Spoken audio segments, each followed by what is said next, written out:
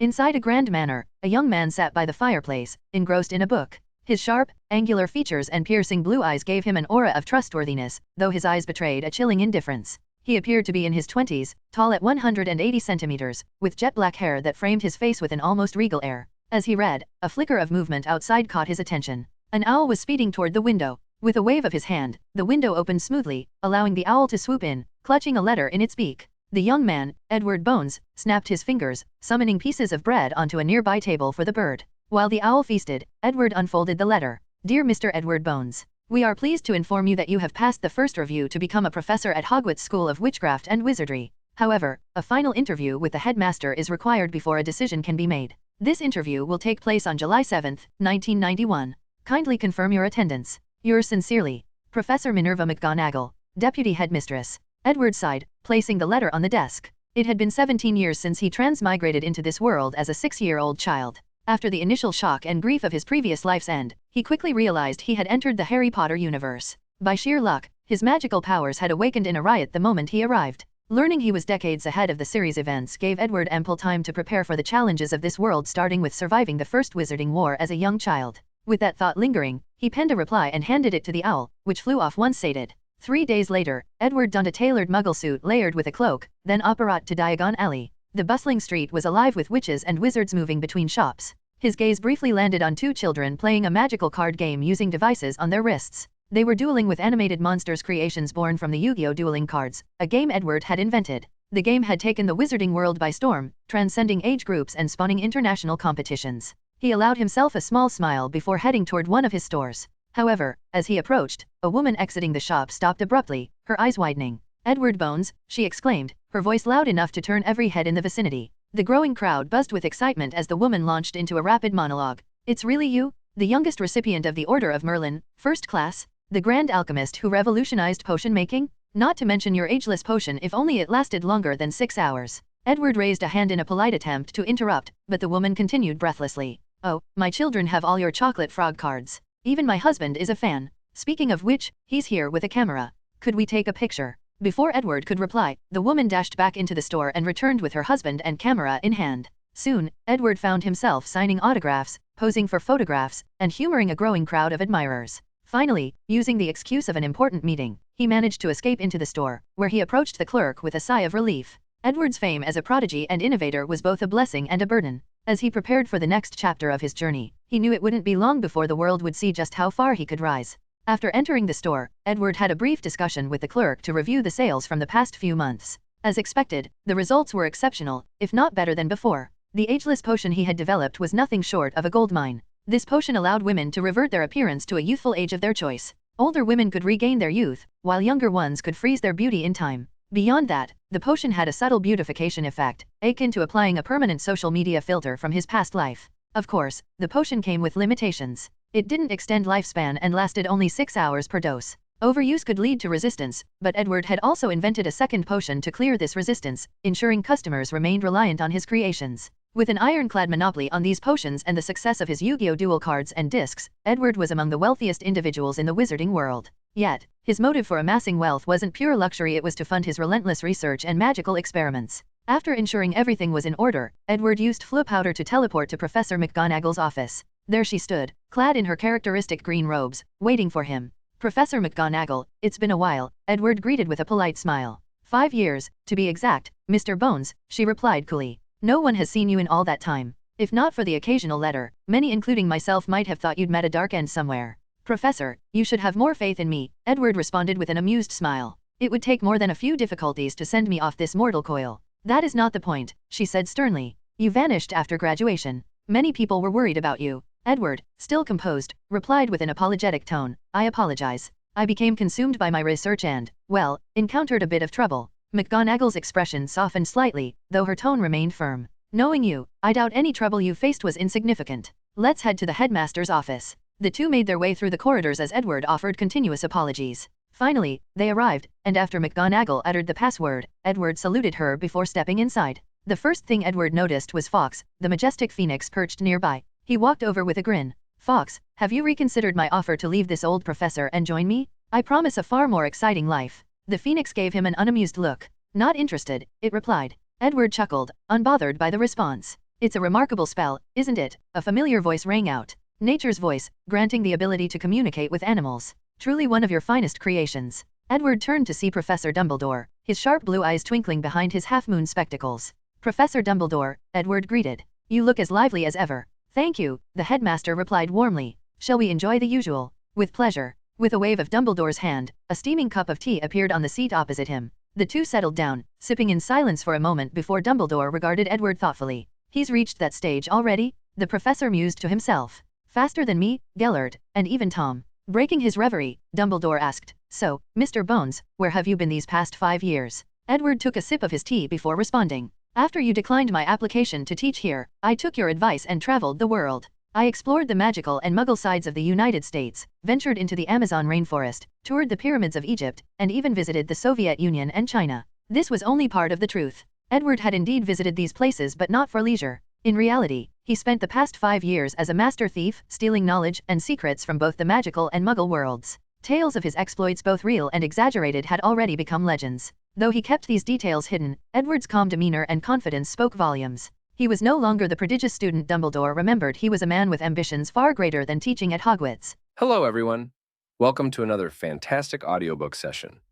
If you're interested in accessing additional chapters, please check out the playlist, linked in the description below. To support the author, you can find a link in the video description. A special thanks goes out to our Patreon member who requested this novel. If you'd like to request any audiobook that is freely available on a website, please consider joining our Patreon community. Members can send me the link and name of the novel they wish to hear. Lastly, if you'd like to listen to this audiobook in the background while your phone is off, you can purchase a Google Drive link. After transmigrated to this world, Edwards was also granted his golden finger. However, his was not some system or mysterious object. It was a perfect memory that allowed him to remember every single thing as long as he focused his mind. His golden finger was essentially the same thing as the mindscape that he has seen in so many fanfictions of his past. However, his was innate. Another golden finger he has was his overwhelming talent for magic. Like Voldemort, at 6 years old, he could easily control and use magic as if it was a part of him. Whether it was floating things, making them disappear, or lighting things on fire, he could easily do them. Not to mention his overwhelming understanding or comprehensive abilities. Edward could easily learn most spells after reading about them and practice a few times. Magic was natural to him as breathing. However, Edward still had to face some problems when he first transmigrated. One of which was his parents. It turned out that he was born in the midst of the First Wizarding War, a time where Voldemort's strength was at an all-time high. Wizards and their families were dying every single day. Things turned worse for Edward when he realized that his father was Edgar Bones, the brother of Amelia Bones from the original story and a close member of the Order of Phoenix. Edward knew that his father, mother, and him were fated to die in the war. So, he urged them to stop fighting and run away together. But his Hufflepuff father did not listen to him in the slightest as he continued to fight against Voldemort and his Death Eaters. Knowing that his life was at stake, Edward managed to convince his parents to take certain measures. For example, the Fidelius charm on their house. As for the secret keeper, Edwards chose the house elf, Momo. The reason for that was due to the fact house elves were extremely loyal to their masters and would rather die than reveal the secret. Another reason was that these guys had the ability to apparate, and most anti-apparition of wizards are useless for them. Of course, this was far from the end. Edward's paranoia at that time reached its peak. He had his parents install many muggle weapons in the house, then have them magically altered. So, if someone were to intrude in his house, not only would that person have to get rid of the protective enchantments, they also had to deal with a few Gatling guns. And just like that, Edward lived safely until it was time to attend Hogwarts. In the 5 years in between, he mastered all 7 years of knowledge before even entering school. In order to protect himself and his family, Edward was real quiet during his first few years of school. He did not want his genius to attract the attention of Voldemort. In order to be safe, he almost never went out. Even when attending school, he did not go through the train, but had Momo directly teleport him there. Unfortunately for Edward, at the end of his 2nd grade, he still received the news that his parents were killed during a confrontation with Voldemort. The irony of this was the fact that his parents died the same year that the Dark Lord died. After grieving for his parents, he went to live with his Aunt Amelia. Then, Edward no longer hid his talent. During his time at Hogwarts, he asked all the professors their understanding of magic and spells. After absorbing their knowledge and experiences, he started to make waves in the magic world. He invented countless spells, won countless awards. The Ministry of Magic then used his genius halo as a form of propaganda to distract wizards from the horror of the war they had just experienced. They packaged him as the next Dumbledore, and Edward lived up to the expectations. He won all the awards the headmaster won when he was young, and even some he did not have the chance to. As for Edward, he used his newfound fame to get in contact with some of the most knowledgeable wizards still alive. He communicated and exchanged ideas with them on a constant basis. After graduation, he wanted to come teach at Hogwarts, but Dumbledore refused him on the grounds that he was too young. After that, Edward started to travel the world. And his travel was not for sightseeing, but stealing. Using methods like Imperious Curse, Polyjuice Potion, and Human Transfiguration, he infiltrated all the magical schools in the world by impersonating some teachers. Then, he copied all the books in their library. And this method was not only used for those 11 schools. No, he did the same with all the wizard families that have a long heritage. And his grasp did not only reach England, but the whole entire world. Even the Muggles were not spared. According to history lessons, Edwards knew that many witches and wizards were hunted in ancient times. So, he theorized that many ancient magic books might be still in the hands of certain Muggle authorities. And he was right. After successfully sneaking into the Vatican secret archive, Edward discovered many real magic books containing lost knowledge. Of course, many of these books were also fake. However, even the fake books inspired him as they provided him with ideas or directions for creating new spells. Of course, during his years as a thief, Edward still encountered a few troubles. Certain people could not be controlled by the Imperious Curse and certain vaults needed specific bloodlines to open. However, this problem was solved by a Muggle flower called Devil's Breath. It allowed Edward to eliminate a person's free will and control them to do his bidding. After magically processing this flower, the ability intensified and Edward got away with it. As a result, in the past 5 years, Edward's knowledge has reached an unimaginable. He could even argue that his knowledge is on par with Dumbledore if not stronger. Only 2 things that he could think that he is worse than the Headmaster: his experience in battle, and the amount of magical powers inside of him. Headmaster Dumbledore nodded quietly after hearing this, then chewed on a piece of candy. So, what made you want to work at Hogwarts? With your abilities and all the honors or awards you have received, you have so many options. Whether it is to work for the Ministry of Magic or using your wealth to spend the rest of your life in comfort to study magic, you have so many options. So, why be a professor? The professor's deep blue eyes started to scrutinize Edward under his glasses, his gaze deep and penetrating as if he wanted to see through him, see through his soul. As for Edward, he was very calm the entire process. He took a sip of his tea, looked at the professor in the eyes and replied, "You know, I have always felt it very demeaning the way you always suspect or compare me to him. Always watching over me in case I became the next Tom Riddle. No, I should call him Lord Voldemort now." The room instantly became quiet, and the paintings of the former headmasters in the wall gasped while looking at Edward. Some of them, like Phineas, had a gleeful smile on their faces. As for Dumbledore, he was calmed as he chewed on a piece of acid pops without any expression on his face. "Well, Edward, you cannot blame me for this. After all, you started rising right after Tom fell, and the similarities between the two of you were too much to ignore. You had the same unparalleled talent. In your case, your magical abilities even surpassed his at the same age. You had the same desire for power." "Desire for knowledge, Professor," suddenly said Edward. "I pursue knowledge, not power. Power is nothing but the consequence for my search for the truth." "That may be true, but that did not change the fact that by the 4th grade, you were already considered a master of the dark arts," replied the professor with a deep and powerful gaze. As for Edward, he was calmed as he shook his head. "My views on the subject of the dark arts is not to shun or fear it, but to understand its origins and essence. Dark magic is as much part of wizards as white magic. Although I understand that dark arts can influence the user's mind, precautions can be used to manage such side effects. Edward, it is a great form of arrogance to believe that a person can control such terrible and terrifying power without being lost by it," replied the professor with a little sadness in his voice. "And it is a great ignorance to simply ignore a power that we know exists in this world, a power that will not go away and always remain a part of every wizarding society. Not to mention the impact and significance it can have on the world, both positive and negative. A perfect example of this can be found during the Wizarding War. The Death Eaters used dark magic to terrorize the world by brutally killing many people. However, the war started to turn around as soon as Barty Crouch passed the law that allowed the Aurors to use the 3 unforgivable curses. Dark arts are not inherently bad nor any less harmful than white magic. In the end, it all comes down to the will and choice of the user." The room then became quiet again. The 2 people talking in this room are one of the most powerful and knowledgeable wizards in the world. As such, they each had their own ideas, will, beliefs and philosophies. So, it is not easy to change their mind. After a few minutes of silence, Edward looked at the window while saying, "You know, I used to be as ambitious as Tom, if not more, when I was young." "Oh, how so?" "Once, my dream or goal was to build a true wizard civilization. I would gather all the wizards in the world, pooled all our knowledge and resources together in order to push the civilization of wizards forwards towards a bright future. Then, we would explore the universe. Muggle scientists have already determined how vast the universe is and how our planet is nothing but a small piece of dust in a small solar system. They have started to wonder whether there are other life forms out there, what kind of other civilization exists in the cosmos."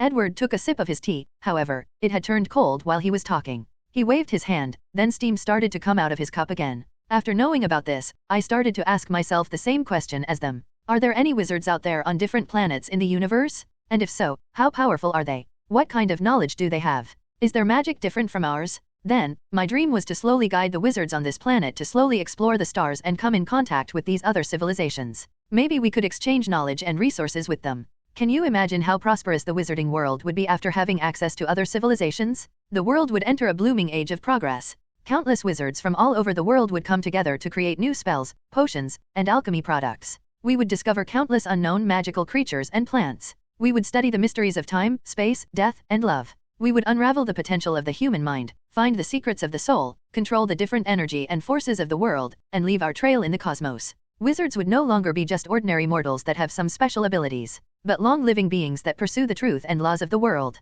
And things did not stop there. According to Muggle scientists, there are countless dimensions and other universes that possibly exist out there. According to them, some of these dimensions are simply beyond human understanding, or have laws that are completely different from our own. These Muggle scientists cannot truly prove the existence of these dimensions or universes, but magic can. After all, we wizards have found ways to travel through both space and time. As long as we study these spells and modify them, who can say we could not find the existence of these dimensions? Then, the footsteps of our civilization will not only spread through the stars, but also across multiple dimensions. The room became silent after Edward's grand speech. Whether it was Dumbledore or the painting of the headmaster, they all started to imagine how beautiful such a prosperous world would be. Wizards would truly become powerful beings that control the world, or multiple worlds. They would have long lives to pursue their dreams and goals, and they may even eventually conquer death. Haha, Edward, only a noble pure blood like yourself could create such a beautiful world, suddenly said Headmaster Phineas Black. However, Headmistress Dilly Derwent gave him a cold look, but he ignored it. Noble family,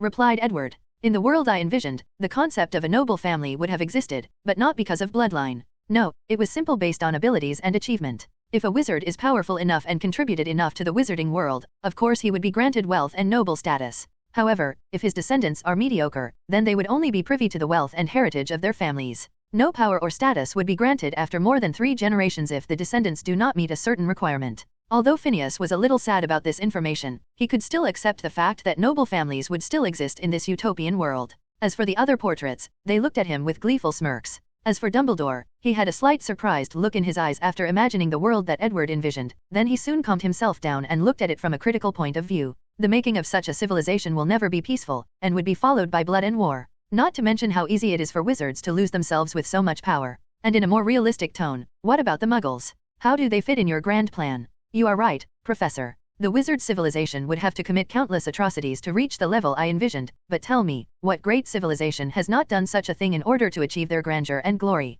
This is just an inevitable thing, replied Edward with a calm look on his face. As for the Muggle, actually, they are one of the reasons that I gave up all my ambitions. What, you gave up? Asked Phineas. A few minutes ago, he was thinking maybe the future heir of his black family might one day find a method to revive him from this painting. Although he would have to ask Edward to take care of his last bloodline and ensure that he has descendants. But he still had some hope.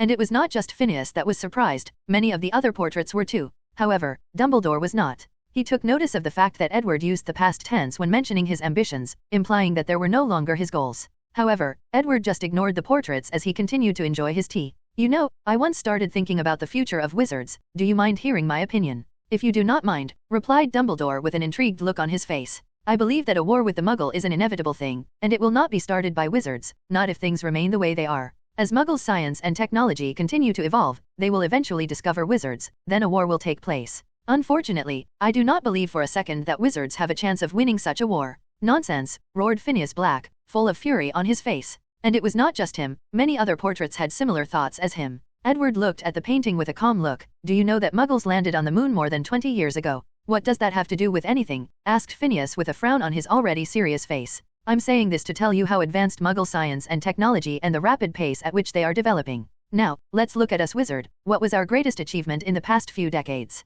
What major achievement that can change the world in the past few years? The only thing that I can think of is the Philosopher's Stone. However, that was created more than 600 years ago. Not to mention that the stone did not contribute to the wizarding world in the slightest. Muggles have already begun to explore the stars, while we still have laws from the Middle Age. For Merlin's sake, we have space magic, but we have not even reached the moon yet. Even worse, no one even had the idea of actually exploring the moon. Well, I'm sure that some idiot wizard once had the idea of reaching the moon, then took his broom to try to reach there and die in the vacuum of space. However, that does not count. All a wizard needs to do to win a war against the Muggle is to use the Imperious Curse to control all the higher echelons of the Muggles and use their powerful weapons against them, argued Phineas. That's not going to work as much as you think. It is common knowledge that any person with strong will can wake up from the Imperious Curse. Do you think that with the more than 7 billions of Muggles, there will not be people with will strong enough not to be affected by the Imperious Curse? So according to you, the wizard will come to an end after we lose the war to Muggles? Suddenly asked one of the portraits. No, replied Edward while shaking his head.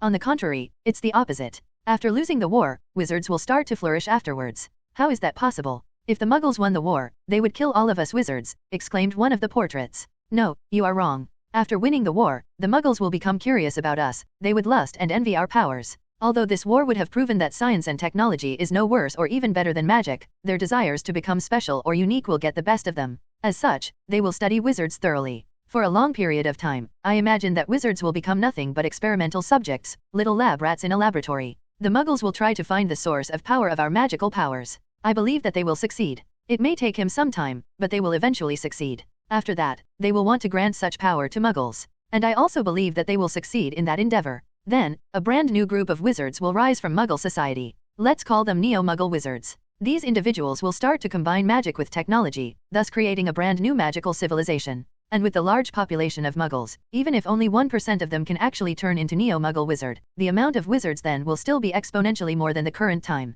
After that, the Neo-Muggle wizards with their advanced thinking from science and technology will also explore the universe and countless dimensions, thus creating a prosperous age or civilization of wizards. Preposterous? Absurd? The very notion of your words is ludicrous, yelled Phineas Black, who seemed very agitated. All the other portraits had similar ideas as him, but they tried to remain calm. Calm down, Phineas, said Dumbledore, who was not as calm as he appeared on the surface. This is just a hypothetical future. There is no need to become so riled up. Phineas Black then looked at Edward with a fierce look, then closed his eyes and shut off his senses. Or at the very least, it appeared to be doing so. As for Dumbledore, he was a little shaken as this was the second time in his life that a powerful wizard warned him of the future danger of the wizarding world. His old friend had tried to use radical methods to deal with the problem, while the one in front of him seemed rather indifferent. Edward, you mentioned that this was one of the reasons that you gave up your ambitions. What is the other reason? Edward pondered for a few seconds before answering. It was because of my parents. After their deaths, I came to a realization. Voldemort did not kill them, but the wizard world did.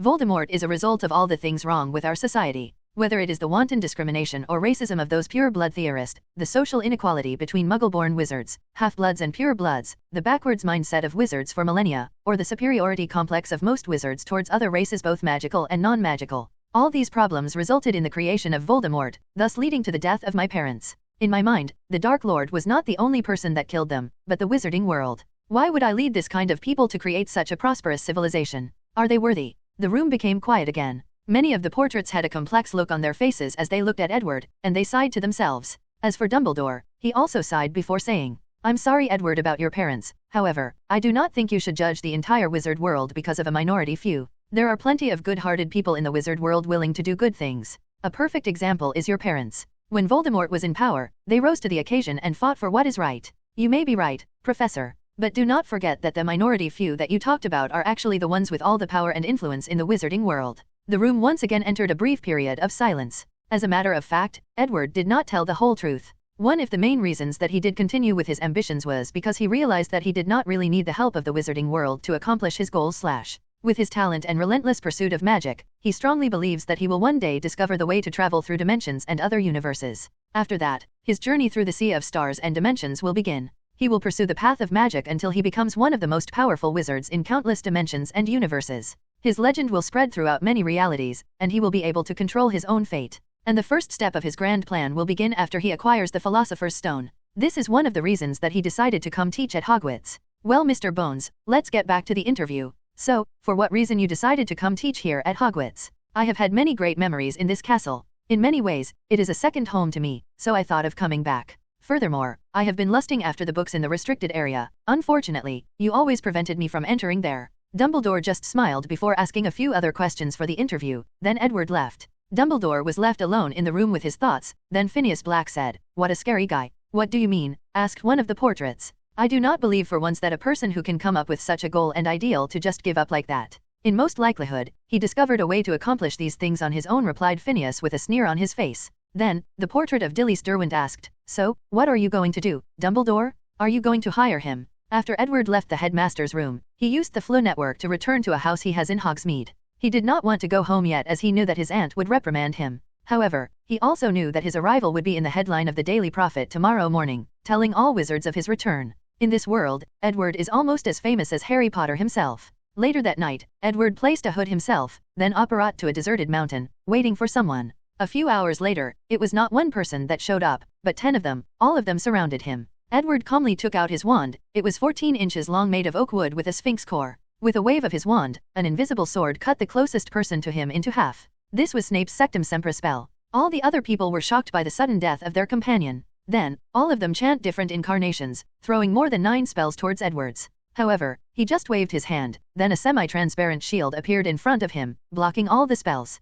Some of them were bounced back to the group. However, the majority of them managed to use the Protego charm to protect themselves, while the others moved out the way to dodge. Unfortunately for those who dodged, they were separated from the group. Edward took advantage of this situation. He turned into a cloaking shadow and disappeared from the spot and reappeared behind one of the separated groups. A red light appeared from his white hand, making it look like a lightsaber. With a swing of his wand, he cut the 2 people in front of him into 2 sections, leaving burning marks on their torso. Edward looked satisfied at this spell that he created because he was a Star Wars fan in his past life. While Edward was a little distracted, someone used the Avada Kedavra curse on him, thus a green light rushed towards him. However, he moved his body aside and dodged the attack. Then, with a wave of his hand, the ground turned into metal spikes that turned the person that used the unforgivable curse into Swiss cheese. At this point of time, Edward had already killed 4 people, which made the remaining 6 very nervous. One person decided to use apparition to leave this place. However, with another wave of Edward's wand, a powerful pulling force appeared and intervened in this guy's apparition. As a result, his head was separated from his body.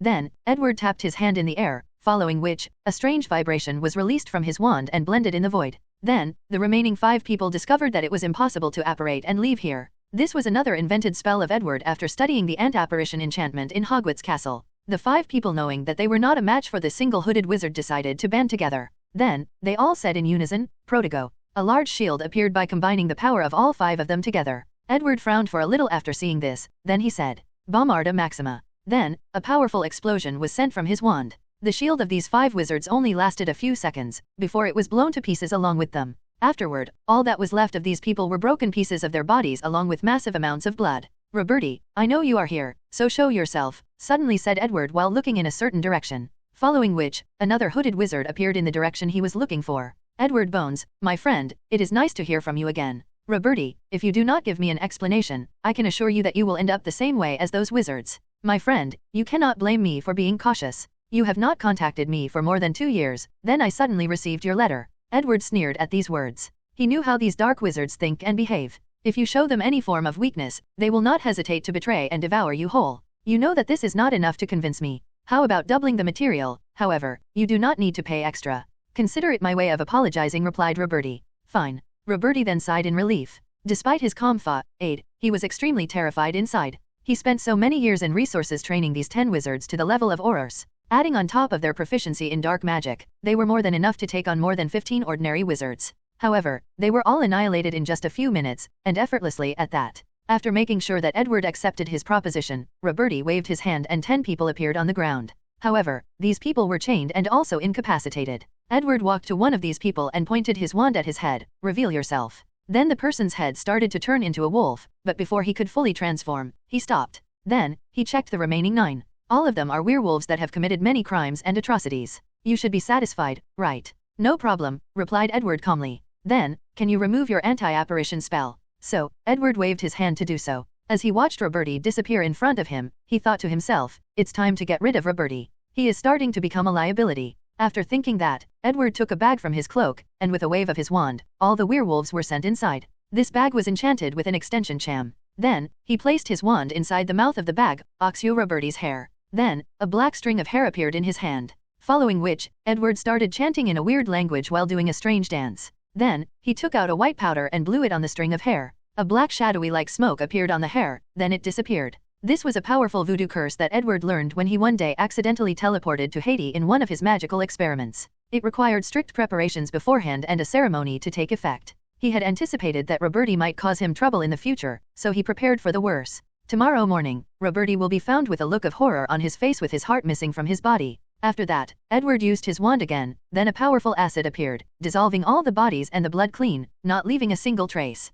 Then with another wave of his wand, he used another spell to prevent anyone from recreating the scene that appeared here. After finishing all of this, he operat home. After arriving home, Edward entered one of the rooms. This room had only a briefcase lying in the center and there were many protection enchantments around it. Then, he entered inside the suitcase, which had a very powerful extension charm just like Newt Scamander's case. Inside this suitcase was actually very large, with countless rooms inside of it. To be precise, this was Edward's laboratory where he did his magical experiments. After entering one of the rooms, Edward saw the 10 werewolves lying on the ground unconscious. As a matter of fact, these people were not the strangest things in this room. All over the room, there were many gigantic tubes with many creatures lying in a greenish liquid. There were dragons, hippogriffs, house elves, vampires, mermaids, etc. And on the shelves, there were many organs of these animals lying on there. The reason for those things was because Edward was studying bloodline. So, he bought and captured all kinds of magical creatures both normal and dark and dissecting them. He basically treated them as biological experiments. Edward wanted to find what made these magical animals different from ordinary animals. He also wanted to find the origin of their bloodlines.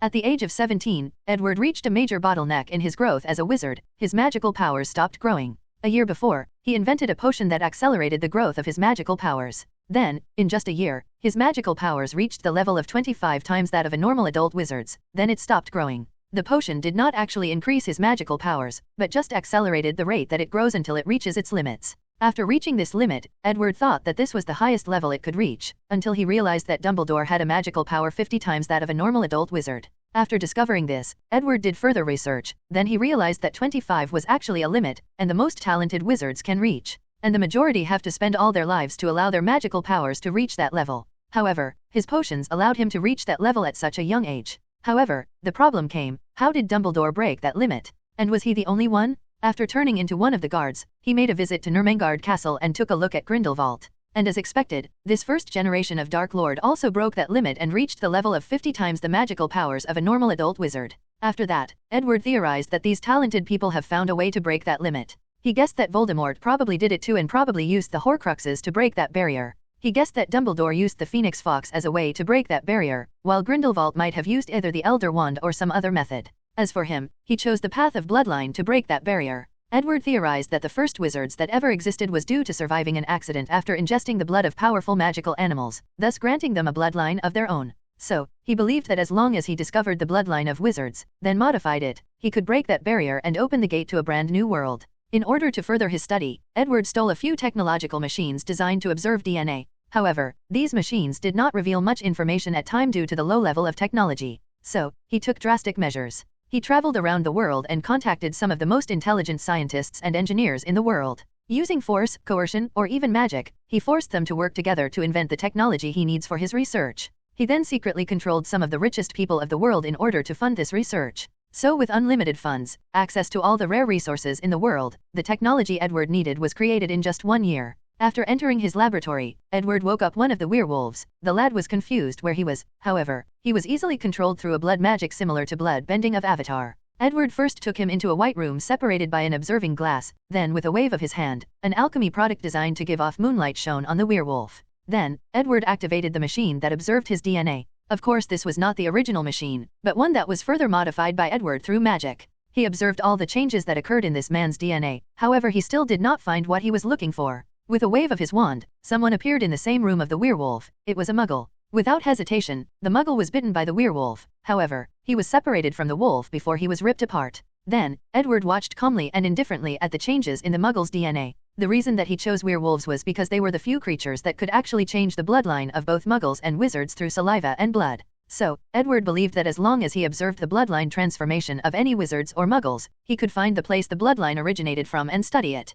Edward watched the muggle transform into a werewolf. However, he did not feel magical powers from him nor did he find anything in his DNA. He felt that he was close to something, but he could not discover exactly what it was. After pondering for a while, Edward went to the next room. This room was full of all kinds of potions. There were a few hundred vials, some were empty while the others had some sort of liquid on them, with the name of the potion written underneath them. After a few minutes of searching, he found a white vial with a molten golden color liquid and the tag Felix Felicis underneath. This potion was the liquid luck personally brewed by Edward himself. Without hesitation, Edward drank the potion. After feeling the unfounded confidence overcoming him, he smiled before returning to his research room. With a wave of his hand, another person appeared in the same room as the previous werewolf. However, this who appeared was in fact a captured dark wizard instead of a muggle. After allowing to bite the wizard and separating the two of them, Edward started to observe the DNA structure of the dark wizard. This time, things went smoothly for Edward. Somewhere along the double helix, he discovered a very tiny magical energy, so he focused on that place to see what it was.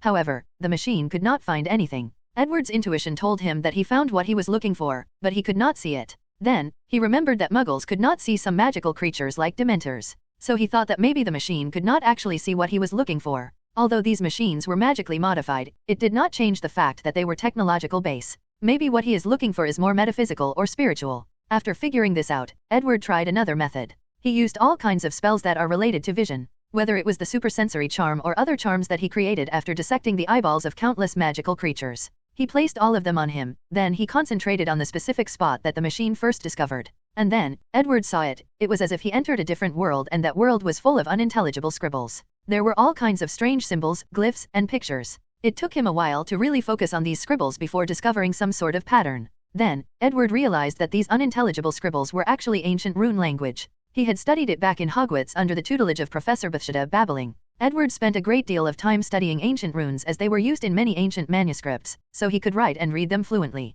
Furthermore, some of the people he corresponded with on a regular basis are actually real scholars of ancient runes that have studied the subject for decades. After taking a few hours to translate the ancient rune, Edward was left with a complete shock with his discovery. What he discovered was something he referred to as life code, and as the name states, it is the fundamental code or engineer of the human body. It is divided into 3 parts: body, soul, and bloodline. The body part is essentially the DNA of a person, and it dictates everything about the human body, hair, skin color, and other types of genetic information. As for the other 2 parts, they are self-explanatory as they dictate the composition of the soul and the kind of bloodline of a person. Edward became excited after making this discovery as he knew that he was really close to solving his problem of magical power. So, he focused more on the bloodline section of the life code. He discovered that muggles also have a life code, but the bloodline section is empty, while the soul section has very little compared to wizards. Edward's mind started to revolve rapidly as he wondered how different the bloodline section of people like Voldemort or Nymphadora Tonks would be, as they are born with innate abilities. Edward knew that he could not get access to Voldemort's blood to study, but he could still get Tonks. As Metamorphmagus, her bloodline must be different from other people. Furthermore, Edward is still interested in the relationship between bloodline and soul. Voldemort's bloodline granted him the ability of Parseltongue, but Harry Potter acquired the same ability after a piece of the Dark Lord's soul entered his body. So, there must be a correlation. After reining in his thoughts, Edward then concentrated on the aspect of bloodline that deals with magical powers. The next problem that he faced was on how to actually modify this life code. Then, he suddenly thought of transfiguration, to be precise, human transfiguration. As this is magic that can transform the molecular structure of the human body from one thing to another, it should be able to affect this life code. With this newfound idea, Edward set out to test his theory. He first places the newly transformed wizard on a dissecting bench, strapped him off so he could not escape, then he begins his attempt. Things went much smoother than Edward anticipated. He instantly felt a connection directly to this wizard's life code, so he tried to modify one part in his bloodline. However, things went horribly wrong. The wizard started to scream, blood started to come out of his mouth, ears, and noses. After a few seconds of seizuring, he died. After checking his conditions, it turned out that his DNA collapsed and his life code became a mess. Edward frowned as he realized that things were more complex than he originally thought. With a wave of his wand, this wizard was sent to the disposal area. Then he placed one of the werewolves he just bought in the bench and repeated the experiment. No matter how many of these experimental materials die, he will uncover the mystery of bloodline, and even of the entire life code. Soon, 7 days passed by. Edward looked at the dead wizards in front of him with a frown on his face. In the past week, he had killed all 10 werewolves he just bought, plus another 5 dark wizards he had in store. However, he made little progress. A thing like the life code is very complex, so modifying even a tiny part of it will lead to another chain of events that affects the other parts. As such, it is not an easy thing to modify at will. Nevertheless, Edward did learn a few new things, especially about magic cores. Long ago, he had discovered that every wizard had a magic core that held their magic powers. According to his previous research, wizards had a few different shapes of cores. Some were round, triangular, and cubic. And wards had a cubic-shaped one. As a matter of fact, even squibs have a magic core inside. However, theirs is inactive. In his previous study, he tried to transplant the magic core of one wizard into the body of another in an attempt to increase his magic powers. But, he failed after solving many difficult problems. The first of which was taking out the magic core. Just like the life code, the magic core was a metaphysical thing that could not be seen or accessed under normal circumstances. However, after discovering a way to actually taking out of the body and plant it in someone's else, 2 things would happen. Either it was of no use and no effect would take place, or a powerful rejection would occur, leading to the death of the person who received the transfer. Previously, Edward did not know the real reason behind this rejection, but after studying the life code, he knew that bloodline did decide whether someone had a magic core. However, the core was also linked to the soul. As such, each core had the imprint of their owner. So, when it was transplanted in another person's body, this led to the severe rejection. After finishing his last experiment, Edward took a break as he did not have any more experimental bodies. And also because he ran out of ideas. If he continued like this, a lot of people would have to die before he actually discovered the intricacies of the life code, so he needed a better and more efficient way to continue his research. Maybe I should observe a pregnant witch, that way I can slowly observe how the life code of a baby is developed from its inception all the way to its birth, thought Edward to himself. However, he soon stopped his thought with a serious look on his face. He realized a problem with his mind or thinking. Although he is a person who is willing to go to extreme lengths for his research, he did not reach the level of experimenting on children. He still had a bottom line. So, the only reason he thought like this was because something was wrong with his mindset. Knowing this, Edward left his laboratory. After exiting the suitcase, he left his manor at Hogsmeade and Operat to an alley in the Muggle world. After spending a few minutes searching for the information he needed, Edward then Operat again. This time he arrived at a concert in London. Many Muggles were happily dancing and singing. Overall, they were happy while enjoying themselves. After moving to a corner, Edward took out his wand. Expecto Patronum, he said while waving his hand. A giant eagle burst out from his wand and flew into the sky. The wingspan of this eagle was actually a dozen feet long. However, the odd thing was this patroness was in fact invisible to all the people dancing. After the patroness appeared, it soared in the sky, opened its mouth and did a swallowing motion. Then, countless silver lights flew from the Muggles and was swallowed by the patroness. This was in fact a technique developed by Edward after studying Dementors. What the patroness was swallowing was all the happy memories of these people. However, unlike the Dementors, it did not harm the Muggles. The patroness just made sure that the happiest memories of these Muggles to appear in their minds, then it absorbed the positive energy. After finishing the absorption process, the patroness became a few times larger than its normal size. Then, it returned to Edward and plunged straight into his body. Following which, Edward felt a profound and deep sense of euphoria, then all the negative thoughts in his mind seemed to wash away, his head became exceedingly clear.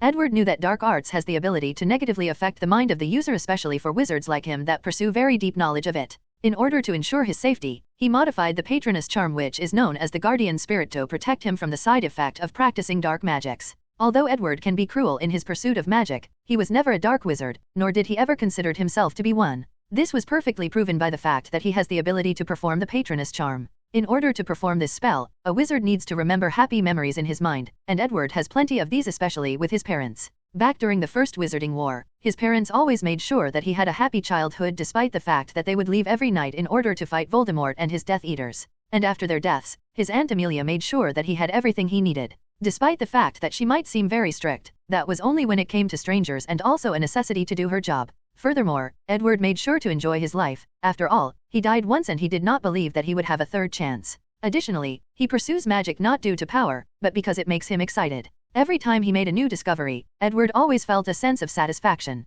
It was as if the goddess of magic was in front of him. Then he started to slowly unveil her skirts. Even if he manages to lift the skirt a few millimeters, it would bring him a sense of anticipation and euphoria, as he believed that one day, he would see what is underneath. In conclusion, Edward is not someone that focuses only on studying magic. He often enjoys himself when given the opportunity. A perfect example of this was his 5 years traveling the world. He did not just steal a bunch of books and do magic research all day. No, he experienced different cultures, different foods, and different types of women. Overall, he enjoyed himself during travel as much as possible. After leaving the concert, Edward took a mirror and placed his wand on it. Then he sent a message. "Are you available now?" "No, you can come by if you want," replied the mirror a few minutes afterward. After Edward received the reply from the mirror, he returned to his own house and used the flow powder to travel to somewhere else. As soon as he arrived, he saw a beautiful woman waiting for him. She looked to be in her late 30s, however, she had a more refined and noble temperament surrounding her. Not to mention that her age added a level of maturity that was quite appealing. As soon Edward arrived, she jumped into his arms and they started to kiss each other passionately for a few deep seconds. "Edward, I have not seen you for more than 5 years. Well, I have been busy. Let's not talk about these kinds of things. You looked as ravishing as the day that I met you. Well, your aging potion works wonders for me. Couldn't you make it last longer, or even permanent? If I did that, how would I make money?" "That's true. Sometimes I wonder whether you are a Slytherin instead of a Ravenclaw." Well, the Sorting Hat did hesitate before choosing where to place me. Fortunately, my passion for knowledge superseded my ambitions. Then, the two of them started to snug each other again. However, midway through, Edward stopped again to ask, "I'm guessing that your husband is not here." "No, he left with the kids and won't be back for a few hours." Then, those two people started to remove each other's clothes even before they reached the next room. A few hours later, Edward was lying in a bed, with another naked body in his arm. He was in deep thought. After a few hours of exercise, his mind became even more clear and another idea just came to him. The werewolf bit is like a virus that can actually transform a person's bloodline. As such, it can also change a person's life code. What he has to do is isolate the specific things, whether it is a virus or a specific protein, and find a way to control it. Then, he can effectively find a way to change the life code. Of course, this method would only allow him to turn people into werewolves without biting them, and even reverse the process. The next step would be to modify the virus to be able to affect all aspects of the life code. Of course, Edward has not given up on his idea of slowly observing babies and how their life codes are slowly formed. However, he will only use animals and creatures that are very close to humans. Maybe I should subdue a few Death Eaters like Bellatrix Lestrange and have them do the dirty work that I am not willing to do. However, her craziness is a major problem, suddenly thought Edward. Then, he looked at the woman next to him that was staring at him. So Lyle, if you have something to say, just do it. I am just wondering if you have found a solution to Astoria's blood curse? After all, I do not want anything to happen to my daughter. And, for anyone who is wondering, no, she will not be the main heroine. Just one of Edward's many flings. I did find a solution. However, according to my latest research, I can probably forever remove the curse from your Greengrass family lineage. Just give me some time and send me a few vials of her blood, then everything will be fine. So Lyle nodded, then the two of them remained quiet while snuggling each other for half an hour. Then, Edward got out of the bed. With a wave of his hand, all his clothes that were scattered throughout the room magically flew towards him and put themselves on him. Meanwhile, while Edward was dressing himself, so Lyle suddenly said, "You know it's real for me." "What do you mean?" asked Edward without looking back. "At first, I was attracted by your talents and wanted to use you to help Astoria with her diseases. But, as time passes, what I feel for you becomes real. If one day you wanted me to leave my husband, I would do so without any hesitation." After finishing fixing his tie, Edward then replied, "I am aware of this, dear. However, there is no need to ruin something that is already perfect by adding complexity to it." After saying that, he walked to the fireplace and used floor powder to return to his own manner. Although he enjoyed Solisle's beauty and companionship, it did not mean he wanted her as a companion, especially given her ideas of pure blood theory. Although due to his relationship she has toned it down a bit, she did not change her core values. If Edward himself was not considered a pure blood wizard, he doubted whether she would go to the length of seducing him in order to cure her daughter's blood curse. After returning to his house, Edward sat in a chair while thinking about the design of his next experiment and his future. "Momo," he suddenly called. Then, a house elf dressed in a small suit appeared in front of him. This house elf was as ugly as the other ones, however, it was dressed properly and had learned proper manners. She has been accompanying Edward ever since he was 6 years old. Even when he traveled the world after his graduation, she would be with him. She is probably the only person who truly knows the shenanigans that Edward went through in the past 5 years of his absence. "Any important letters in the past week?" "2, sir. One from Hogwarts and the other from Madame Amelia Bones." Edward took the letter from Hogwarts and read it quietly. There wasn't much on the letter except the fact that he would be the new alchemy teacher at Hogwarts this coming September. "What does my aunt's letter say?" The house elf Momo opened the second letter before replying a few seconds later. "The madam insisted that you come to see her for dinner tonight, otherwise she would send 1,000 roaring letters every day to you, master. Furthermore, she emphasized that if that does not work, she will have Aurors come arrest you on account of some bogus charge." Edward smiled as he knew that his aunt was capable of such a thing. "Reply to her that I will be in time for dinner." After answering the 2 most important letters, Edward then spent the next few hours responding to other letters.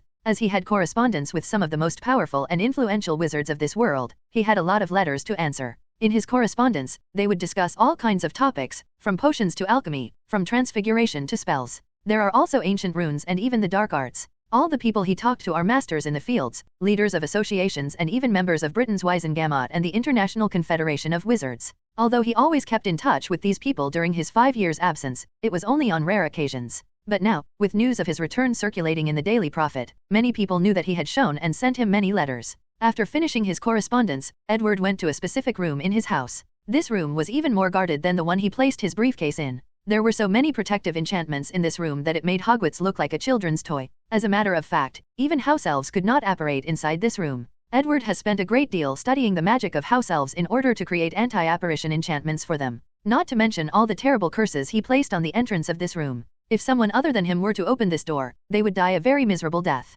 Inside the room was a massive metal-like door full with strange symbols on it. The door was emanating powerful magical powers. The space around this gate was fluctuating greatly, and there was even a slight temporal wave coming from. This door was called the Gate of World by Edward. Although it had a grandiose name, it was not as powerful as its moniker would imply. However, one could see the grand ambition of its creator. Ever since Edward transmigrated to this world, he wondered why he came here. More importantly, he wondered whether there were other worlds out there based on the movies, books, and TV shows of his past life. And there were. How could he get there? So, he started to study any magic related to space and time in order to break the dimension wall of the Harry Potter world and reach these other worlds. After years of studying things like apparition, Floo powder, and the Floo network, and port keys, Edward created this gate based on all his findings. This gate of world is his greatest alchemical invention, pulling in together all of his magical knowledge. He had encountered many troubles before he could acquire all the knowledge to create this gate. A perfect example of that was the fact that Floo powder was only created by one company in the entire magical world, and they were very secretive. It took Edward a lot of planning in order to get the recipe. Unfortunately for him, he has not reached the level he desires. This gate can allow him to teleport anywhere he wants in this world, even breaking through Hogwarts and the Ministry of Magic's anti-apparitions enchantment. It even allowed him to teleport to anywhere in the solar system as long as the coordinates are calculated correctly. However, he was nowhere near his objective of crossing through dimensions. Edward knew that he needed to also use the power of time in order to accomplish his goals, so he tried to study the time turner. However, in the 3rd grade, when he tried to acquire one by taking all the classes at Hogwarts, Dumbledore did not allow him to get one. So, he had to use his family connection in the Ministry of Magic to get it. However, his results have been very disappointing. Despite how powerful this gate is, it can only travel back in time for 3 hours, even less than an actual time turner. Not to mention that he did not find a way to combine both the Space Force and Time Force in the gate, it can only use one of them at a time. This is one of the reasons that Edward decided to go back to Hogwarts. There are many things he planned to use the plot to acquire. Then there is also the fact that he hoped to find something useful in the restricted area of the library. After spending a few hours researching the Gate of World, it was already time for his dinner with his aunt. So, Edward took a quick shower and changed his outfit. Inside the Bones family manor, Edward was sitting at a dining table with a fork and knife in his hand. Opposite him sat a middle-aged witch who was staring at him deeply with a strict look on her face. "Now that you have turned into an adult, you think you can do whatever you want?" asked Amelia Bones as she slowly placed a piece of chicken in her mouth. "And, there is no need to be mad. Before I left, I told you about what was going to happen. That does not absolve you of the fact that I barely saw you for 5 years straight. To be fair, you are the only person who received a weekly letter from me." Amelia scoffed after hearing this. "So, I should be grateful that my nephew, whom I have raised as my own son, send me one letter a week notifying me that he is still well and alive." Edward then almost choked on his food after hearing this, so he said, "How is work going?" obviously trying to change the subject. "Do not think that this is the end of things. As for work at the ministry, it is just fine. Only Fudge's incompetence can be bothersome sometimes. You should have listened to me when I told you to run for the position of Minister of Magic. At that time, Fudge had the backing of Dumbledore, so it was not easy for me to win. If you had used the tactics I told you about, winning would have been an easy task. Well, soon enough, you will regret your decision." "Did you predict something else again?" asked Amelia with a more serious look on her face. She knew that her nephew had some divination ability, as he predicted Voldemort's downfall, and even the death of a few people. "In about 4 to 5 years, Voldemort should return, and shortly after that, the Second Wizarding War will take place," replied Edward with a calm look on his face. However, Amelia had stopped eating and had a serious look on her face. "You do not need to worry about anything with me here. However, it is better for you to start taking power in the Ministry of Magic as a form of preparation." Amelia nodded before replying, "Well, with the magic potion you gave me and the tutoring you did for me, my magical ability has greatly improved beyond what I thought possible. So, it would be easier for me to train a few loyal people inside the ministry. Well, you can use the lesser magic potion that I gave you to entice people to your side. However, I should warn you to stay away from the people of the Order of Phoenix. You can become close to them, but do not try to add them to your inner circle." "Boy, I know politics better than you," replied Amelia, despite intending to listen to her nephew's advice. She knew the reason for such a warning. The people of the Order of Phoenix were loyal to only one person, Albus Dumbledore. "Your cousin Susan will be attending Hogwarts this year, so do take care of her if you can." Edward nodded, then the two of them continued to talk about different topics before separating. The next day after the dinner, Edward had a new idea, and that was to move his gate and laboratory to the moon in order to prevent possible trouble for himself. The Gate of World is an alchemy wonder and a powerful weapon that would draw the envy and desire of anyone who knew of its existence. So, it is best to place it somewhere inaccessible to anyone but Edward. The gate emitted powerful magical powers, and any truly powerful or experienced wizard can sense it if they are close to it. That is one of the reasons that Edward placed so many enchantments around it. Not to mention the experiments that he conducts, the amount of Muggle prisoners and dark wizards that he used in his experiments is quite large, so Edward is worried that someone might track these disappearances to him. Edward was never an arrogant person, so he never believed that all his precautions were enough to prevent such a thing. Furthermore, he never underestimated other wizards, especially for Aurors like Mad-Eye Moody. Who knows when a talented and experienced Auror will trace all these missing people back to him.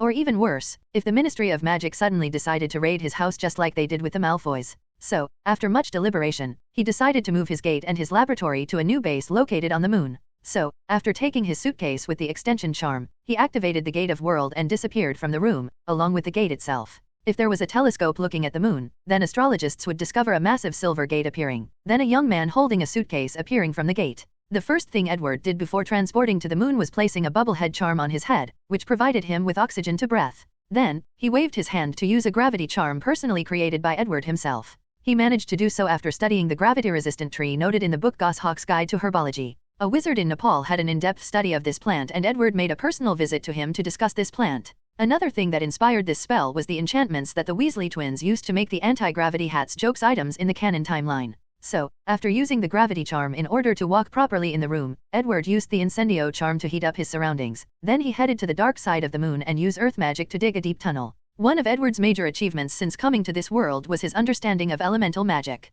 To Edward, wizards are people that use fireball, ice spear, and earth spike. So, he spent a lot of time modifying spells like incendio, aguamnity, defodio into elemental magic. Edward went as far as recreating many of the jutsus from Naruto and a few elemental spells from D&D from his previous life. According to Edward's current ability, his most powerful type of magic is first elemental, then spatial magic due to his in-depth study of the Gate of World, and lastly, transfiguration. However, the last one was not due to his effort, but a result of all his biological experiments. Throughout the years, he has dissected so many magical and non-magical animals that he can easily remember their anatomical structures with his perfect memory, then recreate them through transfiguration. After digging a cave deep underground somewhere on the moon and recovering it, Edward first placed an extension enchantment on the cave, then he transferred all the rooms in his suitcase into the cave. He placed a gravity enchantment in the cave, and used any magical plants to create a living environment. Whether it was temperature, gravity, oxygen level, he recreated the living environment of Earth through magic. Then, he chose a room to place the Gate of World.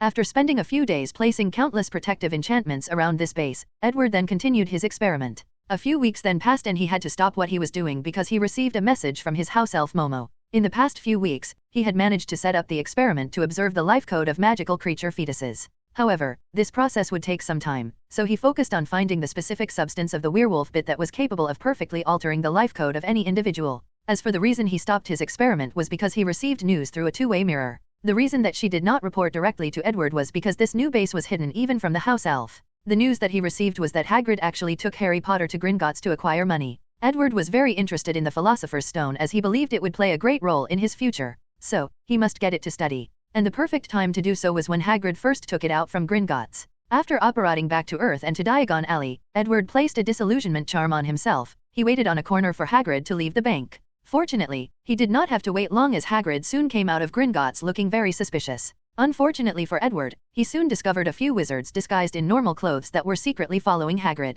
It was then he realized that Dumbledore must have backup plans for the stone. After all, even if he trusted Hagrid, the stone was too important to leave it to him alone. As such, Edward knew that it was impossible to acquire the stone now. However, he did not mind as he still had the opportunity back at Hogwarts. September 1, 1991. Today was Edward's first day as a professor. After leaving his base on the moon, he changed into a new suit designed personally by Madame Malkin, took his suitcase and operated in the dark forest. At first Edward wanted to take the train in order to relieve his time in school and also see Harry Potter, but he gave up the idea as he lost interest and considered doing so a waste of time. After appearing in the dark forest, Edward floated in the air and flew in the direction of the castle. Edward can be a very arrogant person sometimes. Since he knew that Voldemort discovered a way to use magic to fly unsupported, he wanted to do it as well. And he succeeded. By combining the levitation charm with his gravity charm, he can use unsupported flight easily. After flying a few meters, he saw someone waiting for him on the ground, so he landed. Then, he saw a person the same size of a toddler standing there. It was Professor Phileas Flitwick.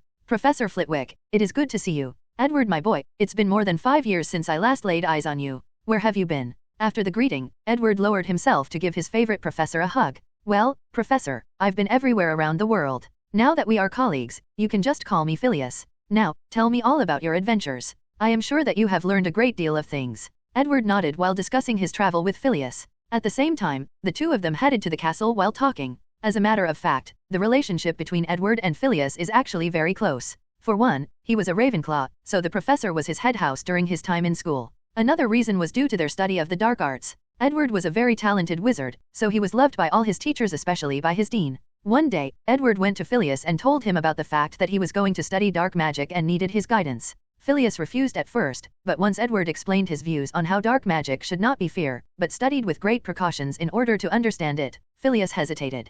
Of course, what really changed his mind was the fact he knew that he could not change Edward's mind even if he refused to teach him, so Phileas figured out it would be better for Edward to learn under his supervision. So, the two of them began to study the dark arts together. However, Phileas had many rules as conditions. For example, Edward has to use the Patronus charm before every session to show that he was not totally corrupted by the dark arts. Additionally, they have to take a 2-week break every once in a while. And during that time, both of them were forbidden to use any form of dark magic. As a result of this partnership, the two of them co-wrote and published many papers in the category of defense against the dark arts. And it was all due to their in-depth understanding of dark magic. As a result of their papers, the two of them are very high-level members of the Dark Force Defense League, and hold real power there. Of course their partnership hit a little trouble when it was discovered by Dumbledore. However, Phileas defended Edward and they continued their study until he graduated. A few minutes later, Edward was led to the high table of the teachers in the Great Hall. After spending a few hours talking to the other teachers and reminiscing about his time in school, the other students entered the Great Hall,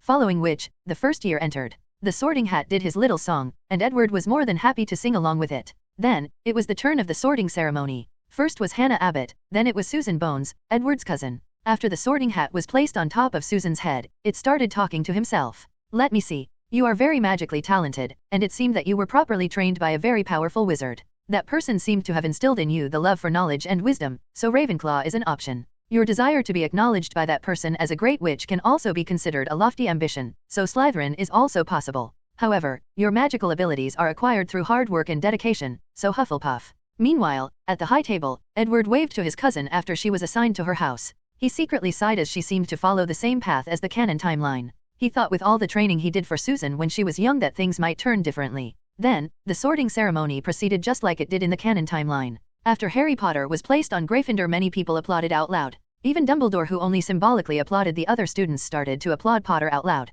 Professor Babbling noticed that Edward was slowly clapping without a care, so she asked, "Mr. Bones, you don't seem to be excited about Mr. Potter's arrival into the wizarding world. Are you perhaps worried that the savior will take your place as the most famous person in the wizarding world?" Edward turned his head to see all the professors looking at him, then he gave Professor Babbling a speechless look. The two of them were actually very close. However, Professor Babbling is what some people in his past life referred to as a messy bitch. She just loves to create drama. However, Edward was used to this by now, so he just answered her, "I have always found the idea that Harry Potter is the savior of the wizarding world very odd or off-putting. What is so odd about it? If it was not due to Mr. Potter, you-know-who would never be killed, thus ending the war," replied Professor Babbling with a frown on her face. "Well, let me put it this way. When Potter supposedly killed Voldemort, he was nothing but a 1-year-old infant that probably had not even had his magic right yet. So, there is no way that he was powerful enough to accomplish such a thing. Everyone knows that it was his mother who sacrificed herself, thus casting a powerful magic protection spell that protected Harry. Then, when you-know-who cast the killing curse on him, it backfired, killing him in the process," replied Hagrid,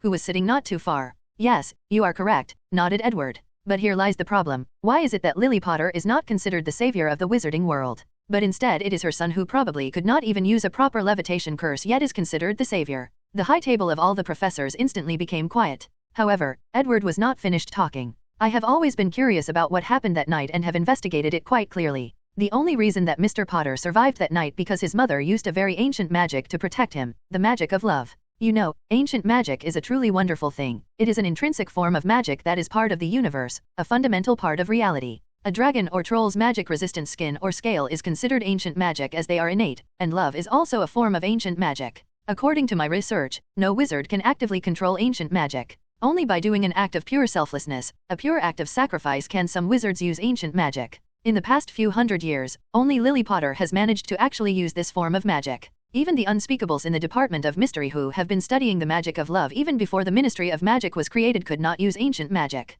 Yet, Lily Potter could. So, shouldn't such a witch be lauded and praised as the savior of the wizarding world? Shouldn't she be written in our history as her noble sacrifice was the true reason that peace was brought to the wizarding world? The thing about ancient magic is actually real, as I discovered it on a website called Harry Potter Lexicon. Google it if you want to learn more. After a brief moment of silence, Professor Flitwick then asked, "Then, why do you think that she was not chosen as the savior of the wizarding world?" Edward looked at him. "Isn't it obvious? No matter how amazing she was, it does not change the fact that she is Lily Evans, the Muggle-born witch." The table once again became quiet. Meanwhile, Snape, who was sitting at the end of the table, secretly clutched his hand under his black robe. "Nonsense, Professor Bones," suddenly said Professor McGonagall, who had just finished with the Sorting Hat ceremony and who was secretly listening. The reason that Harry Potter became the savior was both because he is alive and because of the prophecy that foretold the downfall of he who must not be named by his hand, continued Professor McGonagall after taking her own seat. Professor, in my experience, it is often easier to make the dead into martyrs. After all, they could not ask anything of the living. As for your arguments of the prophecy, how many people were truly aware of such a prophecy, let alone believe it? And even if what you say is correct, this should not stop Lily Evans from truly getting the recognition that she deserves?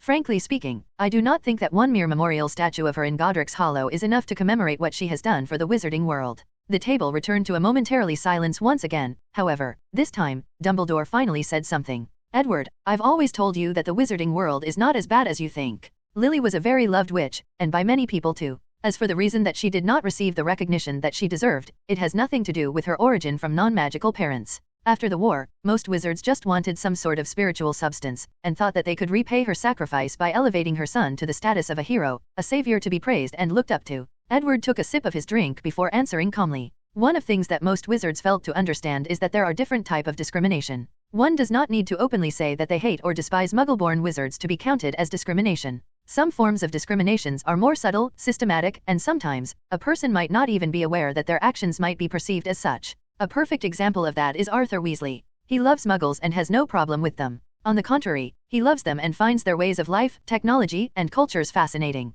And he would jump at the chance to ask them all sorts of questions given the opportunity. However, do you think that Arthur has even thought of the possibility that his actions were actually demeaning to Muggles? That his over-enthusiasm might be perceived as an insult? That his actions might make Muggles feel like they are a rare piece of objects that is being studied? All the teachers had a pensive look on their faces. Most of them knew Arthur Weasley and knew that he would act exactly the way that Edward described him. The truth of the matter is the fact that all the wizards in the wizarding world accepted the fact that a Potter witch is a very ancient and renowned magical family as the savior instead of the Muggle-born, first-generation magical family of Evans is itself a problem. Not to mention that none of you sitting here actually questioned the oddity of the situation until I brought it. Don't you think that this is a problem itself? This mode of thinking. All the professors were a little ashamed after hearing these words, as Edward was right. They never had such thoughts, and just accepted Harry Potter as the savior. After noticing the embarrassments of the professors, Edward added, "No need to be embarrassed, as I am not any better than any of you. Although I am aware of the situation, I actually never tried to do anything about it." This sentence did make them feel better, so Professor Flitwick asked, "So, why did you not do anything about it?"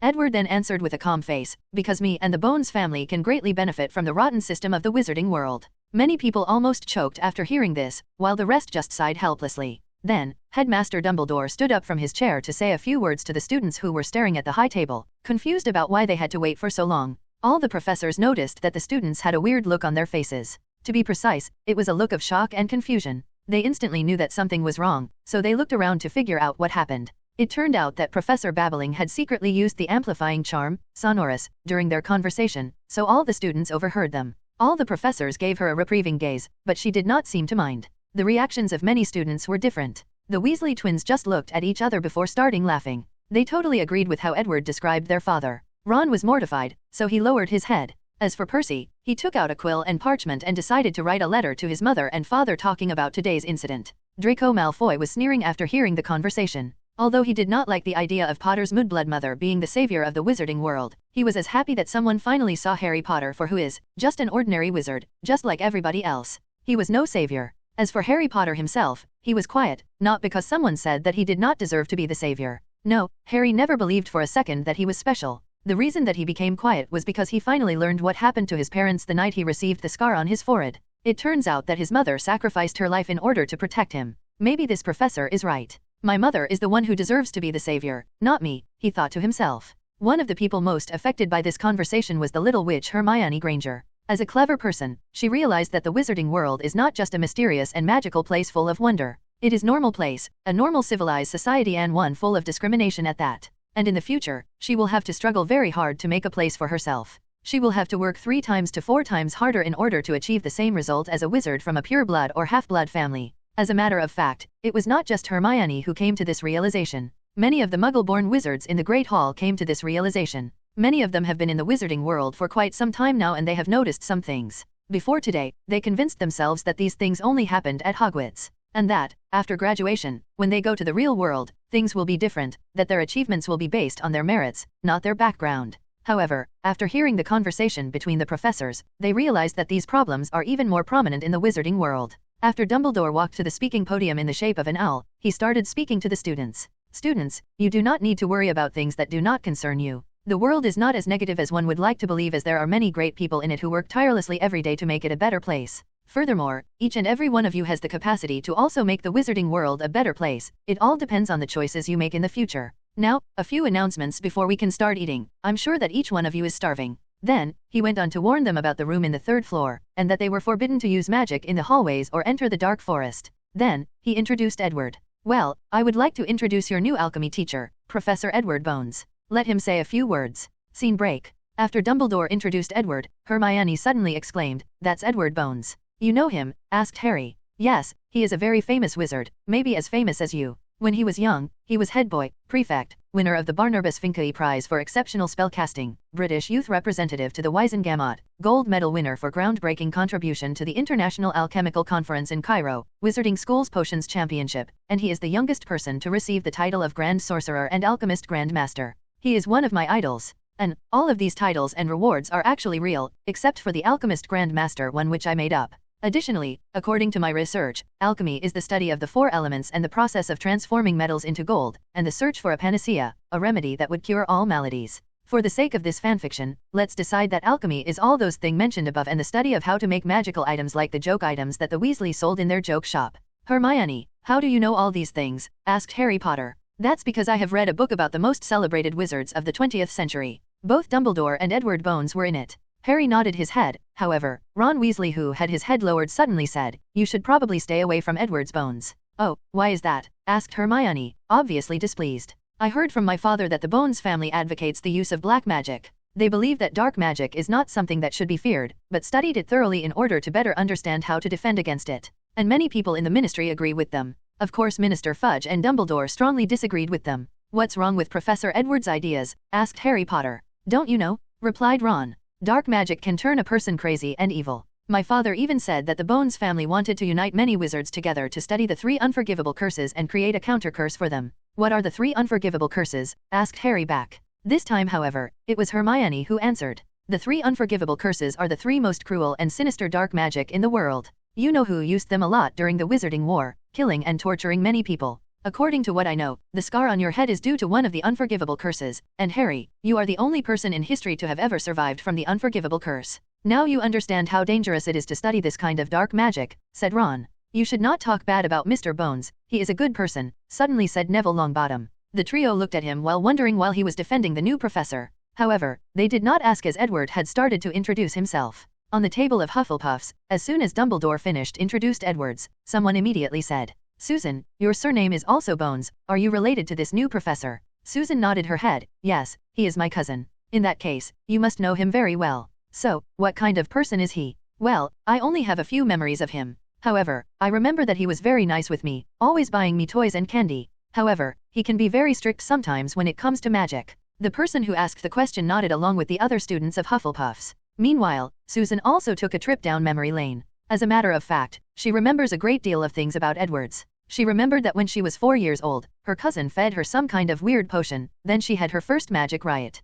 Then, from then on, before bed, she would be placed in a special room in the house. After entering the room, she would stimulate many accidental magic burst or magic power riots, as referred by her cousin, without her control, over and over again. At first she was confused why she had to do such a thing. However, later her aunt explained to her that this room was designed specifically for her by her cousin in order for her to create a magic power riot. According to her aunt, Amelia, all wizards have a magic core inside the body that holds their magic powers. By constantly depleting her magic power every day and allowing it to replenish itself at a young age, it will make it easier for her to control her magic later on. By that time, magic will be like another limb to her, easily controlled and wielded. When Susan was 6 years old, her cousin graduated from Hogwarts and left to travel the world, so she rarely saw him from then on. Of course, she would receive letters and a gift every Christmas and every birthday. On her 8th birthday, she received a wand and a magical book personally created by Edward. The book contained a lot of his understanding of magic. However, it was hard for Susan to understand some of the things inside. Fortunately, this book was not an ordinary one. The book was an alchemy product enchanted with a powerful memory charm. When learning a specific spell from the book, she would enter Edward's memory and relieve all his understanding and experience of practicing said spells. Then, her aunt will supervise her to practice the spells for at least 2 hours a day, every day. Similar to how Tom Riddle's diary could show his memory back at Hogwarts, but even more powerful. This lasted for 3 years until she reached the age to attend Hogwarts. As a result of such training, Susan has grown to love magic and practice hard every day even without her aunt's supervision. Susan did not know how special she was until she met a few people on the train. She learned from them that they did not know any magic, while she started to practice spells in the 3rd grade already. Scene break. After Dumbledore introduced Edward, he walked in front of the students to say a few words. Some of you may already know me. As for the ones who do not, hello, I am Edward Bones, your future professor of alchemy. First thing to know is the fact that since my class is an elective, only 3rd grades and above can take it. According to my research, Hogwarts does offer alchemy classes, however, it is only when enough students are interested in the class, and it is only available to 6th and 7th graders. My class does not require you to take either the O.W.L's exams or the NEWT. However, what I will teach you are real skills that can change your lives, or even the entire wizarding world. Well, let me give all of you a brief demonstration. You over there, the young lady with the Ravenclaw pin. Come to the front. Edward was pointing at a young woman at the Ravenclaw table. She was at first surprised by the fact that she was called, however, she still followed his instruction and came to the front. What is your name? P. Penelope Clearwater. A beautiful name. Can I borrow your pin badge for a few seconds? She nodded her head before handing him the blue pin badge with an eagle on it. Edwards took it and gave a brief examination. Then, he held it in both his hands and started muttering long and weird incantations from his mouth. His hand glowed light green. A few minutes later, he gave her back the pin badge. Try it. Penelope was at first confused, but she still placed the badge on her uniforms. Following which, she found herself floating in the air. At first, she was scared, then she soon got the hang of it. So, Penelope started to fly around the hallway like one of the ghosts. She flew over all the tables as she had a smile on her face, she would even yell out loud. Meanwhile, all the students and professors were looking at her with wonder. Many students wished that it was either them or their houses that was chosen. Of course, the most surprised of these people was actually Dumbledore himself. As an alchemist, he knows what it takes to enchant a random object in a few minutes without a wand, and on the spot without any preparations, let alone enchanting them to be able to fly. He could not do such a thing. As a matter of fact, the only person he knows who can do such a thing is his old friend, Nicholas Flamel. After flying for 5 minutes, the enchantment on the badge seemed to have run out, so Edward waved his hand and Penelope landed on the ground without problem, then she returned to her seat. Despite having such an achievement in alchemy, Edward was not proud of his ability. He has seen the movie Thor in his past life. God King Odin was able to enchant a divine object like Mjolnir with a few words, and the enchantment was permanent. As for him, it took him a few minutes to enchant and it can only lasted 5 minutes. If his plans manage to work, he will eventually meet these legendary characters. So, Edward did not become too proud because of his little accomplishments. All the students marveled at the scene that had just taken place. Then, they started clapping. It was a standing ovation. Meanwhile, there were different reactions about each grades. The 1st and 2nd years became upset, while the other students were pondering whether to take Edward's class. The reason that some of them hesitate is because the alchemy class does not offer O.W.Ls and NEWT exams. So, they feared that taking such an elective might make their grades suffer as they will have to spend a lot of time there. After the students calmed down, Edward said a few more words. Now, I have a few words for the Muggle-born students.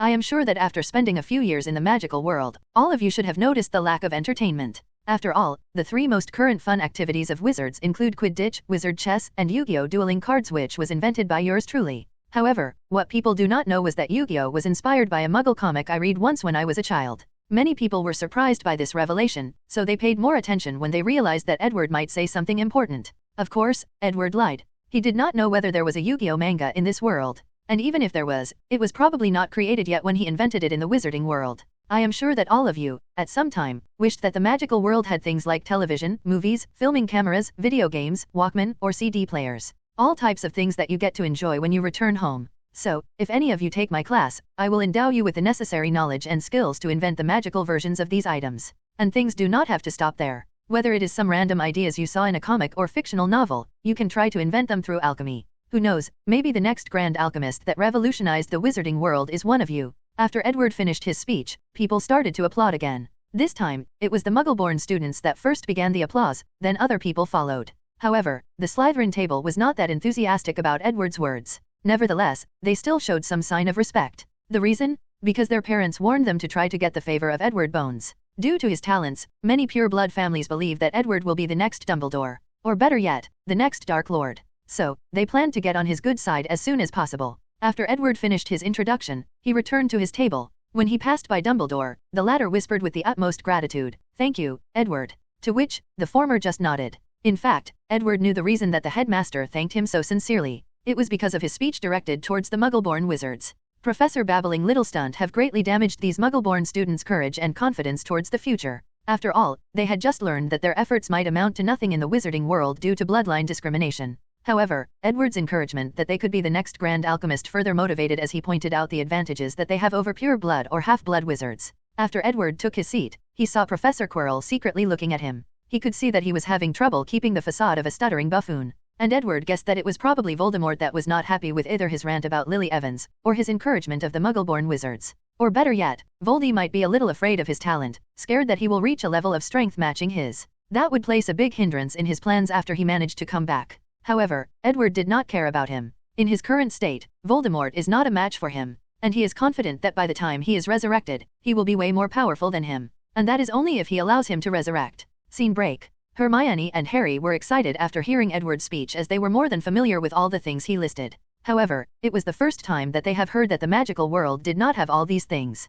Do you know any of these things that professors talked about? What exactly is a CD player? It is something to listen to music, replied Harry while shoving a piece of chicken in his mouth. He has been starving ever since the train ride, but now he could finally eat something. While the trio were eating and discussing, a ghost suddenly walked through their tables, almost scaring a few people. That's Headless Nick, said one student. I heard from a 7th year that Headless Nick used to be nearly Headless Nick. How can someone who used to be nearly headless become headless? Asked Seamus Finnegan. Well, let me explain, suddenly said Headless Nick. My neck used to be almost cut off. Then, he showed the students how his head used to be, with only a little skin attached. Now, it can be completely removed. He then proceeded to completely remove his head. How is that possible? No magic can actually permanently damage a ghost as they are already dead, said Ron Weasley. That may have been true previously, said Nick, who was holding his own head in his hand. But when Professor Bones was in his school, he invented a spell that permanently hurt ghosts, and he used it to make me completely headless. Now, I am a proud member of the Headless Hunt. Headless Nick was correct. When Edward was in school, he began to study the soul, and that eventually led to him studying ghosts.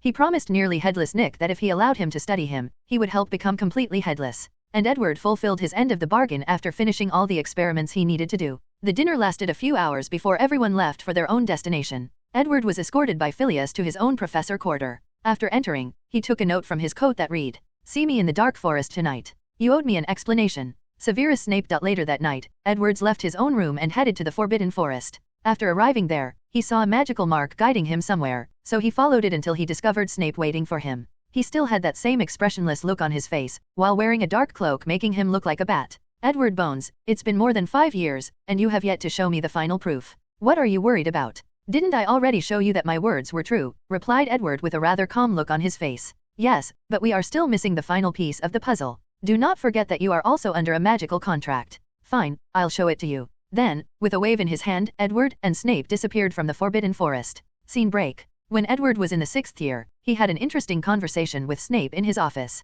At that time, Severus had only been teaching at Hogwarts for a few years. After entering his office, Edward handed him a piece of paper. It was a magical contract. After reading the contract, Snape sneered before saying, "Are you fooling with me, Mr. Bones?" According to the contract, once Snape signed it, Edward would have access to all his magical knowledge including both charms and potions. All the spells and potions created or improved by Snape would belong to him. Snape would never accept such a thing. Edward was not mad at the professor's words. He knew that Severus Snape was a very talented individual, and as such, he must have his own pride and dignity. "Professor, there is no need to be angry. Just wait until you hear what I have to say. Go on, Mr. Bone. However, I hope that you will not waste both of our time," replied Snape with a cold look on his face. After organizing his words for a few seconds, Edward then elaborated. "When my parents died, I became fascinated with death. I started to wonder whether there was any kind of magic that could bring death back to life. Unfortunately, there was none. Or at least, none I could use. So, I decided to create one of my own. I have studied the concept of death for many years and I have discovered something fascinating.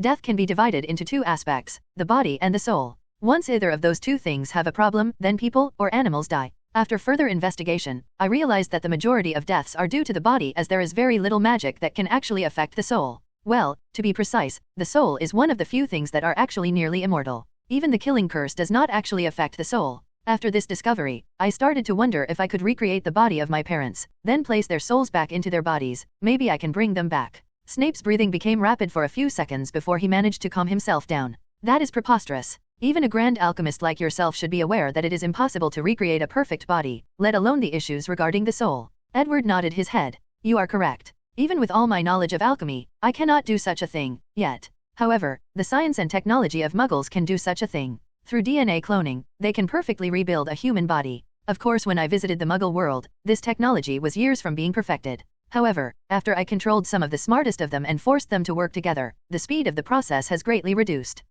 The first clone sheep was created in 1996, while the first human was in 2002. However, there is no proof that a real human clone was created in 2002. Severus took a deep look in Edward's eyes. Unfortunately for him, the other party's occlumency was even more profound than him. Even if what you say is the truth, what about the issue of the soul? Edward smiled before continuing. Professor, it is quite easy to determine whether I am telling the truth. All you have to do is visit the Muggle company that I am in control of. As for the issue of the soul, well, I also investigate this aspect as well. And the answer I came up with was one of the Deathly Hallows, the Resurrection Stone. With it, I could summon the souls of my parents from the clutches of death itself and bring them back to life in their new bodies. Your story is still absurd, Mr. Bones, replied Snape. Any wizards can tell you that the Deathly Hallows are nothing but a tale told to children right before bed. You are wrong, Professor. The Hallows are real and I know the location of all three. Two of them, the Elder Wand and the Cloak of Invisibility, are in the hands of Headmaster Dumbledore. As for the last one, well, due to the fact that it is currently protected by a very powerful dark magic, I could not take it.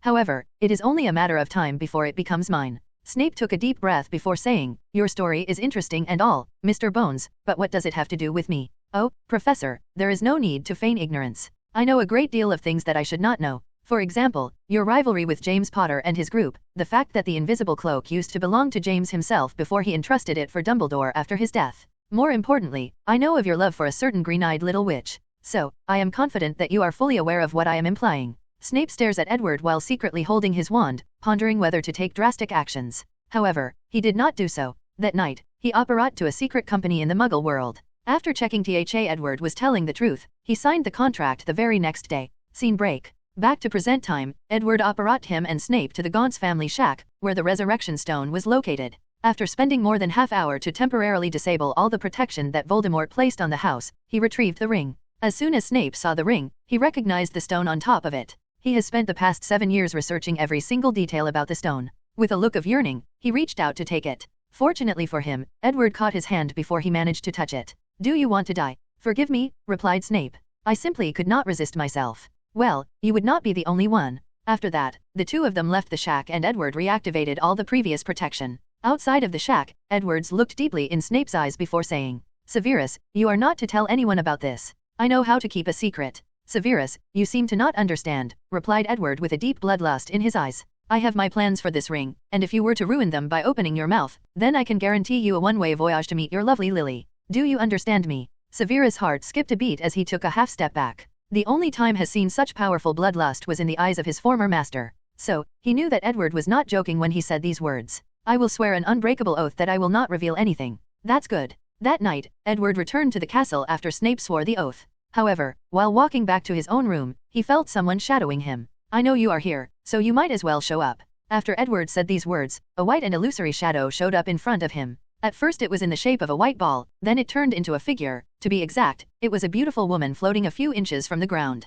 This woman had waist-length hair, with a scholarly, intellectual, or cultured air about her. As a result of this, she can appear to be prideful. However, her beauty more than made up for this flaw. Helena, how have you been? Asked Edward with a smile on his face, showing his joy at seeing her. I would have been better if you did not abandon me for more than 5 years, replied the ghost of Helena Ravenclaw with a calm look on her face. Before I left, I specifically warned you that this would happen, so you cannot blame me for this. So, you're telling me that with your ability, you could not just apparate to see me. You know that it is impossible to apparate directly in Hogwarts. So, you could not apparate in the Forbidden Forest, then sneak in to see me? Or better yet, just make your house elf apparate you. Edward smiled stiffly after hearing this, while also appearing a little embarrassed. Let's not talk about the past. What matters now is that I am back and we can spend all the time together while I am a professor. Then, Edward took out his wand and pointed at her. Corporeal body, chanted Edward. Following which, Helena's transparent ghost body slowly turned into flesh and blood. From her skin all the way to her hair, and even her 10th century clothes turned real. After that, Edward embraced her in his arms, then gently kissed her in her soft and red lips, turning their conversations into a deep and passionate kiss. There is no need to focus too much on the past. Now that I am here, we can make up for all the time we missed.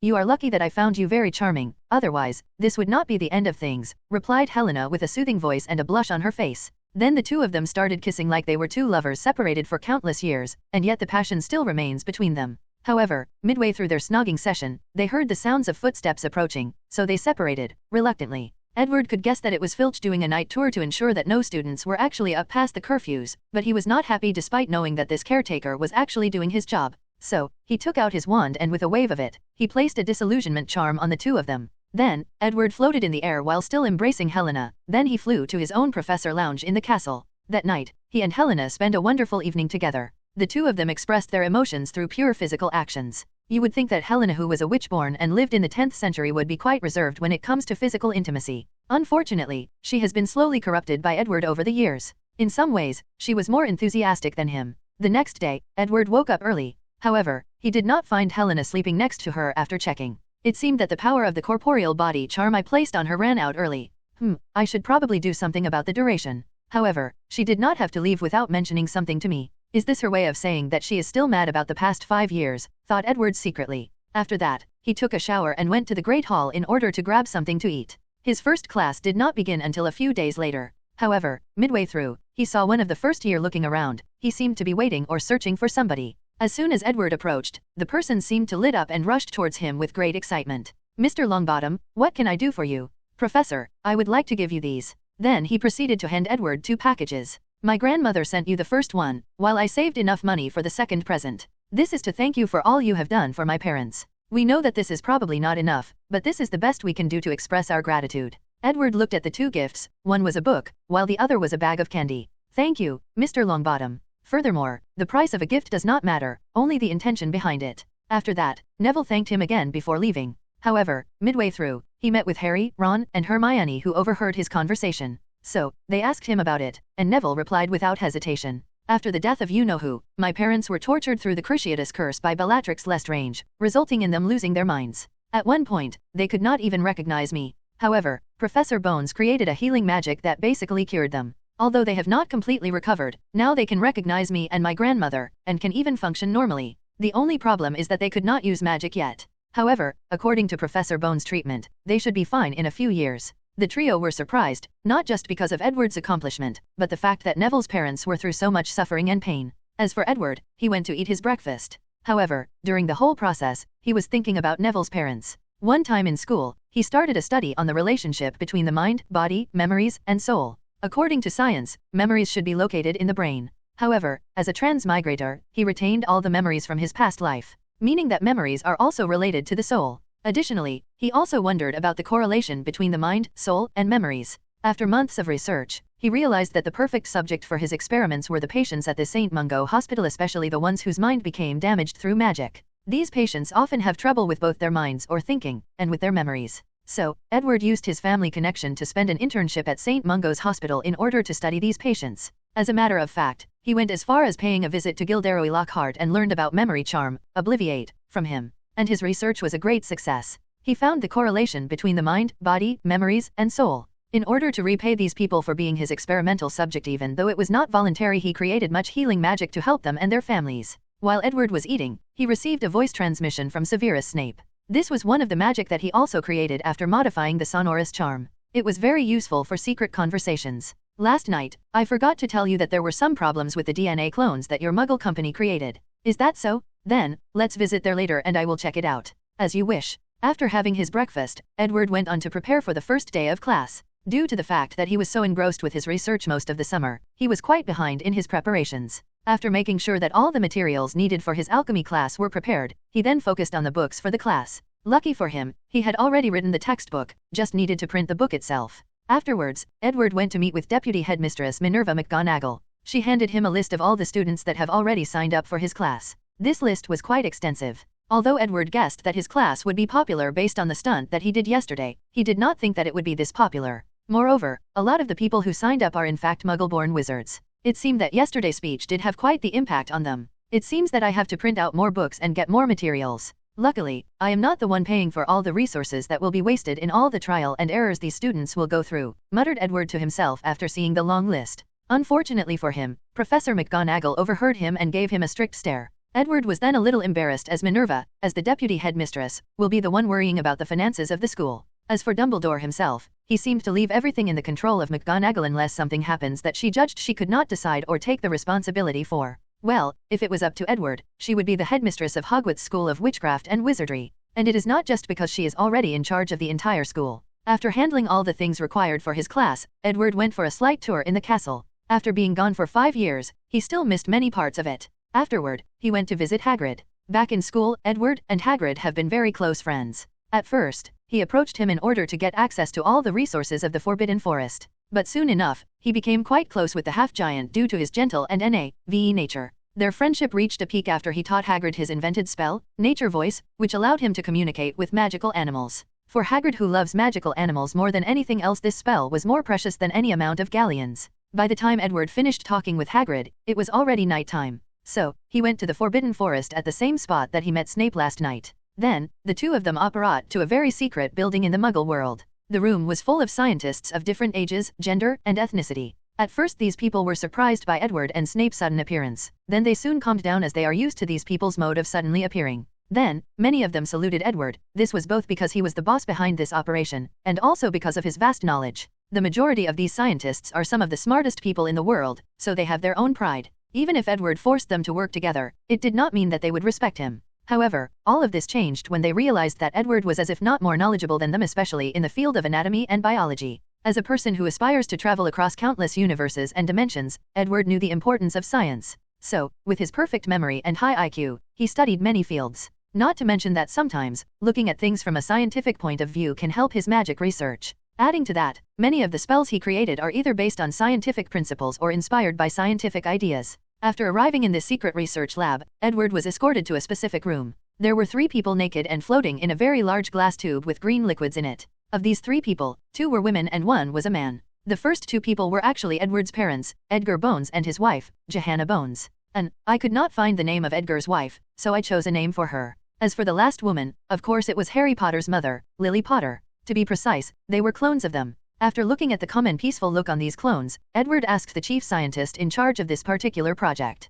"What is the problem with them?" "According to our findings, none of these clones can live for more than a year before dying," replied a white-haired old man. "Is it due to gene collapse?" asked Edward with a frown on his face. "Yes, sir." Edward nodded with a pensive look on his face. Snape approached him with his usual somber look. "Do you have a solution?" After a few seconds of thinking, he replied, "Why don't you fix the problems yourself?" However, Snape just looked at him plainly before answering, "There is no need to mock me. If I could solve the problem myself, I would not have asked you." "Why can't you solve the problem yourselves?" continued Edward. "Isn't it obvious, Mr. Bones? I do not understand any of these muggles' so-called science and technology. Why don't you solve the problem using magic?" asked Edward back while looking directly into Snape's eyes. "What do you mean?" asked Severus with a confused look on his face. "If you have something to say, please be blunt. You are an excellent potion master. Have you thought about using magic potions to solve the problem?" Snape had a pensive look on his face for more than half a minute before he asked, "How would I go about doing that?" "Simple," replied Edward with a smile on his face. "Since we know that the problem lies with the clone's DNA, what you have to do is invent a potion that stabilizes the DNA.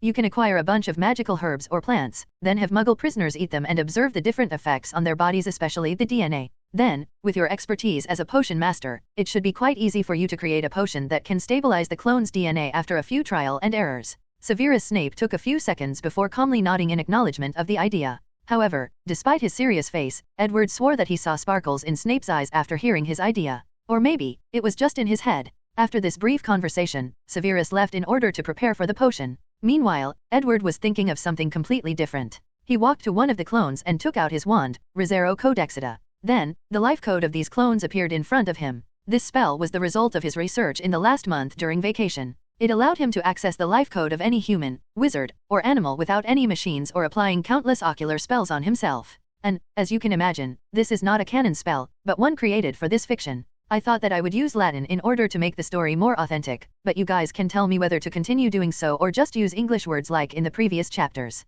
As expected, the body section of these people's life code was as unstable as their DNA. However, Edward was not paying attention to this. What he was wondering about was about the fact none of the clones actually had a magic core and magic powers, so technically speaking, they were muggles. After their souls are placed back on their bodies, would something change or would they remain the same? According to Edward's understanding, bloodline was responsible for granting wizards magic powers, and none of these clones had any bloodline according to their life codes. Additionally, a person's soul is connected to their bloodlines? So, would they regain their magical connections after their soul returned to their bodies? After all, souls have been seen to perform magic. A perfect example of that was when the souls of Harry Potter's parents and Cedric Diggory managed to use magic for a brief moment when Voldemort tried to kill Harry Potter in the grave after his resurrection. Another example is the fact that Voldemort was able to use some sort of magic to possess Quirrell's body while he was still in the shape of a soul. If it is proven that the soul can indeed use magic, Edward then wondered whether a muggle would acquire magical powers after the soul of a wizard occupied his body. Although Edward has deep research in the soul, he never actually thought of these questions until now. Unfortunately, for him, it will take quite a while before he finds the answers to the questions. His study of the life code has just begun and he has a great deal of things to learn. After dealing with the problems at the cloning research lab, Edward returned to the castle. He first tried to find Helena, however, he did not see her as she seemed to be avoiding him. Then, he took the opportunity to read the book that Neville gifted him this morning. This was a book about herbology. After reading it, Edward discovered that this was a very old book and a very precious one too. He guessed that it might be one of the family heirlooms of the Longbottom family. This book includes the names of some very old and extinct magical herbs and plants, and their functions. It even describes other herbs that can be used as replacement for the extinct one, and more importantly, possible theories on how to actually recultivate these lost herbs. In general, this book was quite informative to Edward. However, he was actually quite surprised that he did not have this book in his collection. During his days as a thief, he also visited the Longbottom family. Of course, due to their relationship, he did not really steal anything and chose to copy all their books. Surprisingly though, he did not have this book. It was then that Edward realized that maybe these families may have kept their most precious things somewhere else, possibly in Gringotts.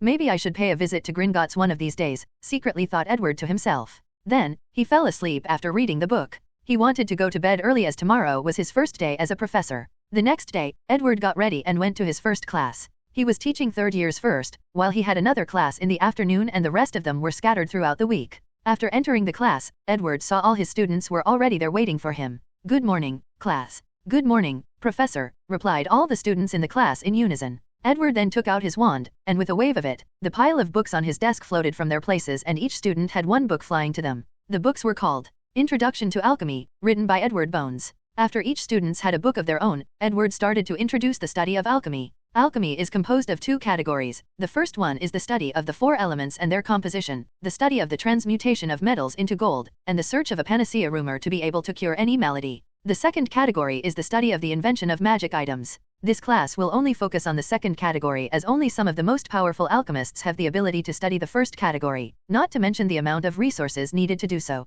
"Professor, can you turn metals into gold? After all, you are a grand alchemist," suddenly asked one student, who did not raise his hand. Edward looked over at the person who asked the question, and saw that it was two of them. "You guys must be the Weasley twins. Have you heard of us?" asked both Fred and George at the same time. "Of course," replied Edward. "Professor McGonagall did warn me about you two's antics. Additionally, I knew your brother Bill when I was in school. Although I was 2 years older than him, we often talked and he mentioned some of the things you guys have done back home." "Fred, it seems that our legendary escapades are known far and wide," proclaimed one of the twins while looking at the other. "That's true, George. Even the famous Edward Bones knows about them." "Okay, you two need to calm down so that I can continue with the class." "But Professor, you have not answered the question," said another student. But this time, it was one from Ravenclaw. "I will answer the question, however, from now on, if anyone has a question or wishes to say something, please raise your hand first." All the students quieted down and began to listen. After organizing his words, Edward continued. "Yes, I have managed to turn all kinds of metals into gold. Unfortunately, this change has never been permanent. It can only last for up to 6 months. According to my knowledge, there is only one alchemist alive that is capable of doing permanent change of matter." "Yes, Mr. Davies, any question?" "Is that alchemist Professor Dumbledore?" asked Roger Davies from Ravenclaw. "No, it is not the headmaster. And if any of you are curious, go find the answer in the library. Now, let us get back to class. In order to make any magic items, you first need to understand all the different materials and how conductive they are, and how to process them. However, this aspect of alchemy is pure memorization, and we will deal with the procession another day. Today, I will guide you to the creation of your first alchemical item." With a wave of Edward's hand, two things appeared in front of each student. One of them was a circular plate, while the other resembled a quill-like object. "Who among you knows the Protego charm? Raise your hand." Only 3 people in the entire class actually raised their hands, the Weasley twins and Cedric Diggory. "I completely forgot that under Minister Fudge's rule, the education at Hogwarts has been quite subpar recently. Well, you guys should know the levitation charms, right? If I remember correctly, that is the first spell that you learn in the first year." All the students nodded their heads. "Okay, what I need all of you to do is to take your enchanting quills, and write the incantations for the levitation charm Wingardium Leviosa on the circular piece of metal. Remember, when you are writing these words, do not forget to remember the feeling you have when you actually use the spell." After saying these words, Edward did a demonstration to the students. He engraved the word Wingardium Leviosa on the metal, following which, the metal plate started to levitate on its own. The students became excited and decided to give it a try. Unfortunately, they soon realized that things were more difficult than they imagined. For once, the enchanting quill did not always write the words that they wanted it to. They had to concentrate deeply before it could function properly. Secondly, if the magic power was interrupted during the process of writing, then all the previously written words would be wiped away. Not to mention that the students have to deal with certain resistance from the metal plate itself. As such, Edward walked around the classroom, giving pointers and pointing out the mistakes the students made. However, despite the many failures, they seemed to be having fun. By the end of class, many of the students managed to finish their engravings, thus making their metals plate levitate from the ground. Of course, the majority of them only levitated a few centimeters, while the best of them could only levitate a few inches. After class, Edward did not give them parchment papers for homework, but gave them the metal plate and enchanting quill and asked them to practice on their own. Furthermore, he also asked them to learn the Protego charm as this would be their next practice.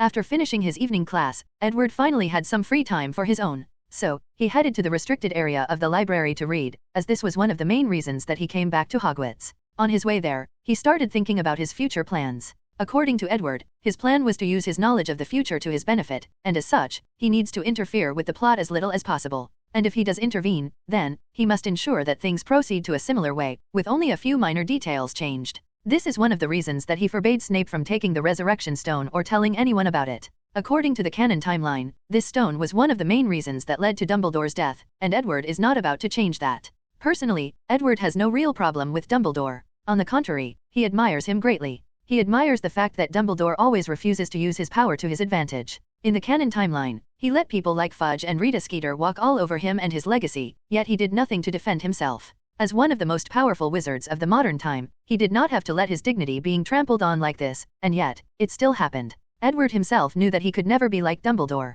A perfect example of this was the fact that after his rise, Rita Skeeter once wrote an article about him insinuating that he was a dark wizard that killed women and children. The next day after this article was released, Edward paid her a visit and instilled the fear of Merlin into her. That same day, that article was removed and she issued a personal apology in the Daily Prophet for lying and writing fake news about Edward in order to draw more attention. Many people guessed that there was something shady behind Rita's sudden change of attitude, but there was no evidence and Rita herself refused to say anything more about the entire situation. As a matter of fact, Edward is actually very grateful for Dumbledore as the headmaster can be considered his teacher. After Dumbledore discovered that Edward was actually studying dark magic and that he could not stop him, he tried to divert his attention to something else. As such, he would secretly give him a bunch of precious books about alchemy. Some of them were even Dumbledore and Nicholas Flamel's personal notes containing their understandings, ideas, and experiments. One of the reasons that Edward was able to become a grand alchemist so quickly was due a lot to Dumbledore. Unfortunately, the headmaster underestimated Edward's learning ability, so not only did he learn all the alchemy knowledge he received, he still made rapid progress in his study of the dark arts.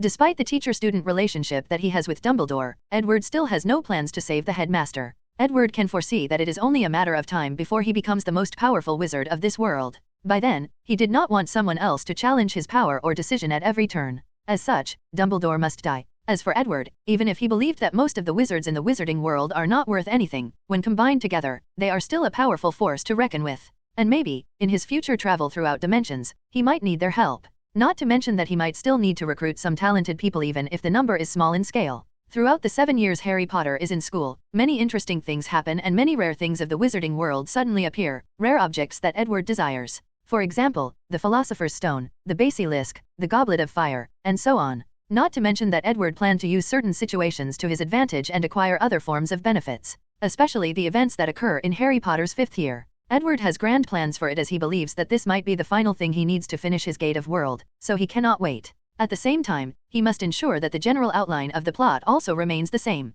After thinking about all these things, a happy mood enveloped Edward as he headed for the library for a long session of reading. Just like that, a few months passed by, and it was already Halloween time. After checking, Edward realized that most of the plots proceeded the same ways without him. Whether it was Harry Potter joining the Quidditch team after Neville had an accident in class, the midnight duel with Draco that led to Harry, Ron, Hermione, and Neville finally meeting Hagrid's Fluffy. As today was Halloween, Edward knew that the troll incident would occur. At first, he did not plan to intervene, but he suddenly changed his mind. Edward realized that with her intelligence and wit, Hermione was the perfect person to be part of his future team. So, he decided to make a great first impression on her. So, during the Great Hall dinner, Edward took out his own version of the Marauders map and tracked all the people in the castle. He saw Hermione in the girls' bathroom, and he also saw when Quirrell released the troll. Using the excuses that he had to go to the restroom, Edward left the Great Hall and headed for the girls' bathroom. And he only showed up when the troll finally discovered Hermione. Edward watched as the troll raised his club and was about to hit her. He waved his wand and a shield charm appeared around her, also deflecting the troll's massive club.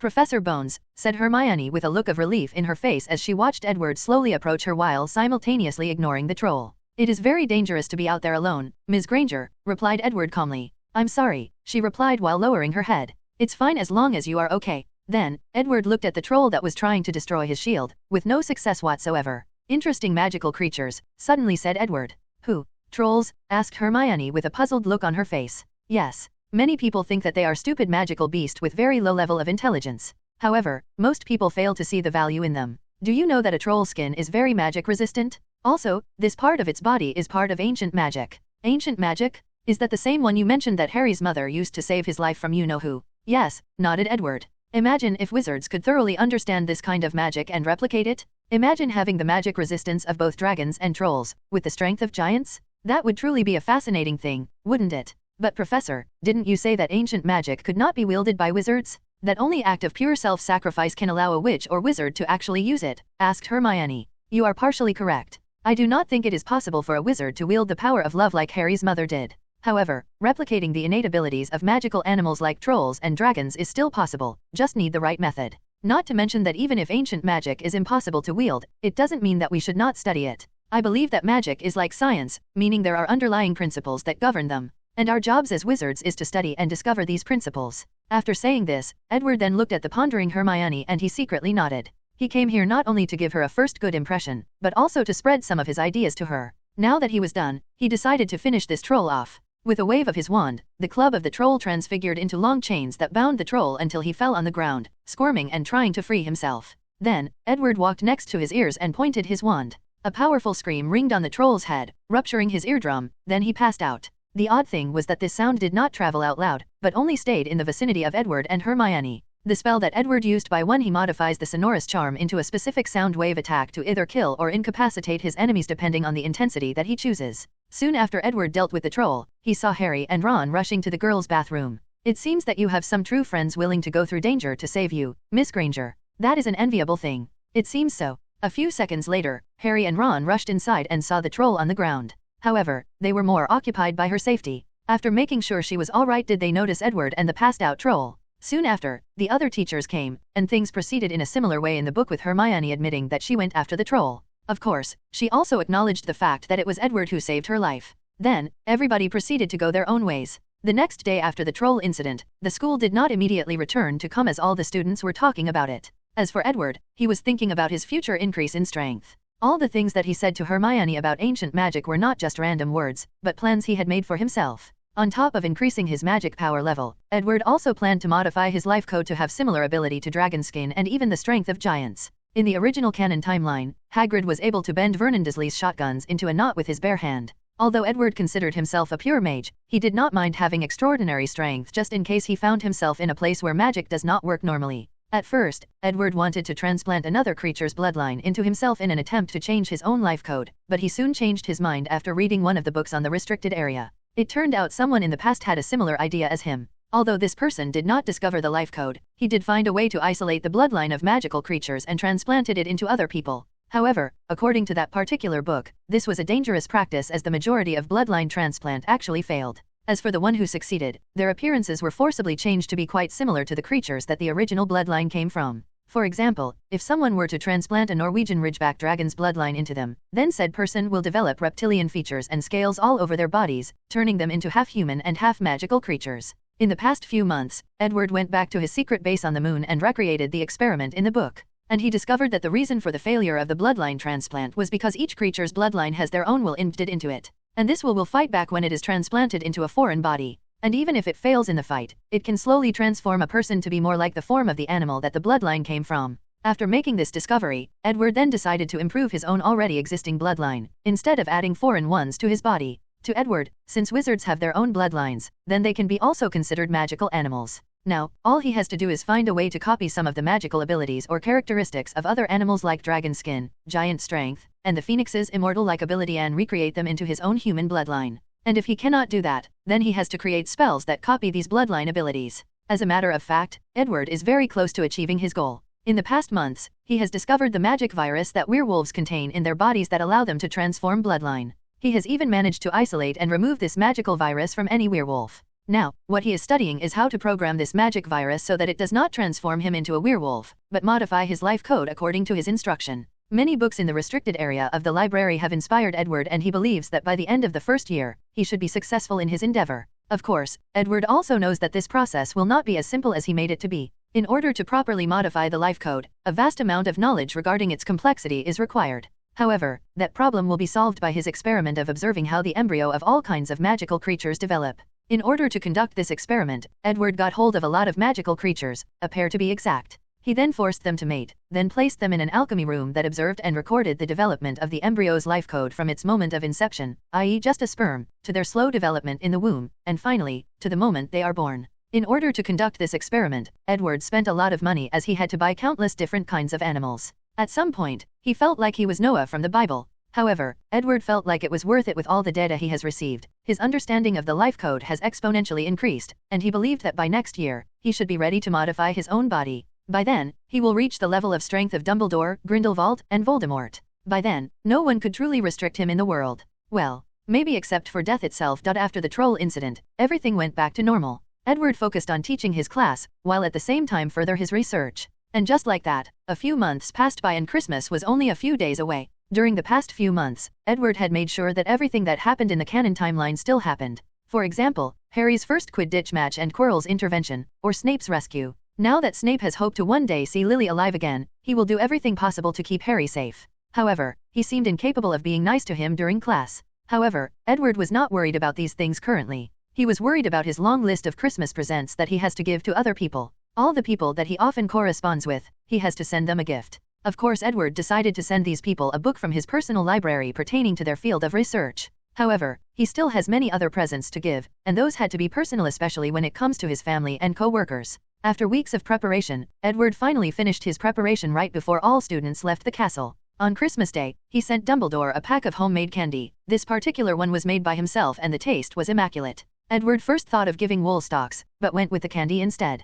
For his favorite professor, Flitwick, he sent an alchemy item made through goblin techniques. This kind of technique has long been lost to the goblins themselves, but Edward knew how to use it. For Professor McGonagall, Edward sent a broom made personally by himself. This flying broom was even better than anything currently in the market. However, Edward warned her not to give this broom to the Gryffindor's Quidditch team, otherwise he would make one even more powerful for the Ravenclaw's team. Of course, many other professors also receive a gift from Edward. It just that their presents were not as thoughtful as the others. As for his family, Edward continued to send little Susan the alchemy book that contained his memories and understanding of magic. And he added a batch of the candy that he made for Dumbledore. As for his aunt, Amelia, he made a special necklace for, which served two purposes. One was to make her magic power in a constant state of activity. As a result of this, it allows her to easily use any spells, and make them more powerful. The second purpose is that Edward placed a house elf apparate ability inside the necklace, so that, if one day she was ever in trouble, she can apparate anywhere. On top of that, the necklace is designed that if Amelia found her life in danger, the necklace also contains magic that would not only automatically apparate her out of the trouble, but also keep her alive for as long as possible.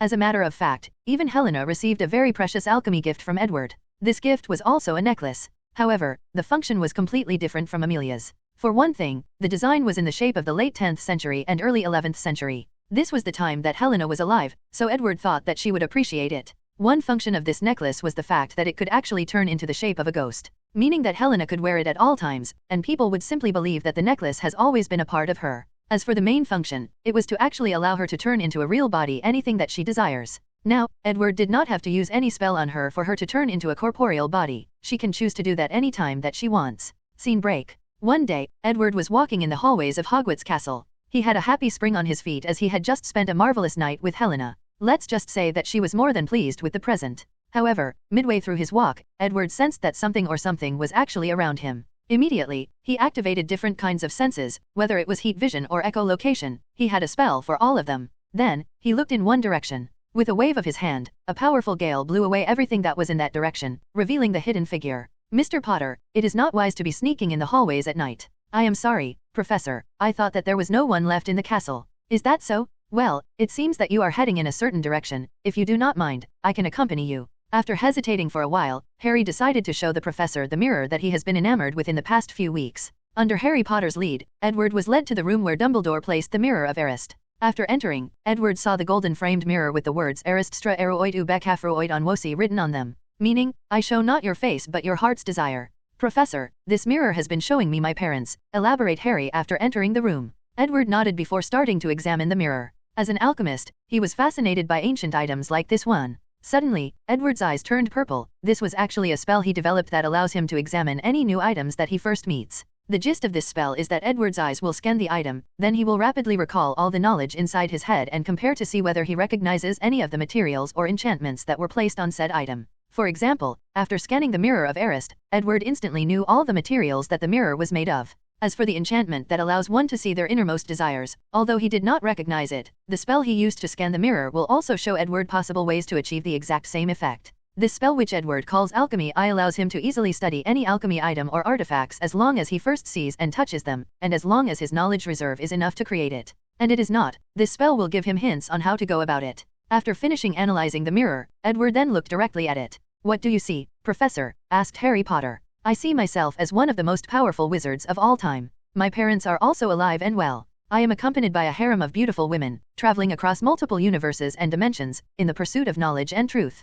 Professor, exclaimed Harry. Although he was young, he knew what the word harem of women meant. There is no need to be embarrassed, Potter. You know, as the savior, it is not that hard for you to have a harem of your own. However, Harry Potter just blushed and lowered his head. He did not comment further on the subject. A few seconds later, Edward then said, I am sure you are aware that the thing shown in the mirror is in fact false, and dwelling on them is not a healthy way to live. I know, Professor, but I just could not help it. I can somewhat understand how you feel, as I have also lost my parents. And I have been more lucky than you, as I had more than 12 years with them before they were gone, replied Edward. If you think about it, he has lost his parents twice already. The first time was in his previous life. He lost his parents during a car accident when he was in high school. Oddly enough, Edward also died in a car accident years later. The second time was when he lost his parents during the First Wizarding War. Although Edward believes that he will bring them back to life one day, he does not know for sure whether there will be complications in the process. As for his parents from his previous life, well, it is not possible to bring them back to life. Maybe later after he becomes more powerful. However, Edward had a feeling that it might simply be impossible. Professor, I have been curious about something, but I do not know whether to ask, said Harry Potter. Go ahead, Potter. If I know the answer, I will gladly answer you. What do wizards know about death? What do you mean by that, Potter? After taking a few seconds to organize his language, Harry then explained, well, in the Muggle world, there are different religions that explain what happens to people after death. But I was wondering about wizards' views on the subject. After all, wizards are capable of many things, maybe they have a certain understanding of death. Edward took a deep look at Harry for a few seconds before saying, what you are talking about, Potter, is considered a form of taboo amongst wizards. No ordinary wizard will pursue death and the magic related to it. Professor, I do not think that you are the kind of person that lets things like taboo get in your way. You are correct, Mr. Potter, replied Edward. After a few seconds of silence, he asked, have you heard of the story of the Peveril brother? No. Then Edward proceeded to tell him about the story, about how the three brothers evaded death while crossing a bridge, then death itself showed up and gave each of them a prize that led to their eventual death. However, he did not mention the Deathly Hallows. What does that have to do with anything, Professor? Asked Harry, very confused. The reason I am telling you this story is because death in the story is not just a legend, but a real entity. And I've met him personally. 3 years ago, Edward had graduated from Hogwarts for about 2 years. He had just stolen a bunch of books from wizard families from Egypt. And much of the knowledge he acquired was about death and the afterlife. After studying and understanding this knowledge, Edward was curious about the afterlife. If he were to one day bring both his family and Lily Potters back from the dead, he would need to recall their souls from the afterlife. And from what happens to Harry Potter in the canon timeline after Voldemort killed him, Edward believed that some sort of afterlife existed in the Harry Potter world. Or, at the very least, a separate dimension where the souls of people go to rest after death. Since he wanted to find the answer, he decided to experiment on himself. First, he brewed the draft of the living dead potion which would place him on a death-like slumber. Then, Edward took an Egyptian scarab which symbolizes resurrection and was believed to be able to lead pharaohs through the afterlife. He processed the scarab by attaching his soul to it. He did not make a Horcrux, but used the scarab as a way to pull his soul from the afterlife. Then, he had his house elf Momo stand by with an antidote as he drank the draft of the living dead. After that, Edward found himself in a white room similar to what Harry Potter saw. However, he was not at King's Cross Station, but a place similar to his laboratory. On top of that, Dumbledore did not come to see him, but death itself. Interesting wizard, said a tall, and very intimidating figure. Are you not afraid of not being able to go back? Are you death? Asked Edward towards the tall, shadowy figure that suddenly appeared in this white space. That is what people often referred to me as, replied Death, as it looked up and down at Edward. You do not seem afraid of me. Should I be? Asked Edward back. Throughout my long years of living, many wizards have taken similar action as you. Many of them have tried to find the truth about death. Or worse, try to conquer it. However, all of them become afraid after meeting me in person. Well, for once, I am not like ordinary wizards. Second, that's because they do not know the things that I do, replied Edward calmly. And what would that be? Asked Death with an intrigued voice. As for its face, it was covered by a dark cloak. That you are the physical manifestation of the laws of death in this world.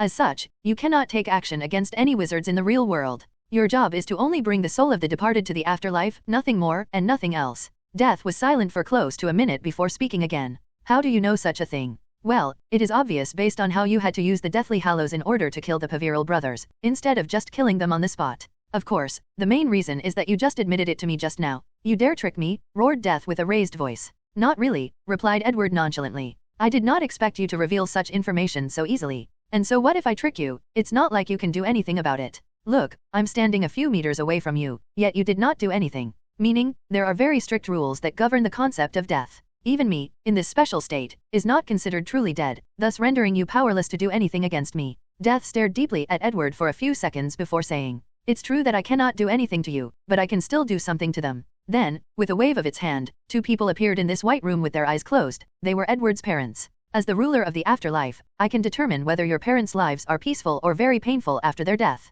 Then, it snapped his finger. The white room turned into a fiery pit of hell. With a wave of Death's hand, the souls of Edward's parents floated over the fire, and they slowly started to descend. It was only a matter of time before they touched it and burned alive, being tormented for God knows how long, possibly for all eternity. Unfortunately for Death, he did not see any panic, dread, or terror from Edward's face, just a plain and absolute calmness. He wondered whether this guy did not care as much as his parents as he let on. If you do such a thing, I can assure you that you will regret it, replied Edward calmly after seeing what was happening to his parents. And would that be? Mortal, you are not arrogant enough to think that you could actually hurt me, asked Death with a sneering tone in his voice. Of course not, replied Edward, still with a calm look on his face. I am not hubristic enough to believe that I could fight a literal god, at least not yet. However, what I can do is to share all my knowledge and understanding of death to all the wizards in this world. Hehe, and what would that accomplish? Replied Death nonchalantly, still with the sneer in his voice. You can pretend all you want, but I know. In the past few years, I have tried many times to call the souls of either my parents or Lily Potter back to the living.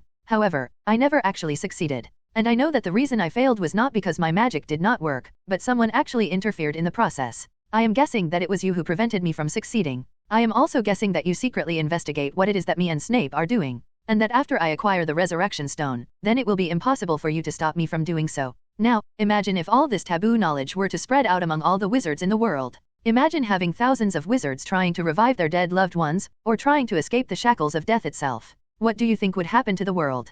Death looked deeply at Edward, but it did not say anything. However, Edward did not stop talking. I'll tell you what will happen. The cycle of life and death would become chaotic. The fundamental laws of death that govern this world would be affected. And you, the physical manifestation of death itself, will spend the rest of your lives trying to clean up after these wizards. And if something were to go completely wrong, you might even cease to exist. Damn wizards, cursed Death. Then with a wave of his hand, Edward was sent out of this white room. The arrogance and audacity of this wizard reminded me of that damn old man Merlin. He always thought that he could do whatever he wanted, without paying for the consequences. After muttering those words, both Death and the soul of Edward's parents also disappeared. However, they were no longer being burned alive. Both Death and Edward had come to an understanding. Death will treat Edward's parents with the utmost care, and in return, Edward will keep those taboo knowledge to himself. Scene break. Back to the present, in front of the mirror of Arist. Professor, you are saying that the god of death is real? And he is in charge of the afterlife? Asked Harry with a look of shock on his face. That is correct. Are my parents there?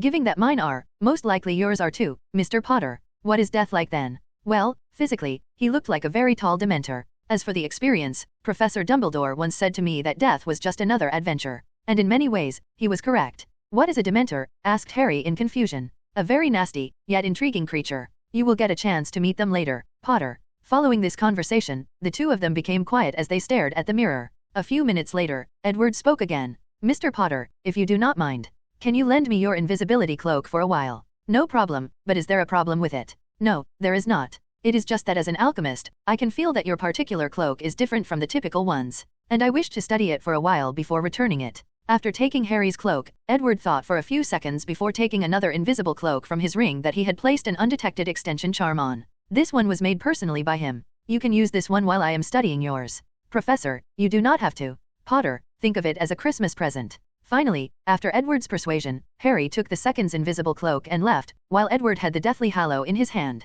The next day after meeting with Harry Potter inside the castle, Edward went to the Three Broomstick Inn at Hogsmeade to wait for someone. While he was waiting, Madame Rosmerta approached him. She stood opposite him as she stared deep into his eyes. Now that you have graduated from Hogwarts, you suddenly do not want me anymore, Edward. Rosmerta, my dear, I have been busy lately. Didn't you get the presents that I sent to you the past 5 years? Replied Edward with a smile on his face. Then, he stood up from his seat and went to embrace her. However, she just shrugged him away. If it was not due to these very pure bottles of youth potions that you have sent me, I would not even talk to you now. Don't be like that. I have some free time during the holiday, how about we spend some time together? Replied Edward while holding Madame Rosmerta's hand. The odd thing was that while these two were flirting openly inside the bar, no one actually paid attention to them. This was because he cast a very powerful illusion on his table. This illusion was based on the Muggle repelling charm, but was tweaked by Edward to work on wizards with lower levels of spiritual powers than him. As a matter of fact, Edward knows that he is actually a man-whore, but he didn't really care as he loved the accompaniment of beautiful women.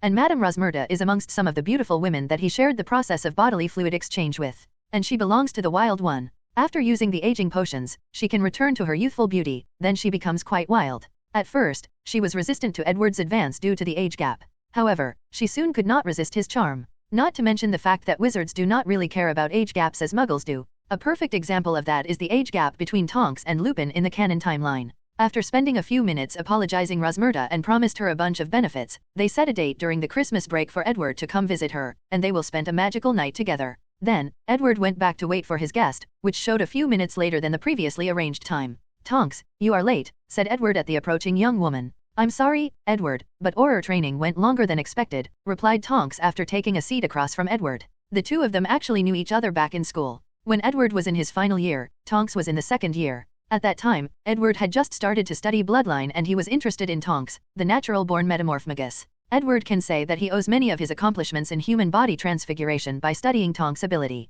So, after meeting again after a few years of not seeing each other, the two of them started talking about many things. They talked about their time in school, Tonks' Auror training, and Edward's 5 years long vacation and travel. Then, they got to business. Have you brought it? Asked Edward calmly. Yes, replied Tonks as she took out a bunch of tubes filled with blood, her blood. Are you sure that you are not using my blood to do some kind of dark magic ritual? Do I need to go through such lengths to harm you? Replied Edward calmly as he placed the blood away. As I said before, I'm just studying your blood to see if I can discover where your metamorphmagus ability comes from. After saying that, he took out a bag full of coins. Here is your reward. There should be enough galleons inside for you to be considered a wealthy wizard among some small family. After his transaction with Tonks, Edward talked with her for a while before leaving as he had another meeting with someone else. This time, it was with Daphne Greengrass' mother, Solisle. She was also another one of his lovers. After making sure that her husband was not at home, he visited her. However, this time, both children were home. So, Edward had to place a sleeping charm on them after arriving. After spending a few hours in bed with her, Edward started to think about his future. With all the women he is involved with, his weak wizard body is starting to not be able to keep up. Luckily for him, when he was traveling in China, he acquired a potion that reinvigorated the kidney and made him a stud in bed. Edward spent many nights praising the Chinese potion master that invented that potion. However, he was aware that if the number of ladies increased in the future, that this potion will not be enough. As such, his body modification plan is of the utmost importance. After reining in his thoughts, Edward looked at the half-naked Solisle lying next to him. All right, today, I will deal with your troubles. One of the main reasons that Edward came to see Solisle today was to deal with the blood medication that her second and youngest daughter, Astoria Greengrass, suffered from. In the past few months, with his new understanding of life code and after studying the disease through samples of her blood, he not only find the cause, but also a cure. According to Edward's research, the blood malediction is nothing but a very powerful curse that is latched in the bloodline section of the life code. This curse will be passed on from one generation to another. Despite how powerful this curse sounds or looks, it is actually not. Well, at the very least, the one in the Greengrass family is not. This curse has remained inactive for countless years before reappearing in Astoria's generation. According to Edward's research, this curse has to use the long passage of time to slowly absorb magical powers from different members of the Greengrass family before it can manifest itself. However, this feature is what made Edward interested in this curse. To be able to use someone's bloodline as a medium for a curse is something that interests him, not to mention the fact that this curse can survive for so long. Scene break. Edward was standing in Astoria's room with Solisle by his side. He first fed her a potion that he made personally for her. This potion was designed to isolate the curse from her life code. Then, he pointed his wand at her and said Rosero Codexida, then her life code was shown to him. Then, he slowly observed. He watched how the potion slowly started to fight the curse inside her bloodline. However, the curse was losing. Edward had engineered this potion based on unicorn, extremely pure creatures that disliked things like dark arts and curses. So, after a brief resistance, the potion did its job and isolated the curse from Astoria's body. Then, with a wave of Edward's wand, the curse started to be removed from her body. However, the process was not smooth.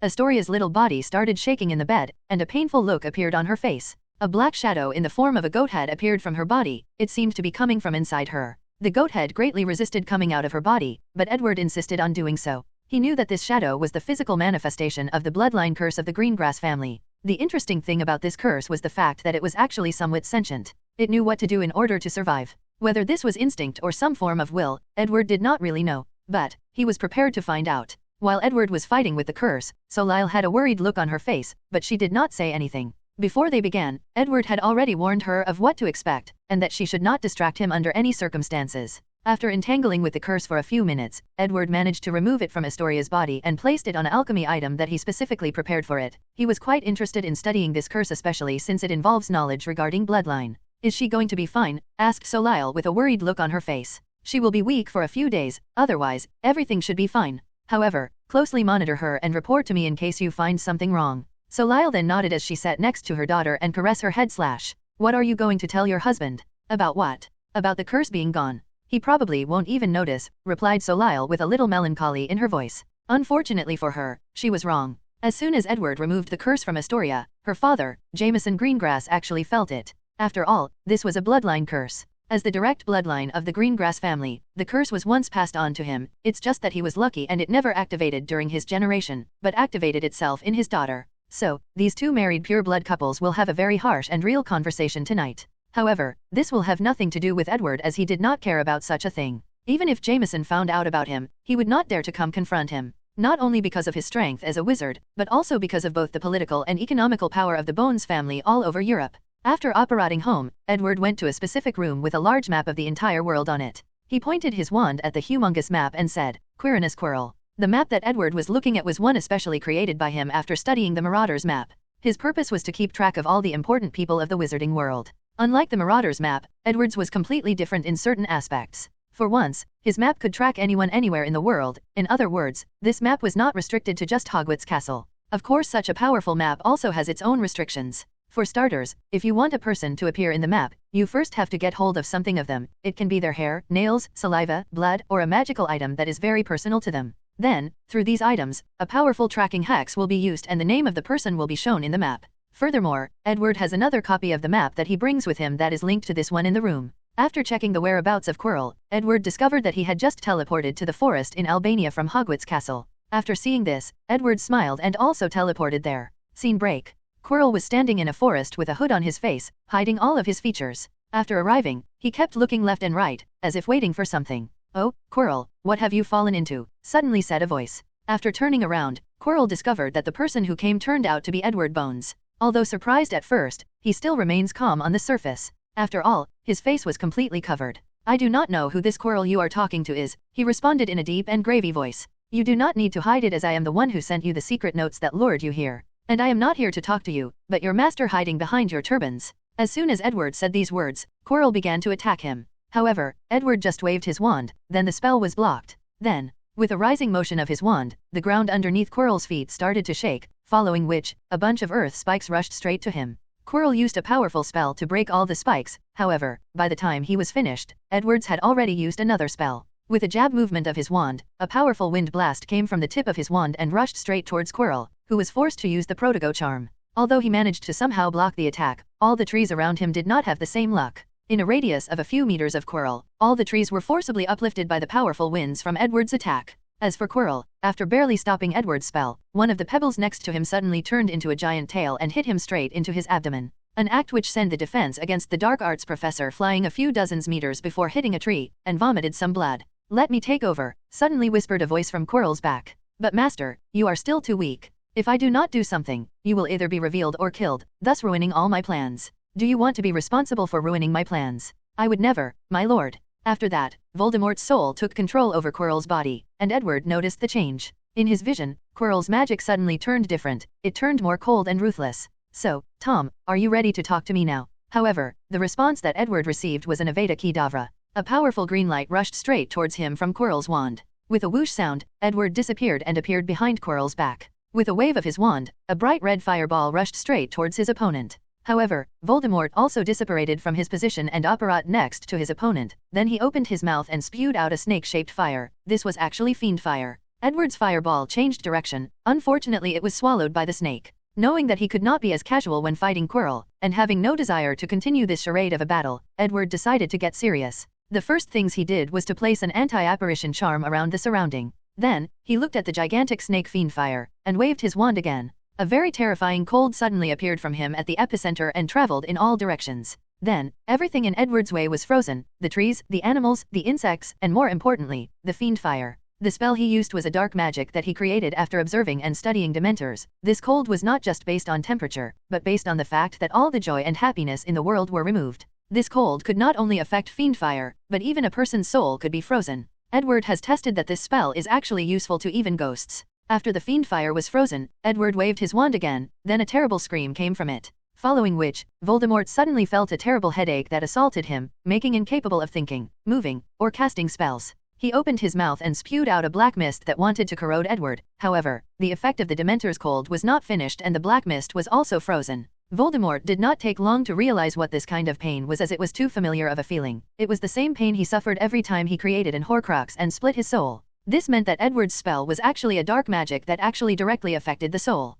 For a person like Voldemort who has split his soul into countless parts, this kind of spell was quite deadly to him even in his peak form. With a little helplessness, Voldemort dropped his wand on the ground as he knelt on the ground and held his head in agony. The scream lasted for a good minute before subsiding. With great difficulty, he asked, "What do you want, Edward Bones?" After getting up from the ground, Quirrell under Voldemort's control removed the turban from his head. Then, the face of Voldemort on the back exchanges with Quirrell's face on the front. "Since you have brought us here, then there must be a reason. So, what is it?" "Tom, I am here to make a deal with you," replied Edward with a calm look on his face. "Do not call me by that disgusting name," hissed Voldemort. "Oh, do you think that I am not worthy to address as such, Tom?" asked Edward nonchalantly. "Forget the fact that you are far from my equal in your current state. Even in your peak state, I can still confront you." Voldemort then became quiet for a few seconds before saying, "State your intentions. I am here to make a deal with you." After saying that, Edward did not wait for Voldemort to say anything more. He took out a parchment from his suit and threw it at him. Voldemort did not catch the parchment with his bare hands, but waved his hand first, attracting Quirrell's wand that he previously dropped. Then, he caught the parchment with his wand. After checking that there were no curses on it, he started to inspect the content. The parchment had many beautiful designs all over its corner, and words were written on it. To be precise, it was a magical contract. According to the agreement inscribed in it, Edward will tell Voldemort the obstacle that Dumbledore set to guard the Philosopher's Stone back at Hogwarts. And in return, Voldemort will give Edward all of his magic knowledge. That includes all his magic research, his understanding, his experiment, all his skills and experience in using magic, both practice and fighting experiences. Voldemort became very furious after reading this magic contract. "Why would I sign something like this? It's not like you have a choice, do you? Do not sign it, and I will just destroy you here and now. You may have escaped death, but you are still not a threat in your current state." After contemplating for a while, a strange smile appeared on the Dark Lord's face. "Edward Bones, you and I are similar in many ways. We both have an unquenched thirst for the pursuit of power. Why don't we both join hands and rule the wizarding world together? I can share my method of immortality with you, and together, we can rule the entire world together for eternity."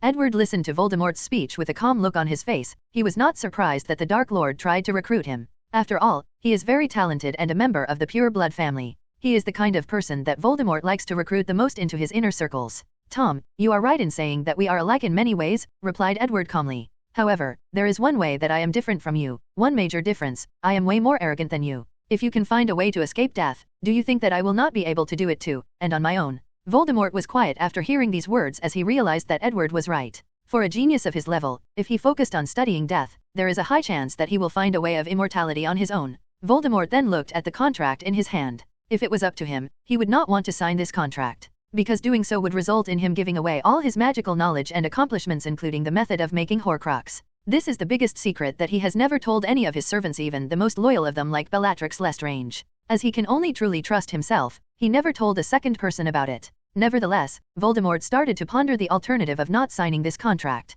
He knows that he will not be able to escape from here, and his chance of acquiring the Philosopher's Stone will be forever gone. Not to mention the consequences that will follow if all the wizards in the world knew that he was alive and in such a pitiful state. He could foresee that many people who had grudges against him would go to extreme lengths to hunt him down. As for his followers, he would not rely too much on them. Without his powerful strength to keep them in check, they would never continue to follow him. Although Voldemort was not afraid of death, he did not want to continue to live in such a disgusting form of non-living and living. After pondering for a while, an idea suddenly came to Voldemort's mind and he decided to execute it.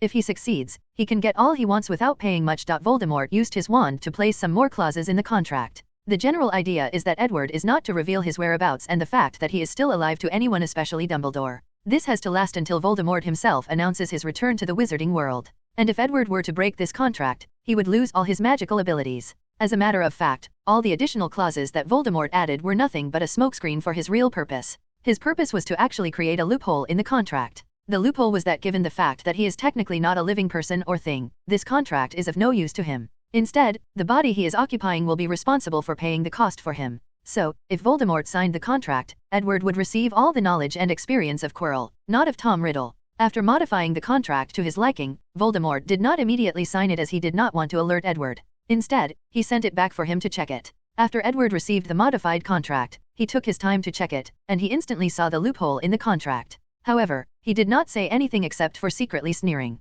This contract is one of the greatest accomplishments of Edward in both magic and alchemy. It contains so much knowledge. First, it contains the unbreakable vow and blood pact, making it impossible to break. It contains soul magic that Edward researched by himself, memory magic that he studied from Obliviate, Occlumency, and Legilimency, and his research of the Pensiev. And during his 5 years voyage, Edward acquired new knowledge that allowed him to further increase the power of this contract. One of the many books that Edward stole from the secret vault of the Vatican talked about demonology. In one book referred to as the Lesser Key of Solomon, Edward learned how to summon demons, how to control them through contracts, and how to use schemes when signing contracts. For example, all the beautiful designs on the corner of the parchment were in fact a demonic language that allows Edward to place countless hidden clauses on the contract. So, he did not care about the little trick that Voldemort thought that he made in the contract. Compared to the ones that he made, it was nothing. So, after pretending to review the contract for a long period of time, he used his wand to sign the contract. Then, he sent it back to the Dark Lord, who also signed the contract after making sure that there was nothing wrong with it. Unfortunately, he soon regretted this decision. As soon as he finished signing the contract, Voldemort felt countless of his memories were removed from his soul and rushed towards Edward's in the form of white strings. The memories involved all his knowledge, understanding, experience, or skill of magic. Every time that Voldemort used a spell, the experience he felt, the thoughts he had about the spell, the feeling he had, all of them were turned into memory strings and headed towards Edward. As a master of occlumency and legilimency, Voldemort tried really hard to prevent his memories from escaping, especially the ones about his Horcruxes, but it was to no avail. He felt a powerful will forcibly snatched these memories from his very soul. Additionally, Voldemort felt a deep threat of death as he continued to resist the magical powers of the contract. He has a feeling that he would truly die if he resists, and even his Horcruxes would not be able to save him. After a few minutes, countless white strings of memories were all around Edward. He took out an alchemy item that looked similar to Dumbledore's Deluminator. With a wave of it, all the memories were perfectly stored inside, and Edward has a happy and satisfied smile on his face. As for the Dark Lord, he wanted nothing but to immediately kill Edward. However, he knew that he was in no shape to accomplish such a task. However, Voldemort has placed Edward as the second person that he must get rid of after Harry Potter once he is resurrected. Edward Bones, do not forget that you are also under contract, so fulfill your end of the bargain, said Voldemort in a hoarse, almost hissing sound. That's true, replied Edward. Then, he sent another parchment to the Dark Lord before operating long before he even read it. As for Voldemort, he started to roar out loud after reading a few words from the parchment that said, Mirror of Erist. After Edward made the deal with Voldemort and acquired all of his magical knowledge and experience, he spent a few days reviewing all the memories, absorbing them to be a part of himself. Due to the fact that Voldemort has done countless dark magic experiments, Edward had to absorb happy or positive emotions often through his patroness charm. However, the payoff was worth it. With his abnormal memory and talent for magic, he absorbs all the knowledge in just a few weeks. As a matter of fact, due to the fact that he was so engrossed in his learning process, he almost forgot his rendezvous with Madame Rosmerta. Luckily, Momo reminded him. After absorbing all these memories, Edward acquired all the skills of Voldemort. All the unique magic he used during his battle against Dumbledore at the Ministry of Magic, the way he can use unaided fly, his ability to speak Parseltongue. Well, Edward could already do that, just not as easy or fluent as the Dark Lord. More importantly, all of his experience. The one thing that Edward always lacked was fighting experience, especially fighting powerful wizards like Dumbledore. However, from Voldemort's memory, he experienced all the time that the Dark Lord fought against Dumbledore himself during his rise in the First Wizarding War.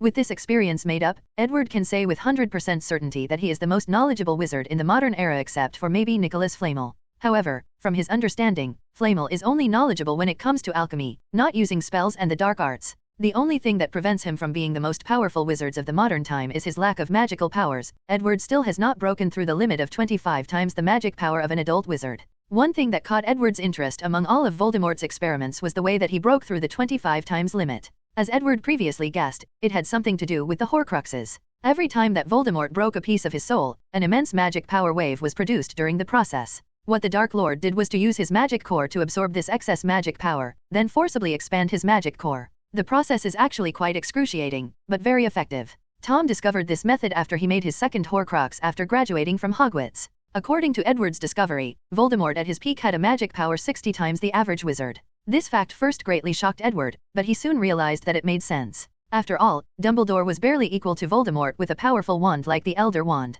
So, it made sense that he was weaker than Voldemort when it comes to magic powers. Well, none of that truly mattered to Edward. After knowing how Voldemort broke 2 shackles of the magic core, he had a plan for his future. Of course, he would not make an Horcrux unless he discovered a way to make up for the soul after being split. Although Edward has a tremendous amount of knowledge and understanding of the soul, especially after getting access to Voldemort's research on the matter, he still did not find a way to make up for a split soul. Even modifying the soul section of the life code cannot make up for a split soul. After dealing with all the knowledge of Voldemort, Edward started to ponder for the future. Although he had all the knowledge of the Dark Lord, he was not satisfied. He wanted more. He wanted all the knowledge of both Dumbledore and Grindelwald. If he manages to accomplish such a thing, then he could not fathom how powerful he would be. At that time, his understanding of magic would reach a realm that even he could not fathom. Of course, Edward knew that compared to all the truly powerful mages, wizards, and sorcerers throughout countless dimensions, this level cannot be considered anything. However, by doing so, he will set a very steady foundation for himself when he meets these beings in the future. Now, all he has to do is to find a way to have both these powerful beings to actually sign the contract. However, this is not an easy task to do, as both of these people are wizards of extreme will, and will not bend to coercion. And they would rather die than be forced to do something against their wills, ideologies, or beliefs. When it comes to Grindelwald, Edward has a vague plan that can be accomplished during the summer of next year after acquiring the Philosopher's Stone. However, when it comes to Dumbledore, he is quite helpless. Maybe I can use the chaos when the Chamber of Secrets opens next year, thought Edward to himself. After absorbing all of Voldemort's magical knowledge and research, Edward finally focuses on the invisible cloak that he borrowed from Harry Potter, which was one of the Deathly Hallows. After using his alchemy eye charm on the cloak, Edward only came up with a bunch of blanks. None of his knowledge could help dissect the material or how the cloak was made. However, Edward did discover a very powerful energy or a mysterious power in this cloak. Then an idea came to him. In order to verify this idea, Edward had to also examine the resurrection stone that was part of Gaunt's family ring. So, he apparat to the old shack, temporarily disarmed the enchantment protections, and took the ring out. This time it was easy for Edward to remove the ring, as he knew what kind of curse that Voldemort placed on the ring. Using such knowledge, he also temporarily disarmed the power of that curse and removed the resurrection stone from the ring. After that, he left after returning everything back to its original state. Back home, Edward then started to analyze this stone and how it was made. However, his alchemy eye also did not provide him with much information except for the fact that material of the resurrection stone was nothing but a very common or regular stone. The real reason that this stone had such tremendous power was only due to the fact of the mysterious power inside of it. Then, Edward started to remember the tale of the 3 brothers. According to this story, the resurrection stone was made from a random stone that Death took around the river. The Elder Wand was made from some random wood taken from a tree that was nearby. Only the invisibility cloak was different. Only the cloak actually came from part of Death's body. With his previous conversation with Death, Edward had already determined that there was some truth to this story. By that logic, the only reason that these things became so powerful is due to the power of Death itself. The power of law, muttered Edward to himself. Ever since he saw that strange power in the invisible cloak, he theorized that possibility. Unfortunately for him, even if he knew the answer, he could not change anything. Edward has not even come close to the level of controlling the law, so he is somewhat helpless when it comes to either studying or recreating an alchemy item on the level of the Deathly Hallows. However, Edward was not that bothered, as he still had plenty of room to grow. Plus, he still had some use for these Deathly Hallows. He first took out his wand and pointed at these 2 hallows. Using his magical powers, he started to activate the power of law inside of them. It took a great deal of his magic powers before succeeding. A dark light suddenly came from the hallows, then Edward found himself inside a white room with a tall hooded figure in front of him. It was Death, and Edward knew that his plan had succeeded after seeing the menacing figure once again. Wizards, why are you summoning me again? Didn't we already reach an agreement? You are correct, responded Edward as he looked at this god up and down. This time, I came to make another deal with you. What deal? Asked Death, a little intrigued. An exchange for knowledge about the soul, death, time, and space. Interesting, replied Death, who suddenly approached Edward, standing only less than a meter away from. Its figure was more than 15 feet tall, and it was quite intimidating. And what do you offer in exchange? The soul of Voldemort. Laughable. Why would I want the soul of a person that is destined to die? Edward frowned after hearing this, then he continued, it's true that he is destined to die, but his soul will never belong to you. Do what he did with the Horcruxes. Once he dies, he is destined to be forever eliminated, not able to enter the afterlife or forever staying in limbo. However, what I propose is to gather his split soul, piece them back together and hand them over to you. Death became silent for a brief moment after hearing this proposition. It was truly interested in the soul of such a powerful wizard. However, Edward was right, as he was destined not to receive it due to the fact that Voldemort had basically doomed himself when he split his soul into so many pieces. I can agree to your proposal, but I have certain conditions, replied Death after contemplating. Please, elaborate. For one, I cannot give you all my knowledge about souls and death. Why not? Asked Edward with a deep frown on his face. I am the literal embodiment of the laws of death that govern this entire universe. Can you fathom the amount of knowledge I have regarding the soul and death? And what repercussions would it have if such knowledge was in the hands of a mortal wizard? Edward had a frown on his face after hearing this. He could probably understand death's meaning. Its understanding of the soul and death probably reached the level of law, so it would never give such knowledge away, especially just for the sake of Voldemort's soul. So, what is in it for me then? I will give you all my knowledge regarding space, time, and dimensions. It should be more than enough to finish constructing your little gate. Edward was not that surprised that Death knew about the Gate of World. As probably the strongest existence in the Harry Potter universe, there is probably nothing that he could not know or hide from his sight. Edward guessed that if it was not due to severe restriction placed on it, Death should be able to do anything it pleases in this universe.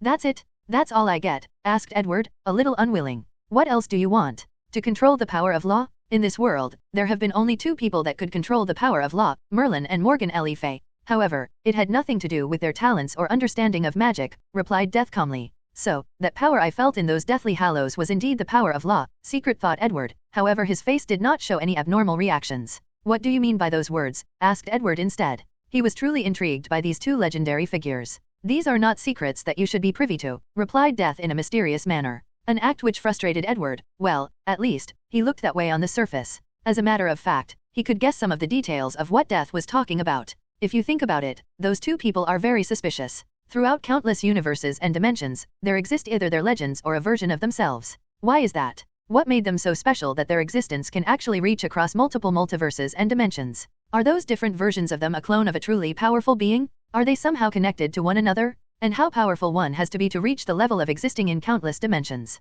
Edward has at some point pondered these issues, and he believed that maybe one day, he will find the answer to these questions. Meanwhile, Death was enjoying itself after seeing the look of annoyance from Edward's face. Their last meeting left a bitter taste on its mouth, so it was enjoyable, making Edward uncomfortable. So, do we have a deal or not? Asked Death. No problem, but we still have to sign a binding magical contract. Edward took out his own contract. Unfortunately for him, Death was able to see through all his little tricks with the demon language and erased them. An act which made Edward's face a little ugly, however Death was enjoying the entire process. After the contract was signed, Edward then asked for a favor. I need you to recreate an exact replica of the Resurrection Stone. It does not need to have any ability, but it must look exactly the same as the original one. No problem, responded Death. Then, with a wave of his hand, another stone looking exactly like the original Resurrection Stone appeared. However, Edward did not sense any mysterious power in it. I am guessing that you are going to use this stone to plan the death of the greatest white wizard of this century, said Death. How do you know? Replied Edward with a look of shock on his face. Hehe, mortal, you could not possibly fathom the depth of my powers. Edward had a serious look on his face after hearing this, then he took out the fake stone and disappeared from the White Room. However, he could still hear the sound of Death laughing echoing as he left. After returning to reality, the somber and scared look on Edward's face was gone, replaced by a deep sneer. As a powerful Occlumens, he can easily control all his emotions, so how could he act in such a way in front of Death? After taking a seat, he started thinking about all the things he learned from Death during their conversations. First thing, it's that Death has the power to predict someone's time of death. This was shown when he knew that both Voldemort and Dumbledore would die. However, this power should not be absolute. If I guess correctly, the Peveril brothers in the story should have died while crossing that bridge, but they somehow managed to evade their demise. That's the reason that Death showed itself and used the Deathly Hallows to lure them to their own deaths. Second, although Death is a powerful god, it still has a range of human emotions. He can get angry, frustrated and so on. Not to mention his massive ego and his desire to show his power. Edward then spent a few hours thinking about his conversation with Death and reviewing all the information that he might have unknowingly released. After that, Edward entered his mind palace where all the books he had read appeared in the form of a giant library. The library was more like a city instead of an actual library due to how vast it was. Everything was perfectly categorized and Edward only needed to think of the book or knowledge he needed to review and it would appear in front of him. He then located a book written by him with the simple title An Analysis of the God of Death and started updating it with all the information that he received today from their discussion. After reorganizing all the information he had about death, Edward started to plan for the future. As a matter of fact, he does not trust death, he does not even trust the contract that they had just signed. Edward had the confidence to become one of the greatest wizards that ever lived in this world. And according to his calculations, this won't even take long. At that time, no one would be able to stop him from doing what he wants except for death. As the literal embodiment of death of this world, there are very few things that are even effective against him, let alone hurt him. So, Edward decided to placate this powerful being by making it look like he was working for him, by making himself seem less threatening than he actually was. As for the contract that they signed, Edward does not believe for even a second that this contract is binding to a being of law. From the beginning, Edward planned to use his own power to finish that gate. Of course, if he could not finish the gate on his own, then the contract would be his last backup plan. Well, only if death hold his side of the bargain. Of course Edward will also take other precautions. The invisible cloak, for example, it is the only thing that could actually hide a person from the gaze of death itself. Ignotus managed to live his entire life without being found by death, so Edward must use this cloak for himself. Of course that is only possible if someone knows the proper method to activate the cloak, otherwise it's just a normal invisible cloak made by the hair of demi-guise. Unfortunately for him, there are still some problems with his plan, and that was Dumbledore. Edward could foresee that the headmaster would know that he had borrowed the cloak from Harry Potter. So, if he does not return it, things will become complicated. So, Edward decided to create a fake to replace the real one. However, this plan is not simple as well, given that he has to fool the greatest wizard of modern time. And Edward had a plan, and it was a very simple one. All he had to do was to transfer some of the power of law from either the resurrection stone or the invisibility cloak into the fake one. That part was actually a little easier, as Edward already knew how to activate the power inside the stone. This is how he managed to contact death to make the deal with him. The hard part was to find a material that could withstand the death laws. Although death could place his powers on anything, a stone or branch, Edward was not him, so he needed specific material in order to accomplish the task. As such, Edward spent the remaining Christmas vacation making a very powerful invisible cloak that could fool Dumbledore. Scene break. Edward entered his classroom and looked at all the students. The majority of them were still talking about their vacations, but they all quiet down after seeing the professor entering the room. "Okay class," said Edward out loud. "Today, we are going to learn about double enchantments. Does anyone know what that is?" The classroom instantly became quiet. However, a few seconds later, someone did raise their hand. "Mr. Weasley, please answer the question." Professor, I do not know what double enchantments is, I just had a question." "Does your question have anything to do with our class?" asked Edward calmly. "I am afraid not. But it is a good question. And I am sure that many people are interested in hearing the answer." "Fine, ask away, Mr. Weasley." "Professor, during the holiday, I read the Yu-Gi-Oh comics that your company just recently released, and it was very exciting. I am wondering whether you are as good of a player as Yuji Muto." Edward's mouth almost twitched after hearing this question. Meanwhile, the entire classroom became noisy and excited after hearing Fred Weasley's question. "That's a good question," added Lee Jordan. "I heard my father say that most people realized how terrible they were when it comes to playing dueling cards after the comic came out this Christmas, even international players. So, they started to model their decks after the characters in the comics." Edward had to sigh secretly after hearing this. As a matter of fact, Lee Jordan was actually right. Most wizards were indeed terrible at the game despite playing it for so long. This was the main reason that Edward created a comic based on the original series to publish this past vacation. Of course, some things were changed in the process. For example, Yuji Muto and his friend were in fact wizards. As a matter of fact, card dueling was written as something only wizards could do. Edward did this in order to prevent these pure blood families from finding excuses to fight with the Bones family. Of course, no one was actually aware of the fact that Muggles could play dueling cards in the first place. In order to play the real-life version, Edward designed the dueling discs to use magic power as an energy source. "Class, quiet down," said Edward after reining in his mind. "To answer your question, yes, I am indeed as good as him, if not better. After all, I created the game." Edward had no shame for taking credit for such a thing and taking the position of both Maximilian Pegasus and Cito Kaiba. "Professor, can you show us? Can you show us how good you actually are?" asked another Weasley. This time, however, it was George. "If you guys want to see a powerful player, go play against my cousin, Susan. If any of you can manage to beat her, then I'll even let you choose any cards from my collection. As you can imagine, as the creator of dueling monsters, my deck has the rarest and most precious of cards. Now, let us get back to class. During the first semester, I have taught all of you how to do basic enchantments on different items. By now, the majority of you should be able to do the levitation enchantments, the shield enchantment, the Lumos enchantments, and a variety of other ones." Edward pauses for a brief moment after saying that. Then, he looked at the entire class. Although the majority still had the excitement from his last declarations, they still paid attention to his class. These students knew that although Professor Edward is usually easy to talk to, but when it comes to magic, he does not play around. So, they are usually in their best behaviors when he is teaching in class. Now, I am going to teach you guys double enchantments. As the name implied, it is to place two enchantments on the same item. These two enchantments can be the same kind, or two different ones. After saying that, Edward started a demonstration. He took out a metal plate, and with his enchanting quill, he wrote the word protego on it. The words light up blue before vanishing from the metal. This simple metal had just turned into an alchemy item, although the most basic kind. Edward then waved his hand and another piece of metal appeared in front of him. He also wrote the incarnation protego on it. However, he did it twice on the second piece of metal, the front and the back. Taking out his wand, Edward pointed at the first alchemy item and said Bombarda.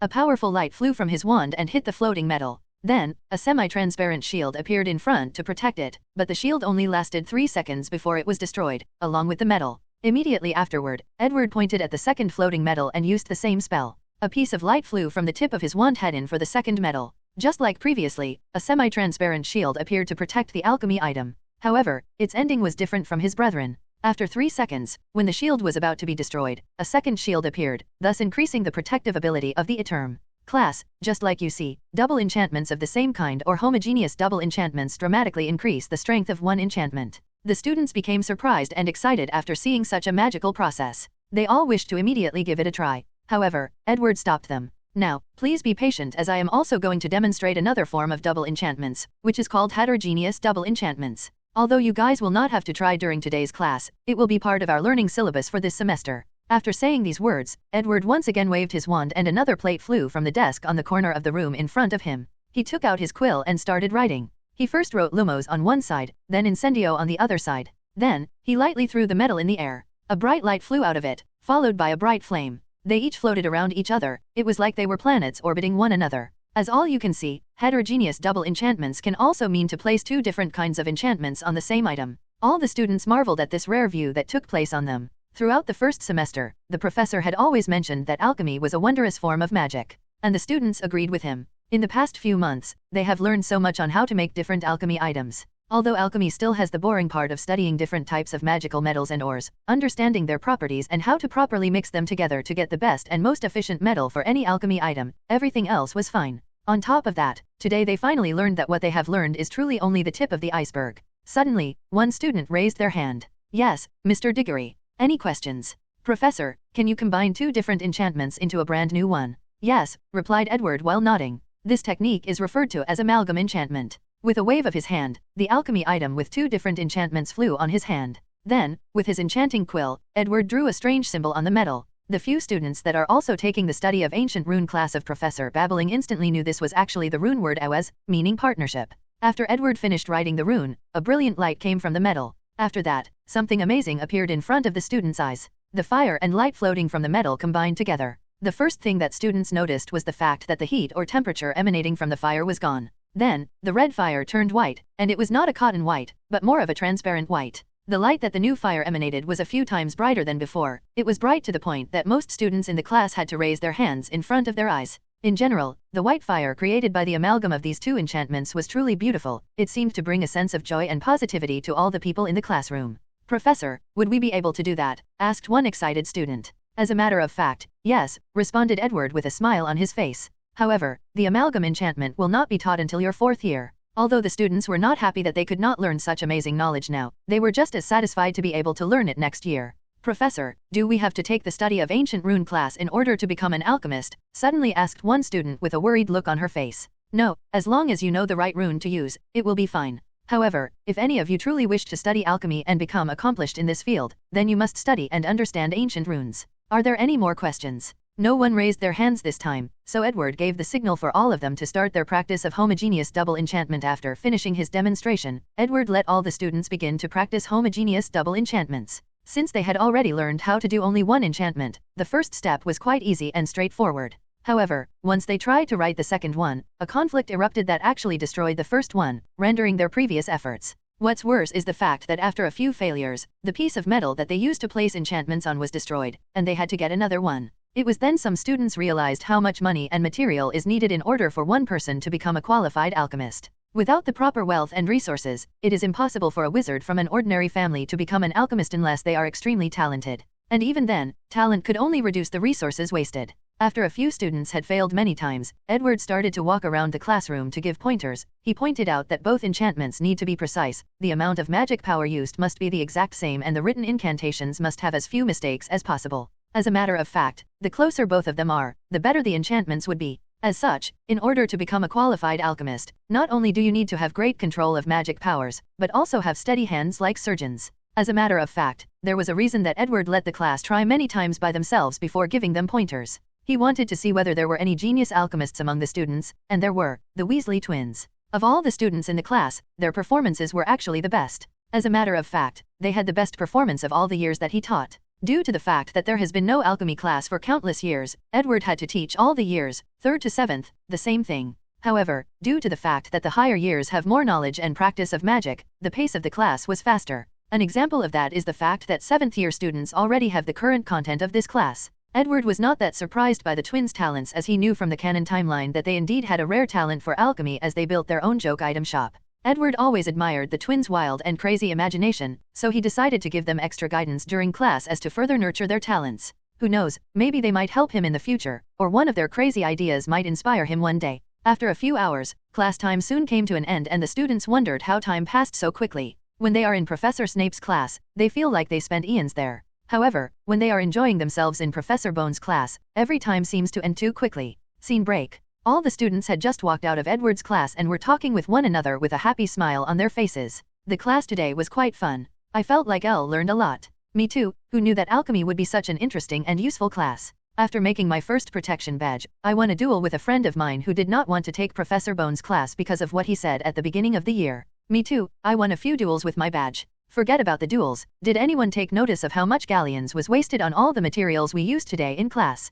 You are right. If we add on all the ones wasted on all the other classes, how much is galleons? Humph, this is what I hate about you all muggle-born wizards. All of you have low visions, suddenly said a Slytherin student. Adrian Pusey, what do you mean by that? Adrian Pusey gave these students that were talking about the cost of the materials of the alchemy class a disdainful look. All you people care about is the cost of the class material, but failed to realize the true valuable thing of that class, knowledge. According to my mother, the alchemy book that we are using for class contains some of the most secret and valuable knowledge about alchemy that even some of the most ancient pure blood families envy and drooled after. However, Professor Bones is willing to give them for free. Adrian is right, added another Slytherin student. I heard that many of the pure blood family from Sacred 28 have written to Dumbledore and the Board of Governors and complained that such knowledge should not be taught at school. Luckily, the Bones family as one of the members have many allies on the board, and with the support of the headmaster, the complaints of these families were ignored. The Muggle-born students were shocked after hearing this, as they did not know that so many political dramas occurred over one class. It was not just them who did not know about this, many other pure blood or magical families did not know any of this. Of course now, the entire school will soon hear about such juicy gossip. Scene break. Back in the classroom, after class was over, Edward was resting at his desk reading a book when he noticed something approaching him. After raising his head, he saw a patronus charm in the shape of a phoenix appearing in front of him. It opened its mouth and spoke. Professor Bones, if your class is over, please come see me in my office. The password is, Sherbet Lemon. Edward went into the headmaster tower and used the password to enter the office. Upon his entrance, he did not see the professor but heard him rummaging through something on the back. Instead of sitting and waiting for him, Edward approached Fox and used the charm nature's voice to talk to the phoenix. We had a deal, now it's time for you to hold your end of the bargain. Fine, since you fulfilled your end through my Christmas present, you can have as many bottles of blood you want, replied Fox. As he was a phoenix with a sense of honor, he would not go back on his words. Edward nodded, then proceeded to take a large syringe and a few crystal bottles. He then drew a lot of blood from the phoenix. Unfortunately for him, by the time he finished, he realized that he may have gone overboard. Fox had turned pale, his red and gold feathers had lost most of their lusters. He became thin, and by the looks of it, he seemed to be about to be reborn again. Knowing that he was a little too zealous, Edward hurried to take out a few bottles of potion from the little sack he had hanging on his waist. After making sure that Fox was all right, Edward sighed in relief. Then he looked at the headmaster that was sitting on his chair and said, "Sorry about that. It's fine, since Fox said that you could get his blood, then he has to deal with the repercussions of his words." Fox then looked at Dumbledore for a brief moment, then ignored him as he went back to rest and recuperated.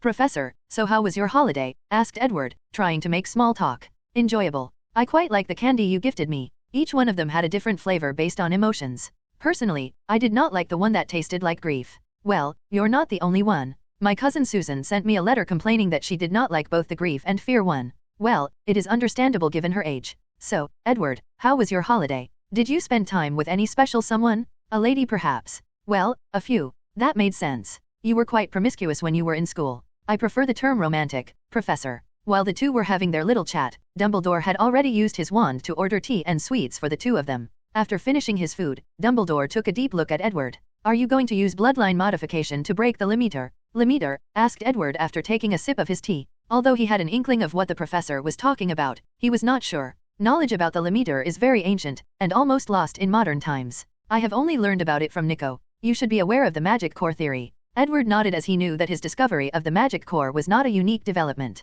Many of the ancient books that he has read have mentioned it. However, most wizards in modern times do not believe it is real. As a wizard continues to age, his magic power will continue to grow until his magic core reaches a limit, the limiter. Most wizards will spend most of their time not being able to reach the limit of their magic cores, while a few talented ones will do so in their later years. Only a rare few of them will actually reach this limit in their youth, like me, Tom, you and an old friend of mine. He must mean Grindelwald. And this so-called limiter was probably the shackle I felt after my magic power reached 25 times that of an adult wizard, secretly thought Edward, while still calmly drinking his tea. Professor, could you elaborate on this limiter? Well, from what I understand, there should be 3 limiters. Currently, you are facing the first limiter. Once you succeed, your magic power will reach the same level as me. According to Nico, he believed that some of the founders of Hogwarts like Rowena Ravenclaw and Salazar Slytherin have broken the second limiter. As for the third one, we believed that probably only Merlin and Morgan Le Fay had breached it. However, the proof we have is very scarce. Edward started thinking to himself. If what the professor said is true, then the first limiter provides magic power between 25 to 50 times that of an adult wizard.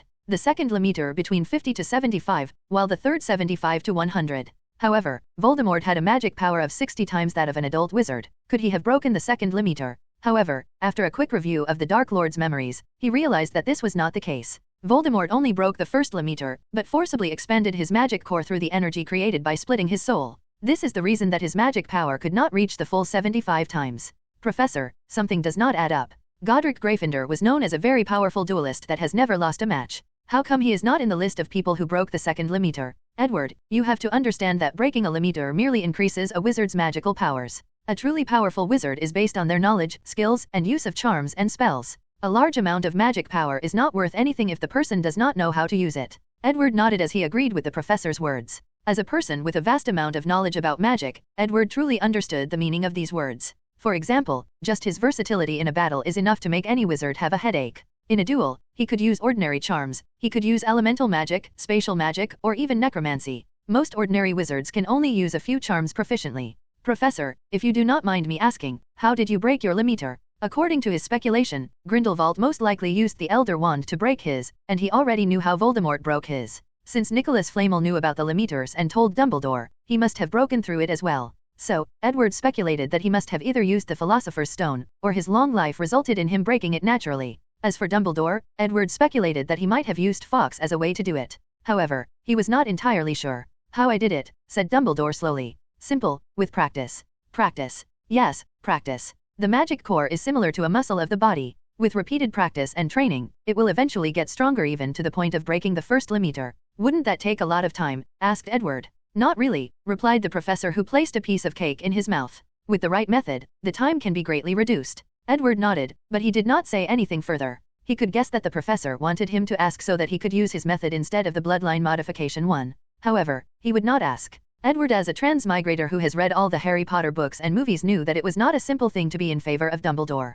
Whether it was Newt Scamander or Harry Potter, both of them went to a lot of trouble just because of being Dumbledore's protege or something similar. As a matter of fact, no one that is truly close to Dumbledore has ever had a good fate. Let's look at Snape. The poor guy spent more than 6 years looking over and protecting the son of the person he loves most in the world, and the person he hates most in the world. All under Dumbledore's order. Of course, this could be argued that it was Snape's decision after all. However, the man has done so many things against his will while working as a double agent for Dumbledore. Edward will never forget the scene in the movie when Dumbledore told Snape that Harry Potter had to die, and Voldemort had to be the one to kill him. He was both angry and devastated. No matter how eloquent people argued for Dumbledore, it does not change the fact he used Snape's love for Lily to force him to protect Harry Potter. Then there is the Flamel couple. Although according to the canon timeline, it was their decision to give up the Philosopher's Stone, Edward did not believe for a second that Dumbledore did not take any part in convincing them to do so, and doing it so easily. So, it does not matter whether the professor was hinting at him to ask him about the way to break the limiter. He did not want to owe him any more debt after all the alchemy knowledge that he thought he was just trying to prevent him from studying the dark arts. Despite his rejection of this offer, Edward still lusted after Dumbledore's knowledge, and not just the ones about the Demeter, but all of them. He wanted to sign the same contract he did with Voldemort and acquire all the knowledge of the greatest white wizard of modern time. And not just him, but Grindelwald's too. However, he knew that this was not an easy task. Dumbledore was a man of great will and would never sign such a contract, especially when he was wary of Edward being the third-generation Dark Lord after Grindelwald and Voldemort. Even if Edward were to try to threaten him, he could see that the headmaster would not budge an inch. As a person who is willing to sacrifice anyone and even his own life for the greater good of the wizarding world, Edward did not believe that such a person would be willing to bend their own ideologies and beliefs. This is one reason that he did not try to make a deal with the professor with the bargain of bringing his sister back to life. Of course, Edward has not given up trying yet. He just has to find the right way. And he also will try to get Grindelwald to sign the contract first before trying with Dumbledore. However, he will only do so after he finishes his body modification. Without being on the same level of these powerful wizards, he will not easily try to make deals with them.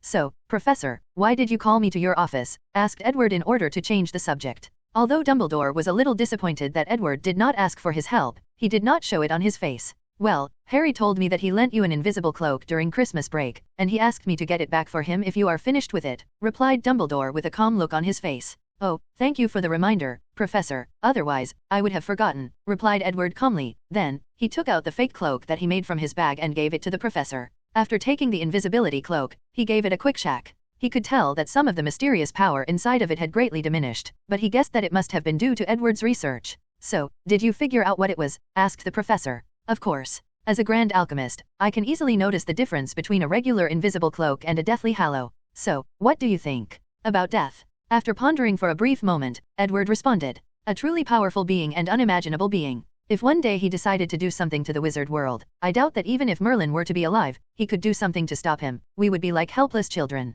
There is no need to worry about such a thing. Death is nothing but a natural part of this world, just like ancient magic. Edward nodded, but he did not agree with Dumbledore's words. According to his last discussion, he could tell that death has human emotions. As long as someone has emotions, then they will have desires. If one day Death decided that he had enough of following the rules that restricted him, if he decided to find a way to either break those rules or find a loophole on them, what is to stop him from doing so? No one. So, Edward will not let his guards down when it comes to Death and continue to study him until he can create a contingency plan for him in case he decides to go rogue. If all his plans go right, Edward can foresee that he and his family will live a long life. So, he might live to the day that Death decided to go rogue. After handing the cloak to Dumbledore, they chatted for a while before Edward left. As for Dumbledore, he continued to study the cloak and make sure that there was nothing wrong with it. After all, he had it for many years before he gave it back to Harry. After leaving the headmaster's office, Edward realized that he did not have class for the rest of the day. So, he went to the room of requirement. Midway through his journey, he met Helena and he invited her to accompany him. Helena, do you remember your mother mentioning something about a magic referred to as Demeter? Demeter? Yes, I remember that she did mention it briefly. From what I remember, my mother and Uncle Salazar were the best at this kind of magic. However, she only briefly mentioned and told me she would explain everything in detail when the time was right. Unfortunately, the time was never right. It's all right now, said Edward after seeing the sadness in her face. Then, the two of them entered the room of requirement. After choosing his research room that he designed personally, he entered. After Edward entered the room, Edward started to reminisce about the past. He remembered all the amazing time he had in this room during his time in school. He remembered all the knowledge that he learned, and he also remembered all the time he spent studying the enchantments of this room. When he started to study dark magic, he tried to sneak into the restricted area. However, Dumbledore always stopped him. The headmaster Ivern placed powerful enchantments on the library that specifically detected his presence, and all the teachers were not allowed to give him a pass. Edward spent a lot of time studying that enchantment. Unfortunately for him, every time he came close to crack it, Dumbledore would either improve it or change it to a different one. Angered, he tried to use the room of requirement to give a room full of all the books of the restricted area. However, this plan failed too. It was then that he discovered that as the headmaster, Dumbledore had some level of control over the room of requirement. So, Edward could not get access to the books in the restricted area. Of course, he did not give up trying. Although he knew that he could not bypass the enchantment, he used the opportunity to challenge himself and learn from the experience. By the time he graduated, he still did not reach the level of passing Dumbledore's enchantment. This was one of the main reasons that Edward decided to become an international thief and steal all those knowledge after graduation. He realized that no matter how talented he was, no matter how much revolutionary research that he had succeeded in, it did not change the fact that Dumbledore had more than 100 years of knowledge and skill ahead of him. And if he wants to catch up and surpass him, he will either need a lot of time, or vast quantities of knowledge. So, he chose the latter without hesitation. Edward at the beginning of the year was more knowledgeable than Dumbledore, not to mention him now who also has all the knowledge of Voldemort. The only thing holding him back is his lack of magic power in his magic core. After entering the room of requirement, Edward had two goals or purpose. One was to use all his current understanding of alchemy to finally understand how the room was made. The second and main objective was to study Rowena Ravenclaw's diadem. As a matter of fact, according to Helena, both of these things were created by the same person, her mother. From what Edward learned from her, Rowena was truly an unimaginably powerful witch both according to ancient and modern times. Like Edward, she believed in pursuing the essence of magic, and had little to no taboo when it comes to doing research. Helena often mentioned how similar the two of them were, and Edward wished that he had met her. He has always been interested in the diadem that can make someone smarter, so he studied it greatly. Due to being turned into a Horcrux, a lot of the enchantments of the diadem were broken. So, Edward had to seal the soul of Voldemort's inside of it before he could study it. However, it was no use until now. With the knowledge of the Dark Lord, he can perfectly remove the soul from the diadem without damaging it. Then, he can study this magnificent piece of alchemy artifact to the fullest. Scene break. Inside the Hufflepuff common room. All the Hufflepuff students were surrounding two people while cheering. One person was a young man, while the other was a little girl. The young man had a blue-eyed white dragon next to him, and two cards that were facing down. As for the girl, she had three monsters standing next to her. Despite being mere holograms made through magic, all these monsters looked so real that it was almost impossible to tell apart. As for these two people, they were Cedric Diggory and Susan Bones, and they both were playing dual monster cards. As soon as he left class, he rushed to challenge Susan in order to acquire the reward that Professor Bones offered. Susan looked at Cedric with a smile before saying, "I have to say, Cedric, you are probably one of the very few good duelists in the wizarding world. Unfortunately for you, beside my cousin, no one can beat me at this game." "Susan, there is no need to brag, I have not lost the game yet." "Not even close," replied Cedric with a somber look on his face. He had spent the whole vacation going over countless combinations of the cards in his deck. He read the Yu-Gi-Oh comics over and over in order to learn different strategies. So, he did not believe that he would lose. "By now, you should know the meaning of the heart of the cards," suddenly asked Susan. "Yes, so what?" asked Cedric with a frown. "Do you know that this is an actual thing in dueling?" "What? That's impossible," replied Cedric, and he was not the only one who reacted that way. All the other Hufflepuff students did too. Although they were all fans of Duel Monster and Yugi Muto, they knew that the concept of the hearts of the cards was nothing more than something from a comic. "That's where you are wrong," answered little Susan with a smile. "When my cousin developed the latest generation of dueling disc, he used a particular magic enchantment that allowed a duelist to draw the cards that they wanted as long as their will and beliefs were enough. I remember he was very proud about it and bragged to me in a 10-page letter about his accomplishment. After learning about this, I spent many months training under his consultation to achieve that level." After saying that, Susan smiled and drew a card. After seeing it, her smile increased even more. "I sacrificed the three monsters in the field in order to summon my Egyptian god card, Obelisk the Tormentor." The three monsters that were around her dispersed into specks of light, then a gigantic blue monster with wings appeared in the common room. All the students were first shocked that she actually drew the card she wanted. According to dueling rules, all decks have to be shuffled properly before any game. More importantly, all the students suddenly felt a spiritual pressure that enveloped them after Obelisk showed up. It was like a mighty god that was watching them. They all felt fear and reverence at the same time. They wanted to bow down and worship this mighty being. Obviously, Edward used some kind of spiritual magic to emulate the presence of a god, hence the reason that all the students felt the way they did. As a matter of fact, he wanted to use his understanding of the Sorting Hat to make all three Egyptian cards have some sort of sentience, but he gave up that idea after a prototype he made actually attacked him to determine if he was worthy to have it. Although the spiritual magic that the winged dragon of RA used to attack him back then was nothing to him, this could not be the same for other ordinary wizards, especially children. Back to the Hufflepuff common room. After Susan summoned such a powerful card, Cedric did not stand a chance in this match. His blue-eye white dragon along with all his remaining cards in the field were instantly destroyed, and he lost the game. As for Susan, from that day on, she became the rising star of Hufflepuff. And soon, the entire school got inside the room of requirement. Edward had just finished studying the diadem after removing the soul of Voldemort from it and storing it in another object. Although he technically has not slept for a few days, he still had a powerful vigor. This kind of situation was normal for him as he is used to spending months without end when studying things that he is interested in. Of course, he has developed potions that have provided his body with the nutrition needed and his spirit at all-time high. "Your mother was truly an unimaginably powerful witch," said Edward with fascination after comprehending the enchantments on the diadem. Many people have said similar things. "She was not only the most powerful witch of her time, but probably one of the very best throughout history," replied Helena, who was standing not far from Edward with a complicated look on her face. "I am sure she loved you very much." "Maybe you are right, but that does not change the fact that she did not spend any of her time with me. Between all her magic research and running Hogwarts, I barely saw her except for when she was teaching me." Edward sighed after hearing this. He knew that ghosts stayed in the world of the living for two reasons: afraid of death or unfinished business. As for Helena, it was unfinished business. She wanted to see her mother again and gained her forgiveness for her past transgression, and she also wanted to voice all the wrongdoings that she suffered during her childhood. This was one of the reasons that she stole the diadem. Not just because she was jealous of her mother's intelligence and importance, she wanted to gain such intelligence in order to make certain achievements as a witch, then gained her attention. She wanted to have a real relationship with her, even if it was through magic. Edward sighed but did not mention this topic again. However, he promised to find a way to help her in the future if he can. Living as a ghost is like a curse, no one should live like that unless it is of their willingness to escape death.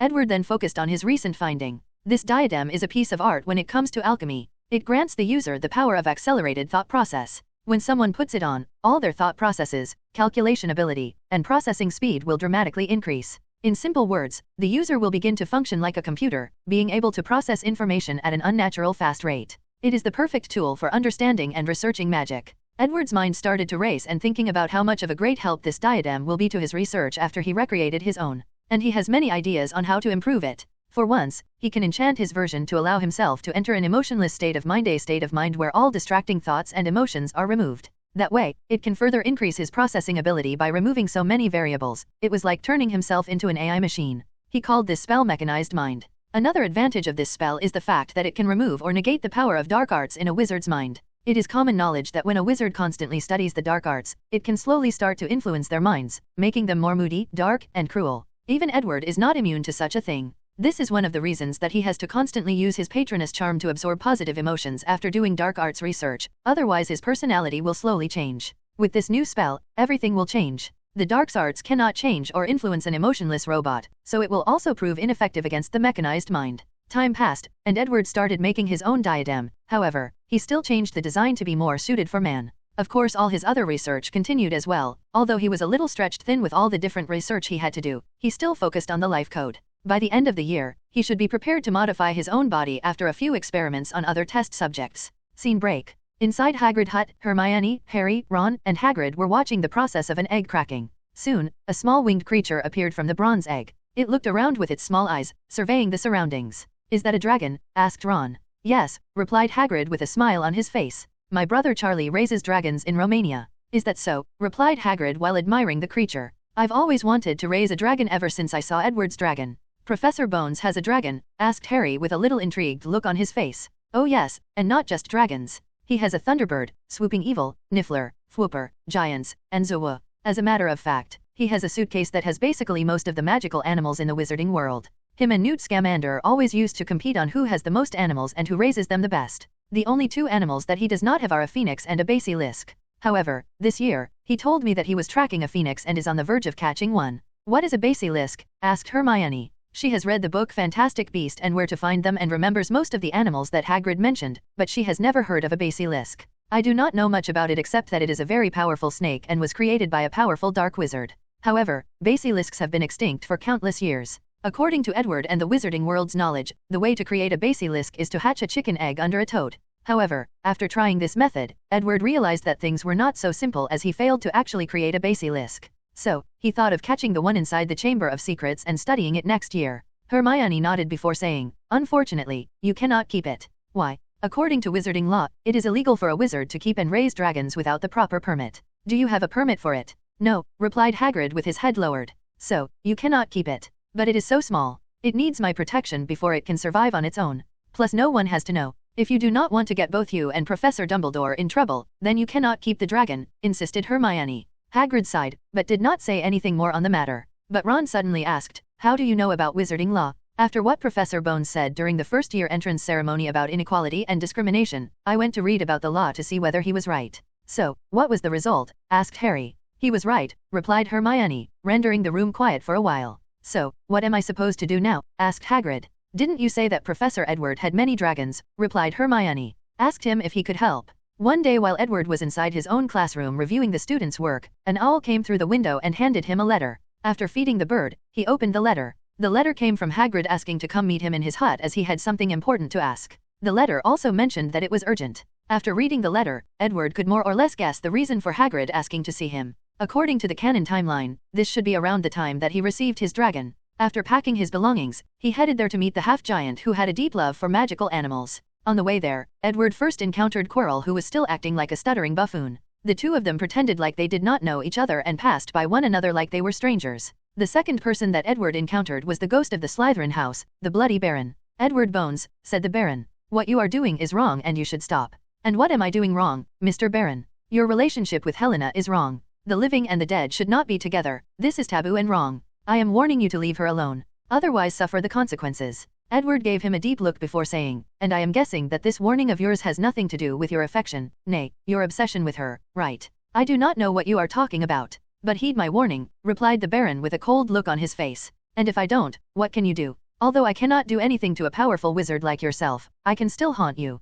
Everywhere you go, I will be there. When you try to sleep, I will wake you in order to continue to haunt you. Anyway, us ghosts do not have the need or desire to rest." The Bloody Baron had spent quite some time coming with this threat. He knew that few charms or spells could actually work on ghosts. Although there was some dark magic that still worked on them, those were very rare and were also temporary. So, he did not have much to fear. Edward looked at the Baron with a smirk on his face, then he snapped his finger. A dark and creepy flame appeared on his hand. The Baron immediately backed away after seeing it. While looking at the flame, Edward said, "This flame is called Demon Flame, summoned from another dimension. The method used by wizards to become ghosts is to live an imprint of themselves in the living world after their deaths, thus being able to exist in such a form. As a result of this, all of you take a non-corporeal form that is immune to most magic. Unfortunately for you, Baron, this flame can instantly erase your imprint that exists in this world and kill you. What's worse, after you die again, you will not enter the afterlife like everyone else, but cease to exist in this mortal coil." The expression of the Baron became distorted. He gave a deep look at Edward before flying away.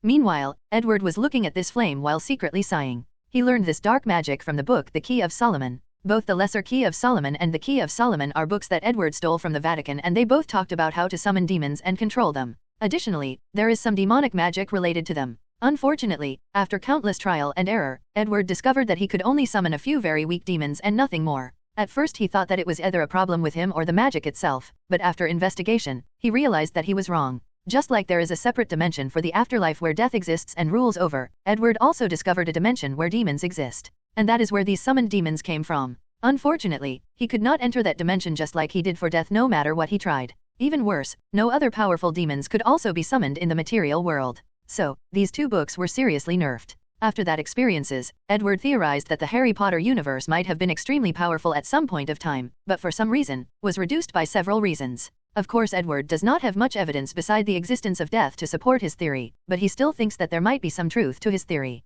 After all, when you compare the capability of ordinary wizards to the existence of things like the Philosopher's Stone, Ravenclaw's diadem, the Horcrux magic, and even the resurrection magic that Voldemort used in the cemetery, these discrepancies are too large to ignore. While thinking about these things, Edward soon arrived at Hagrid's hut. Scene break. Edward was sitting inside the hut, accompanied by Hagrid and the Gryffindors trio. He looked at the little dragon while playing with it. Unlike when it was with Hagrid, the little dragon was as docile as a cat in front of Edward. "How did you do that?" asked Hagrid with a look of excitement and envy on his face. And he was not the only one impressed. "I will teach about this some other time." "So, what do you call it?" asked Edward, fully knowing the answer. "Norbert. His name is Norbert." "Well, it should be Norberta as it is female," replied Edward. And the reason he knew this was not just because he previously read the Harry Potter book, but because he had an extensive knowledge about magical beasts. "It's a she?" asked Ron in surprise. In fact, even Hagrid was a little surprised. After everyone calmed down, Hermione then said, "Professor, Hagrid cannot keep the dragon, so we were wondering if there was anything that you could do to help?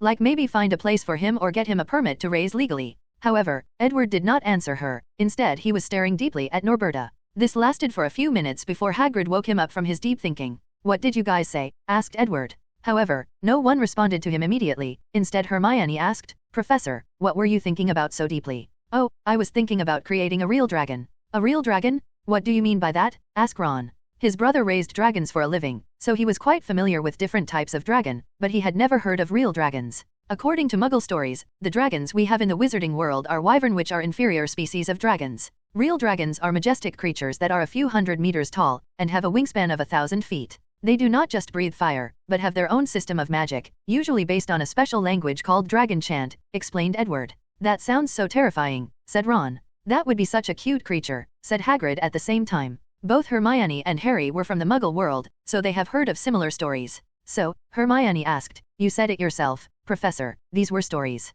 So, how could you possibly create such a creature?" "Simple," replied Edward calmly. "By purifying the bloodline of current modern time dragons and seeing if their ancestors were real dragons spoken in the stories. Even if I were to fail, then I would still like to see what a dragon would turn into after his bloodline is purified." Magic can do such a thing? Asked Hermione. I have never heard of any book that mentions such a thing. Edward looked at her deeply before answering. Miss Granger, magic is a very powerful and mysterious force with unlimited possibility. The only limit of magic is us, the users. After saying that, Edward paused for a moment before saying something else. Miss Granger, let me give you a piece of advice. If you think that by just memorizing all the things in the book that you can become a great wizard, then you are truly mistaken. Truly powerful wizards like me or Dumbledore are like Muggle scientists. We look at magic through curiosity and observation. Have any of you ever asked yourselves these questions? What is magic? Where did it come from? Why can wizards be born with magic while Muggles are not? Is it some form of energy, or something else? Why is it that some people are born with special talents while others are not? Why is it that some animals are born with magic while others are not? There are so many unanswered and unexplored things that us wizards do not understand, but the problem is the fact no one but few are actually asking these kinds of questions. Now, I know that all of you are a bunch of first years and the number of charms that most of you can use can be counted in one hand, but it is never too late to start asking these questions, then try to find the answer later on. Although the majority of these people in the shack were young, all of them were extraordinary in some way, and each had somewhat of a different response beside the shared shock or surprise. Both Harry and Hermione were raised with Muggle ideology, so they can understand the concept of scientists exploring the unknown by asking questions. Despite this, their initial reaction or thinking differed after this. Harry Potter just thought that Edward was amazing. However, he did not think further about such a thing. He did not have good grades in science class, so he did not really care about these questions that Edward asked. The same could be said for Hagrid. The only thing still in his mind after the initial shock was whether Edward could actually create a real dragon with the same physical features that he previously mentioned. Ron, as a person who grew up in the magical world, asked himself for a brief moment why he never heard anyone including his father talked about these questions Edward asked. For a brief moment, he asked himself whether it was something that only dark wizards did. Of course, the person who was affected the most by these words were in fact Miss Hermione Granger herself. She realized that she has been looking at magic the wrong way. She thought that magic was this mysterious and secretive thing, but she should have been looking at it through the lens of a scientist. She should have been asking all types of questions. Of course, Edward as a powerful legitimens could tell what all these people were thinking with just a glance. Although he usually does not have the habit of spying on people's thoughts, he occasionally does so. Professor, how would we go about answering those questions? Asked Hermione with a newfound vigor in her voice. Well, let me show you, he replied. First, I'd like you to use a spell, any of them can do. After hesitating for a while, Hermione took out her wand and said, Lumos. Then the tip of her wand lit up. Edward nodded before asking, now, let me ask, why do you need to use an incantation when using a charm? It is widespread knowledge that some wizards can use non-verbal spells. Hermione raised her eyebrow as she began to think about all the knowledge she had read before. I remember that in a book, it said that wizards have something called magic power inside of them, and that it grows as a wizard gets older. This is the reason that older wizards are usually more powerful than younger ones. So, the incantation is used to mobilize the magic power inside a wizard in order to properly cast spells. Correct, Miss Granger. Now, the second step is to find the magic power inside the body. I need you to close your eyes and cast a spell. However, do not just randomly do, but try to feel any changes that are happening inside of you. Hermione closed her eyes, then waved her wand, Lumos. However, she did not feel anything. I did not feel anything, Professor. It's all right, just repeat the process until you succeed. Hermione nodded and followed the guidance. Lumos, she chanted again. She tried a few times before finally feeling a mysterious power inside her. She was in awe of it. Only 7 tries, she is 3 tries better than little Susan, thought Edward to himself. As for him, he did not have to try. The moment that his magic rioted at the age of 6, he could feel his magic power. And soon after that, he discovered his magic core. For Edward, magic has always been like an extra limb that he can use or wield in any ways that he sees fit. Now Miss Granger, now that you have found your magic power, it's time to follow the origin or where it came from. This time, I will give you a little help. Edward then took out his wand and pointed to the place between her eyebrows. A white light flew out his wand and entered Hermione's head. Then she found that all her senses were extremely sharp. Following the professor's advice, she cast the Lumos charm again, then sensed how the magic power operated inside her body. Professor, I saw a cube inside of my heart. There seemed to be something inside of it. It seemed to be the so-called magic power. That is the magic core, replied Edward. And the place that holds all wizards' magic powers. Hermione was fascinated by this discovery as she started to play with her magic power. She effortlessly controlled it and cast different spells. Some spells that she found difficult to cast came so easily to her now. Unfortunately for her, after a few minutes, the spell that Edward placed on her was gone, and her senses returned to normal. Although she could still feel the magic power in her body, she could no longer find the magic core. Hermione had a look of regret on her face after not being able to sense the magic cube inside her body. The ability to be able to control magic so easily was quite fascinating. However, she soon calmed down after seeing the strange and confused look that both Ron and Harry were given her. After pondering for a while, Hermione suddenly asked, Professor, since you talked about purifying Norberta's bloodline, does that mean that the concept of bloodline actually exists? Edward gave a brief look before answering. That is correct, Ms. Granger. I have just recently discovered it myself. Then, doesn't that mean that the pure blood concept of blood supremacy is actually real? The room became silent after she asked that question as everyone then looked at Edward waiting to hear his answer. Well, the answer is both yes and no. Everyone then looked at him with a look that seemed to say, "Are you playing with us? What does that even mean?" Edward smiled before explaining. After discovering the wizard's bloodline, I theorized that the ancestors of us wizardkin were ordinary muggles. But after injecting the blood of magical animals or through rituals that allowed them to share bloodline, the first wizards were created. After years of procreation, wizards have developed their unique bloodline. As a matter of fact, Edward has been doing some research on that topic. He tried to plant magical beasts' bloodline on a few muggle prisoners, but the result was a disappointment. He concluded that maybe the bloodline of modern-time magical beasts was not the same as back then. However, today he was inspired after seeing Norberta. After purifying these magic animals' bloodline, he will try to transplant it again.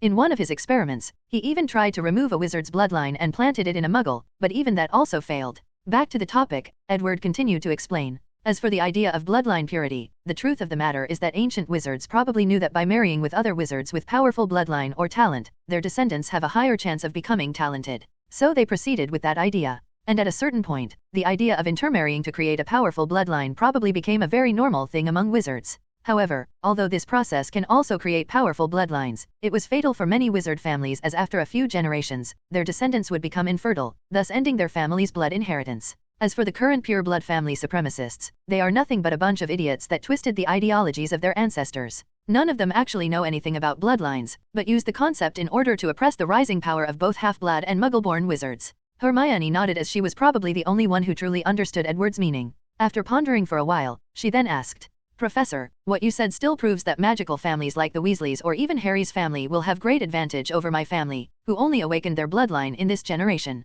Harry quickly raised his hand before saying, "I didn't even know that my family was a magical one until I came to Hogwarts, so there's probably nothing special about my bloodline." As for Ron, he raised his shoulder before also saying, "There is nothing special about my family as well." "All three of you are actually wrong," replied Edward calmly. "All of your bloodlines are special in different ways." All of them looked at him with surprise on their faces, and Edward did not let them wait for too long before explaining. "From my research, I know that the Potter family is somewhat related to the Peveril brothers." "Are you talking about the ones from the Tale of the Three Brothers?" asked Ron with a surprised look on his face. His mother used to read this story to him and Ginny. Harry was also surprised as the professor once told him about the three brothers and their encounter with death. "That is correct," replied Edward. "To be precise, the Potter family is related to Ignotus Peveril. Your ancestor was someone who was able to hide from death. No matter how he did it, his wisdom and cautious nature makes him a very powerful wizard, not to mention his talent." "As for the Weasley family," said Edward as he looked at Ron, "it is a very particular bloodline. Forget the fact that all of you inherited some form of talent for Quidditch, whether it was Charlie, the twins, Ginny, or even you, Ron. All of you inherited some form of it. Then there is George and Fred's talent for alchemy. Although I do not know whether it comes from their bloodline, it is worth mentioning. However, this is not the most particular part of your family bloodline. According to my research, the birth rate of most family wizards is actually very low. Most families only have one magically gifted child. If they have more, there is a high chance that some of them will be born as squibs. The highest number of magically gifted children in a wizard family is usually 3, with a few outliers. However, your Weasley family has 7 children, and not a single squib among them. That itself makes your bloodline very remarkable." While the other people were pondering about Edward's words, Ron had a genuinely surprised look on his face. He never expected that it was actually a good thing for their family to have many children, as it was seen as a burden by him most of the time. As a matter of fact, Edward did not lie to Ron. He was also curious about this phenomenon, so he secretly took some of his blood and studied. He discovered that the Weasleys' family bloodline was very active and was easily passed on. This is the reason that they all have magic ability and red hair. Of course, he also guessed that there was something special about Molly. However, he did not research it. According to Edward's estimate, if the Weasley were financially capable, they could create a very powerful family by birthing many children. After everybody calmed themselves down with this news, Hermione asked, "Professor, what is so special about my bloodline?" "As for you, Ms. Granger, your talent in magic is actually very high. Not only do you have almost perfect memory, you should also notice that compared to most Muggle-born wizards and even pure-blood wizards, your talent is way superior to them. In your entire year, I imagine that only my cousin Susan can probably compete with you in terms of capability. And that is because she has received intense magical training from me at a young age." After hearing this, Hermione was not happy. Instead, she had a frown on her face as the name Susan brought a lot of frustration to her. Throughout this entire year, Hermione has gotten perfect grades in all her classes, making her loved by all her teachers except for probably Snape. However, there has been one person that was always better than her, and it was Susan Bones. In the few classes that they take together, they always compete for who could answer any question raised by the professor. The thing was that Susan always had better answers than her, even if she answered the question. Hermione had noticed something different about Susan. Every time she answered a question, she would just paraphrase or repeat verbatim the things that she had read in the books. As for Susan, she can analyze any question the professors asked, and provide her own understanding. So, although the professors always liked her answer, they preferred Susan's more due to her insight. According to rumors, even Snape once complimented Susan during potion class, making her the first and only non-Slytherin to actually receive a compliment. Of course Edward does not count. Hermione has always wondered why Susan was so good at a young age. Although there were rumors that she was related to Professor Bones, many people thought it was just rumors. But it seemed that the rumors were correct. Susan was probably trained by such a powerful wizard at such a young age. No wonder she knew so much. I bet she already knew about the magic core and can control it easily, thought Hermione to herself. Professor, is there a way for me to get access to the magic core on my own? Asked Hermione with a look of expectation in her face. There is, replied Edward with a slight smile on his face. It's all about constant training and trying to sense. Every night before you go to bed, all you have to do is to constantly use a spell, then try to sense the magic core. Do this until all the magic power in your core is exhausted. This way, not only can you train to sense the core, but also train your magic core and magic power to be as flexible as possible, and also stimulate the growth of your magic power. Wait, Professor, are you saying that constant depleting of magic power and letting it regrow on its own will facilitate its growth? That wizard does not have to only rely on age to grow their magic powers, asked Hermione in shock. That is correct, Ms. Granger, replied Edward calmly. Hermione was indeed shocked as this news completely broke her worldview, and it was not just her, but everyone in this room. Even Hagrid knows that the only way that a wizard's magic can grow more powerful is through time. Now, Edward told them otherwise. After hesitating for a while, Hermione then asked, Professor, this kind of thing should be a secret, right? Shouldn't you hide for the Bones family or something? What would other families do if they knew that we knew such a secret? And why are you telling us this? Edward looked at her after she said these words. Worthy of the smartest witch of her age, not only can she see the potential benefit of this knowledge, but also the potential danger, secretly thought Edward.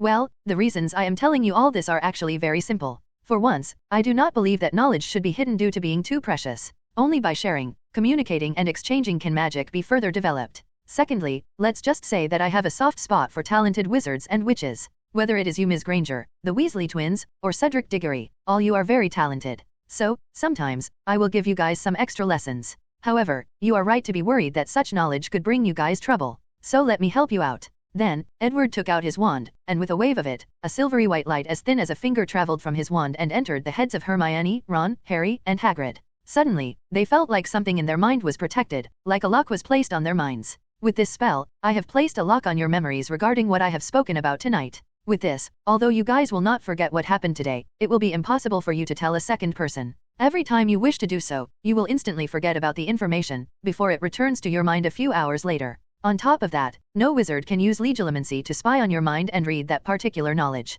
All of them nodded, but there was no awe on their faces. With these people's knowledge, they could not possibly fathom how difficult such a spell actually was. This spell was basically an application of Fidelius's charm which allows one person to place a secret deep inside a person's soul. Edward modified it so that it locked a specific secret inside a person's mind, then used Obliviate to erase that secret temporarily when a certain condition is met. And that condition is when the person wants to reveal the secret. This is a perfect way to keep a secret without harming the person keeping the secret. If Edward wanted, he could set up this spell to instead kill the person who decided to reveal the secret. As a matter of fact, this was the purpose that he invented the spell in the first place. After everything was done, Edward then finally asked, "Why did you guys call me here again?" It was then that everybody remembered the reason that they contacted Edward in the first place. So, they explained to him the situation, and even mentioned how Malfoy learned about this incident a few days ago. After hearing this, Edward's first reaction was to just give him the same plans as in the original canon timeline. After all, he had decided not to mess with the original plot as much as possible. However, a sudden thought came to Edward's mind. He asked himself why he was so fixed up on preserving the original plot so much. At first he thought it was because he wanted to use it to his advantage, but after thinking deeper, Edward realized that this was more of a psychological issue. Knowing what is going to happen gave him a sense of security. It made all the future danger meaningless as he could already predict it. And on a deeper level, this sense of security is also the result of his parents' death when he was young. Despite knowing their fate, despite warning constantly of the danger, they still died. On some level, Edward blamed himself for not being able to save them. He made himself believe that trying to change the plot is futile as the power of fate is inevitable. However, Edward realized that his thinking was based on his weak ability. He is currently one of the most powerful wizards alive in the modern time. and by the time he finishes his body modification, the #1 title would become his without a doubt. So, why would he care about changing the future? Why would he need to slowly plot for the things he wants when there are more direct ways to acquire them? After coming to this realization, Edward suddenly felt relieved, like a heavy burden was lifted from his mind. He took a deep breath, and decided to stop acting so cautiously from now on. He then looked at Hagrid before saying, "I will create a briefcase for you just like mine and Newt for you to raise Norberta properly.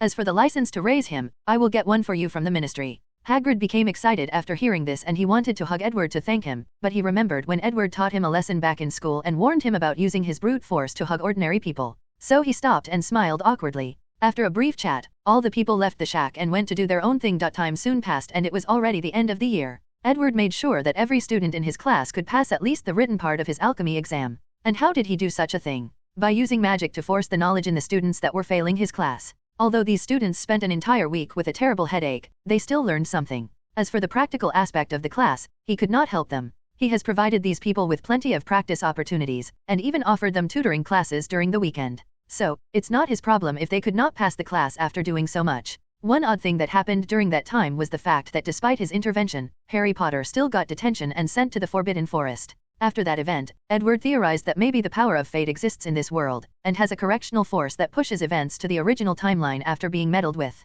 So, he decided to test out this theory at a later date. At the end of the year, Edward used his own Marauders map to track the Gryffindor trio, Quirrell, and Dumbledore. So, when the final event of the year occurred. So when Hermione, Harry, and Ron ran into the room in the third flat after Dumbledore left, Edward placed an invisibility spell on him instead of a disillusionment charm and followed them. This spell was inspired by the Weasley twins' headless hats. He watched how the trio went through all the obstacles placed by different teachers. Whether it was Hagrid's Fluffy, Professor Sprout's Devil Snare, Professor Flitwick's Flying Keys, Professor Minerva's Chess Game, Professor Quirrell's Troll, and Snape's Potions Riddle. Edward followed them all the way without notifying them, alerting them, or intervening with their actions. Throughout the entire process, he was just thinking why he was not invited to design an obstacle of his own. In some way, he was a little bitter despite the fact that many other professors were also like him and did not design an obstacle of their own. After everything went according to the original timeline, Edward took the Philosopher's Stone from the ground after Harry dropped it. His eyes turned purple as he used his alchemy eye spell to examine it. After a few minutes of examination, he said out loud,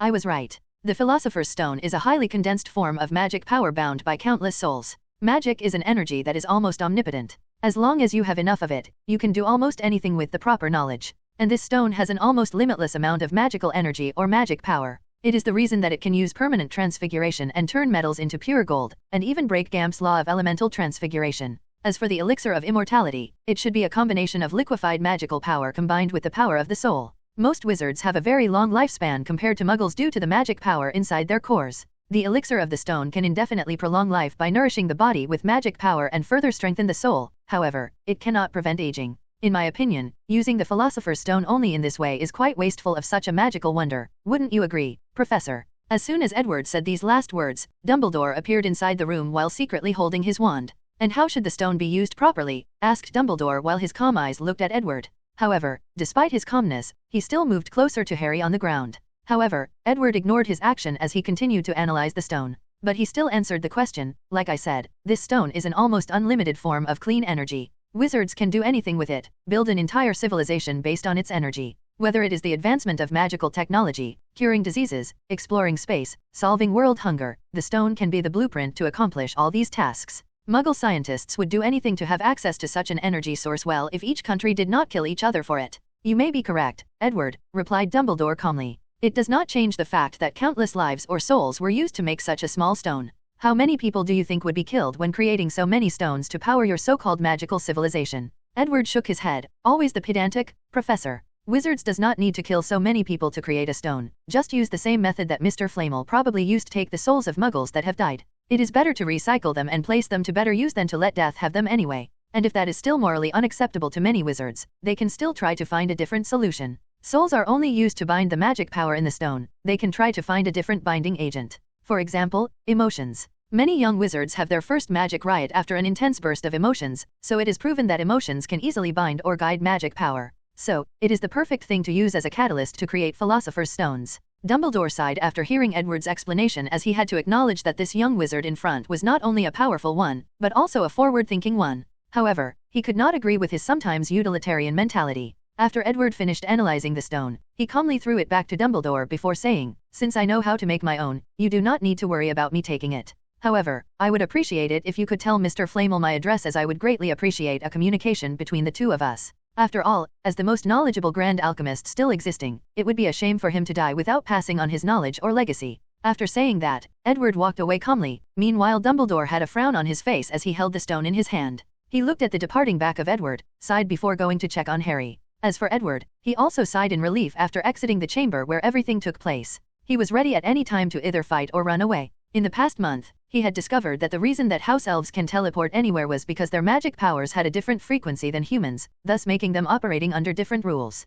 After a little training, he could also operate in some places with anti-apparition enchantments just like house elves. On top of that, the alchemy item that can allow him to use his gate was ready to be used at any given moment. The truth of the matter is Edward was not ready to become enemies with Dumbledore, despite the fact that he would probably be the final winner if he decided to use all the dark magic that he knows. And it seemed that Dumbledore had similar thought as him. 51 End of the year. During the end of the year dinner, all the students and teachers were in the Great Hall waiting to have dinner. They were all talking with one another. As the hall, it was not decorated with Slytherin's banner, but with Hufflepuff's. The reason for that was mainly because of Susan. Like Hermione, she always answers questions in class to give points to her house. Even Snape had to give her points when she answered a question correctly. After all, his future happiness depended on her cousin. To win this year's House Cup, she even asked Edward ways for their Quidditch team to win the championship this year. So, he organized a training regiment based on each player's physique and talent and gifted the captain a book on tactics. He even secretly enchanted the brooms of the Hufflepuff players to give them an advantage. Edward supported her little cousin in her endeavor, even going so far as ignoring his own house, Ravenclaw.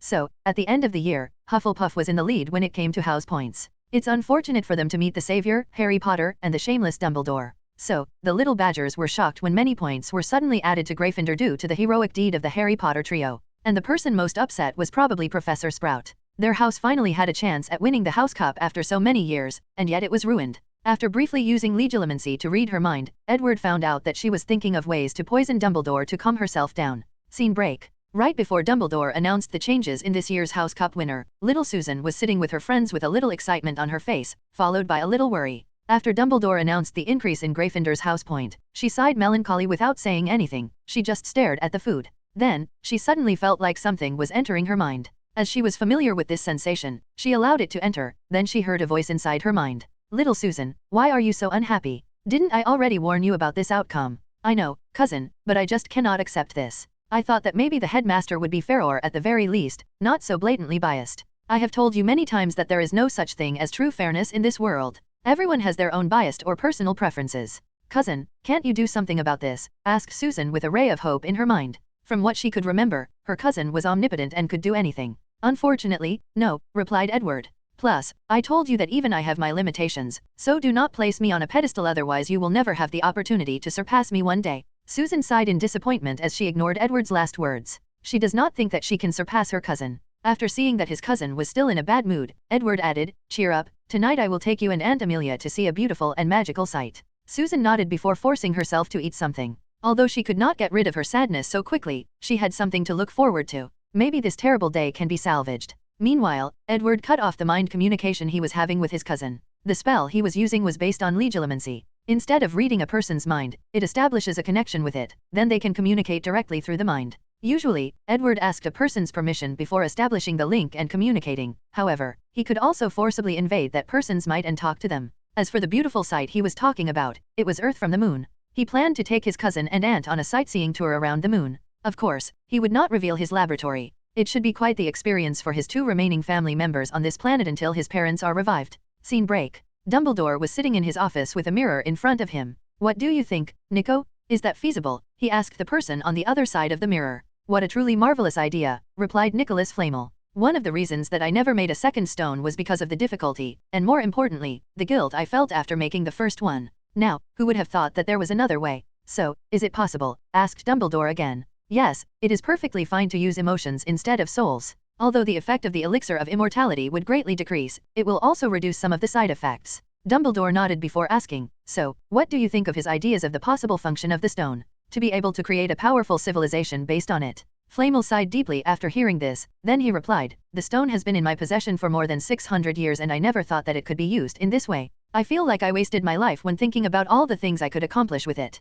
There is no need to blame yourself, Nico. After all, not everyone is as forward-thinking as Edward. I imagine that his vision is probably the most unique among all the great wizards that have ever existed. The room then became quiet for a few moments before Dumbledore asked, "You have lived longer than me, what do you think about Edward?" "Well, in my lifetime, I have met a few wizards like him," replied Nicholas Flamel. "Their morality aligned on the neutral side, neither good nor evil. In their pursuit of magic, they can do many things. However, as long as they have families or loved ones, these people usually have some sort of moral fetter and keep some bottom lines that they will not cross. What you should worry about is if something were to happen to Edward's family. If he has no one to restrain him morally, then this is where things will truly turn for the worse." Dumbledore nodded while still having a deep pensive look on his face. "So," Flamel added on, "I told you many times, Albus, to leave the future of the wizarding world to the young people. I know that you would love to leave the future to a person whose morals are more aligned with you, probably that boy, Harry Potter. However, as long as Edward exists, this is simply impossible. Once he makes his own Philosopher's Stone, he will have an unlimited lifespan. Adding to that the youthful potion that he already developed, he can stay youthful forever.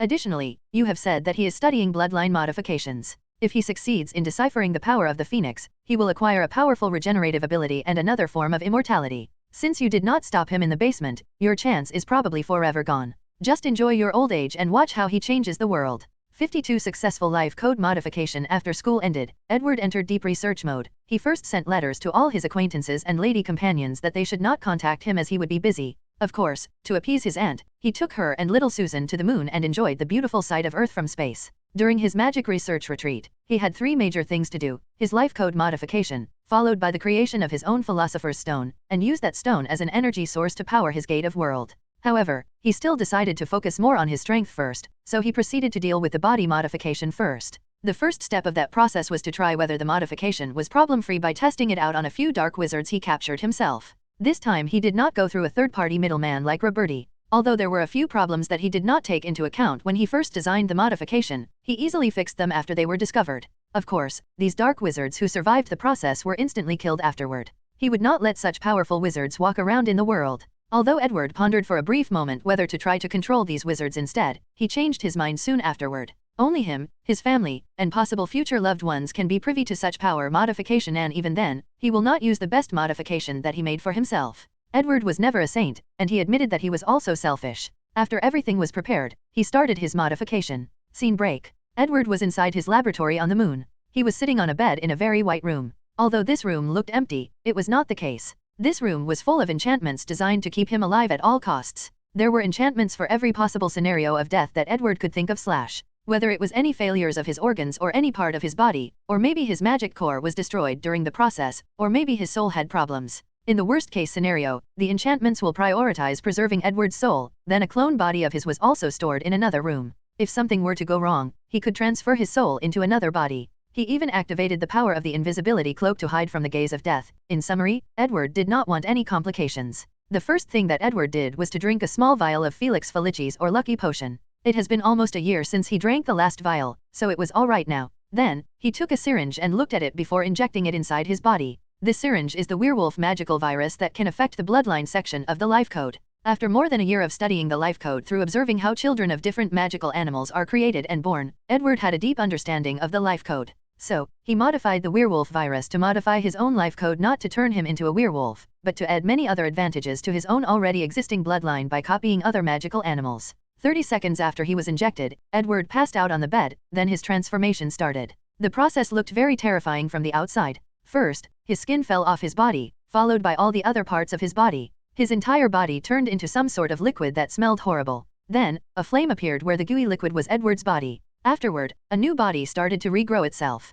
The process lasted for 7 days, and during the whole process, Edward did not feel anything. Luckily for him, it was as if he was in a coma. When Edward woke up, he instantly felt the difference between his current self and the old one. The first obvious difference was that he grew taller. He was now more than 2 meters tall. And many people have commented that 1.80 meters were not tall, so now I have to change it. Then, he checked his magic core. His cube-shaped core seemed to have another bigger cube surrounding the small one. After a quick calculation, the bigger cube seemed to be able to hold the same amount as the small one, 25 times that of an adult wizard. Edward was ecstatic as he finally solved his problem of magic powers. However, he soon calmed down as he knew that he just broke through the first limiter and there were 2 more behind to break through. However, he was surprised that he only broke one of them, as his modification should be more than enough to break 2 at the same time. Maybe there is a secret behind this. He made mental notes to study this subject later on. After checking his magic power, Edward continued to test his new ability. A sudden flame appeared on his body and he disappeared and appeared a few meters away. This was the Phoenix's apparition ability. After nodding in satisfaction, Edward suddenly said out loud, "Siri, use different levels of attacks on me." "As you command, sir," responded a sweet and melodious voice seemed to come out of the entire room. This was a magical version of artificial intelligence that Edward recently created to help him with his research. It was based on his study of the Sorting Hat, actually AI, and the accelerated thought processing enchantment he learned from Ravenclaw's diadem. He was going to name it Jarvis, but change it to Siri due to the female voice and to commemorate his past life. Unfortunately, this artificial intelligence still has a lot of room for improvement when it comes to capability. After Edward made the order, countless different spells came out of nowhere and hit him all over his body. However, he was completely fine. In fact, not a scratch could be found on him. After a few minutes of constant bombardment, Edward asked, "Siri, what are the findings?" "Sir, according to calculation, your magic resistance surpassed that of both dragons and trolls. It would take at least 20 ordinary wizards to attack you constantly for 30 seconds before you could be injured." Edward nodded before continuing asking, "What about wizards on the level of Dumbledore?" "Calculating, wizards of that level can hurt you, sir, but their attacks will decrease between 20 to 25% depending on the spell used." Adding parameters, wizards that have broken the second limiter and have a magic power between 51 to 75 times of an adult wizard, added Edward. "Calculating, unable to process," replied Siri. Edward sighed despite not being so surprised as he knew that his AI still had a lot of room for improvement. However, he placed that in the back of his mind as he continued the test of his new body. 53 Testing. After a brief moment of lamenting about the underperformance of Siri, Edward continued his testing. He took out his wand and directed it at his left hand. "Sectum Sempra," he said calmly, then a powerful cutting force came out of his wand and severed his left limb. Blood started to pulsate out of it, but Edward remained calm throughout the entire process. A few seconds later, a powerful flame appeared in his severed hand, then a few minutes later, a brand new one was regrown back. Meanwhile, Edward had a calm look on his face while analyzing what just happened to him. He realized that many of the Phoenix's abilities came from a separate fire dimension that they have sole access to. By traveling through that dimension, they can then teleport to anywhere in the world from there. That fire dimension is also full of life force, hence the reason that they can heal almost every injury. As for their ability to rebirth after death, it is very simple. They leave a copy of themselves in that dimension. That copy contains all their information, from their knowledge, souls, ability, etc. Once they die or are about to die, they can just transfer their consciousness back to that copy and bring it to the material world. They can repeat that process as many times as they want as that dimension is full of endless vitality. The only way that a phoenix can die is if they decide that they no longer want to live. Of course, that only applied in the Harry Potter world. And Edward has now access to that fire dimension. Another advantage that his bloodline modification gave him was a very terrifying talent for the manipulation of flame. After testing these abilities, Edward moved on to the others. "Siri, let's initiate the strength and agility test." Following this order, a long black cube appeared in the room. Edward walked over and picked it up over his head. Then, after activating the enchantments, the weight of the cube started to increase without changing its volume. Edward held the cube over his head for more than 15 minutes. By the end of that time, he was sweating profusely to the point of drenching his clothes. After the 15 minutes mark, he threw the cube on the ground. Boom! The ground in the white room shook after landing. A few cracks appeared in the place it landed, but soon afterward, they were magically fixed. "Siri, what was the maximum weight that I lifted?" "Sir, according to the calculation, you lifted 1263.89456 kg, replied Siri. "About 1.4 tons, not bad," thought Edward. His strength did not come from giants or trolls, but from the phoenix's ability to lift a great amount of weight with their tails. He modified his life code to treat his limbs as a phoenix's tail. The next test was his running speed and reaction speed. All of them have broken through the human body limits, so Edward was satisfied. After finishing with this test, Edward then said, "Siri, the next test is the Muggle firearm test." "Yes, sir." Following this, a pistol appeared in front of Edward, then fired point blank at him. After more than 10 shots, the pistol stopped and Edward looked at his skin. There was not even a trace of being injured, and he did not even use magic. Just his ordinary skin had such a defensive ability. "Next step," he ordered. Following his order, a machine gun appeared this time and fired point blank at him without hesitation. After the gun emptied its clip, Edward checked his body. He was bleeding as his skin was broken, however, the bullets did not travel deep inside his body. Soon, they were removed and he healed himself. Edward was satisfied for now with his defensive ability without any magic. Next, he ordered. This time, no guns showed up, but Edward knew that something was coming. He closed his eyes for a few seconds, then suddenly he apparat a few meters away ahead. As for the place he was in, a bullet from a sniper rifle passed by the position of his head. This time Edward was testing the Thunderbird's ability to predict danger, and he was successful. Not only did he acquire this ability, but their ability to create thunderstorms as well. However, he decided to test that ability later when he returns to Earth. Edward then closed his eyes as he waited for the next step. Following this, another rapidly traveling bullet from a sniper rifle headed straight for his head. This time he did not dodge. When the bullet reached a few centimeters from his head, a powerful shield suddenly appeared and blocked it without Edward doing any gestures or spells. The shield was instantaneous and activated on its own. This shield was the only modification that he made on his soul. Enchanted a very powerful spell on his soul that would activate on its own when he is in danger. This way, Edward can prevent being assassinated by powerful ordinary weapons or even sneak attack by other wizards.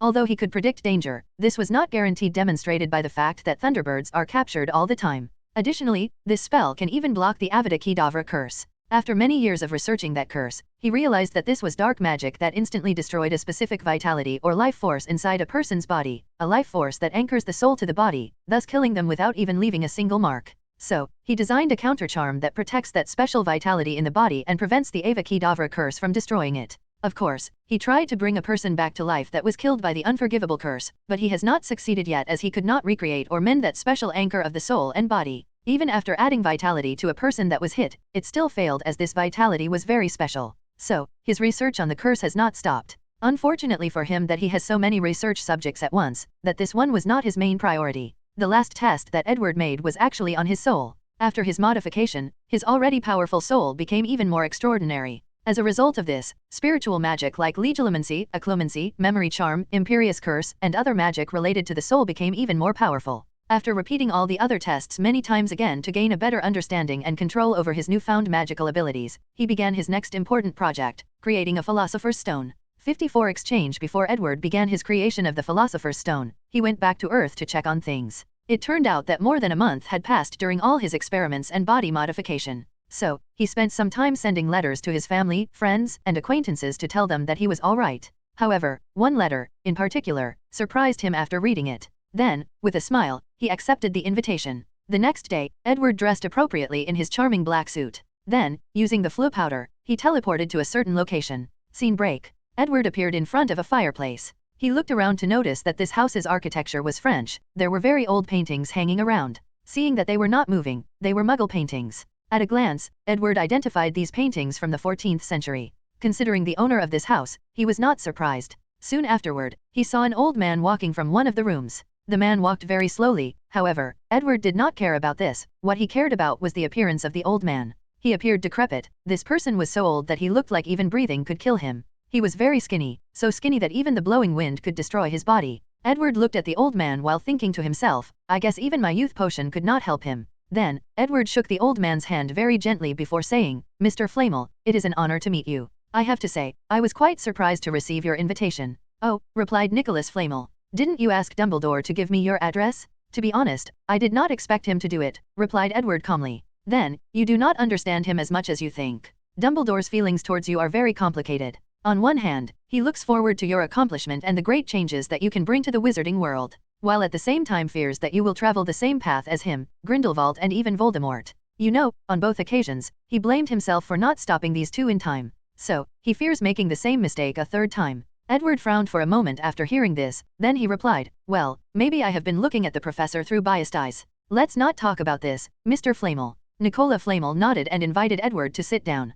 Then his wife, Perinelle, who was also a very old lady, came in and served tea. While doing so, she kindly smiled at Edward before saying, your youthful potion makes me feel at least 100 years younger. Edward smiled back before saying, I am glad that it is of use to you, madam. Then, the two grand alchemists have a little chat before getting into the real reason that they decided to meet, exchange ideas and knowledge. Mr. Flamel, said Edward, I have a way for us to quickly exchange knowledge if you do not mind. However, the process will be a little painful. Oh, replied Nicholas with a look of intrigue on his face. Go ahead. He was not afraid of Edward doing anything to him. As long as he lived, Nicholas was no longer afraid of death. More importantly, ever since Edward walked into his house, he could feel that this young talented magician broke the first limiter. From what he heard from Dumbledore, this person was using bloodline modification to do so, meaning he most likely succeeded. Although Nicholas did not know what power Edward received after his transformation, he was sure that it must be very powerful. So, even if he activated all the enchantments in his house, he didn't think that he could do anything to Edward. Since he was powerless and defenseless the moment Edward entered his home, he did not need to suspect his motive.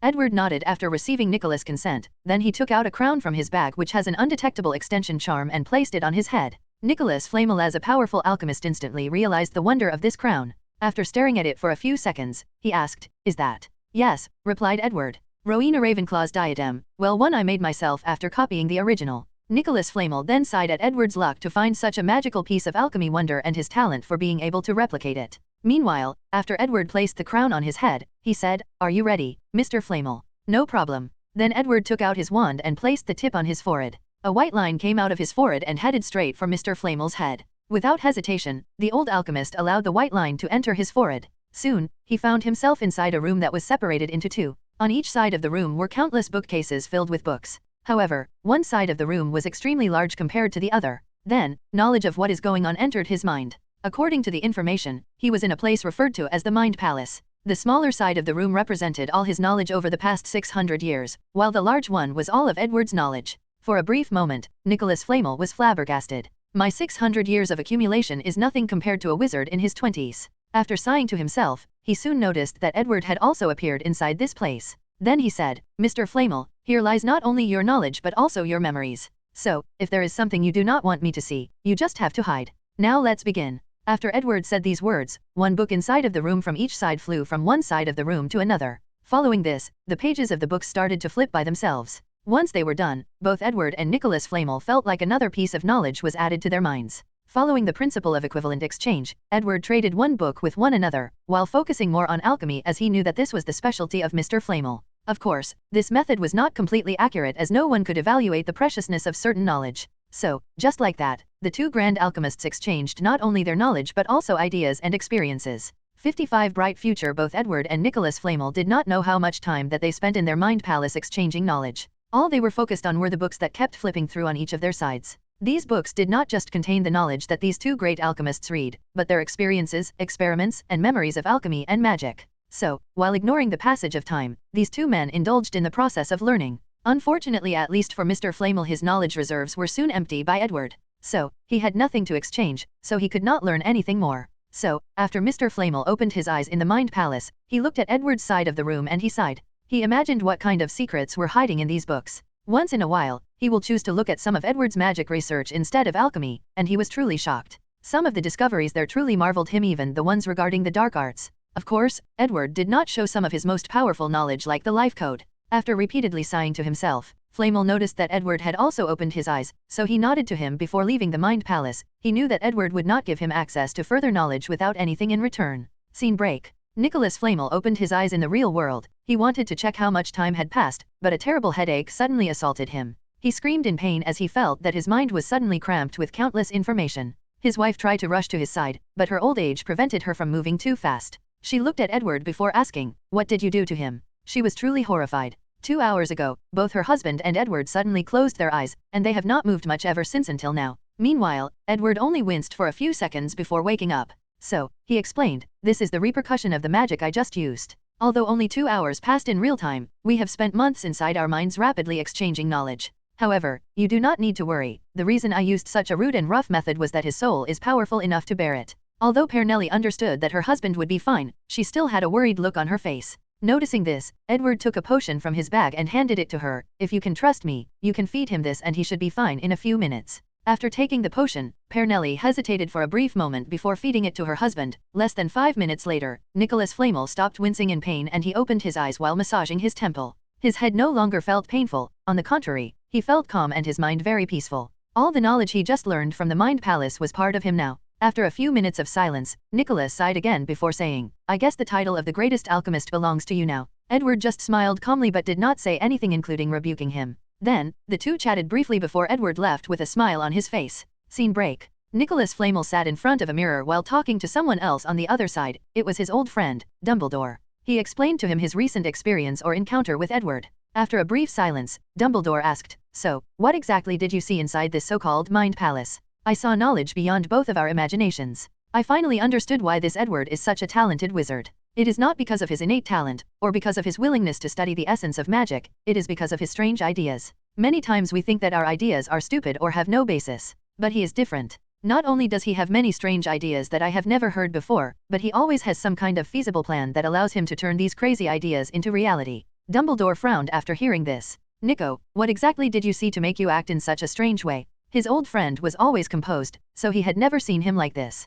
"It was a blueprint," replied Nicholas Flamel. "A blueprint of the greatest alchemy wonder that I have ever seen in my life. No, I have never imagined it was ever possible." "Can you be more specific?" asked Dumbledore. It was a floating city. A floating city. That's correct, replied Nicholas Flamel with a newfound vigor on his face. Using a giant philosopher's stone as an energy supply, Edward designed a city that could float in the air. No, it was more than that. The floating city had a state-of-the-art laboratory for magical research. It was filled with so many enchantments, anti-gravity, shield, atmospheric control, and many more. The floating city also had a very terrifying weapon system that included things like magic cannons and even alchemy golem. According to the blueprints, this city was also designed as a spaceship that can travel throughout the cosmos. According to the blueprint, if such the Philosopher's Stone could provide a vast amount of magic power, the entire city should be able to apparate anywhere in the galaxy, and even beyond it. Nicholas Flamel stopped talking for a moment, sighed before continuing. Although this was only a blueprint and Edward's note indicated that his current abilities were from enough to create such a magical wonder, I truly believe that he will succeed one day,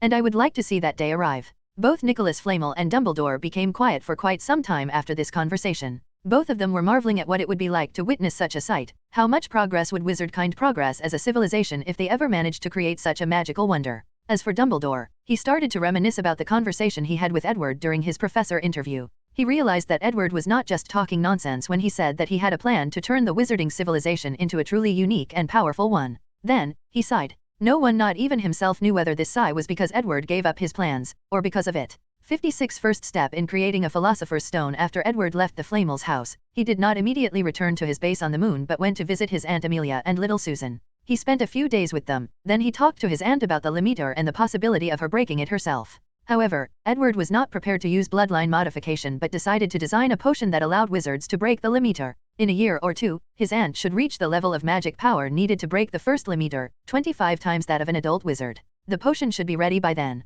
As for little Susan, she was far from that level yet. However, with Edward's careful guidance and many potions, she should reach that limit by the time she reaches adulthood, which would be even faster than Edward himself. Hence, she will greatly benefit from having a powerful older cousin as a teacher and predecessor. After spending time with his family, he visited all his ladies' friends, even Soleil. It was then that he learned that her husband discovered their affair. However, after hearing that it was Edward was involved, he did not dare to do anything. Nevertheless, things have been very strange at home for Soleil. Edward did not care about that. Although a bit heartless, he had warned Soleil long ago about the fact that there was no future between the two of them. One could argue that in the beginning, they both were using each other. Soleil wanted someone that could cure her daughter's blood curse, and Edward was fascinated by her beauty and let lust take control of him. Now, although both of them have developed some level of fondness with one another, it did reach the point of getting together, at least not for Edward. After his escapade in the realm of lust and pleasure, Edward started sending letters to his pen pals both in England and internationally. Conversing with these authorities in different magical subjects always inspires him, not to mention that it is always beneficial to have powerful friends all over the world.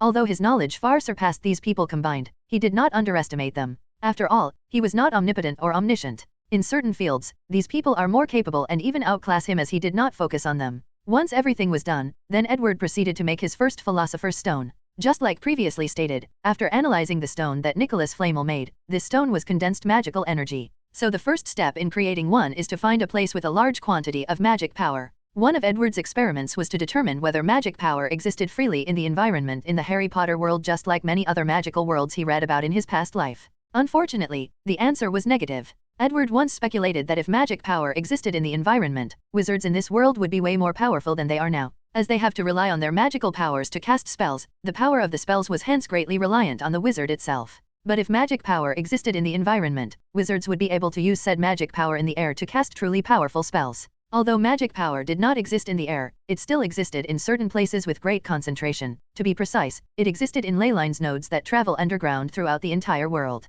In the nodes, vast magical powers existed underground. As such, certain magical or historical places are built on ley line nodes, for example the British Ministry of Magic or Hogwarts Castle. The magic power in these ley line nodes powers up the magical constructs in these buildings. Edward even discovered ley line nodes on the moon and built his laboratory on the most powerful one. This discovery was also one of the reasons that he believed that the Harry Potter world used to be a high magical universe. His current theory is that these nodes are used to produce large amounts of magical powers into the environment. However, for some reason, they are currently sealed or recharging. Unfortunately, Edward did not find any evidence of a seal in these nodes. The second step in creating the stone was the large number of souls needed to bind the magic power. Scene break. Edward walked to a special room. Inside the room was full of diamonds the size of marbles or bigger. He walked over to pick one and looked inside. There he saw something lying in the fetus position with its eyes closed. Those were souls of muggles. Edward had long predicted that he would need souls to make a Philosopher's Stone, so he was prepared beforehand. So, he traveled throughout the world and was present during most major wars or conflicts between 1985 to 1991. Once some Muggles die, he would collect their souls and store them for future use. As for the reason he used diamonds, it was because he discovered that they could store souls for a long time after being magically processed. The large quantity of diamond was because he controlled a few mines in different parts of the world, especially Africa. Edward mostly collected the souls of grown men and women, while leaving children aside. He even buried a few of them that did not have the capability. Edward knew that his act was hypocritical, however, he still did it like this relieved his guilt. With a wave of his wand, a 100,000 diamond flew around and followed him to another room. According to his original estimate, the number of souls needed should have been half or less of that. However, after his exchange with Nicholas Flamel, Edward discovered one downside of the Philosopher's Stone. Using the elixir of immortality with so many souls will have side effects due to the grievances of all these souls. After all, no one would want their afterlife to be disturbed, let alone used as magical material. This is one of the reasons that Nicholas Flamel's body is so weak and brittle. It's not just because of long-time aging. Additionally, these grievances could even affect a person's soul after long-term exposure, going as far as greatly reducing the magical ability of a wizard. This is the reason that Nicholas Flamel is not the most powerful wizard that ever lived in this world. With more than 600 years of constant growth, his magical prowess should be far beyond any wizard's. After knowing the problem, Edward quickly came up with a solution, and he was finally about to test out whether it was possible. 57-second Philosopher's Stone in the world. Edward entered a room filled with beakers with different color solutions in them. The room looked like a chemist's room. Then, he started mixing a bunch of different solutions. The difference between his room and a chemist was the fact that his beakers and test tubes had different ancient runes inscribed on them. Every time that Edward mixed a solution, these runes would light up. Furthermore, once in a while, he would mutter an incantation before and after mixing the solutions. After everything was done, the result of Edward's solution turned into a crystal clear stone similar in size to Nicholas Flamel's Philosopher's Stone. This stone was the container of the magical powers. After this was done, Edward proceeded to process the souls needed for the stone. His first plan was to purify these souls. Unfortunately, he does not have any knowledge regarding this subject, and the ones he does have proven to be useless. Edward once tried to purify a soul by using the magic he learned from some Buddhism monks in India, Taoist monks in China, and some voodoo priests he met from some places in Africa and the Caribbean, and even the ones he learned from Native Americans located in the United States. Unfortunately, this purifying magic was not created to remove all the negative factors of a soul, but to allow grieving spirits to move on to the afterlife. These magics were even proven to be ineffective against wizard ghosts. Even trying to modify the life code of these souls has proven to be useless, thus showing to Edward that his understanding of this magic is not as deep as he imagines. He still has plenty of room to grow and learn. So, Edward focused on another solution, using a similar method as his mechanized mind spell. He stripped the souls of their intelligence, will, mind, spirit, and all their memories and emotions, essentially turning them into a blank slate. The result of that was these souls were indeed more pure, but it also dramatically decreased their strength or power. Hence, the number of souls needed to create the Philosopher's Stone was also dramatically raised. What a waste, muttered Edward after seeing the amount of soul left after his little operations. Fortunately, this experience has greatly improved my understanding of the soul. After repeating this soul operation more than 100,000 times, Edward then focused on the next part of the process. He went to another room where a lake was located. The lake was blue with specks of gray light flying around it every few seconds. He first places the previously created crystal in the lake, then controls the lake water to enter the crystal. This lake water was in fact magic power liquefied. Edward had made countless before creating this lake. Unfortunately, the water dispersed into the environment once leaving a few meters from the lake. And no matter how he tried to store it, it was virtually impossible until today. After the crystal absorbed the vast magic power, Edward waved his hand and countless souls were floated inside the room. However, unlike previously when they were in the shape of a human, this time they looked like floating clouds. With his wand, he controlled these souls to enter the crystal or stone. Afterward, countless ancient runes that were carved in the crystal were lit up one after the other. Then a magical transformation took place. The souls perfectly bound the magic powers inside the crystal, turning it into something solid. Edward did not have to use ancient runes as he could simply enchant the crystal. However, according to his research, using runes instead of normal enchantment improved the quality of any alchemy items between 40 to 60%.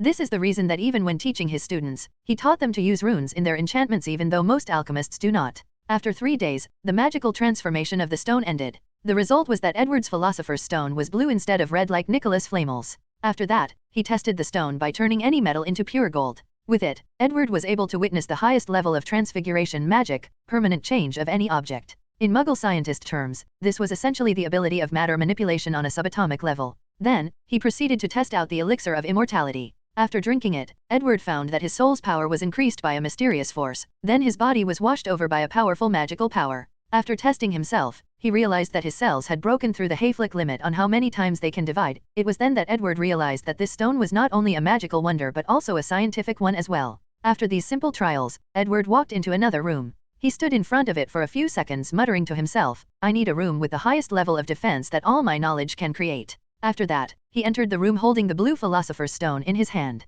Inside the room, there was a complete replica of Hogwarts Castle. Without hesitation, Edward pointed his wand and said Bombarda. A white light flew from his wand and hit the tallest tower of the castle, then boom, the entire tower was destroyed. The debris left from the explosion fell on the other parts causing even more destruction. If this was the real castle, this level of destruction would truly be catastrophic. So, Edward nodded in satisfaction with his power. This version of Hogwarts was a perfect replica as it even has the same protective enchantments. "Siri, provide me with another castle," said Edward out loud. Following this, the destroyed castle was soon replaced by a new one after a few minutes. After seeing this, Edward nodded in satisfaction to his room of requirement. For it to be so powerful, Edward improved many of the enchantments and dedicated a ley line node specifically for this room to draw magical power. Edward then removed his smile, and with a serious look on his face, he held the stone in his hand. After concentrating, he started to channel the magical power inside his body. He felt very powerful energy enter his body and grunted. If it was not due to his recent body modification, he reckons that his body would have exploded with so much energy running through his veins. With a little effort, he pointed his wand towards the castle and said, "Bombarda," again. A massive light came out of his wand and headed to the castle. Boom! A large and powerful explosion occurred after the light reached its target. A cloud of dust more than 20 meters could be seen, followed by a terrible shockwave that spread in the surrounding area. A shield suddenly appeared in front of Edward as he experienced the power of that spell. He did not move his eyes as his clothes fluttered in the wind. Soon after, he saw the result of this attack. The entire Hogwarts castle was destroyed with few remaining debris left. The protective enchantments were also annihilated. As for Edward, he finally realized the power of the stone he created. Unlike Nicholas Flamel's stone, which is full of grievances from the souls inside, his is pretty pure, meaning that it is easy to control the magic power inside and use it. And Edward knew that this was not the full power of the stone as more power could be drawn from it. The only reason he did not do so was that his body could not bear it. However, alchemy items had a higher threshold than humans, so he could easily create powerful magical weapons at the level of nuclear bombs and more. Additionally, the previous test was using a simple exploding charm. If he used elemental spells that have a wide range of attacks, or the fiend fire spell that can burn anything, this would truly be terrifying. After sighing for a few seconds, Edward left to proceed to his next plan. 58-1926. After finishing testing his stone, Edward headed to the room where he housed his Gate of World. After entering, he placed his hand on the gate and used his magic power to activate it. Then the door opened from the middle, revealing a grayish-black veil in the shape of a door. Edward stepped inside. There, he found himself in a white corridor with two doors with labels on top of them. One said Leisure Room, while the other said Core. The Leisure Room was essentially a vast space that held a large mansion that could probably house more than 100 people. Without hesitation, Edward walked to the door labeled Core and placed his hand on it. Then another female robotic voice said, "Scanning begins." This voice was different from Siri's. Fingerprints match, eye scan match, physical appearance, 60% match, magical powers, unknown, bloodline, unknown, soul fluctuation, unknown. Detecting intruder. Activating counterattack. Following this, countless spells seemed to be activating around Edward, whose mouth was twitching non-stop. He forgot that his paranoid side took over him when designing the security measures for the gate and made so many precautions. Now, since he had just gone through a bloodline modification, his body had changed tremendously, hence the reason that the AI of the gate did not recognize him. So, he hurriedly said, "Activate code, GFU 2949 IFORGNER 37480T3 FI73Y493B7Y537Y3598753Y844U8459635Y7 hover. Processing. Code identified. Granting the highest level of authority, the creator/owner. Welcome Mr. Bones, any commands? Rescan all my body parameters and use them as the new security protocol. As you command." Then Edward spent the next hours rescanning and registering all his parameters, face, height, bloodline, magical powers, and soul. Only then did he enter the core room of the gate. Inside the room was another white room about 29 square meters. This room was full of writings all over the floor and the walls. Some of these writings were ancient runes, while some were enchantments. After his entrance, Edward started to modify the enchantments in the room while adding a few others. Then, in the very center of the room, he placed the blue philosopher's room. A blue energy line suddenly appeared from the stone traveling throughout the entire room. "Sir, massive energy outputs is detected," suddenly said Morgana, which was the name of this particular AI. "I know. Detect to see whether any of the enchantments are malfunctioning," commanded Edward. Scanning. Problem detected with enchantments number 6, 67, 167, 534. Edward proceeded to fix the problematic enchantments so they can use the magical power of the stone to function. The next step in his action was to test the entire gate, but there was still something else he needed to do. After spending a few days making a special ring, Edward then activated the gate. Scene break. Edward was standing in the core room with a holographic image in front of him. Through it, he saw that the gate was time rapidly going backward. His laboratory on the moon started to be destroyed or returned to its original state. After traveling for more than a year, Edward found that his gate was buried deep underground in the moon. After an unknown amount of time, the Gate of Wonder stopped, and Edward had a frown on his face. The gate can travel through time, but not space-time. It seems that my understanding of these two forces is not enough. If I want to perfect this gate, I still have a long way to go, thought Edward to himself. Morgana, did you record all the phenomena that occurred during our time travel trip? Yes, sir. All energy fluctuation, life form, or matter around us was recorded for you to analyze later on. Edward nodded before taking out the alchemy item that allows him to use the power of the gate remotely. He placed an invisible charm on himself, then he teleported back to Britain on Earth. After arriving in Diagon Alley, Edward uses legilimency on a passing wizard to read their memories. 1926, he muttered. This should be the time that the Fantastic Beast movie took place. Edward's first reaction was whether his presence could alter time too much, thus causing the disappearance of some future people. He knew that there was a high chance of this happening as there are precedents of people who tried to use the time turner to mess with time. However, he soon gave up thinking about this as he did not care. As long as his family is not involved, it does not matter to him, and if his family did become involved, then he will use the gate to go back in time to try to fix it. Of course, Edward did not know that his reckless thinking was a result of his recent increase in magical prowess. Soon after landing, Edward did a little investigation while recollecting his memories about all the information he had about the movie. He learned that Newt Scamander had left for America a while ago, so he instantly apparat to a corner he once visited in New York. Unfortunately for him, he forgot that he was in New York in 1926 instead of New York in 1992. Luckily for him, he did not remove the invisible charm, so when he apparat in the middle of a crowd full of muggles, no one saw him. After stealing the wallet of a very wealthy muggle individual, Edward stayed at a luxurious hotel for the night. Before going to bed, he spent a great deal of time planning what he is going to do in this timeline and the benefit he can reap from the plot. The next day, after getting ready, he took out his own worldwide Marauders map.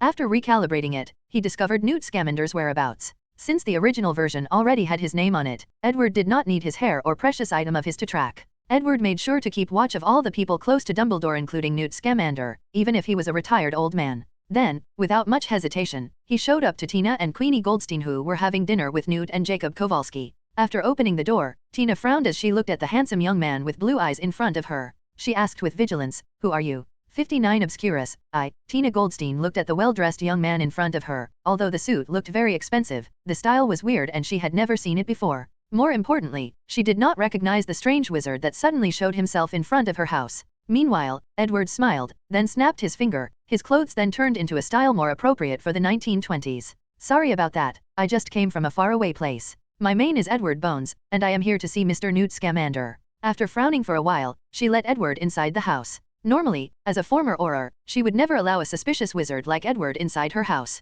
However, for some reason, she trusted the young wizard that showed up unannounced in front of her house. Of course, this was a charming charm that Edward used to solicit trust in people he first met. Adding on to his handsome face, it was twice the result. After entering the house, he saw Newt Scamander, Queenie Goldstein, Jacob Kowalski, and Newt sitting and preparing to eat dinner. He looked at Jacob before nodding his head, looked at Queenie who had a frown on her face after seeing Edward. A very talented legilimens, however. "Miss Queenie, it is very rude to peep into others' minds," said Edward calmly. "Since your occlumency is so powerful, does it matter if I try to take a peek?" replied Queenie with a smile on her beautiful face. "Since you are a very beautiful woman, I will let this go," said Edward with the same smile as her. Then, he looked at Newt Scamander. "Mr. Scamander, my name is Edward Bones. It is a pleasure to meet you," said Edward with great enthusiasm as he shook hands with him. Meanwhile, Newt had a puzzled look on his face. "Do we know each other?" "Wait, Bones, are you from the Bones family back in the UK?" "I am a very distant relative," replied Edward calmly. "Is that so? So what can I do for you?"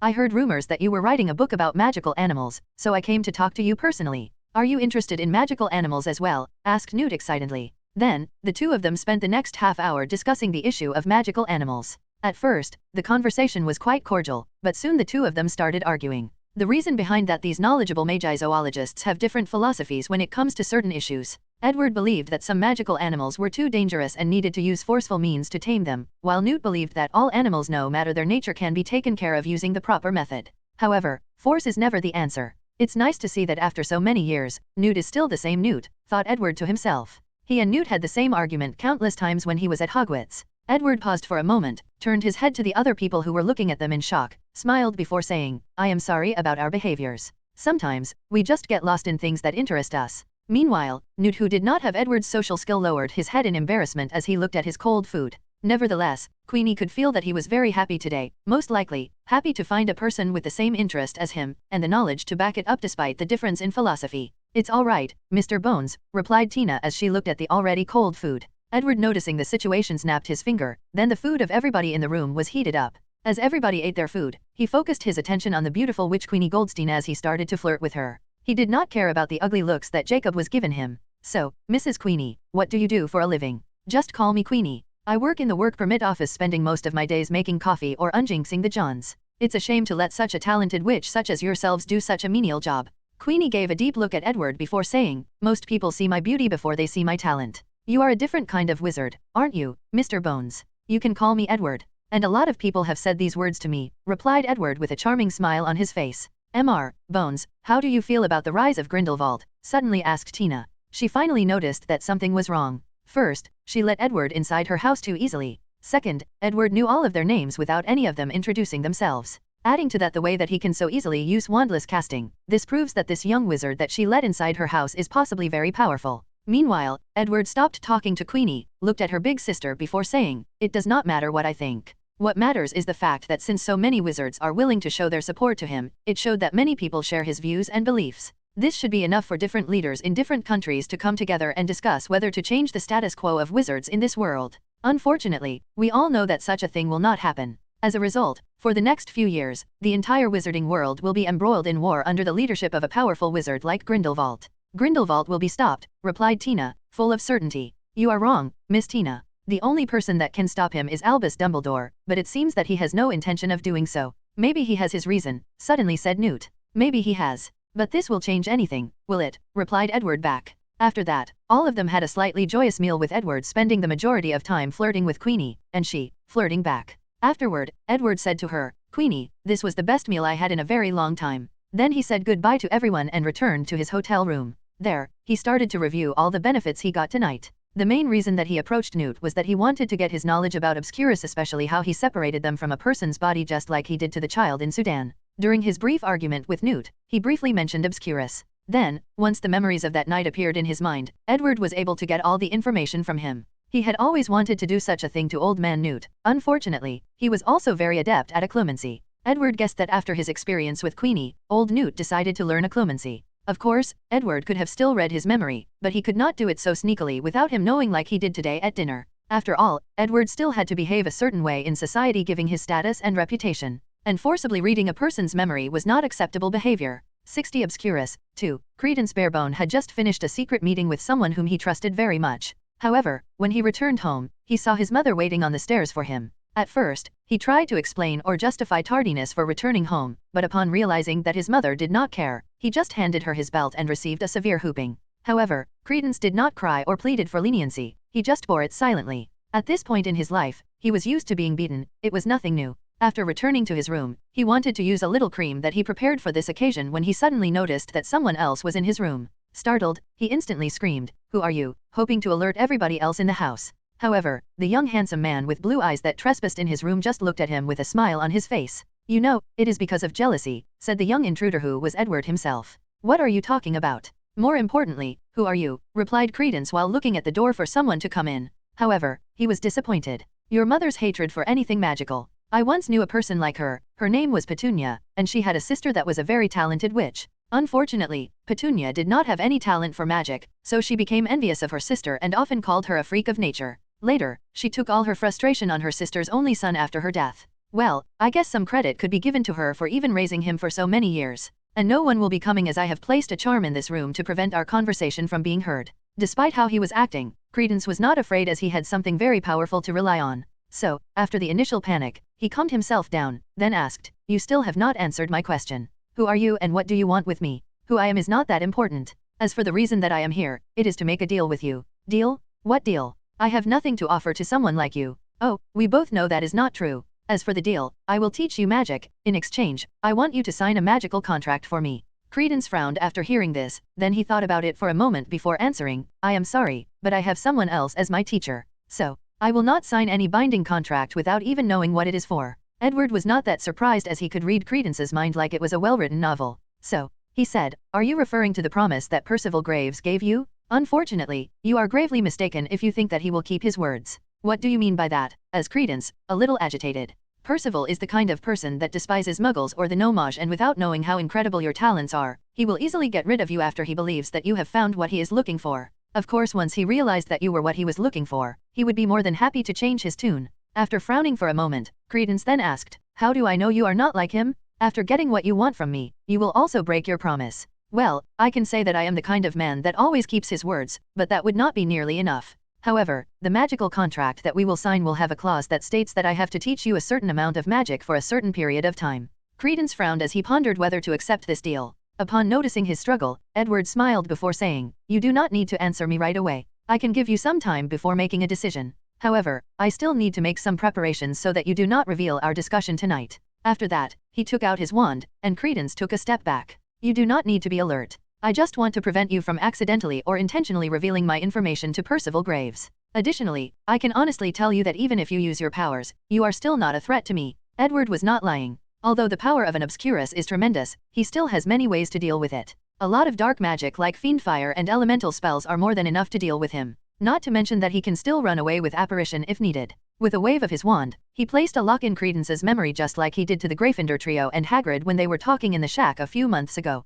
So, if he tries to reveal any information about him, he will instantly forget Edward. Edward placed a similar lock in his memory regarding the code he used to gain control of his gate of world in case something goes wrong. Only when certain conditions are met that he will remember this code. The reason he did that was in case he ever encountered a person strong enough to be able to read his memory. In that way, his gate will be protected, and almost impossible to fall in the wrong hand. Even if a person used polyjuice potions or a similar disguise to try to gain control of his gate, all the security measures will prevent that from happening. So, unless the person has the code, it is impossible to control the gate. If they try to use force, the gate is programmed to attack any intruder. And if that also fails, it will initiate the self-destruction sequence in an attempt to try to kill the invader. After preventing Credence from revealing his identity, Edward left to wait for the right time to appear again, and he knew that it was not long before Percival would reveal his true nature to Credence. Then, Edward will show up and offer his help again. By then, with the knowledge he acquired from Newt, and after studying Credence, he will have a deep understanding of the magical entity known as Obscurus. 61 Power of numbers. After making contact with Credence, Edward returned to his hotel room, then took out a crystal ball.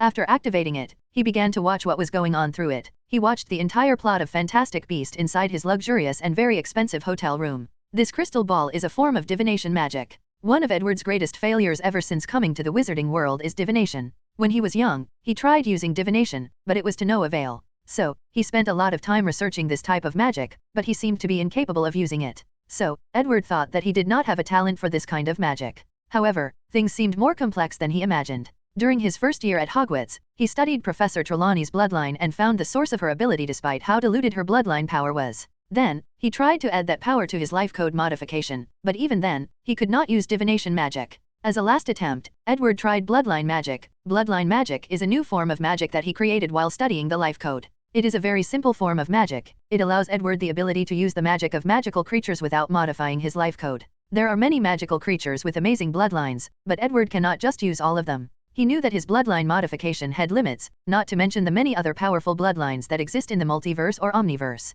So, he just used the best of the Harry Potter world, while leaving enough room for himself for future modifications. Nevertheless, he still wanted a way to use the ability of some of these magical animals. So, he invented a way for him to use their ability, bloodline magic. Unfortunately, the downside of this form of magic is that it requires material to cast. To be precise, Edward needs to use specially made gems that contain the bloodline of the animals he wants to use. Back to the problem of divination, even after using bloodline magic, he still could not use divination. After discovering the correcting force of fate that made the story of Harry Potter go back to its original trajectory, he knew that peeking in the secret of fate was not a simple thing and that there might be a reason that he could not use divination magic beside the simple answer that he did not have the talent. The only reason that he could use any divination spell at all was because of his exchange with Nicholas Flamel. And that was only the most basic of spells, like peeping at people from a distance. So, Edward spent the past few days spying on the main characters of this story. First, he watched how Newt was arrested by McGonagall, how he and his group escape, and how the groups managed to track down and capture Newt's Academy in a Macy's.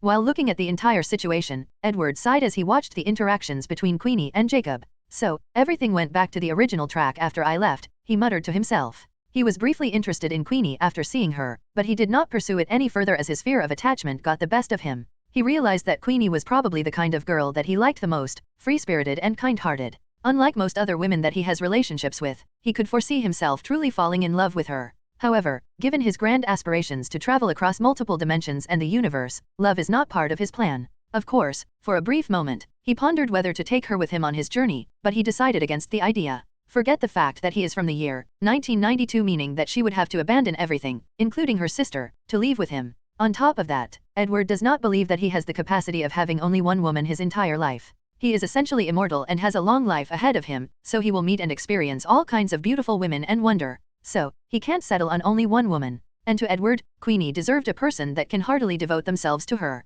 And Jacob is that person. So, after their little flirting banter during dinner in their first meeting, he never approached her and her sister again. Edward only left his hotel when Credence realized that he was right and that Percival Graves was using him all along. Then, he turned into his obscurus form and started wreaking havoc in New York. Scene break. Edward was floating in the sky of New York, invisible to both muggles and wizards alike. With a calm look on his face, he watched how terrifying Credence's power as an obscurial was. His first thought is how would he deal with such power if he was ever forced to fight with it. Then, he started to create many countermeasures on how to either contain, escape, and kill Credence if they ever were enemies. Then, he started to think whether he could create a spell that allows him to instantly create an obscurus, then control it to do his bidding. If he succeeded, then his spell would be even more powerful than Grindelwald's Protego Diabolica. So, with a calm mind, he watched until the moment that the American wizards thought that they had killed Credence. After that, he watched how all the wizards banded together to fix the entire city of New York that was previously destroyed. It was an amazing sight to see. It looked like time was going backward. After seeing this, Edward was moved as he muttered to himself, maybe I underestimate the power of wizards of this world.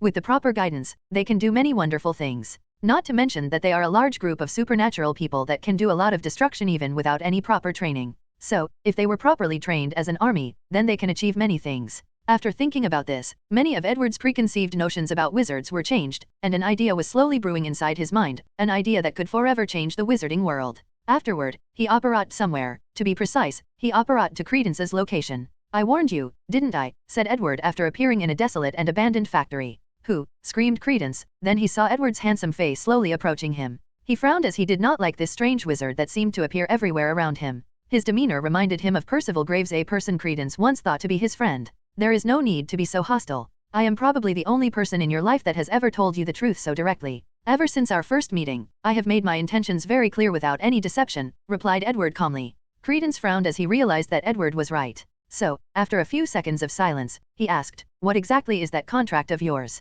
62 contract. The contract consists of two parts, the first of which is to allow me to study you as an obscurus, replied Edward calmly. Study? Obscurus? What is that? Asked Credence with obvious displeasure in his face. After all, no one would like to be treated as a guinea pig or lab rat. I forgot that you do not even know what you are and what your powers are, replied Edward. Then, he suddenly entered his professor mode and started to explain. When a young wizard or witch repressed his magical capability or is forced to do so through physical or emotional trauma, an uncontrollable dark force that is parasitic will be formed inside of them known as an obscurus, and said child will be known as an obscurial. As you can see from your power, obscurus is a very destructive dark force. In the past, when wizards were haunted by muggles, obscurials were a more common thing, but when wizards separated from muggle society, they became a rare thing. Most obscurial does not live past the age of 10, but you are different. I am guessing that because of your lineage, you are way more powerful than most of them, thus finding a way to not only survive but freely control such power. I am very interested in how you did such a thing. Lineage? Do you mean my family? Do you know who my real family is? Asked Credence with an agitated voice.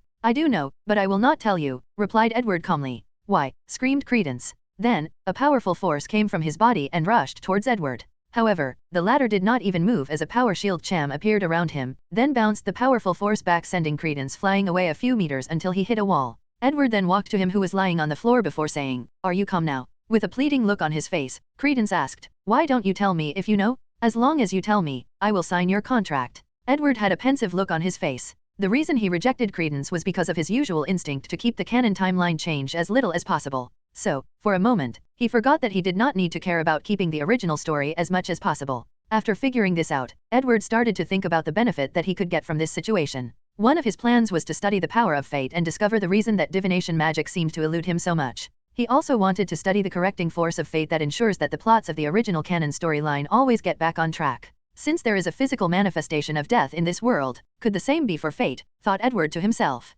Then, he looked at Credence before saying, "Fine, I can agree to your terms, but you have to sign the contract first, and you have to cooperate with my research. Before you agree so easily, be warned that you might be forced to live many unhappy memories of your childhood." Despite this warning, Credence did not hesitate to sign the contract that Edward handed to him. He did not even ask the second part of the contract that this stranger he met only twice mentioned before. He longed to know his origin, his family, so he did not care what he did to find them, to know them. After seeing him sign the magical contract, Edward nodded in satisfaction. "We can start in 7 days as I have some things to deal with first." "Can you tell me who my parents are now?" asked Credence as he held Edward's arm with a very firm grip. Edward then looked at this lost child in his eyes, and after seeing the longing mixed with despair in his face, he secretly sighed before answering. "Your real name is Aurelius Dumbledore, the younger brother of Albus Dumbledore, who is currently one of the greatest wizards alive, and soon will be known as the greatest white wizard of this century. I will tell you the details later. I know that it has not been proven with certainty whether Credence is Dumbledore's brother, but for the sake of this fiction, he is. So, if you are particular about continuity, then consider this an alternate universe where he is his real blood brother." After that, Edward operated away, heading to a few other locations in the next few days. In his last stop, he appeared in a rundown inn. Scene break. After entering the inn, the smell of goat assaulted his nose, making him quite uncomfortable. Nevertheless, he ignored the dirt and smell of the inn and headed straight for the owner in the upstairs sitting, who was admiring a painting of a young child hanging to a place where anyone could see it. Although this person was in his 40s or 50s, he looked much older due to his unkempt hair and clothes. "Do you want to see her?" asked Edward out loud, an act which startled the distracted Aberforth. After hearing someone speaking next to him, he instantly stood up, took out his wand, and pointed it at the stranger that had his face covered. "Who are you?" he asked as he felt a great deal of threat from this strange wizard. His instinct was warning that this person was very dangerous, and the only time he felt such tremendous power was from his brother and that damn Grindelwald. "Me? It doesn't matter who I am, but you have not answered my question," replied Edward calmly. "Why would I talk about my affairs to a stranger that broke through my inn? That sounds fair. In that case, I will be more direct. I need you to sign a magical contract for me, and in exchange, I will let you see your sister again for a few hours. You can talk to her and say all the things you wished you had before she left." Aberforth became even more on guard after hearing this, so he did not lower his wand. He squinted his eyes at Edward before saying, "You must think for a fool that I would believe such nonsense." Nevertheless, Edward was not offended. With a calm and slow motion, he took out a small stone or gem from his pocket. "I am sure that your brother was not the only one who ever researched such a thing, am I right?" That's the Resurrection Stone," one of the Deathly Hallows stuttered Aberforth, who wished nothing more than to rush to Edward and confiscate it from his hand. Fortunately, his reason still got the best of him. The truth of the matter is that this stone was not the one that Edward has in the future, but the one from this timeline. He used the Imperious Curse to control the Gaunt's family to take the stone, and he will return it later and modify their memories. At one point he wanted to know what would happen if he brought this one to the future, but because he might have to deal with death if he did that, he stopped his plan for now. "Yes. With this, you can see her again and talk to her. I can do more than that. I can finally resurrect her," added Aberforth. "Unfortunately, that is not possible. At least the Resurrection Stone is not enough to do such a thing." Aberforth finally woke up from his delusion after hearing this, then he sighed melancholy. Nevertheless, after a few minutes of silence, he asked, "What's this contract about?" 63 Cruel Intentions. Edward smiled under his hood before saying, "This contract is not about you, but your brother Albus." "Of course it is," replied Aberforth. "Most dangerous things that occur in the wizarding world involve him one way or another. Nevertheless, please be more specific." "Well, I lust after your brother's knowledge of magic. However, knowing him, he would rather die than willingly hand it over to me. So, I have to become creative in finding ways to acquire what I want." "What, don't you just say that you are not his opponent, so you are trying to use me to get to him?" "Unfortunately, you are wrong, Mr. Aberforth. If there was a list of the most powerful wizards in this world, I would be first, your brother second, and Grindelwald third or fourth," replied Edward while thinking about Credence's power. This Obscurial might be ranked third given his ability and potential. Aberforth frowned after hearing this, as he could not tell where this person's confidence came from. Despite being estranged for many years, Aberforth knew how powerful his brother was. He knew despite his calm and nice persona, was a very terrifying wizard. And if it was not that because of the blood pact, his brother would have long stopped Grindelwald. After a brief moment of silence, he asked, "How am I signing this contract going to help you get to my brother? I could spend a lot of time explaining to you the power of bloodline, but I do not have a lot of time to spend, so, do we have a deal or not?" replied Edward calmly. If it was not that his magical contract had the restriction that the user had to sign it of his own volition, Edward had many ways for him to force Aberforth to sign the contract. Whether it was to use the Imperious Curse, influence his mind, or even straight up enslave his soul, he could do all that. Edward's morally grey character often shows up when it comes to magic and knowledge. Unfortunately, this contract had severe restrictions when it came to this. He had tried before, but the contract did not work. After hesitating for a while, Aberforth asked for the contract and Edward handed it to him. The first thing that the oldest of Dumbledore noticed was how beautiful this magical contract was. There were so many strange patterns on it which were glowing with magical lights. Then, he spent some time reading. The general gist of it was that his younger brother was to hand over all his magical knowledge, and in exchange, Edward will allow Aberforth to see his sister, Ariana, for a few hours in the next 3 days. Of course, there were clauses like to keep this contract a secret between the two of them, and other things. After making sure that there was nothing wrong with the contract, Aberforth had to make sure, as he was once played by the goblins of Gringotts due to a contract, he did not immediately sign it, but asked, "Why is the time duration so short?" "You should have read the tale of the three brothers," asked Edward back instead of answering. Aberforth nodded. "Then, do you remember what happened to the second brother's wife after her soul was summoned from the afterlife? She was sad and cold, separated from him by a veil. Though she had returned to the mortal world, she did not truly belong there and suffered," muttered Aberforth. "That is correct. By using soul magic, I can summon your sister without having any problem. However, she cannot stay in the world of the living for long. At least without the proper anchor," thought Edward to himself. Aberforth then sighed before signing the contract, an act which greatly relieved Edward. Little did Aberforth know that this contract was also signed by another person, his unknown little brother Credence Barebone, or Aurelius Dumbledore. The purpose of Edward doing all of this was truly to get Dumbledore's magical knowledge. However, this plan was not that simple. Edward knew that the headmaster would never willingly sign this contract. Edward's first plan was to go back in time when Dumbledore was young and easily influenced, then use the temptation of the Deathly Hallows to have him sign the contract. However, even with the Philosopher's Stone powering his gate, he could not go back so far in time. So, after realizing that he was in 1926, he created another plan. By using the power of bloodline, he will have the headmaster's relatives sign a contract bound to the Dumbledore family's bloodline. Then, Edward will have him pay it. And if the headmaster refused, although Edward could not force him to hand in his knowledge since it was not him personally that signed the contract, there are still major consequences. For one, his brother Aberforth will be a backlash by the contract and die. As for Credence, given that Edward had never heard anything about him in his time, he imagined that he was either dead or hiding somewhere very hidden in the world. Of course, Edward knows that Dumbledore is the kind of person that watched his brother die. To prevent Edward from becoming too powerful by gaining his knowledge, the headmaster might sacrifice not only his life but his remaining family. However, Edward was prepared for such an occasion. According to the hidden clauses of the contract, if such an occasion was to occur, Edward has the legal right to all the souls of the Dumbledore family, including their dead parents, sister, and even Dumbledore's soul. Of course, Edward knows that a powerful wizard-like headmaster has control of his soul after death. This was the reason that he could show up to greet Harry Potter after Voldemort killed him in the Forbidden Forest. So, Edward's plan for this situation is to summon the headmaster's little sister, Ariana, and torture her soul right in front of him. If the headmaster can harden himself to watch his family kill by not fulfilling the contract, Edward will not hesitate to become cruel and despicable. His plan was not just to call the headmaster's sister, but his mother and father too. He will torture them until he gets what he wants. Back to the current moment. After Aberforth signed the contract, Edward fulfilled his end of the bargain and called Ariana Dumbledore's soul from the afterlife, and let her reunite with her brother. Meanwhile, Edward was pulled into a dreamscape despite appearing to be just standing not far from these two. The person who called was of course Death. "You know, wizard, you should not mess with time," said Death in a plain voice. "Many people have done it before. I doubt that you gave them a visit, so why are you targeting me?" asked Edward calmly. "None of these people had the wit or strength to be able to cause as much damage as you can. Messing with time can do irreparable damage to this frail universe." Edward frowned after hearing this, then he said, "I can agree not to cause trouble, or at the very least, just be an observer, but you have to answer my question." After a brief silence, Death said, "What is it? Since you are the manifestation of the laws of death, are there any other gods like you?" "Like the physical manifestation of life and fate," responded Edward. Death became silent for a few minutes after hearing this question, then he answered, "There used to be. However, after the cataclysm, all the others were forced to revert to the laws of nature to keep the balance and function of this universe, and I am the only one left." "What is this cataclysm you mention?" asked Edward, who felt that he had come very close to the deepest secrets of this world. "I have answered your question, wizard," replied Death.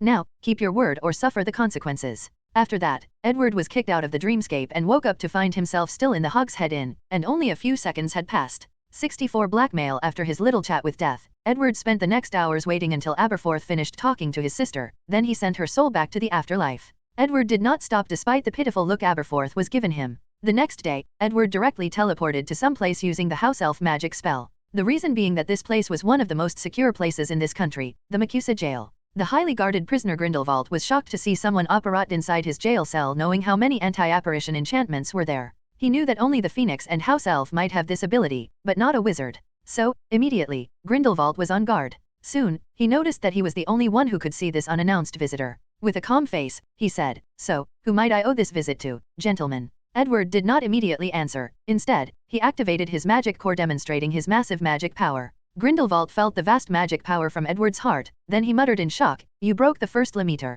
Edward smiled and finally spoke for the first time. "It's a pleasure to make your acquaintance, Mr. Gellert Grindelwald. My name is Edward Bones." Grindelwald frowned as he remembered that there was a pure-blood family name Bones back in Britain. "I have never seen such a talented wizard like you, Mr. Bones. So, what brings you to see me here?" "I am here because I require something of you." After saying that, Edward did not waste time and handed a magic contract to Grindelwald, who took his time to read it. The contract granted Edward access to all his magical knowledge and experiences. "So, Mr. Bones, what makes you think that I would sign something like this?" asked one of the greatest dark wizards that have ever lived, with a dangerous look on his face. With the same calm look on his face, Edward said, "I could threaten you with your death, but I am an advocate against capital punishment. So, let me show you the reason." After saying that, Edward took out his wand and started to enchant Grindelwald's prison. In half an hour, he placed so many enchantments in this room that would make anyone dizzy just by looking at them. More importantly, were the effects of these enchantments. They prevented Grindelwald from using wandless magic by locking his magic power, then they prevented his voice from reaching outside to prevent him from charming the people outside.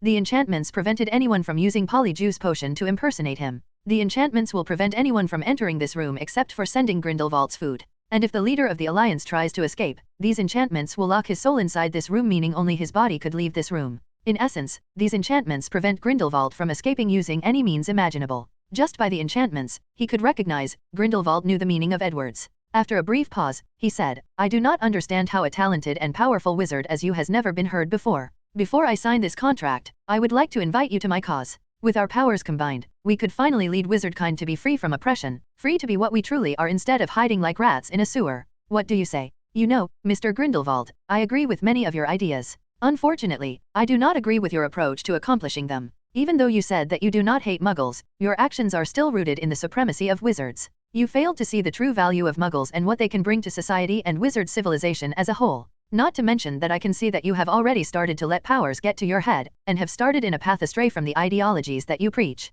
"What do you mean by the true value of Muggles?" asked Grindelwald. If it was any other person who said these words to him, he would have ignored them and tried to convince them that Muggles will only bring destruction to the world, just like his vision showed him. However, coming from a wizard as powerful as Edward, he is willing to listen. As for being convinced, that was something entirely different. Meanwhile, Edward wanted to tell Grindelwald about the wonders of technology and how if it was mixed with magic, how wonderful civilization would advance, but he did not do so as he gave Death his words that he would not interfere too much. So, he just shook his head before saying, "There is no need to say anything more. You can either sign this contract or spend the rest of your life in this life while your revolution crumbles without your leadership. I am sure that Dumbledore will not have any reservation placing these people into their places without your presence." Grindelwald frowned after hearing this. Could he know the relationship between me and Albus? He then looked down at the contract in his hand, then signed it. Unlike the headmaster, he did not have the will to sacrifice his own life for the greater good. Maybe in his later years, after spending years in prison, he might have changed. For now, however, he was not that kind of person.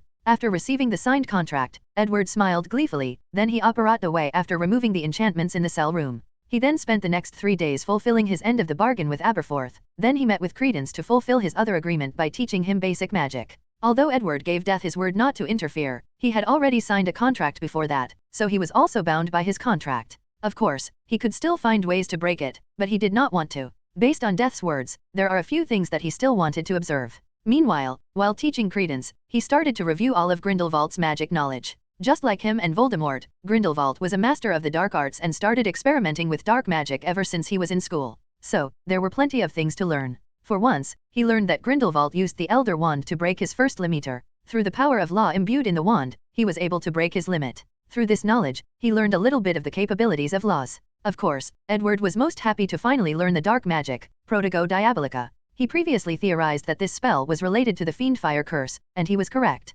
Grindelwald took that curse and modified it to a greater height. Not only did he increase its destructive power, but also granted it the ability to determine whether a person was loyal to them. Edward was very satisfied with this ability, as this would be of great help to the plans he recently made after seeing the power of wizards when they worked together when they repaired New York. Another thing that he acquired that made him satisfied and that would be helpful to his plans was Grindelwald's ability to charm people with his words. Through his memories, Edward learned mannerism, linguistics, persuasive speaking, and emotion manipulation, all the things that Grindelwald used to charm wizards to follow him and his revolution. 65 wild theories. After reviewing all of Grindelwald's knowledge, the contract did not cease to exist. No, Edward would not make such a rookie mistake, so the contract will not be invalid until he squeezes the first-generation Dark Lord to his last value. He knew that Grindelwald still had plenty of room to grow even when he was imprisoned. He did not believe for a second that Grindelwald did not think about magic during his time imprisoned at Nurmengard. More importantly, Edward wanted the memory of his battle with Dumbledore in 1945. This battle was described as legendary by the people who witnessed it, so Edward wanted to see it and experienced it. So, he planned to activate the contract again after returning to the present. After he was done, Edward finally took time to reflect on the brief conversation he had with Death, and all the information he received in just a few sentences. First, if he messes up with time, he will have to suffer heavy consequences. Most likely, Death will be able to break the rules of his non-intervention and deal with him. Second, there used to be many gods like Death in this world, but after suffering from something called the Cataclysm, they were either dead or forced to revert to the basic principles that govern realities of this universe. According to Edward's current theory, he believes that this cataclysmic event occurred about 12,000 years ago. The reason for that was that Edward had long noticed that this Harry Potter universe is very similar to his previous universe before he transmigrated. The only difference was magic, but the culture, history, and advances in technology were the same with different people. However, key figures like Einstein, Isaac Newton, Nikola Tesla, Hitler, and Stalin still exist, people that have impacted the world greatly. This fact has Edward theorized that the Harry Potter world was possibly just an alternate universe of Earth, but he does not have any proof to back that up. Back to the point. One of the theories he once read in his past life was the idea that 12,000 years ago, a highly advanced civilization existed on Earth, but was destroyed due to a cataclysmic event. However, remains of this civilization were discovered by the Mesopotamians, Babylonians, and Egyptians. Then, they built a powerful civilization and wonders that some scientists in modern times still could not completely understand or explain. Edward's theory was that similar events might have occurred in this Harry Potter world, that a powerful wizarding civilization existed 12,000 years ago and the gods like Death even walked the earth among them. After going through the cataclysm, this civilization was destroyed and the gods were killed. Remains of it were discovered by later wizards, hence the wizards in the past were most likely way more powerful than currently. Edward believes that magic power used to exist in the environment in the past. But as time passed, the magic power gradually decreased, hence the reason that modern wizards are so weak. This theory also explains why ley line nodes contain magic power, but the environment does not. This theory can also explain Edward's other theory that the Harry Potter universe was a high magical universe but slowly weakened over time.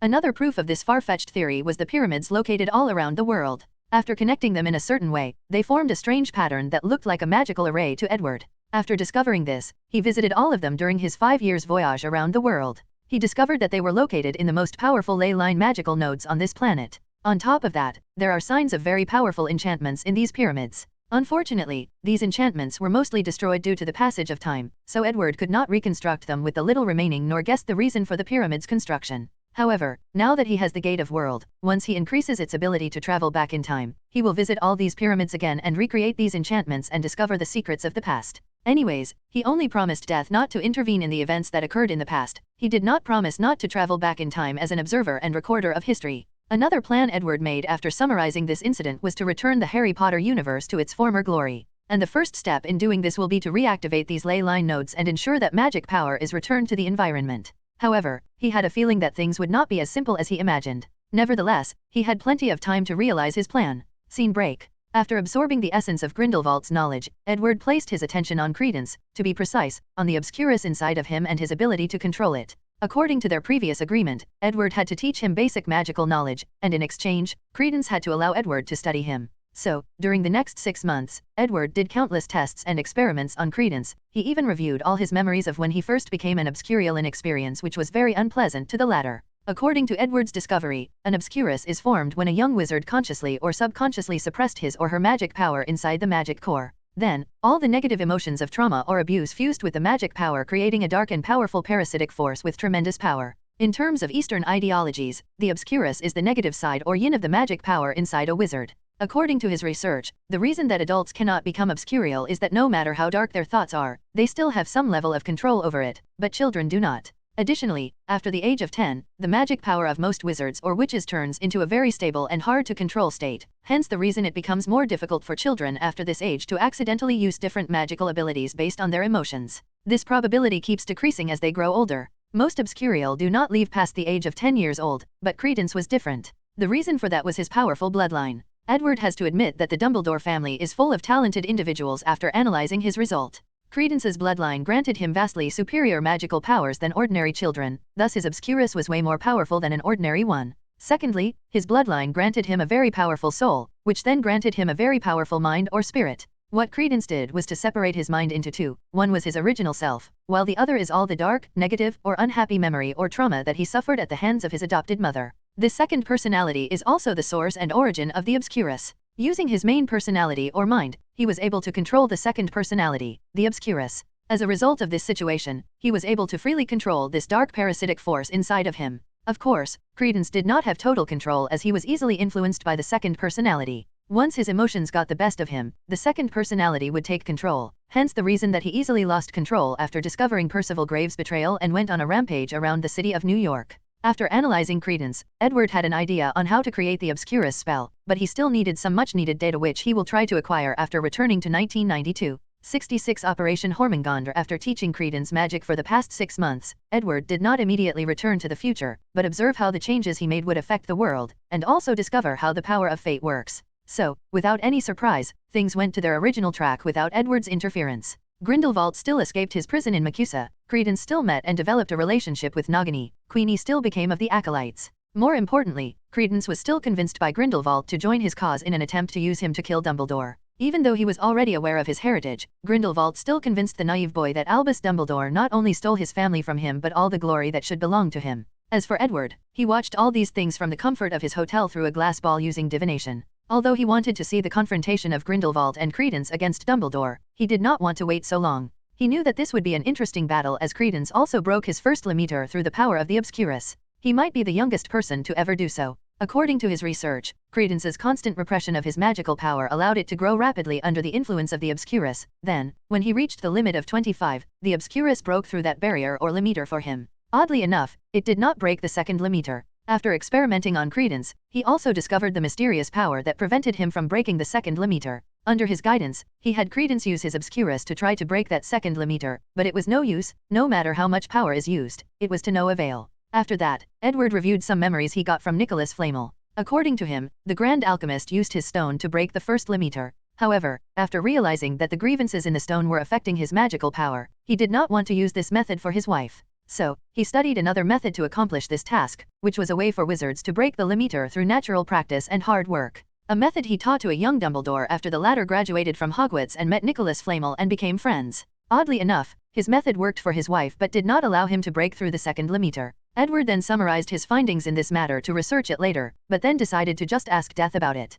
However, knowing how the latter operate, he knew that without a proper reason or benefit, Death would never give him such knowledge for free. So, he has to find a way to entice him. Scene break. Edward was floating in the air, invisible to everyone present, while a group of wizards listened to a man in the center giving a grand and motivational speech. This person was of course Gellert Grindelwald. Edward watched how the events of the second Fantastic Beasts movie unfolded without intervening. After Nicholas Flamel used a counter-charm along with other gifted wizards to save the city of Paris from the Protego Diabolica curse. After that, he took out an alchemy item and used it to activate the power of the Gate of World to return to the small dimension inside. After that, he returned to 1992. As soon as Edward walked out of the gate, he felt the power of time enveloping him and rapidly aging him by 66 years. However, before that power had the chance to act, the ring that Edward made before traveling through time released a temporal aura that protected him from the effect. After a few seconds of constantly fighting this aging curse, Edward left his laboratory on the moon to start his grand plan. Scene break. An old man was standing in front of the garden watering his plants. Suddenly, some new memories that he did not have before appeared in his mind. I met Edward in 1926, before he was even born. Is this rascal messing with time now? Muttered the old man. Soon after, an old woman slowly walked next to him before saying, Newt, did you just have a random memory of Edward in 1926? Newt just nodded to his wife Tina. So, what do we do? Just ignore it. Edward knows what he's doing, and it has nothing to do with us, replied the old man calmly. Then, the two of them continued their slow-paced life. Meanwhile, a few people like Queenie and Grindelwald also received similar memories. Aberforth received a memory as well, however, he did not know Edward's identity as he covered his face during their encounter. As for the nomage Jacob Kowalski, he died of old age more than a decade ago, leaving his wife, Queenie, a widow. Scene break. After spending a few days going around the world, Edward was having dinner with his aunt, Amelia. You rarely take the initiative to have dinner with me, so what's going on? Asked Amelia calmly with a stern look on her face. Why do I appear so terrible in your mind? Replied Edward. However, all he received was a glaring stare. So, he went straight to the point of this meeting. I've had a recent change in perspective recently, thus changing many of my plans. I have decided to conquer the entire world and take control of the advancement of civilization on this planet. Amelia frowned after hearing this, not because Edward's words sounded ridiculous, but because she was surprised by the sudden change. The truth of the matter, Amelia is one of the closest people to Edward, even surpassing his parents at this point. When he was young, because his parents were morally righteous people, she used to be one of the few people that he would talk about his dream of making the wizarding world into a very advanced civilization. And Amelia never treated her nephew as a kid talking nonsense, as she knew how talented and forward-thinking he was. Unfortunately, after his parents' death, Edward stopped talking about his plans and developed some sort of deeply hidden disgust at the wizarding world. He entered a deep state of depression after that, and it was Amelia who got him through it. It was even her who gave him the idea of using magic to find a way to revive them. Thus, when Edward told her that he was moving forward with his plans again, she was indeed quite surprised. After taking a moment to ponder about his words, she asked, "What do you need me to do?" 67 Laying the foundation before I elaborate on my plans, said Edward. I would like to warn you that you will probably be the ruler of this planet, as I do not wish to deal with these political nonsenses. As long as my goals and requirements are met, I will not interfere unless necessary. Amelia gave him another deep stare before saying, "So, you want me to do all the work while you enjoy all the benefits? Don't make it sound so bad. I will be more focused on advancing magic and technology, so my role is way more important in this situation, as I will be the guiding light for the development of Earth's civilization. Why do I feel like your level of narcissism has dramatically increased in the past few weeks I have not seen you?" asked Amelia. "Now that I look closely at you, you appear to be more handsome than I remember, and taller." If Edward was not sitting down, she would have already noticed the more than 10 centimeters increase in height. One of my magical experiments was successful, hence the slight change in appearance, but this is not the time to talk about this. If you want, I will tell you all about it later. Back to the topic, if you are going to be the true ruler of this planet, there is certain knowledge, especially from the Muggle side, that you need to know. After saying that, Edward waved his hand and a small mountain of books appeared somewhere in the room.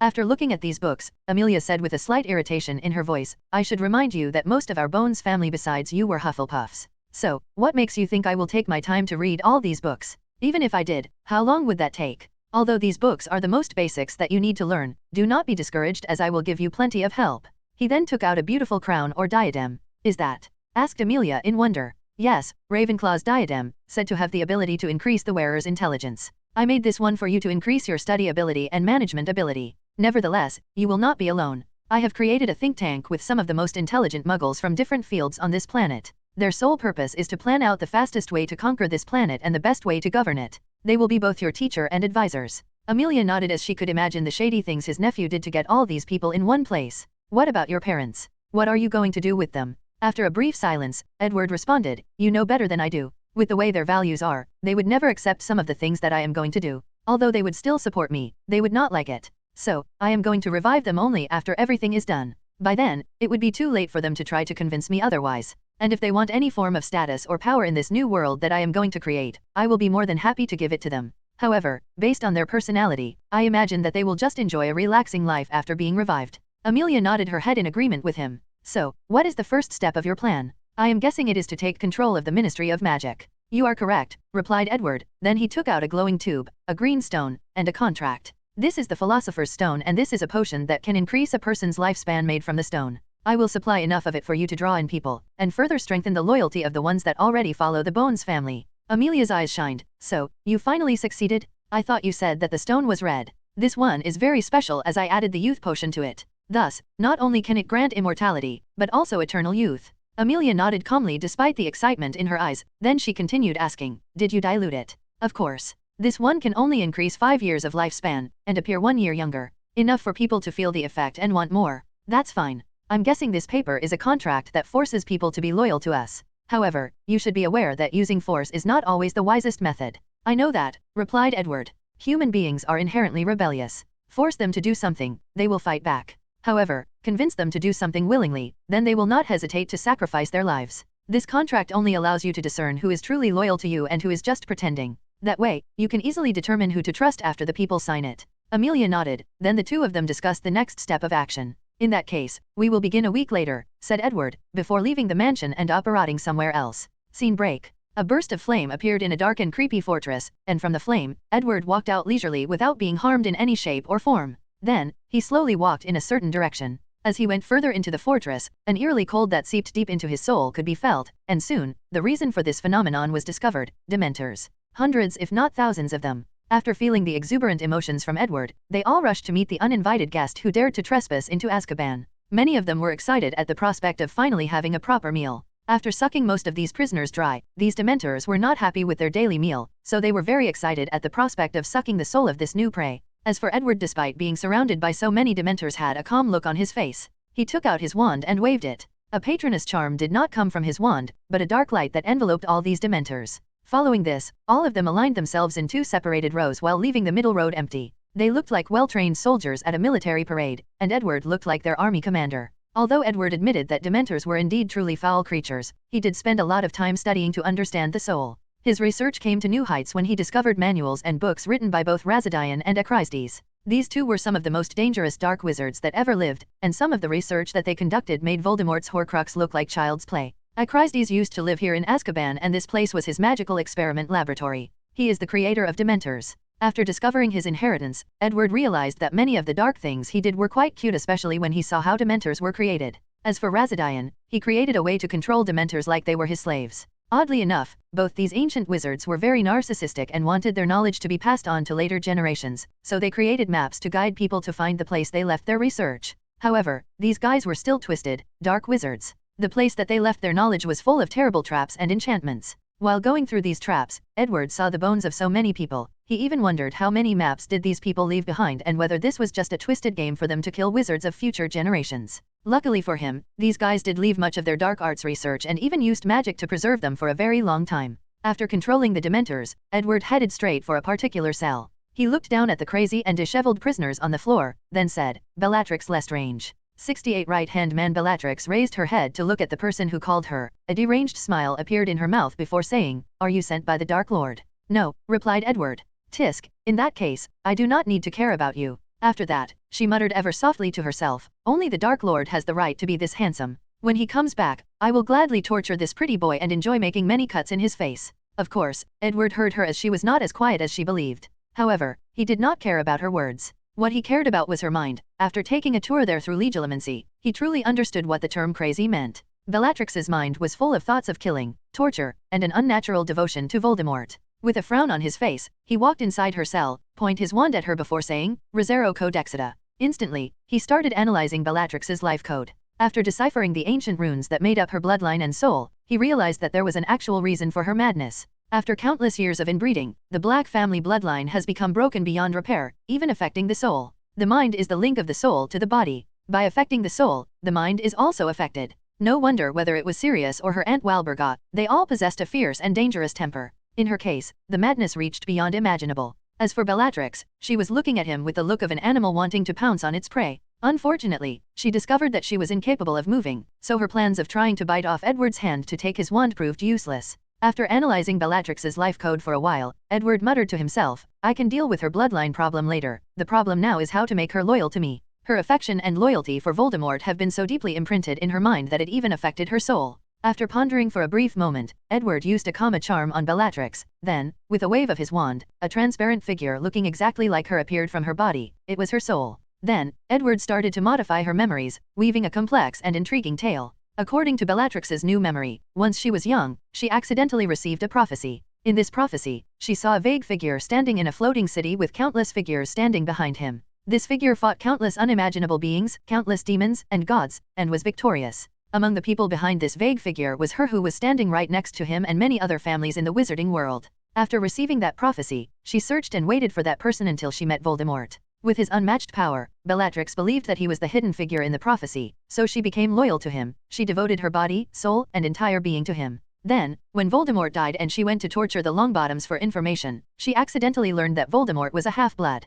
She became devastated and outraged because the only thing she knew for sure about the hidden figure was that he was a pure blood. Knowing that she served the wrong person, she decided to punish herself by spending years in Azkaban. She was also waiting for that hidden figure to show up. Since she was by his side when he fought the gods, then they will eventually meet. Nevertheless, she did not want anyone else to notice the change in her behavior, so she displayed loyalty to Voldemort to the outside. Of course, none of these things happened, and Edward was just using Bellatrix's obsession with both pure blood ideologies and Voldemort to guide her to be obsessive and undyingly loyal to him. There was an easier way for him to get her loyalty. He could forcibly rewrite her own will. During his travels, while in the southern part of Haiti, he learned from a Haitian dark wizard how to refine zombies. This dark magic was similar to Inferius, except for the fact Inferi are created from the body of the dead, while zombies are created from living people. If Edward wanted, he could modify the zombie transformation and make it into an obedient slave that follows all his orders. The problem with that is the fact that people with no will of their own have no creative ability, just blindly follow orders. That is not what he needed Bellatrix for.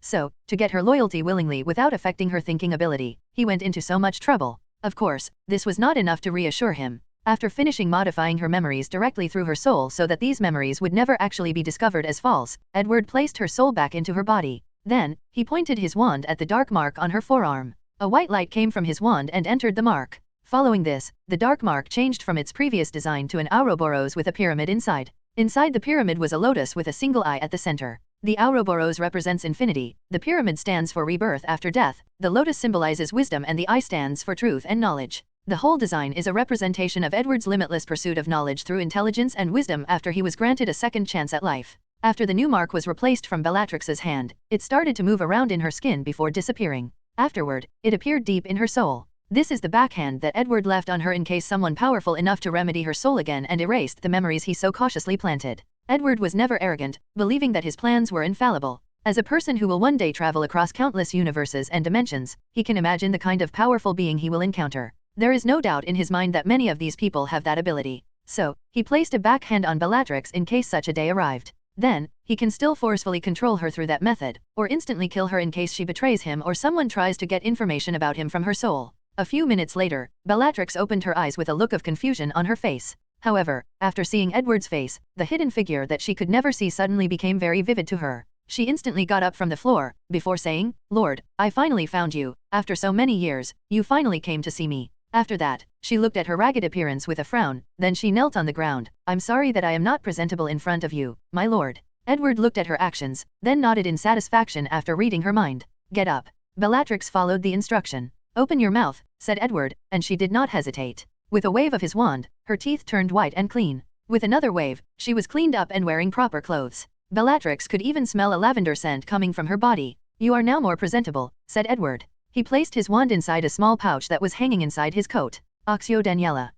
The Accio charm cannot summon people, but this one was modified by Edward to be able to do so. A woman that looked exactly like Bellatrix was taken out from the pouch, however, she had a dull look in her eyes as if unresponsive to any external stimuli. Edward had used the Philosopher's Stone to permanently change her appearance for her to take Bellatrix's place in Azkaban. After placing Daniela in the cell, Edward handed his arm to Bellatrix, then with a burning flame, he disappeared from Azkaban. In this short visit, he acquired an army of dementors that only followed his orders and right-hand women that can do all the dirty things or experiment that his fleeting morality will not allow him to do. 69 Devilish side. After leaving Azkaban, Edward teleported himself and Bellatrix to his laboratory on the moon using the World Gate's power. Of course, she did not know the exact location but just found herself inside a very large space with many differently labeled rooms. Edward had her waiting for him in the lounge for a few hours before meeting her again. Then, he handed a necklace to her. Immediately after wearing it, Bellatrix found her mind completely calm and indifferent, extremely logical. The majority of her aggression and sadistic nature turned into an extremely logical one.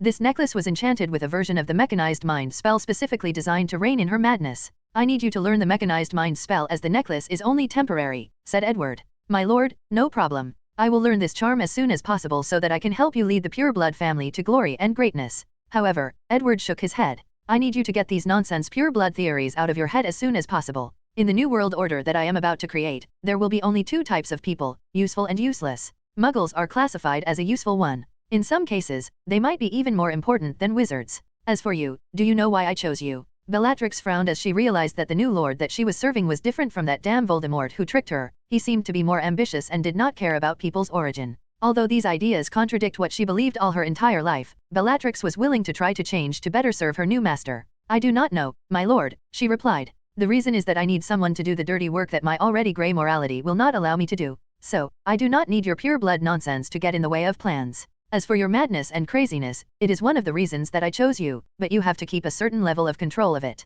What I need is a mad dog that bites at my command, not one that bites everything and everyone without any sense of control." Bellatrix took a moment to process the information she received, then with a twinkle in her eyes, "No worry my lord, I will be your most loyal and ferocious dog." "Good," replied Edward. "Now, here is your first task after learning the mechanized mind charm. I need you to create artificial obscurials for me." "Obscurial?" asked Bellatrix as she tried to remember the meaning of this term. After trying to remember for a while without any success, she said with a trembling voice, "My lord, I do not know what obscurials are, please punish me for my incompetence." Edward frowned before answering, I am not Voldemort, and I will not punish you for your ignorance. After that, Edward took a few minutes to explain what an obscurus was. My lord, how would we create such a thing artificially? Simple, responded Edward. I need you to capture a bunch of orphan children with magical abilities between the ages 6 to 8 years old, then divide them into 2 groups. For the first group, you will adopt the persona of a mother figure to them. However, you will punish them every time that they use their magical powers, creating both physical and emotional trauma to them.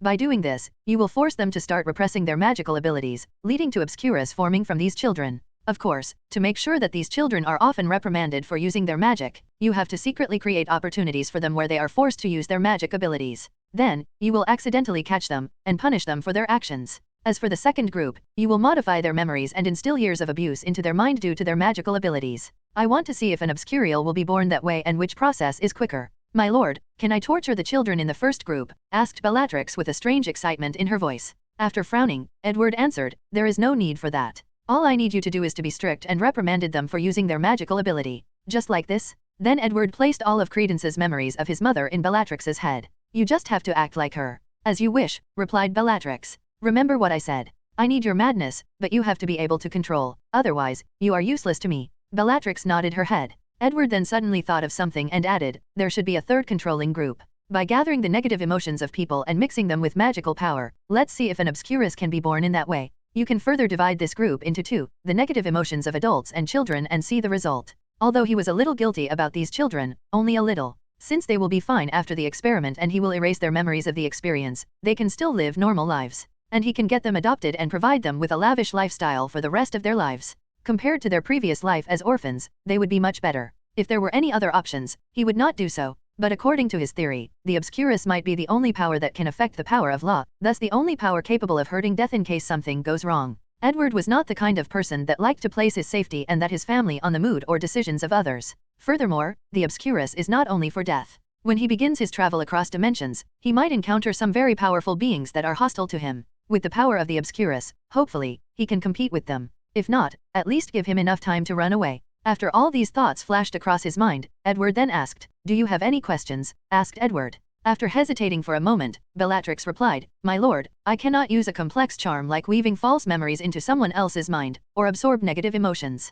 You do not need to worry about that as I have many alchemy products to help you in your research. Additionally, you can learn, replied Edward. Then, he said out loud, Siri, grant her temporary level 3 access to the library. Additionally, on my authority, grant her a diadem for the duration of her study. After Edward said these words, Bellatrix suddenly heard a voice speaking around her. She looked around, but could not find the origin of the voice. Granting Bellatrix less range temporary level 3 authority. Processing. Access granted. Immediately after that, Bellatrix found a map inside her mind, and the map indicated what room she could enter with her permission and what resources were available to her based on her authority level. Although she did not understand many of these things, she marveled at all the rooms she had access to and was flabbergasted by the amount of rooms she was forbidden to enter due to her low-level access. Then, a look of yearning appeared on her face. As for Edward, he looked at Bellatrix, who was acting like a country bump who had seen a modern city for the first time, then he frowned. Siri, before she starts her magical study, used the temporal advantage of the Mind Palace spell to cram as much knowledge about modern Muggle society and scientists in her mind. As you command, sir. Edward then nodded in satisfaction. With this method, Bellatrix can study and understand basic modern knowledge, mostly basic scientific knowledge, in a very short time, thus becoming a proper researcher that can help him. Of course, as a result of this, Bellatrix will spend the next month with headaches so intense and painful that it would drive any ordinary person mad. With the help of potions, the side effects will be eased, but the process will still be brutal. Nevertheless, Edward still has faith in her that she can take it, especially knowing that she was doing it to be more helpful to him. After settling Bellatrix, Edward proceeded to prepare for his next step, a step that will forever change the magical world. 70 sensational announcement. A week passed quickly. A stadium that was used to hold international Quidditch match was full of wizards from all over the world. In the past week, news that the genius, Edward Bones, was going to make an announcement that will change the wizarding world has spread so rapidly that it astonished many people. However, the majority of people inside the stadium were not here because of the announcement, but because they received news that a very rare monster duel card will be given to one lucky participant. The rumors even said that it was one of the Egyptian god cards.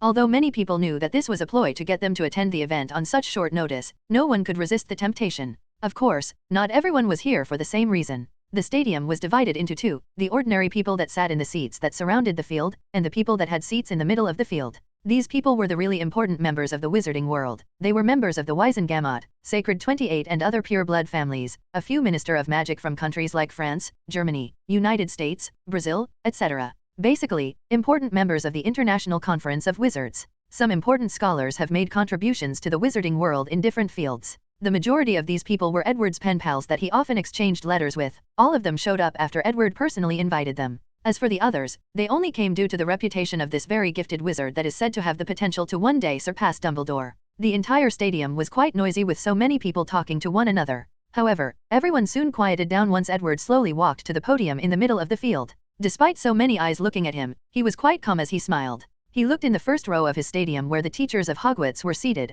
along with his Aunt Amelia. He looked at the very excited Professor Flitwick and slightly nodded to him. I know that many of you are here because of the promised Egyptian god cards. So, you do not need to worry. After this event is over, I guarantee that one of you will be the proud owner of Slifer the Sky Dragon.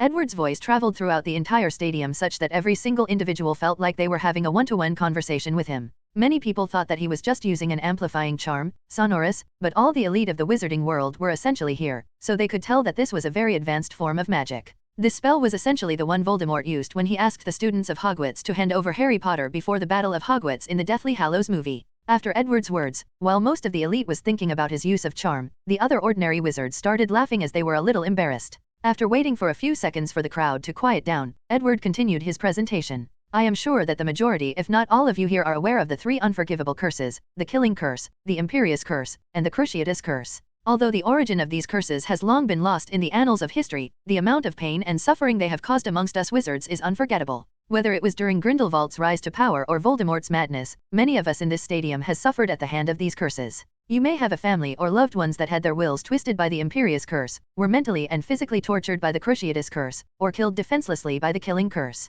Edward paused as he left his words simmered for a bit, rendering the entire stadium into a somber mood. He was correct as many people in this stadium have suffered a great deal of suffering because of these curses, especially the older generations that were alive for both Grindelwald and Voldemort's rise of power. Many of them have lost loved ones and close friends during their battle against the tyranny of these dark wizards. After waiting for his words to sink in, Edward continued, "There is no need to be saddened as today, I have brought hope for all of you. From now on, we wizards will no longer fear the power of these unforgivable curses. We no longer have to worry about our mind being controlled, worry about our soul being tortured while being helpless, worry that we need to be Harry Potter to survive the Killing Curse. For today, I, Edward Bones, will announce the 3 counter curses that I have studied and created for them. From today on, the unforgivable curses will be nothing but ordinary dark arts spells." All the attending wizards were first shocked, then they all stood up and started applauding out loud. This time it was not just the crowd on the bleachers that applauded, but even the scholars and elites also did the same. Some people had tears on their faces, some people hugged their families. In general, the entire stadium was enveloped by a joyous mood.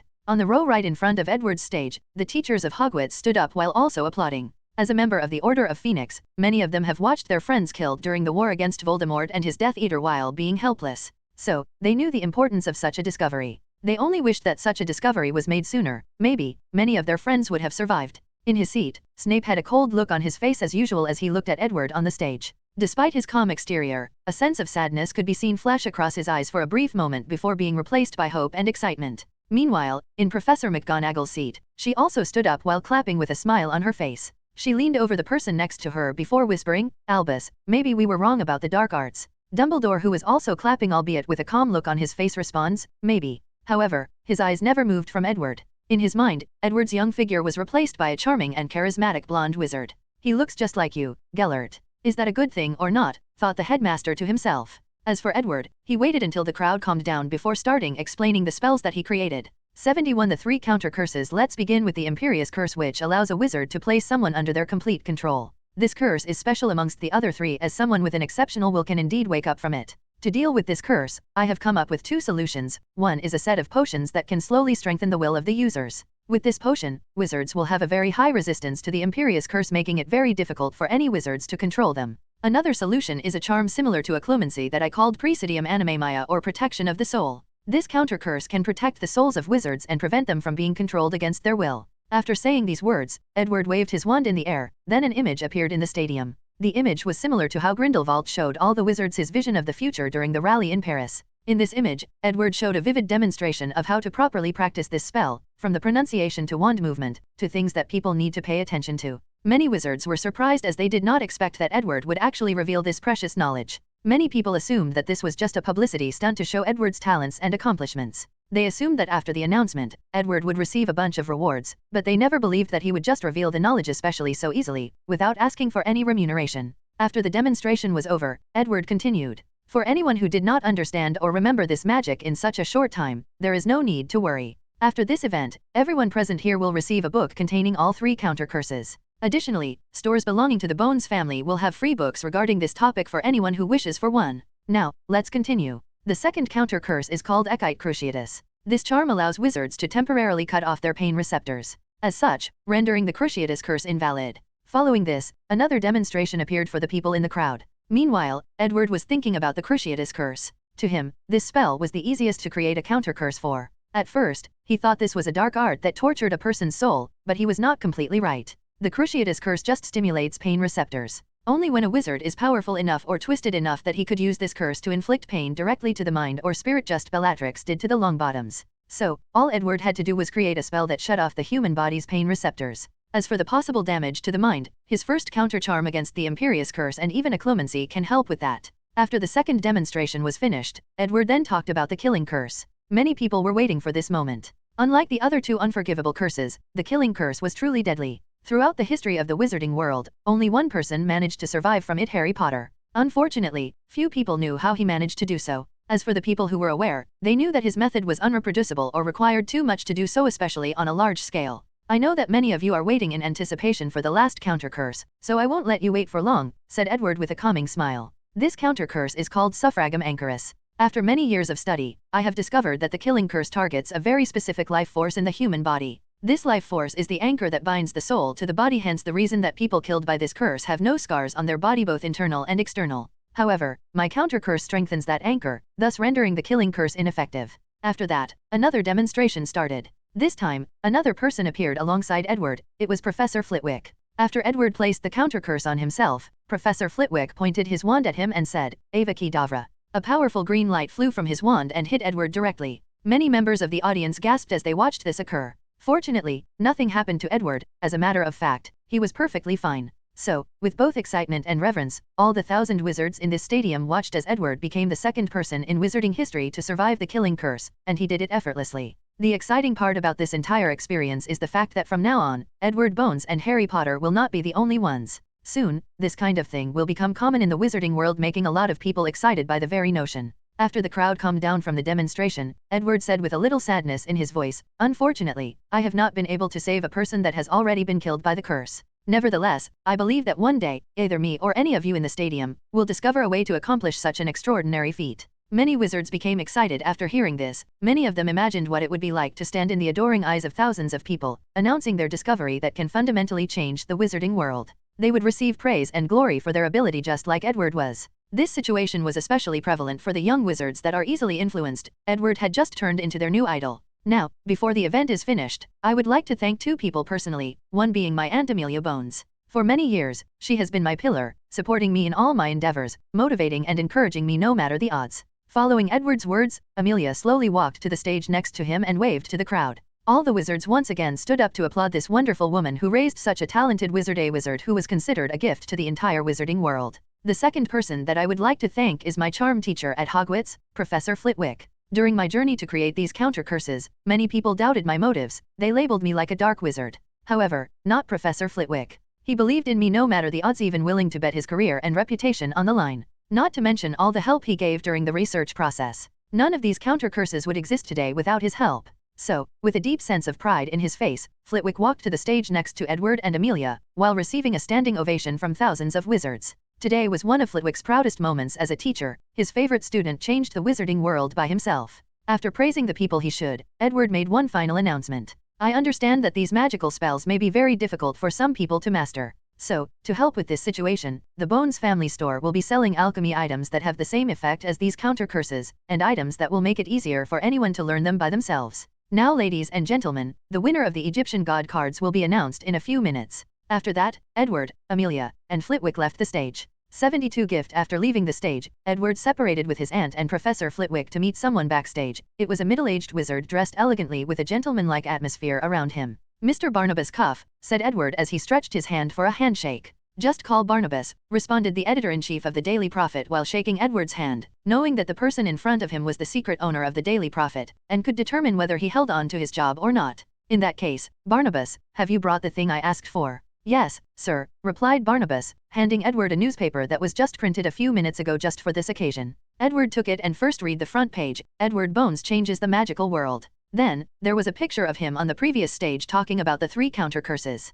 Taking a few minutes to read this paper that will be published throughout the British wizarding world tomorrow morning, Edward then said, "Change the picture to the one with my aunt and Professor Flitwick. Additionally, all the papers published from now will not focus on me, but on the Bones family. Make sure to always mention my aunt on a positive note, emphasize her all virtue and accomplishments in the magical world, but leave my cousin out of the spotlight." Quickly thinking about the meaning behind these actions, Cuff replied, "As you wish, sir," but he did not say anything regarding the matter, and just went back to the Daily Prophet to change the news accordingly. As Edward watched Barnabas Cuff leaves, he slowly thought about how much the magical world will change from now with the release of these counter curses. Of course, these changes will not negatively affect him in any way possible. Wizards like him and Dumbledore do not care if someone has mastered these 3 counter curses. If any of them were to use the 3 unforgivable curses, these counter curses will not be of any much help. After pondering for a moment, Edward then operated someone else. He was finally going to do something that he has been putting off for some time now ever since his return due to how busy he was. Edward walked into a dilapidated castle. In one of the rooms, he saw an old man who seemed to be waiting for him. "Oh, time has not been kind to you, has it, Mr. Grindelwald?" said Edward slowly. "No, they have not," replied Grindelwald calmly. "Have you come for that contract?" "Correct," replied Edward as he watched the old man closely. "I have to say, I'm surprised you did not try to do anything to the Bones family after I left. Not because of lack of trying. However, every time I got close to any of them, I could feel the power of the contract warning me. Even if I sent one of my acolytes, the same warning manifested itself. So, I just gave up." Edward just nodded, but did not say anything more. He took out the contract and acquired all of Grindelwald's knowledge since 1926. After that, he prepared to leave. However, Grindelwald suddenly said, "I have to thank you." "Oh, why is that?" "Because you showed me that my dream of freeing wizard kind is indeed possible, it's just that I went about it the wrong way." Edward turned around and looked at the man who was once feared as the greatest dark wizard that ever lived. In his eyes, he did not see any sadness or pity for his failure, but hope. "Did you have another vision of the future?" asked Edward calmly. "You can say that," replied Grindelwald. Then, he got up from the floor and went to the corner of the room. After tapping a specific spot, a small chamber appeared. Inside were 2 sealed beakers, one full, while the latter had a small amount of blood well relative to the other one. "This is my gift to you," said Grindelwald. "I know that you are studying bloodline, so these 2 vials contained both my blood and Dumbledore. Unfortunately, during our battle in 1945, this was the little amount I could gather. However, I managed to preserve its freshness for so many years using magic." Edward looked at the 2 vials of blood for a moment, then with a wave of his hand, they floated in front of him before placing them inside his pouch. As a matter of fact, he did not need Grindelwald's blood as he already acquired it in 1926 when he was imprisoned by McGonagall. All Edward had to do was secretly control the person in charge of the prison to use a reasonable reason to draw Grindelwald's blood. As for the reason that he did not take his blood when he forced him to sign the contract, that's because he did not want to push Grindelwald too far and forced him to resist. After all, blood is the medium for countless dark magic. Edward's cautious nature always made sure to use the most efficient and easiest way to accomplish his goal. Nevertheless, he was still very interested in the headmaster's bloodline. From Credence to Aberforth, all the members of the Dumbledore family seemed very gifted wizards. As such, Edward has always been very curious about their bloodlines. Now that he got Albus Dumbledore's blood, he finally collected all the Dumbledore's blood including both Credence and Aberforth, which he secretly collected. Due to time constraints, he did not have time to study their bloodlines, but now that his initial plan for world domination had been set, he could finally return to his experiments. Right before leaving, Edward asked Grindelwald, "Why are you helping me?" After a brief pause, he said, "Because I want to see the world you are going to create with my own eyes." And even participated in creating it, secretly thought Grindelwald. Meanwhile, Edward could guess some of the thoughts of this old and powerful wizard, so he said, "You should be aware that might require you to give up everything including your soul and will." However, Grindelwald just smiled without saying anything. Nevertheless, Edward understood the meaning behind that smile. Grindelwald was willing to do so, but now was not the time. That's because Edward still had one major obstacle standing in front of his grand dreams and aspirations, Albus Dumbledore, just like Grindelwald did. Only after passing through that obstacle will Grindelwald be willing to offer his loyalty to Edward.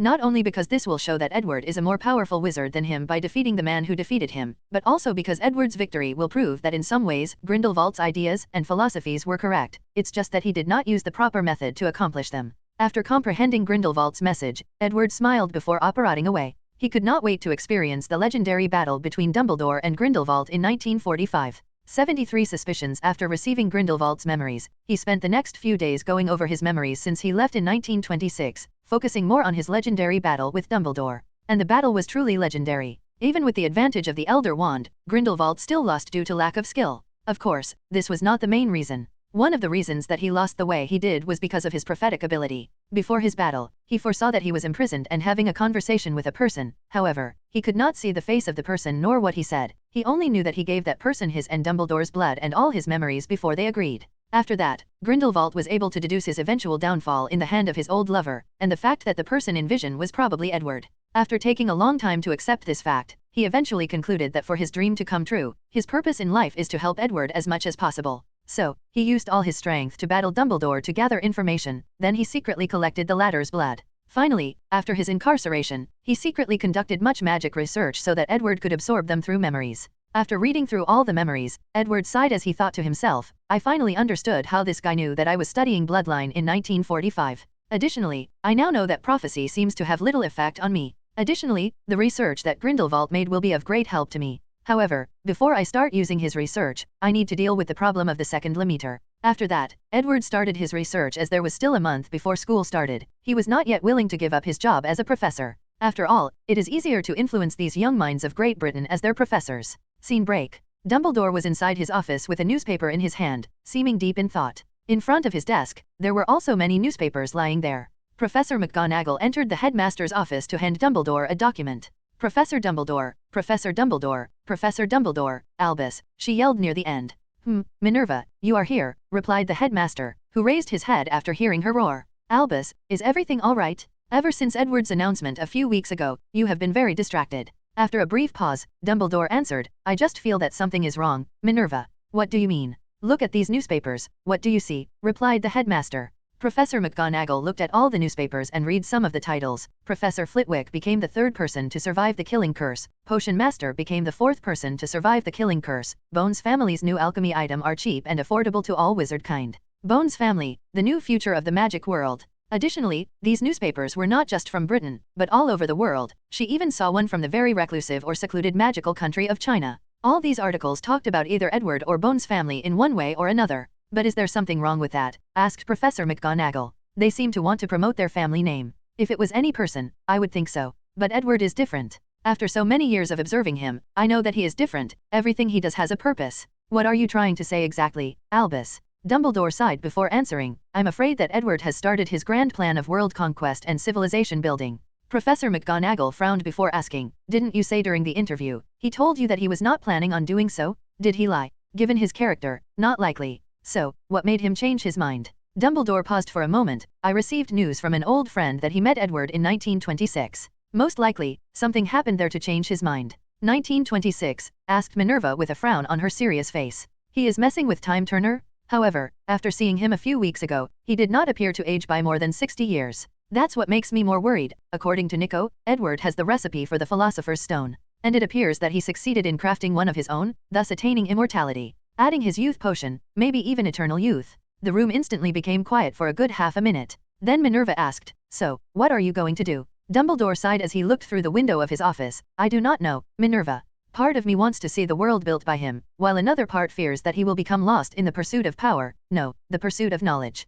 Minerva did not say anything after hearing this as she too looked forward to what world Edward would build. She once had a conversation with him and he told him that transfiguration was probably one of the magic with the most potential despite the majority of wizards ignoring its value. According to Edward, the highest level of transfiguration that he envisioned is called matter manipulation. When Edward explained to her the concepts of atomic manipulation, subatomic manipulation, macro-quantum manipulation, and quantum manipulation, Minerva spent a great deal of time to have a basic understanding of these concepts. Then, she was fascinated and truly wondered whether transfiguration could truly reach such height described by Edward. After waking up from his wandering mind, Dumbledore then said, well, now is not the time to think about these things as I have no definite proof of anything. What I am currently most concerned about is Cornelius, the Minister of Magic. What does he have to do with all of this? Asked Minerva with a puzzled look on her face. Based on recent events, I can deduce that Edward plans to increase the Bones family prestige, then have his Aunt Amelia run for the position of Minister of Magic. Like this, they will have the rightful right to control the British magical world.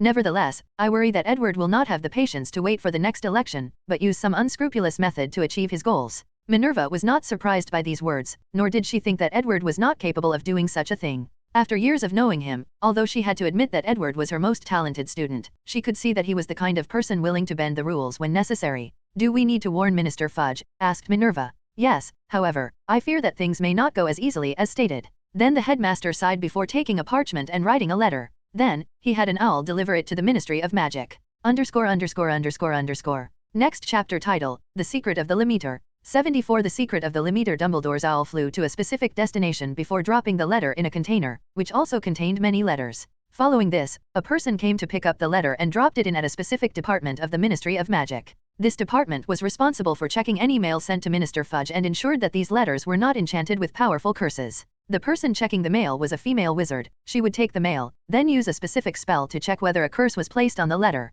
However, when she saw that it was a letter for Fudge from Dumbledore, she paused for a very quick moment, then proceeded to act normally. However, no one noticed how she actually took that specific letter and placed it in a specific compartment in her desk. Then, the letter disappeared. Scene break. Amelia Bones was in her office dealing with countless papers. It appeared that she was a little overwhelmed as she had so many people to communicate with, especially the past weeks. On her desk, there was a small lamp with blue flame. This lamp appeared to be something she used to decorate her office. Suddenly, the blue flame turned green and a letter appeared on her desk. Upon noticing this, Amelia frowned a little as she took the letter. A letter from Dumbledore to Fudge, she muttered to herself. Immediately afterward, Amelia took a small mirror from her desk. With a wave of her hand, the mirror suddenly expanded. A few seconds later, a disheveled person appeared in the mirror. It was Edward. He looked like he had not slept for weeks, nor properly bathed himself. Are you all right? Asked Amelia with worry on her face. I'm fine, just too engrossed in my recent research. I know how you are now immortal, but please be more mindful of your body. I will. Amelia nodded her head, then continued. I will send you a letter that is magically sealed. See if you can open it.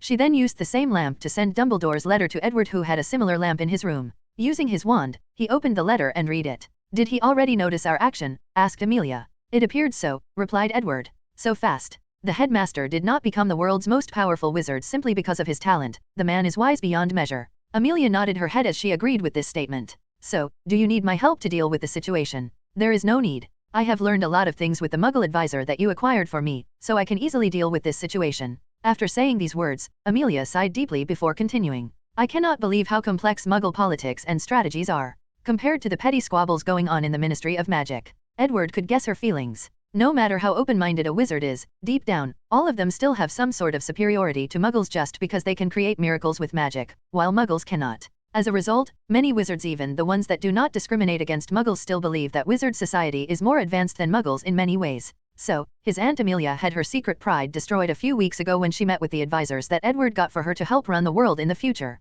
As some of the most intelligent Muggles in the world from all possible fields, these guys did not even take an hour to discover so many things wrong with the laws of the wizarding world from different countries. According to their words, these laws were simply barbaric and an insult to their intelligence. Although Edward did not care about these things, his aunt, however, had her worldview destroyed and rebuilt in only a single day. Luckily for Amelia, she had Edward's diadem, allowing her to learn quickly and barely able to keep up with these geniuses. What do you want to do with the letter? Asked Edward. Since his aunt said that she could deal with the situation, he will not do anything. He was more than happy not to have to take action and continue his research. Can you reseal so that Fudge cannot notice that someone tampered with it? No problem, replied Edward, who proceeded to do so. Then, using the lamp, he sent the letter back to his aunt. There is one last thing that I need to make sure of, asked Amelia after receiving the letter. If Dumbledore decides to use force to stop our action, can you stop him? You do not need to worry about this, replied Edward nonchalantly, and Amelia was relieved by her nephew's confidence. That's good. On another note, are you still going back to Hogwarts as a teacher in a few days?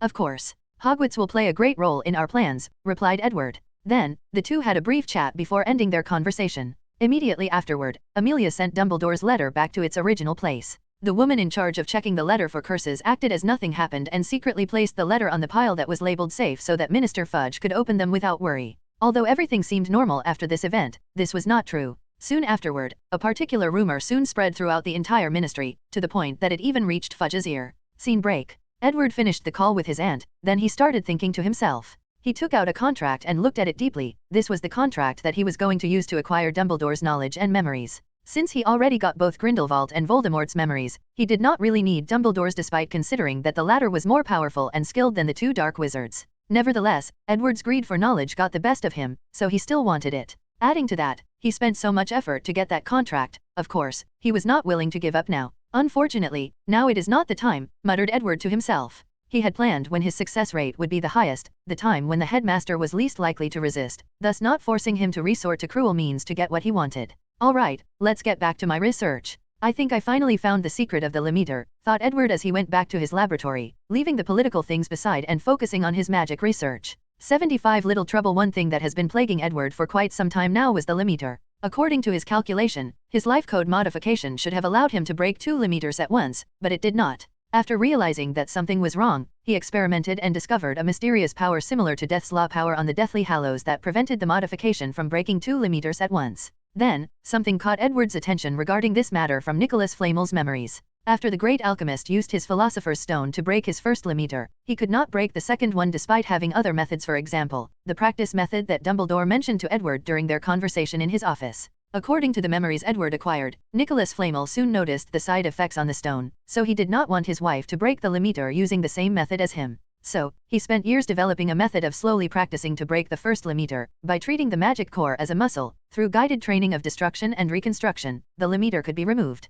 Eventually, Pernelli Flamel used that method to break that limiter, and Nicholas even taught Dumbledore this method. Although Edward does not know whether the headmaster used this method to break the limiter or another one. Back to the topic, after inventing this method, Nicholas Flamel thought that he could use this method to break the second limiter, but he failed. The great alchemist spent many years trying to find the reason for this failure, but it was to no avail. However, another person managed to break the second limiter, his wife Pernelli. In her youth, she was also an ambitious witch. With the desire to stand on the same height as powerful wizards like Rowena Ravenclaw and Salazar Slytherin, she went against her husband's decision and warning and used the Philosopher's Stone to break the second limiter. As such, Pernelli Flamel became one of the few wizards throughout history that broke the second limiter. Unfortunately for her, she soon suffered the same fate as her husband. The resentments of the soul inside the Philosopher's Stone affected her magical powers. By the time she was 300 years old, she was reduced to being able to only use magic power 25 times the adult wizard, which is the standard before breaking the first limiter. In the current time, she was reduced to an above-average wizard.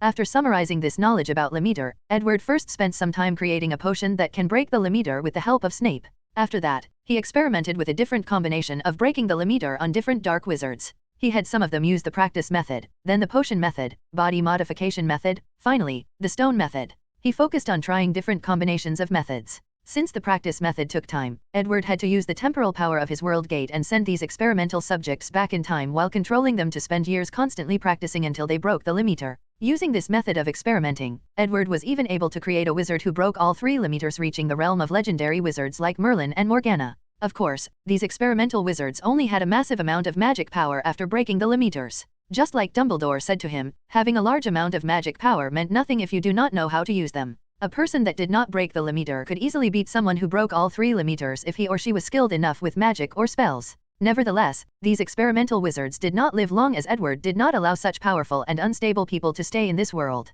As a matter of fact, these people would not live long even without Edward's interference. Breaking the limiters only allowed a wizard's magic power to grow on their own until they reach a certain level. It did not increase the magic powers of the wizard itself. An example was that with Edward's natural talent, he should have touched the threshold of the first limiter in his early 20s, which is very fast considering that Grindelwald's only reached that threshold in his early 30s. Most wizards do not even have the talent to reach that threshold in their entire life, while some can only reach it in their later years of life. Using potions, Edward quickened the process of his magic power, so he reached the standard when he was 17 years old. After breaking the first limiter, he also used a potion to have his magic power rapidly increase from 25 times of an adult wizard to 50 times, which is the threshold for the second limiter. Of course, he made sure that there were no side effects. So, the wizards used in his experiments were forced to have their magic powers increase in a very rude way that focused on efficiency instead of stability. So, even the ones that broke all 3 limiters were very unstable and their bodies were on the verge of collapsing. Nevertheless, Edward acquired a great deal of information regarding these limiters.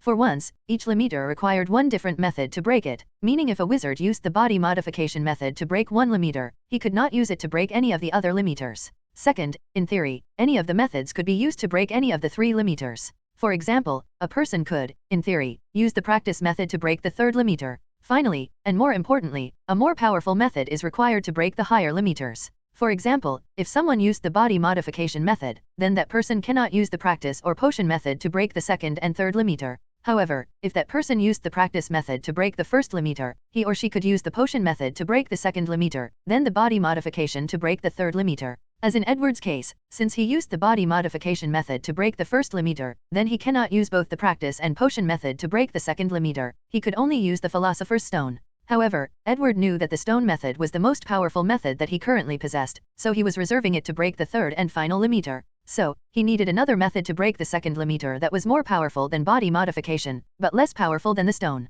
Should I try Grindelwald's method of using one of the Deathly Hallows? No, that method relies on the power of law of the Deathly Hallows, and I do not trust death not to leave any backhand on these hallows, thought Edward to himself. Then he started walking back and forth. Then, I can only use that project to break the second limiter, then the Philosopher's Stone to break the last one, muttered Edward. Sigh, I would not have to go through all this trouble if my plan to replace the magic core with a Philosopher's Stone succeeded. Anyways, I should not be in too much of a hurry. According to my research, the third limiter or 100 times the magic power of an adult wizard is the highest level allowed in this Harry Potter universe. However, if I can find a way to replace the Philosopher's Stone with my magic core, then I should be able to bypass this law. After thinking about this, Edward prepared to go do his research, then he suddenly remembered that his aunt mentioned days ago a little trouble that needed his help to resolve. However, he was so engrossed in his research that he forgot, and she did not want to bother him, so he did not even mention it during their recent talk. After sighing deeply, Edward took a proper shower, dressed nicely before operating back to Earth to deal with things properly. 76 New Lord Edward was standing in front of a manor waiting for someone. Fortunately, he did not have to wait long. After a few seconds of his arrival, another person operated in front of him. Severus, how are things going? Asked Edward with a smile on his face. Everything is fine, replied Severus Snape with a look of suspicion on his face as he wondered what had gotten into Edward's today. What about the clones? A month ago, I finally created a potion that stabilized their DNA. The Muggle scientists were fascinated by this and claimed that they can develop new cloning technology by studying these clones. According to them, it won't be long before they could develop the technology to create perfect clones without any problem. Nevertheless, I still discover a problem. Oh, can you be more specific? Asked Edward with intrigue. I discovered that these clones have developed a brand new soul of their own. How intriguing. I will check it out when I have time. However, you do not need to worry as I can still remove these souls from their bodies when the time arrives. Snape nodded his head before continuing. I understand. So, why did you call me here? He did not believe for a moment that Edward just called him to chat or ask about the state of the clones. He could just stop by the laboratory to check the result. Edward did not immediately answer him, but walked next to the young potion master, patted his shoulder before saying, Severus, how have I treated you the past few years? Snape frowned as he had an ominous premonition. You have always been a person who keeps his words, so I have no complaints. True, replied Edward. Compared to the two other lords that you have served, I can be said to be the one much easier to get along with. Voldemort treated you like a servant and did not even keep his promise to you of not killing Lily. As for Dumbledore, he used emotional manipulation to keep you loyal to him, yet does not offer anything of value to you. Snape remained calm on the surface, but a great inner turmoil took place inside him. And it was not just because of Edward knowing all his secrets, but also because he discovered that his memories were being read, forcefully. He tried to use his occlumency to stop the invasion, but it was no use, so, he created false memories in his mind. But, that also did not work as these memories could easily be discovered and identified as false. It seems that I was right. After my body modification, my already powerful soul became even more mighty, thus increasing the power of spiritual magic like legilimency. Even a powerful occlumen's master like Snape could no longer resist my power.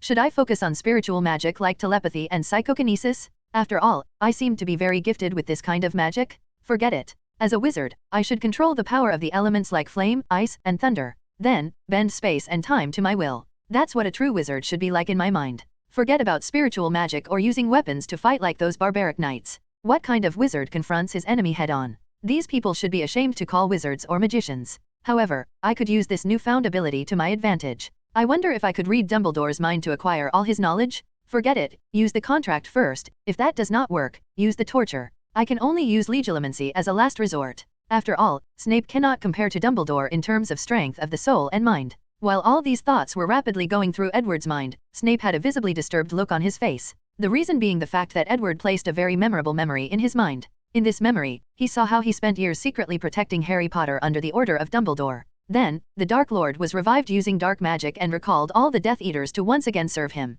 He became a double agent for Dumbledore to spy on the Dark Lord. The memories were not many or too small, but two of them caught his attention. One is when he is told by Dumbledore that Harry Potter, whom he was forced to protect for so long, had to die at the hands of the Dark Lord, essentially raising him like a pig to be slaughtered, which were the exact words his other self in the memory said to Dumbledore. The second memory was his death at the hands of the Dark Lord. Despite being so loyal to him, he still killed him without hesitation, just because of the Deathly Hallow. Finally, in his dying breath, he told Harry Potter the truth about him and Lily, and how he was always protecting him all this time. After reviewing these memories, Snape took a few moments to calm himself down before asking with trembling words, "Is that your future?" "Yes," replied Edward calmly. Snape's hand trembled slightly, then used diplomacy to keep his rampaging emotions under control. "Why are you showing me this?" Edward looked at him for a moment, then he said, "As Dumbledore already warned you, I'm about to create a new world order far more brilliant than any wizards throughout history could ever imagine. However, beforehand, I need to know where your allegiance lies." Severus Snape frowned after hearing this as he began to think about the situation. He knew that he could not hide his thoughts from Edward, so he did not try to fake his response, but thought deeply about the issue.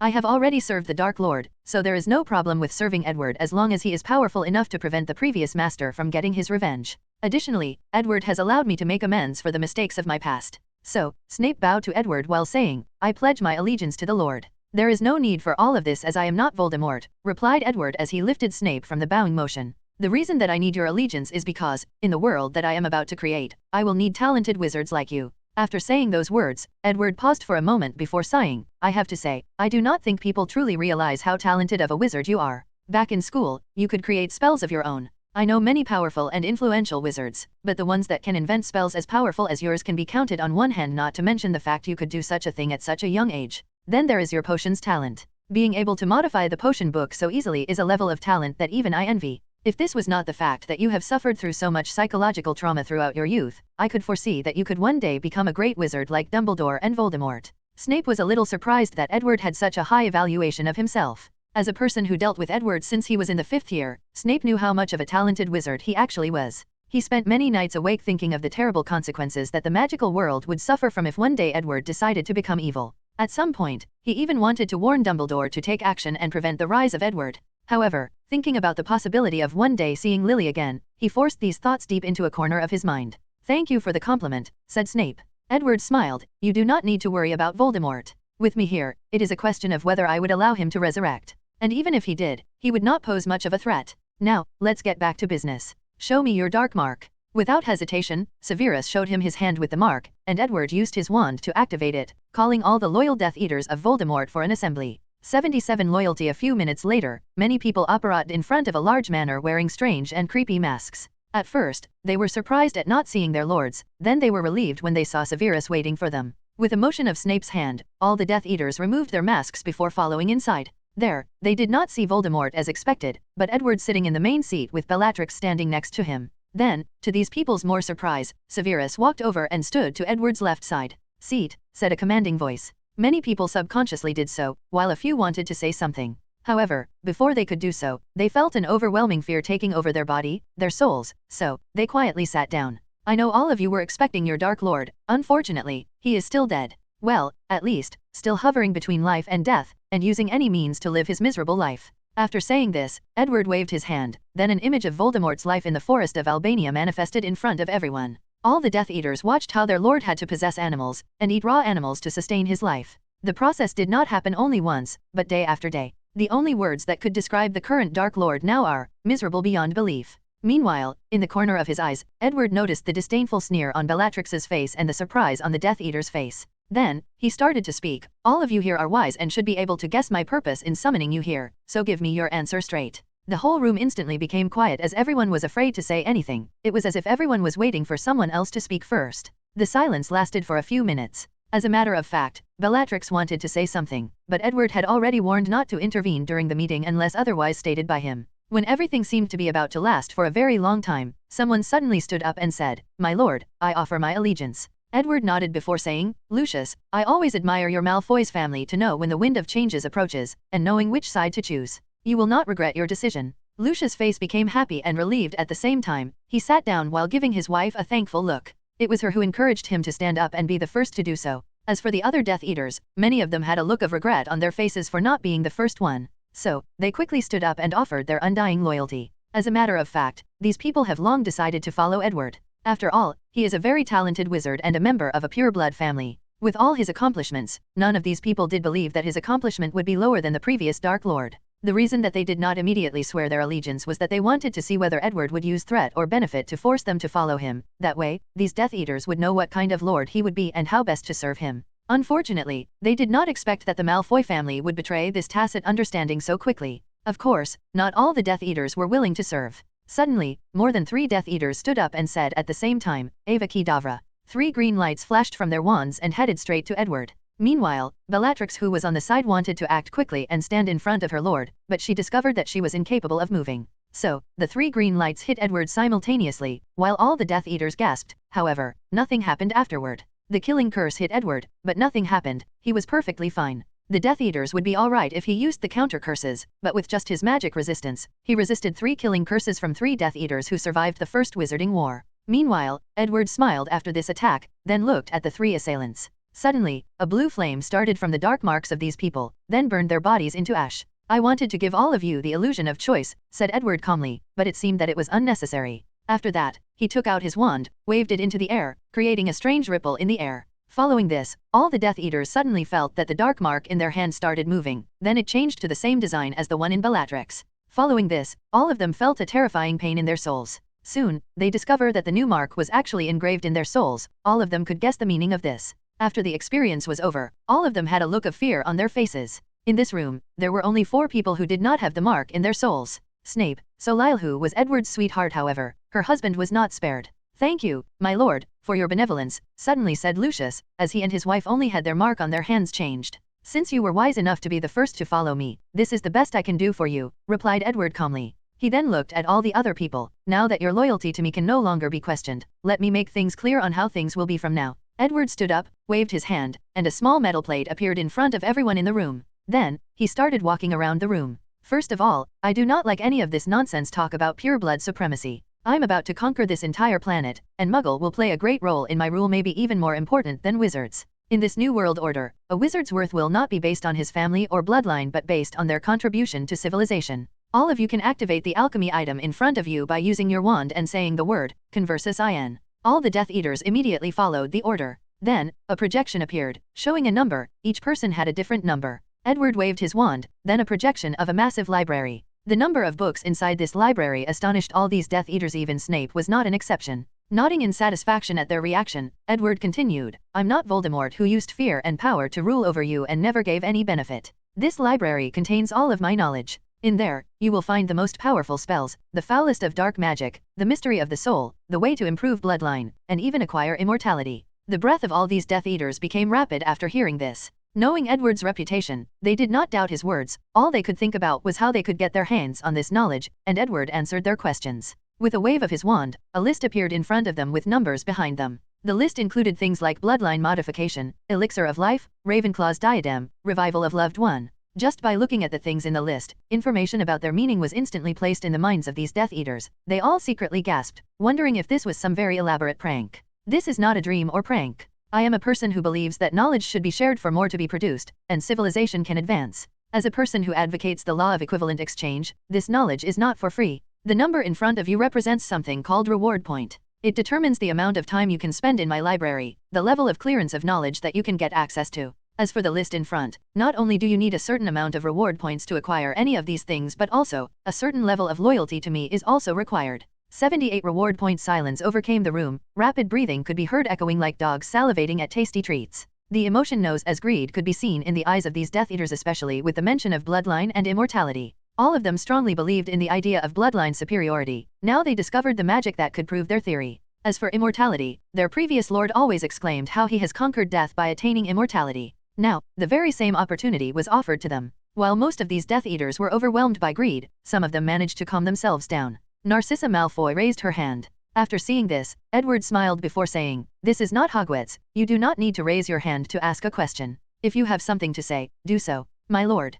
You can call me sir, said Edward. That goes for all of you. Sir, how is reward point determined? And can we acquire more points? Finally, all the Death Eaters woke up from their power lust and focused on things that matter to them, the reward points. After a glance, everyone noticed that each family had a different number of points. Some very astute people quickly realized that the older and more powerful families, especially the Sacred 28, had more points. Of course, this was not absolute. Some families who were ancient, but currently declining, did not have many points. Great question, said Edward with a satisfied smile. I'm a person who values knowledge very much, so a few years ago, I visited your family's secret vaults and helped myself to all the books located there. The reward points you have now are based on the value that I believe your family's books are worth. Edward paused for a moment. Meanwhile, all the Death Eaters were greatly surprised that their new lord just admitted to theft like it was nothing at all. As for how you can acquire more reward points, simply, by contributing more knowledge to me. The easiest and most efficient way is to design magic experiments of your own, then submit them to me for evaluation. Then, I will decide the number of points you deserve.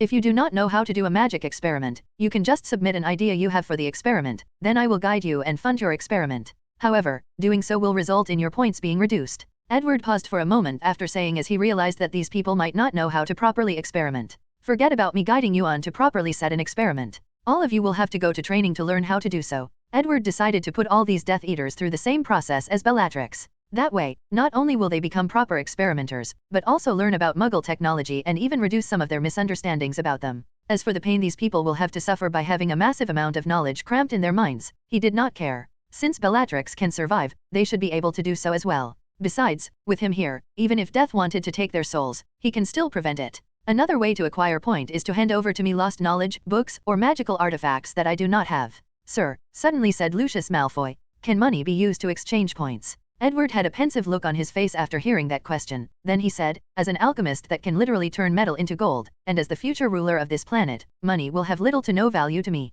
Nevertheless, I also understand that wealth can also be an advantage for many of you here, so I will allow it. Then, with a wave of his hand, the ratio of gallons to reward points was displayed in front of everyone. Many people secretly gasped at how high the ratio was. Not many people could afford to use their wealth to exchange for points. However, many people also figured out that the reason that Edward made the price so outrageous was to discourage people from using this method or abusing it. I am glad that your Malfoy family is so bold and not afraid to ask the right question, said Edward as he looked at both Lucius and Narcissa. Then, he waved his wand and added more points to them. An act that garnered the envy of many of the other families except for the green grass. Both Solisle and her husband Jameson could tell that their families had the second amount of points behind the Malfoy, and the reason for that is most likely due to Solisle's relationship with Edward. For the first time, Jameson was glad that his wife had a secret lover and he hoped that she could use this fact to further increase the advantage of their family. Sir, there is still something that I would like to hand over, but I require my house elf to fetch from home if you do not mind, said Lucius. Edward motioned for him to proceed, then Lucius yelled out loud, Dobby. A house elf suddenly appeared on the table in front of Lucius, an act which made him angry, but he did not say anything. Go fetch the black book in my study. As you command, master. Dobby then disappeared, then returned a few seconds later with a black book in his hand. Lucius grabbed it from his hand while forcing him off the table. Sir, this is it. It was something that the previous Voldemort gave me to safekeep for him, said Lucius as he handed the book to Edward. With a wave of his hand, the book floated from Lucius and landed on him. This must the first Horcrux that Voldemort made. Horcrux. You can look for the information on the plate in front of you. There is a search option. All the Death Eaters immediately pointed their wand on the metal plate. Then they learned that there is indeed a search option. As long as they thought about what they wanted to know, the information would show up. Following this, the information about Horcrux showed up. Horcrux, an alternate form of immortality that involves splitting the soul and attach it to an alchemy item with powerful magical power that served as a tether to the mortal world. As long as that item is not destroyed, then the owner is considered immortal. The maximum number of Horcrux that can be made is 7. History. This dark magic was created by an ancient Greek dark wizard named Herpo the Foul,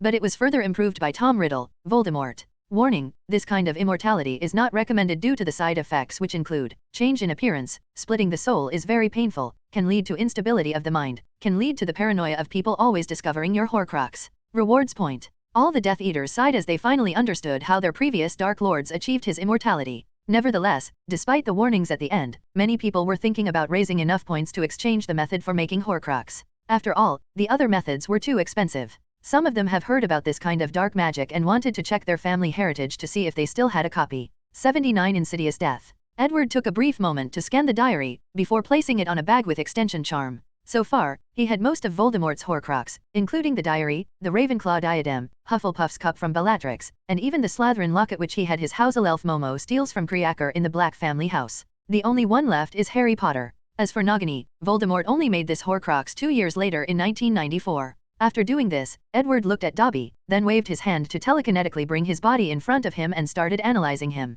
Sir, if my house elf offends you, I will punish him without hesitation, hurried said Lucius, with his voice trembling a little. There is no need, I just found your house elf special, replied Edward calmly as he took out his wand and used some sort of magic on Dobby, who had a terrified look on his face. Special? Asked Lucius in confusion. I have done a lot of research on house elves, and I discovered something fascinating, replied Edward while still analyzing the terrified Dobby. A powerful wizards place bloodline magic on the entire race, enslaving their bodies and minds. Hence the reason that they are so loyal to wizards. No, it goes beyond this. As a result of such magic, all house elves even love the prospect of being enslaved except for this one. He has his own will, his ideas, and beliefs. At first, I thought that his bloodline was special, hence the reason that he was different. But, no, it seemed that it is his soul that is unique. Meanwhile, Dobby was terrified as he felt that all his secrets were revealed, so he hurriedly said, Dobby is always loyal to Master Lucius. Were you going to tell Harry Potter to stay away from me after experiencing what you say in this meeting? Asked Edward with a smile on his face. Becoming ever more terrified, Dobby lowered his head. As for Lucius, he was furious. If he was not in front of people, Merlin knows what he would have done to Dobby. Edward looked at him and said, give him a piece of clothing. Lucius was startled at first, but he did not say anything. Without hesitation, he took out his handkerchief and threw it at Dobby, who hurriedly caught it. Now, little house elf, you are free. But, I still have to modify your memories for you not to intervene in my plans. After hearing this, Dobby became even more frightening. With the thought that he must warn Harry Potter, he snapped his finger to try to apparate. Unfortunately, to his horror, he discovered that his magic was invalid. So, he tried a few more times to no avail. Meanwhile, Edward just smiled and used his wand to modify this guy's memory. Then, with another wave of his wand, the house elf was teleported away. One of the Death Eaters raised his hand, then remembered Edward's previous word and lowered it. He said, Sir, do we need to free our house elves too? In the future, you will have to, but not now. The only reason I freed him was that he is useful for my plans, replied Edward. Now, do you have anything to say? If not, this meeting will soon end. Sir, I have an idea for an experiment, but I do not know if it is probable, suddenly said Jamerson Greengrass. Oh, go ahead. I was wondering what would happen if I placed the soul of an animal inside a wizard. He did not say anything else besides looking at Edward and waiting for his answer. Huh, that's an interesting idea. From what I know, even werewolves who are considered magical animals have a normal human soul. In such an experiment, you can first try ordinary animal souls, followed by magical animal souls. You can try it on muggle prisoners and dark wizards. He then looked at Jamerson. Does your family has the fund for this experiment? There should be no problem. In that case, after going to proper training, you can set the experiment on your own. I'm looking forward to the result. Training, sir? Yes. All of you have to go through training to learn about basic muggles knowledge and how to set up an experiment. I'm warning you now, this training will be very painful, and some of you might become sick for a while during the process. So, I need you all to create a schedule when appropriate for any of you. After all, we do not want the world to suddenly notice that a bunch of members of pure blood families all suddenly become sick at the same time. Edward then looked at Snape. You are in charge of creating the schedule. As for you, Bellatrix, you have your own thing to attend to. As for me, I have a meeting with death. A sudden flame enveloped Edward as he disappeared from the room. Meanwhile, all the Death Eaters felt relief after his departure. It was like a giant weight has been lifted off their shoulders. Then, they looked at the alchemy plate in front of them with delight. They could not wait to gain access to that vast library. Unfortunately for them, a loud cough from Snape woke them up from their thoughts. Although Severus was also excited as Edward granted him access to the library. And from what he observed, he had way more points than even the Malfoys, and he was even granted something called temporary level 3 access, while all the other Death Eaters only had level 1 access. According to Bellatrix's envious explanation, it meant that he would pay less for any knowledge, and had access to deeper secrets. Still, since Edward placed him in charge of creating the schedule for this so-called training, he would do his best to accomplish the task. As for Edward, he teleported to his manor on Earth, took out the Deathly Hallows, and contacted Death. What do you want, wizard? Do you think I have nothing better to do? Asked the tall and menacing god of death who looked exactly like a tall Dementor. I have a question I need to ask you, replied Edward with his usual calm demeanor. And why should I answer you? I do now owe you anything. Edward sighed. Okay, how about we lay our cards on the table? Do you think that I am stupid? What do you mean? You have been acting suspicious for quite some time now. Do you think I would not discover your plan? Once again, wizard, I do not know what you are talking about. Ignoring him, Edward started talking. I first started to suspect you after you agreed to make a deal with me regarding Voldemort's complete soul in exchange for knowledge regarding time, space, and dimensions. I mean, is Voldemort's soul so valuable? Edward looked deeply at Death despite his face covered by a hood. Then there is the information you gave me in 1926 about the Cataclysm and the fate of the other gods of this universe. This kind of valuable information came too easily. With just my promise not to mess with time, you agreed so easily. There was nothing binding nor did you take any pre-inventive measures. You just believed me. I never once doubted your intelligence like you did mine. After all, you are a god. Even if you were truly stupid, after living for so long, there is no way that you would remain that way. So, what exactly do you think my plan is? Asked Death with a great deal of intrigue and irritation in his voice. True origin of the Deathly Hallows isn't it obvious? Replied Edward. You probably wanted to use my ability to travel to another universe. If I guess correctly, you probably wish for me to acquire the knowledge necessary to activate the ley line nodes on this planet, thus slowly reversing this universe back to a high magical one. That way, you can benefit from it, and all the other dead gods can also have a chance at resurrection. Of course, Edward was not telling the truth, or he was partially lying. He guessed that Death planned to find a way to escape after this universe returned to a higher magical one. "So what?" asked Death while releasing a powerful soul pressure that belongs to a true god. However, it only lasted for a brief moment. "What I'm saying is, since I also want this universe to level up, so to speak, we are on the same side. We should work together," replied Edward with his usual calm demeanor and smile. After a brief silence, Death asked, "You said you came to ask me a question. What is it?" "I came to ask about the correcting force of fate. Is it going to affect my plans?" "You do not need to worry about that." "What do you mean?" asked Edward. "You are the kind of existence that is rejected by fate. Hence, the correcting force, as you called it, will stay away from you whenever you are involved in anything. This is also the reason that you cannot use any divination magic and the reason that divination does not work on you." Edward frowned after hearing this, then he asked, "If what you said is true, how come Grindelwald had a prophecy about me?" "That's because you are too weak, so certain talented individuals can have a prophecy about you, but your face and identity would never be revealed in these prophecies. Additionally, if the prophecy is advantageous to you, then there is also a chance of it appearing, albeit very low possibility." Edward swore he heard a little annoyance from Death while stating the last part, but it could be just him hearing this. He nodded. "Well, it was nice working together, and I look forward to our next meeting," said Edward with a smile, then he left. Meanwhile, Death watched his departure, then sneered after he was gone. He did not believe any of this wizard's nonsense. If he was truly willing to work together with him, why didn't he ask the knowledge about space and time to complete his gate? After Edward's departure, Death started to think about the exchange. Once Edward revealed his plan, he wanted to use force to control him. Unfortunately, he could not. Looking at his body, Death could see countless invisible chains bounded him, and he cursed out loud.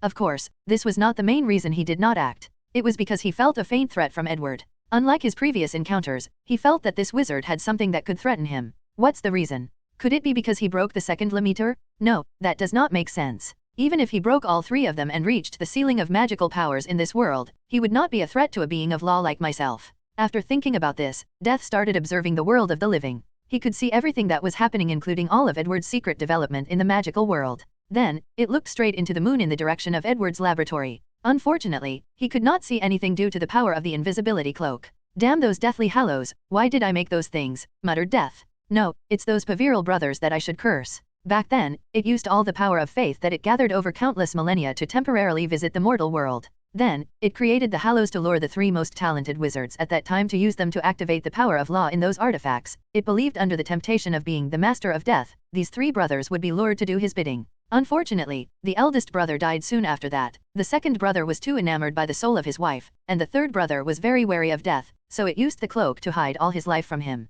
On top of that, the powerful force of the universe that prevent death from escaping also acted. It placed a powerful curse on both the Elder Wand and the Resurrection Stone so that its members do not live long and are unable to help Death fulfill his plan. Of course, the curse on the Resurrection Stone was also to prevent wizards from messing with the cycle of life and death. After thinking about all of this, Death became angrier. Then, there is that Dumbledore. I slowly guided him to eventually come in contact with all three Hallows, but even he resisted the temptation. Even the death of his loved ones could not change his decision. Then, there is that Harry Potter. After getting all three, he even destroyed one, while making sure that no one found the other.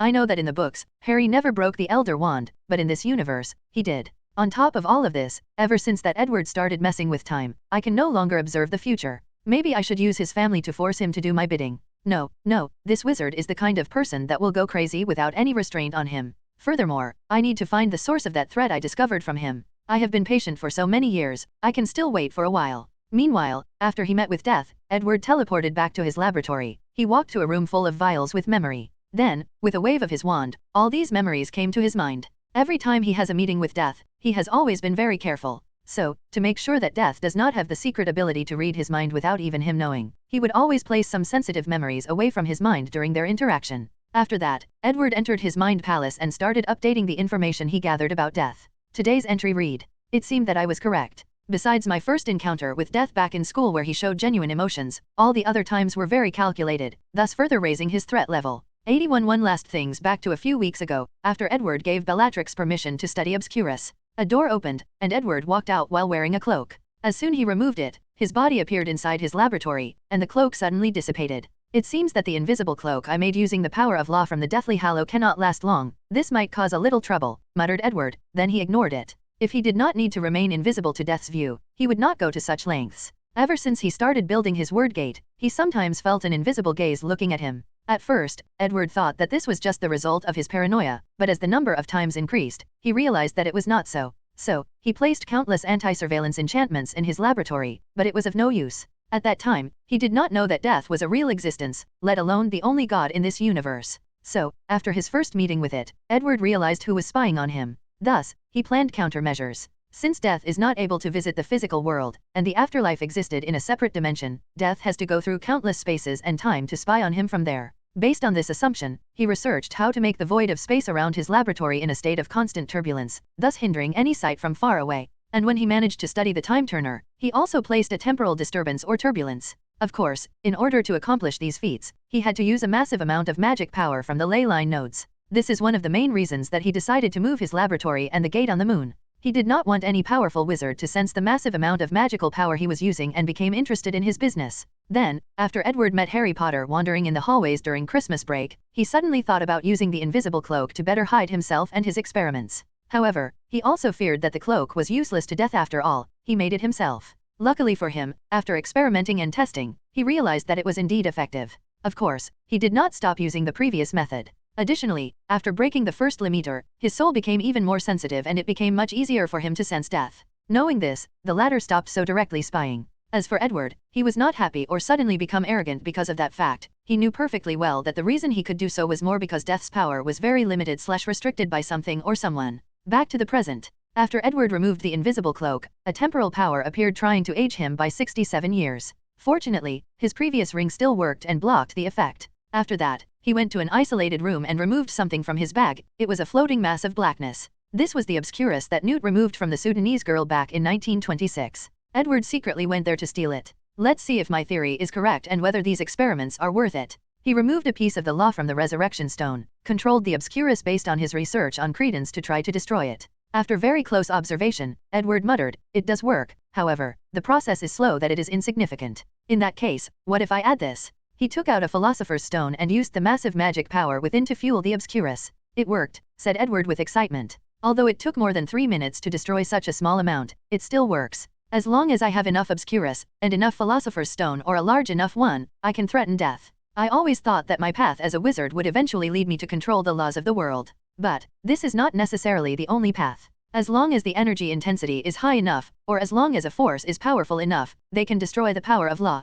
It seems that I have been too heavily influenced by the cultivation novels of my past life." Scene break. After the meeting with Death, after updating the information about Death, he made sure that the only obscurus he had available was with him, along with a philosopher's stone. Then, he realized that there were only a few days before school started. With so much happening this summer, he lost track of time. However, he still had one last thing to do. He first went back to his manor on Earth, sent a letter to someone. After receiving a reply, he used the Flu network to teleport somewhere. "Edward, my boy, what brings you to see me today? You know, now you are a world-renowned star in the magical world," asked Nicholas Flamel with a smile on his face. Nicholas and his wife attended Edward's announcement of the 3 counter curses after receiving an invitation. However, not wanting to be recognized or interacting with other people, they disguised themselves. "Haven't I always been famous?" replied Edward. "Not on this scale. Sit. I've made tea." After the two chatted for a while, Nicholas Flamel asked, "So, what brought you to see me today?" "I've come to ask for your help," replied Edward. "If there is something that even you cannot do, how can I help?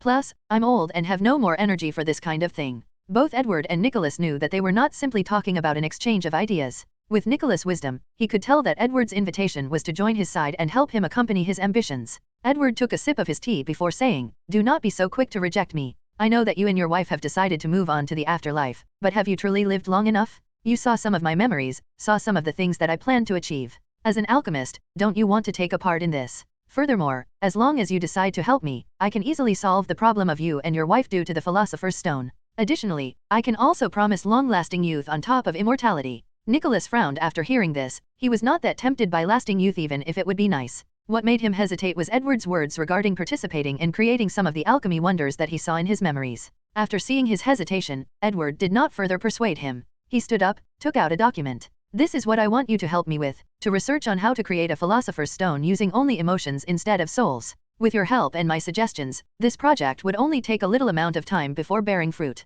And such an achievement is enough to change the civilization of wizards and advance it forward by centuries if nor more. If you decided to help, just send me a letter." After that, he left. A few days passed, and the first day of Edward's second year at Hogwarts as a professor finally arrived. While dressing up, he received a letter from an owl. The sender was Nicholas Flamel. After opening it, there was only one word. "Yes." So, Edward smiled after seeing it. 82 The beginning of the second year Edward sat on the high table of the teachers, talking with everyone present. Because of his recent achievements, he was more famous than before, so many of his colleagues thought that he would not come back to teach. So, after seeing him, many had many questions, and Edward responded to all of them. And it was not just the teachers who were curious, but many of the students. After all, they spent the entire summer constantly hearing news about Edward in the newspaper. Well, it seems that my class will become more popular this year, muttered Edward. All the other teachers rolled their eyes after hearing this. Even many of them wanted to take his class given the option, let alone these easily influenced students. Finally, it was time for the sorting hat to do its job. All the teachers and students quieted down, providing Edward with a little breathing room.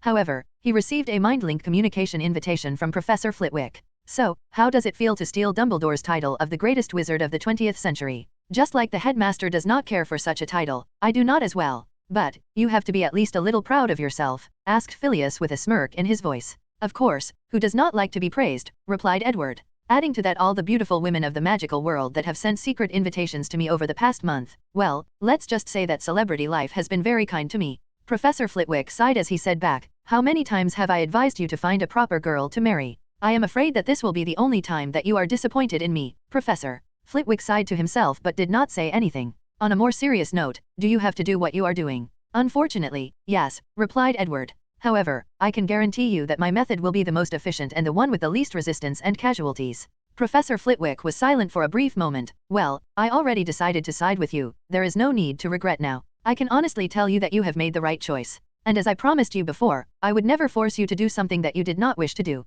I know. So, how are you enjoying my library? A deep sigh ringed in Edward's mind after asking this question. I never expected that you have so much lost knowledge, that you have created so much new knowledge, and I keep wondering how much wizardkind would develop as a whole given access to all this knowledge. This is the reason that I'm doing what I'm doing. By sharing my knowledge in the hope that even more can be created, thus creating a perfect cycle that drives wizard civilization forwards. I agree with you on that, replied Professor Flitwick. However, I discover that I only have level 2 clearance. What about the higher levels? What exactly is there? However, Edward did not answer him, just smiled at him, so the professor did not mention the topic again. Currently, there are only 2 people with level 3 access, Bellatrix and Snape, and it is still temporary. And the reason for that is because he controls their lives. As for the Death Eaters, despite their loyalty they only have level 1 clearance. The only person with level 4 clearance in his library is his aunt and little Susan. But even she did not know this as she was too young. And that level of clearance does not only grant them access to his library but also has a safety protocol. As long as any one of them is in any form of trouble, a special alchemy item he gave them will send a signal to the World Gate, which will then activate all its powers to save their lives by teleporting them away.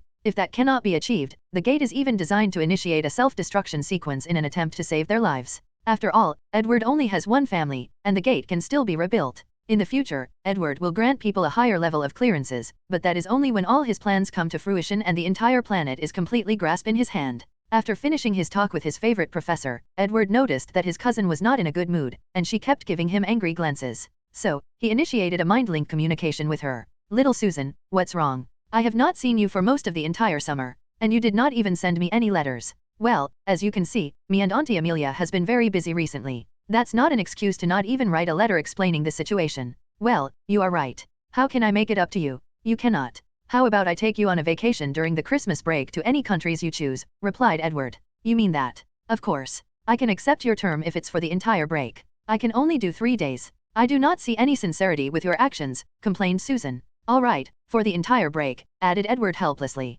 That's more like it. Okay, I will tell you another good news, said Edward. This year, you can do your best to win the cup for the Hufflepuff's house, and I can guarantee that the headmaster will not intervene. Really? In that case, this year's house cup belongs to our house. I always warn you to not be too cocky, otherwise it is easier to make unintended mistakes, warned Edward. I know. Then, the two chatted for a while about a lot of miscellaneous things before breaking the connection. By then, the sorting hat ceremony was over and it was time for everybody to eat their food. After a quick check, Edward realized that all the people from the books were still sorted in the same place as the canon timeline. However, there was still a major difference. Harry Potter and Ron Weasley were at the Gryffindor's dinner table. With Edward taking Voldemort's diary and erasing Dobby's memory, the house elf had no reason to stop Harry from attending Hogwarts. So, he and Ron were not forced to use a flying car to arrive at school. It seems that death did not lie to me. The correcting force of fate did not manifest as usual to place everything back to the original timeline. 83 plans in motion. After the dinner was over, Edward planned to go back to his room but was stopped midway by a student, Hermione Granger. Professor Bones, congratulations on all your achievements. Who would have thought that studying the dark arts could have such benefit? Thank you, Miss Granger. So, how can I help you? Oh, first, I would like to thank you for the gift you gave me at the end of last year. Gift? Oh, you mean the alchemy item that allowed you to practice magic at home without the Ministry of Magic knowing? Yes. I spent the entire summer constantly practicing as you told me to. Now, I can find my magic core on my own, and easily control my magic power. Wonderful. Not every wizard your age can have the patience to do these boring practices every day, especially when the early advantages cannot be seen, said Edward approvingly. So, is that the only reason you came to see me? Hermione hesitated a bit before saying, Professor, I would like to take your alchemy class this year. Miss Granger, my class is only for the 3rd year and up. I know this, but I would like to know if I could take the class this year. Edward was a little surprised by this request and he looked at her up and down. He could see a passion for knowledge like his, but hers was tamer and had no direction. Meanwhile, Hermione, taking Edward's silence for refusal, hurriedly explained, During the summer, I've read all the books for the 2nd grade and 3rd grade. Although I could not understand some of the contents, I believe that my knowledge is enough to equal students in the 3rd year. Plus, Professor, didn't you say that you like to help talented students like me? With your help, I can quickly make up the knowledge that I need for your class. Edward was momentarily speechless. Since when were 12 years old so cunning? After pondering for a moment, he said, I have no problem with you joining my class or helping you with your study. But for this kind of decision, you should probably contact Professor McGonagall to get her approval and deal with the issue of schedule. No problem, Professor. Then she ran towards Professor McGonagall's office. Scene break. Late at night, Edward slowly walked towards the 2nd floor girls' lavatory. As soon as he entered, the ghost named Myrtle was quite surprised. She opened her mouth to say something, but before she could say something, she saw Edward's eyes turn a weird gray color, then she fainted. When she wakes up in a few hours, she will not have any memories of the past hours, including seeing Edward. After dealing with her, he used Parseltongue to open the door to the Chamber of Secrets. With his flying ability, he easily reached the location where Salazar Slytherin's massive status is located.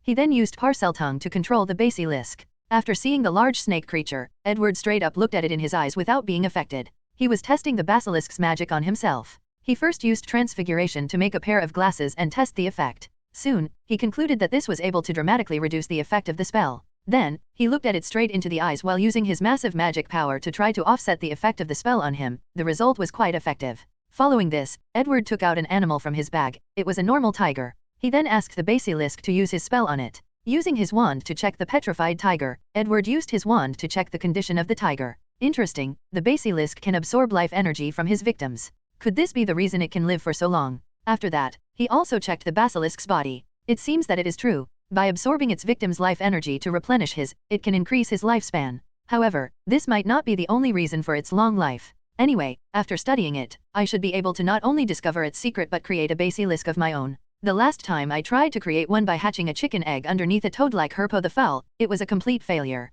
After doing his initial examination of this powerful magical beast, Edward returned to his quarter. Scene break. Minister Fudge was walking back and forth in his office, worry oozing out of his pores. A while ago, Dumbledore sent him a letter warning him that the Bones family might be plotting to take his position of Minister of Magic from him. At first, he was deeply worried about the letter, but soon, a rumor rapidly spread throughout the entire Ministry of Magic, and that was the fact that Dumbledore was not happy about Fudge, and thus planning to run for office. After acquiring this news, he rushed to investigate it. Compared to Amelia Bones, who has never shown any desire for power, he was more worried about the possibility of Dumbledore running for his position. After all, the man's prestige in the magical world was overwhelming. So, Minister Fudge spent a great deal of time secretly investigating whether this news was correct or not. He secretly spied on all the people Dumbledore was close to him. However, recently, Fudge has discovered a disturbing fact. While he was guarding against Dumbledore, the prestige of the Bones family, Amelia to be precise, had reached an unimaginable level. Her level of support among both the ordinary wizard and the people of the Ministry of Magic. He knew that if she ran for the position, his chances of winning were close to nothing.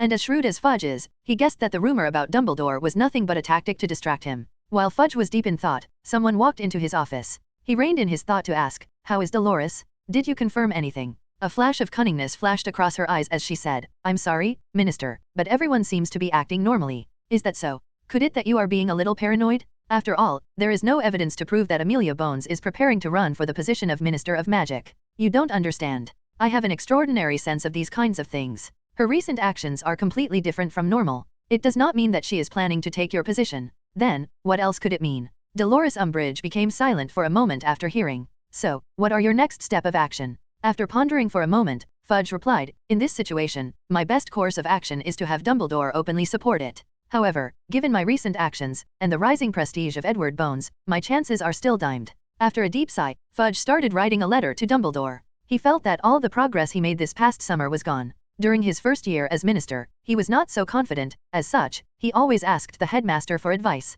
However, in his second year, he was planning on doing things on his own. But now, he was back to asking for help. Fudge lamented on how difficult it is for him as a minister of magic. 84 Rivalry 2 days later, Edward was sitting in his office dealing with a few things. He first sent a package to the Flamels containing a potion that would deal with the side effects of long-term use of the Philosopher's Stone. The potion is designed to slowly release the grievances that entangled the magic power of the couples. Of course, with Edward's understanding of the soul, he could solve their problems instantly, but he did not do so. The reason being that Pernelli Flamel used to be a wizard that broke the second limiter. Although Edward knew that having a large magic power was not equivalent to being powerful, and with all his magical skills, he could easily defeat her. Nevertheless, he did not want to take any risk. So, he opted to use a solution that would take time. Until he discovers a method to break his second limiter, the couples would have to wait. After dealing with this problem, he started planning things that he needed to accomplish during this school year. I should probably formally organize the dueling club. Having the students trained to reach the level of Heart of the Card is a good way to train their will, making using magic much easier.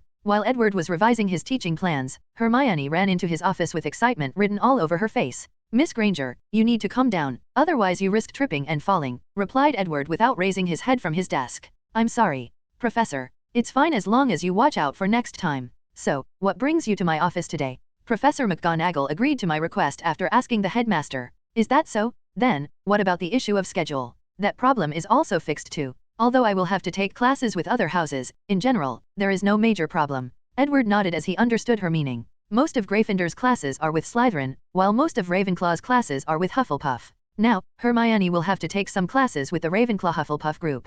That means you will not have as many classes with your friends. Are you all right with that, Miss Granger? Asked Edward as he finally raised his head from his desk. "It's only potion class and history of magic." "That's fine." "Did Professor McGonagall say anything else?" "Yes. She said that you have to ensure that I have the necessary skills to be able to keep up in your class." Edward nodded his head, then reached out to take out a book from a compartment in his desk before handing it to her. "Professor, what is this? Look at it yourself." Hermione opened the book, then a little surprised flash across her eyes as some kind of information was transmitted into her mind. Then, she took out her wand and followed the directions in her mind. Soon, Hermione found herself in a strange classroom, and Professor Bones was in front of her explaining magic to her. It started from theory, followed by practice. He explained the meaning of the gestures, the incantations, the use of magic power, and even explained different ways that a spell can be used. Hermione was fascinated by how deep and detailed his explanation was, especially compared to the other professors. Soon after the lesson was done, she found herself still in the classroom. However, she felt a little lightheaded.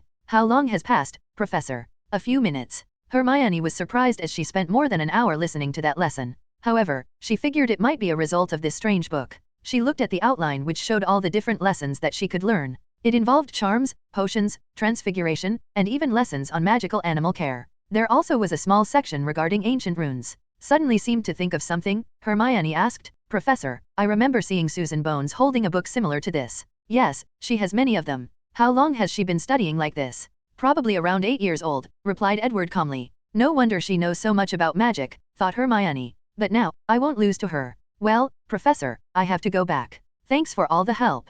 Edward could see that she wanted to use the book as soon as possible, but he still warned her. "Do not use the perception dilation of the book too much, otherwise it will give you a massive headache, making you unable to do anything for a few days. And if you further push yourself after the headaches, then your soul will be affected." Hermione was surprised by the severe warnings, so she took it to heart, so she nodded. However, she had a final question. "Professor, after taking your class, would I be able to make alchemy items like this book?" "Of course," nodded Edward. Then, with a joyous smile on her face, Hermione left, and Edward went back to his teaching plan. However, a few hours later, someone else barged into his room. "Little Susan, what's on your mind?" asked Edward, again without raising his head. "I just saw Hermione Granger with an alchemy item just like mine. Did you give it to her?" "Yes." "Why did you give her one?" "Because she is a very talented witch, and I would like to develop all her potential." Susan snorted before saying, "I know you better than this, there must be another reason for doing this." Finally, Edward raised his head from his desk, looked at her with a smile. "It's because I discovered recently that you have been a little too cocky because of your little achievements.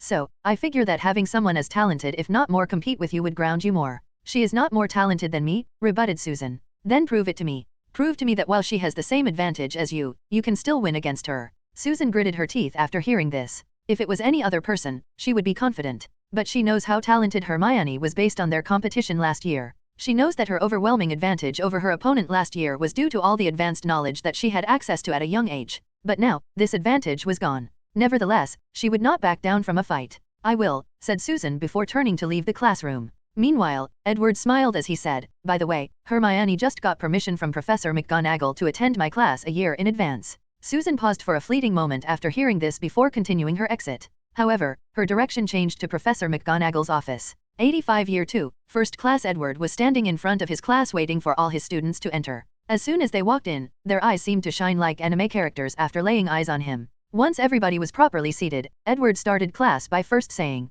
"I know all of you are excited to have such a smart, handsome, talented, and famous teacher as me, but this is not the time for any shenanigans." The class laughed out. "I promised all of you that after class is over, if there is enough time, I will answer all the questions that you have. Understand?" The students nodded. "In that case, let's begin. Last semester, to get you guys interested in alchemy, I taught you the fun aspect of it. This semester, I will teach you the boring and tiring aspects of it." One student raised their hand. "Yes, Mr. Diggory. Professor, last semester, I thought you said that we were going to learn amalgam enchantment." "That is correct, but there are many other steps needed beforehand. Let me give you a demonstration first." Edward then placed his wand on his temple to draw a silver-white string, then he waved into the air. Suddenly, a large image appeared in the classroom like a holographic device. In the image, Edward was in a heated room full of different machines. He was wearing loose clothes and many metals were in front of him. He took 2 of them, melted them separately before mixing them with different ratios to create a new alloy. After that, he then melted the new alloy again, placed it on a machine that shaped it in the form of a sword. After the sword cooled down, he hammered, then sharpened the edge, created a handle for it. As you can see, I have very little understanding of how swords and different alloys are made, how metals are processed, and so on, so bear with it. Once everything was done, he used an enchantment pen to write the word incendio on the finished swords. Unfortunately, after activating the enchantments, a massive fire appeared and instantly melted the sword. Then, Edward went to work again. He used different metals with different combinations, and sometimes, he even used some weird potion when created the magical alloy for the sword. However, the process failed each time. In the second attempt, the blade exploded into countless pieces. In the third attempt, the enchantment did not even work. In the fourth attempt, the fire could not be controlled, almost burning Edward's hand. It took at least 8 tries before he succeeded. As you can see, this semester, we will learn about different metals, both magical and non-magical, and their properties. How to mix them to get the best alloy for an alchemy item, which one has the best conductibility of magic, which is more durable, more ductile, etc. Through trial and error, you guys will have to learn the hard way how to make alchemy items from scratch. One student raised her hand and Edward identified her as one of the Muggle-born students in his class. "Yes, Ms. Klein." "Sir, why do you look like a Muggle blacksmith during the entire process? Why didn't you use any magic?" Of course, Ms. Klein was secretly complaining why the professor was not shirtless during the process, and many of the witches were thinking the same thing. After all of them were now 15 years old, reaching the age when their adolescent hormones were in full motion. Luckily, Edward did not have the habit of using legilimency on his students. "Great question. Let me show you guys another demonstration." Following this, another large image of Edward appeared in the class. This time, he was also forging a sword, but using magic. With a wave of his wand, the metals in his possession melted, then he mixed them to create the appropriate alloy. Then, he controlled the magical alloy to turn in the shape of the sword, used another spell to cool it down. Afterward, used another spell to remove the impurity from the metals, and a final one to sharpen the edges. Finally, he enchanted it with his pen. The entire process only took about an hour. "As you can see, class," said Edward. "Relying on magic to make an alchemy item required a great deal of strength and ability for spell casting, something that many of you in the classroom currently lack. So, throughout this semester, while you learn the old-fashioned way, I will also be teaching you some of the spells essential to an alchemist. Of course, this is not the main reason that I want you all to learn the ways of a blacksmith. It's because this method allows you to have a hands-on approach to the different metals. It allows you to personally experiment with different ores and learn about their properties through trial and error." The students nodded. However, they do not think that class would be as boring as the professor said if they have to do what he showed on these images. However, one student had a question. "Yes, Mr. George Weasley." "Professor, I'm Fred." "No, you're not," replied Edward calmly. "How do you know?" "I just know." "What's your question, Mr. Weasley?" "I have 2 questions. One, is there an even better alchemy method than the one you just showed us? Secondly, where is our classroom going to get all these types of equipment to practice? Ambitious, aren't we, Mr. Weasley?" "Well, there is." Then, Edward showed them another image. This time, Edward engraved a few ancient runes on 2 different metals, then used his wand to activate them. Following this, the 2 metals turned into a goo-like substance before blending into a brand new ore. The process only took a few seconds. After that, Edward inscribed a few more runes before activating them. This time, the alloy instantly turned into a beautiful silver sword, glistening under the sun. For the last step, He placed enchantments on them. Just like that, in less than 15 minutes, an alchemy item was created. Professor, is that transfiguration? No, this kind of magic is called transmutation. What's the difference? How do I explain this for you guys to completely understand, said Edward as he paused for a moment. Okay, the material used to make the sword is called white silver. To make such a material, brown copper and ordinary silver need to be mixed together. Using transfiguration, I can directly turn the brown copper or ordinary silver into the white silver, or even directly into the sword. However, transmutation needs to use both raw materials to first make the white silver, then transform it into the sword. More importantly, transfiguration is not permanent, but transmutation is. But, Professor, I thought you said last year that you could turn base metal into gold, but only lasting for 6 months? And you also said that there was another grand alchemist who achieved a permanent change, said Fred Weasley. That's true. At the highest level, transmutation can barely reach the level of transfiguration. As for the permanent change of metals, that requires the Philosopher's Stone to achieve. And what is the Philosopher's Stone? Asked one student. Something that you will learn later on, but if any of you are curious, you are more than welcome to research it in the library, replied Edward calmly. Now, back to Mr. George's question. I have modified one of the Hogwarts classrooms to include many blacksmith equipments, and this will be our classroom from now on.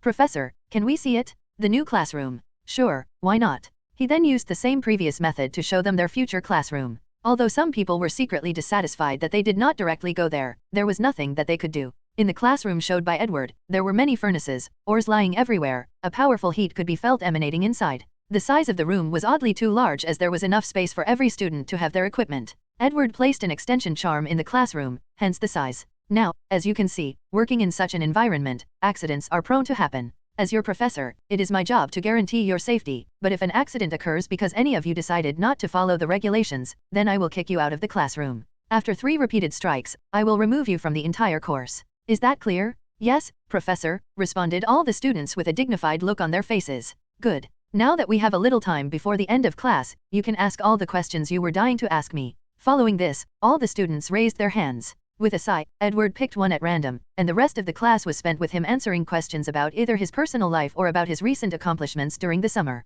86 Small confrontation after class, Edward waved for 3 students to stay behind, and they were Cedric Diggory and the Weasley twins. So, did you guys make good use of the alchemy items and books that I gave you last summer? Asked Edward while looking at them. Yes, Professor, quickly replied Cedric. Over the summer, I practiced non-stop until I could locate and wield my magic power and magic core. Additionally, my father sent his gratitude for the precious gifts. Edward nodded in satisfaction, then his gaze turned to the twins who looked like they had done something wrong. So, did you guys not practice? Oh no, we did, replied the two together. Then, why do you look so guilty? Well, at first, we did not practice due to how boring it was, said Fred. But, Percy was snooping in our room and he discovered the books and magical items, then he told our parents, continued George. After our mother discovered how precious such knowledge was, she was very thankful that you were willing to give it to us, so she forced us to practice.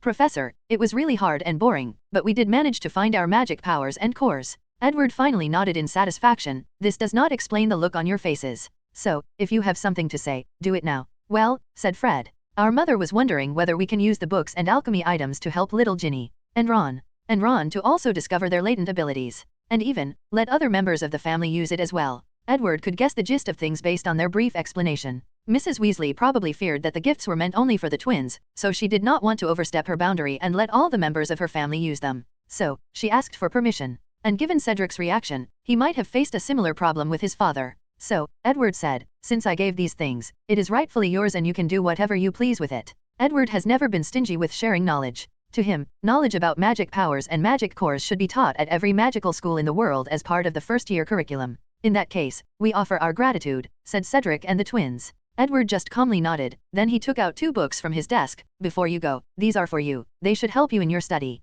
All 3 of them once again became surprised after opening the book and read the information sent into their minds. They thanked Edward one last time before leaving. Scene break. Hermione, Harry, and Ron were walking in the hallway heading to class. Harry asked, Hermione, where were you? I did not see you in potion class. I told you guys that my schedule is different now since I have to take alchemy class. Isn't that a class for 3rd years? Asked Ron. I told you guys about me taking it ahead of time. Didn't you hear a word I said? The 2 of them laughed a little embarrassed. Wanting to change the subject, Harry said, the strangest thing happened in class today. That's right. Snape was acting nice to Harry. Not acting nice, but more like he no longer targets me anymore. As far as I'm concerned, that's acting nice, muttered Ron. Harry, didn't you say that Snape also visited your house during the summer? Asked Hermione. Yes. He forced my aunt and uncle to give me a better room and make sure that they treated me properly. He even threatened to turn them into toads if they did something bad to me. No wonder you looked a little fatter than usual, said Ron. However, Harry ignored him as he continued. I honestly feel like Snape is up to something, but I do not know what.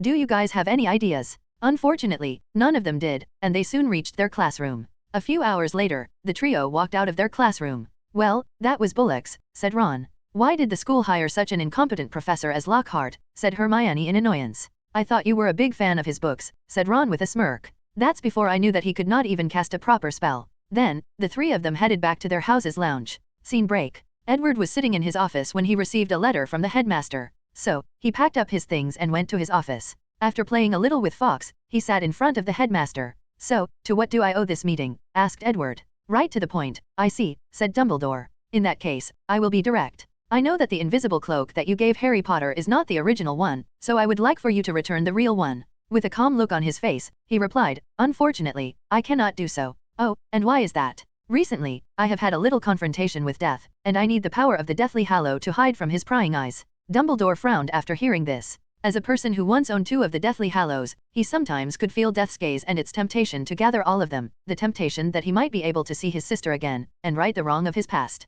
So, he knew the power of such a godlike being. Isn't there any room for maneuver in this situation? Asked the headmaster. Unfortunately, no. However, I'm not an unreasonable person. I can compensate Potter for his life. And how would you do that? Edward looked at the headmaster's head before saying, didn't you always have a suspicion that Voldemort was not dead? Or that the scar on Harry's head was not as simple as it seems? Dumbledore's heart skipped a beat, however, his face remained calm. What do you mean exactly? Voldemort survived by making Horcrux. And Harry Potter is an accidental one. Dumbledore's brow creased slightly after hearing this, then he placed a piece of candy in his mouth. Meanwhile, after a brief pause, Edward continued. As you can imagine, unless Potter is killed, Voldemort will forever exist. However, as a form of compensation, I can remove Voldemort's soul left in his body. The room became silent as the headmaster thought to himself. Is what you said true? I do not need to lie about something like this. In that case, I will get back to you later. No problem, replied Edward. Now that I'm here and finally remember, I would like to ask you, headmaster, to find a better teacher for the defense against the dark art class.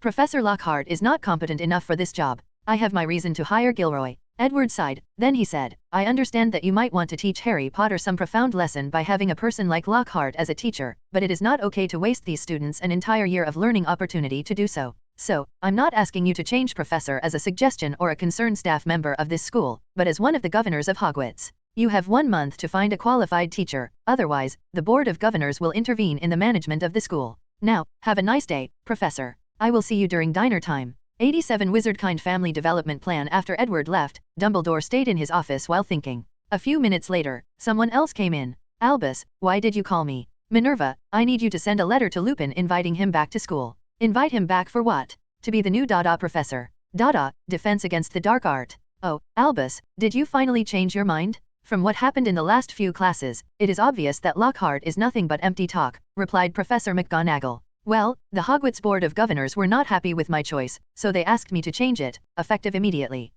I thought the board rarely intervenes in the affairs of the school. Now that they are most likely under Edward's control, the situation should change permanently. Albus, did they fire you? Or plans to? The current situation does not seem that dire, but who knows what will happen in the future. Minerva was silent for a moment, then she asked, what about Lupin's condition? Will that be a problem? If it is, then Edward will solve it, replied Dumbledore calmly. What do you mean by this? If my guess is correct, his next major step is to control dark creatures like werewolves and vampires. Given how marginalized and discriminated these creatures are by society, as long as he invents a potion or spells that allow them to control their transformation, and promise them to be treated normally by society, they will give them their undying loyalty. Professor McGonagall did not know what to say, so she sighed and decided to go and contact Lupin. However, right before she left, Dumbledore asked her to send Harry Potter to his office. A few minutes later, Harry entered the headmaster's office, but he did not see anyone else, even Fawkes, except for a snake that was glaring at him. Although Harry was scared at first, soon, he started to speak in a strange language, following which, the snake seemed to listen to a command and just laid curling on the floor.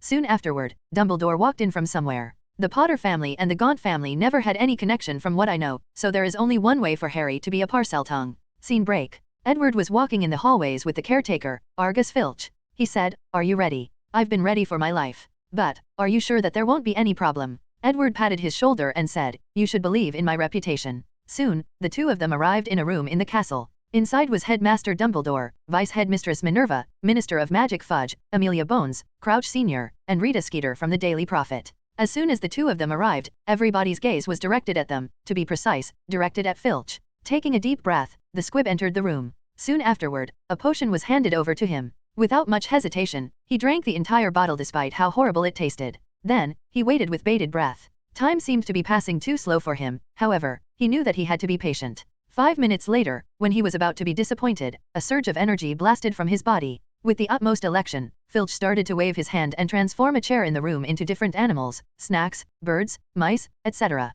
He was like a child who had just gotten a new toy. Meanwhile, Rita Skeeter's eyes lit up after seeing this, so she started taking pictures. Then, she interrupted Filch by asking, "How do you feel being the first squib to awaken his magical abilities?" "It felt great. I can finally use magic just like these children." Then, Filch took Edward's hand and shook it firmly. "Thank you for giving me this opportunity." "No problem. From now, there will be no more squibs in the magical world." Many of the people in the room sighed as they knew that once again, Edward Bones will change the magical world, for the better. After that, Rita asked him a few questions, then she asked Minister Fudge, "Minister, how do you feel about this discovery? Any plans on how to maximize the benefit of this potion?" Fudge straightened up his clothes, then answered, "Of course. I will personally oversee Mr. Bones' ceremony to award him a first-class Merlin medal. Although he already has many of them, I'm sure he won't mind a new one. Additionally, I ask that all squibs acquire this potion to awaken their magical abilities." Rita Skeeter nodded nonchalantly, then she walked to Amelia and asked, "Madam Amelia, the same question. I believe this invention is the perfect opportunity to raise the population of the wizarding world."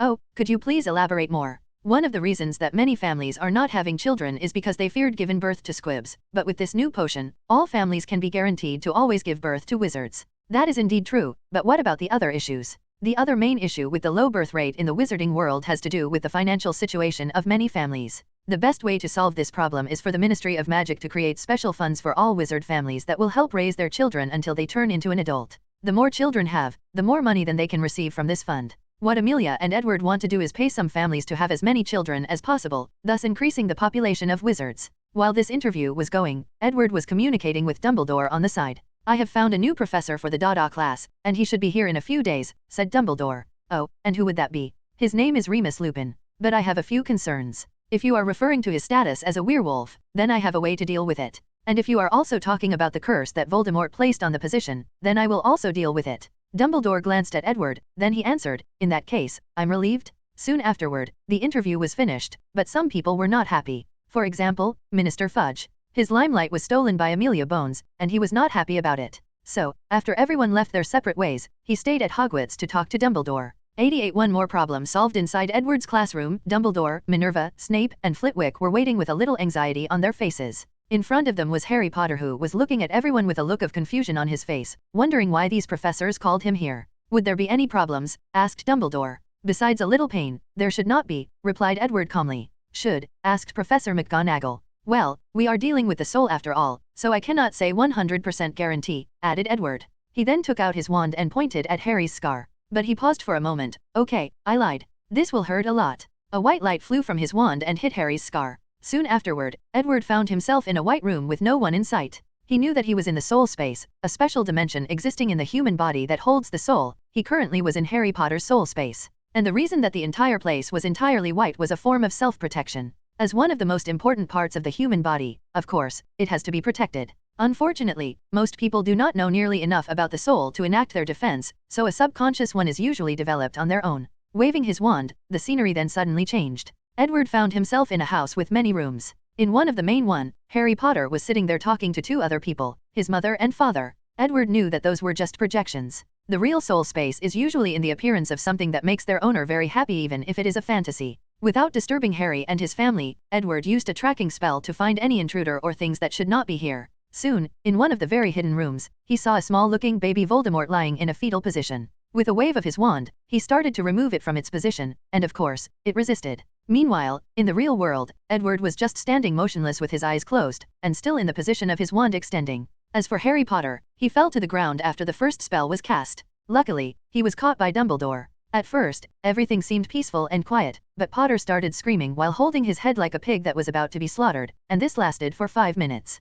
The other professors had to cast a noise-canceling charm on the room in order not to alert the other students. After 5 minutes, Edward opened his eyes, then a small light flew from Harry's body. Without pause, he took out a diamond and placed it inside. Meanwhile, Snape quickly checked the poor boy's condition. He's fine, just passed out because of the excessive pain. Then, he fed him a potion. Dumbledore then asked, "What about the other Horcruxes?" "In safe hands," replied Edward calmly. The headmaster paused for a moment, then he did not ask any more questions. As for Edward, he suddenly thought of something and he said, "While I still remember, let's deal with our other problems." He walked towards one other classroom, while the others followed out of curiosity. Soon, they arrived in front of the Dada classroom. Edward took out the previous diamond with Voldemort's soul and cast a spell. A green light came from the diamond and touched the floor. Suddenly, all the professors felt like Hogwarts Castle came alive, and Edward was connected to it. Of course, the person most surprised was Dumbledore. As the headmaster of the school, he has some special permission granted to him by the castle itself, hence the reason he can still apparate while inside.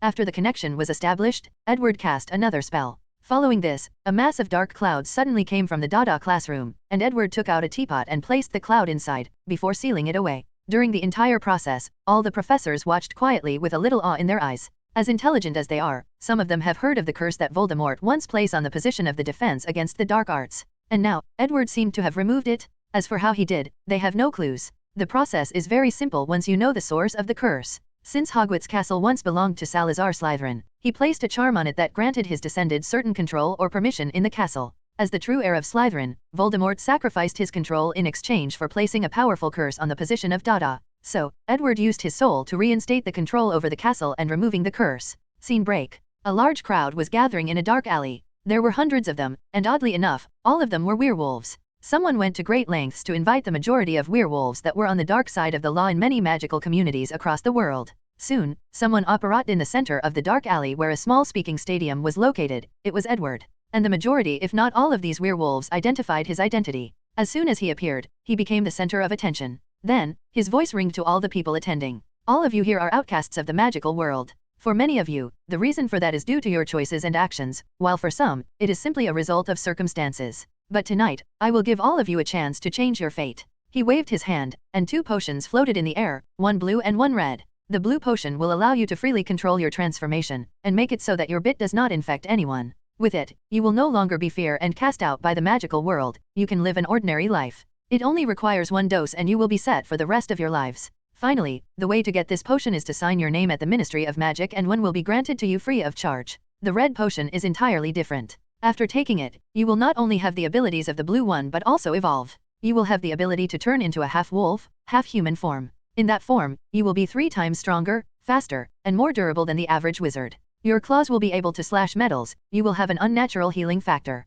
More importantly, you can still use a wand and magic. Many of these werewolves' breathing became rapid as they were rapidly consumed by greed. They wanted to rush to that podium and drink that red potion. Ignoring their reactions, Edward continued. Of course, as you can expect with something so extraordinary, the price is affordable to anyone. If you choose this red potion, you will have to give me your souls and wills, I will be your master for all eternity, and my words will be the absolute law from now. Now, make your choice. The dark alley became quiet after this as these werewolves contemplated a choice that can forever change their lives. Finally, one person raised her hand, but did not make a choice, but ask a question. "Mr. Bones, will the blue potion be available to other countries?" "Yes. However, I cannot guarantee whether it will still be free there. Nevertheless, your nationality does not matter. As long as you register with the British Ministry of Magic, you can still receive a free one." At this point, Amelia has already completely controlled the Ministry of Magic and Fudge is just a figurehead. And Edward's goal is to increase the population, so stealing from other countries through this little trick is a way to go. Following this, the alley once again became quiet with people pondering their choices. However, something unexpected occurred. Someone rushed to the podium towards Edward. With a glance, the latter identified the attacker as Fenrir Greyback. Edward could see greed in his eyes. Unfortunately for the werewolf, when he reached a few centimeters from Edward's body, the ground in the podium turned into countless chains that bound him. No matter how he struggled, he could not get rid of the chains. As for Edward, he opened his eyes and made a slurping motion. Immediately afterward, Fenrir started to become thin as a mummy as powerful energy came from his body and entered Edward's. After a few seconds, he turned into a dried mummy, and a white light flew out of his body. As Fenrir fell to the floor, he was oddly petrified. This dark magic was one Edward just invented by combining the Dementor's kiss with the basilisk's ability to absorb vitality. Nodding in satisfaction at his new curse, Edward raised his head and asked, "So, have any of you made your choice?" The majority of these werewolves chose the red potion. After all, they were used to living on the dark side of the law, and they knew the importance of power. So, Edward had them sign a magical contract before giving them the potion. As for the rest, they chose the blue potion. At first, many people thought that Edward would not be happy with their decision and go back on his words, or prevent them from leaving the area.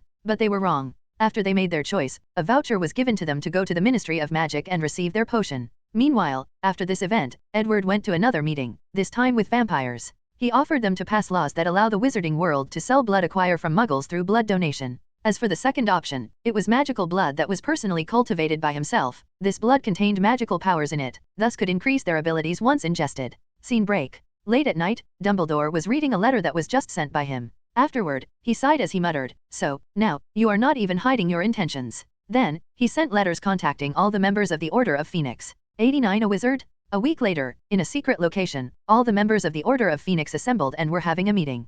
Dumbledore first introduced the situation of the werewolves and Edward's actions. "I think there is nothing wrong with his actions. Over the past few days, the werewolf potion has been distributed by the Ministry of Magic, and they have started a campaign for wizards to be more acceptable to werewolves and vampires," said Professor Flitwick. "It does not change the fact that he has an army of powerful dark wizards that are willing to do anything for him," replied Alastair Moody. "The way I see it, now these werewolves are under control and no longer deal with the dark side of the law. I know that he is your favorite student, Flitwick, but it does not change the fact that he is dangerous. Look out how these pure-blood families are acting recently. They have been supporting all the Bones family decisions. Do you think these people did this because of the goodness of their hearts? Most likely, they are under his control as well," replied Moody. "Would you prefer that they wait until Voldemort resurrects himself and they serve him instead?" asked Flitwick back. "Can any of you deny that Edward's action has not improved the magical world in just a short few months?" No one answered as he was right. In just a short time, the British magic world has greatly changed, and many members of the Order have benefited from these changes. An example is the Weasleys.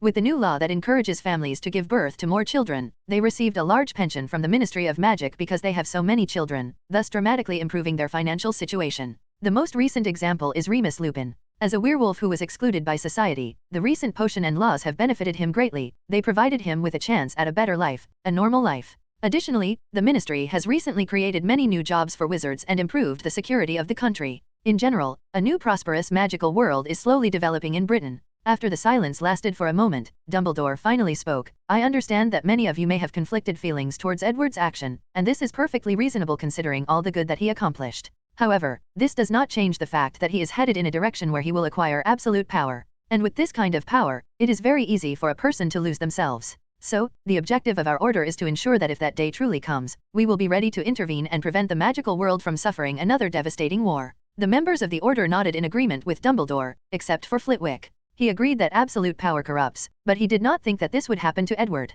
As the person in this room who knew him best, he knew that the only reason that Edward wanted to unify the magical world was that he believed that doing so will make it easier to pool all magical knowledge of the world together, then have as many people as possible study magic to push it forward. What the members of the order should be worried about was that Edward would become mad in his pursuit of knowledge someday, and conduct some taboo experiment. This was one of his greatest flaws. Flitwick also knew that his favorite student was aware of that flaw and planned for it. He plans to surround himself with good-natured people that can keep him in check when needed, so that one day, he does not go too far. Soon after, the Order of Phoenix meeting ended, waiting for the right time to activate. As for Flitwick, he did not tell Edward about this meeting as the latter promised him that he did not have to betray his past comrade. Furthermore, Flitwick knew that his favorite student probably had other ways of knowing what happened here. And with his current power, he might not even care about the Order of Phoenix. Scene break. Edward walked toward the room requirement with a sullen mood, and it was not because of the recent Order of the Phoenix meeting. It was very easy to spy on these people as his marauder map kept track of all these people, so when he noticed that they were all headed for one position, he guessed their intention.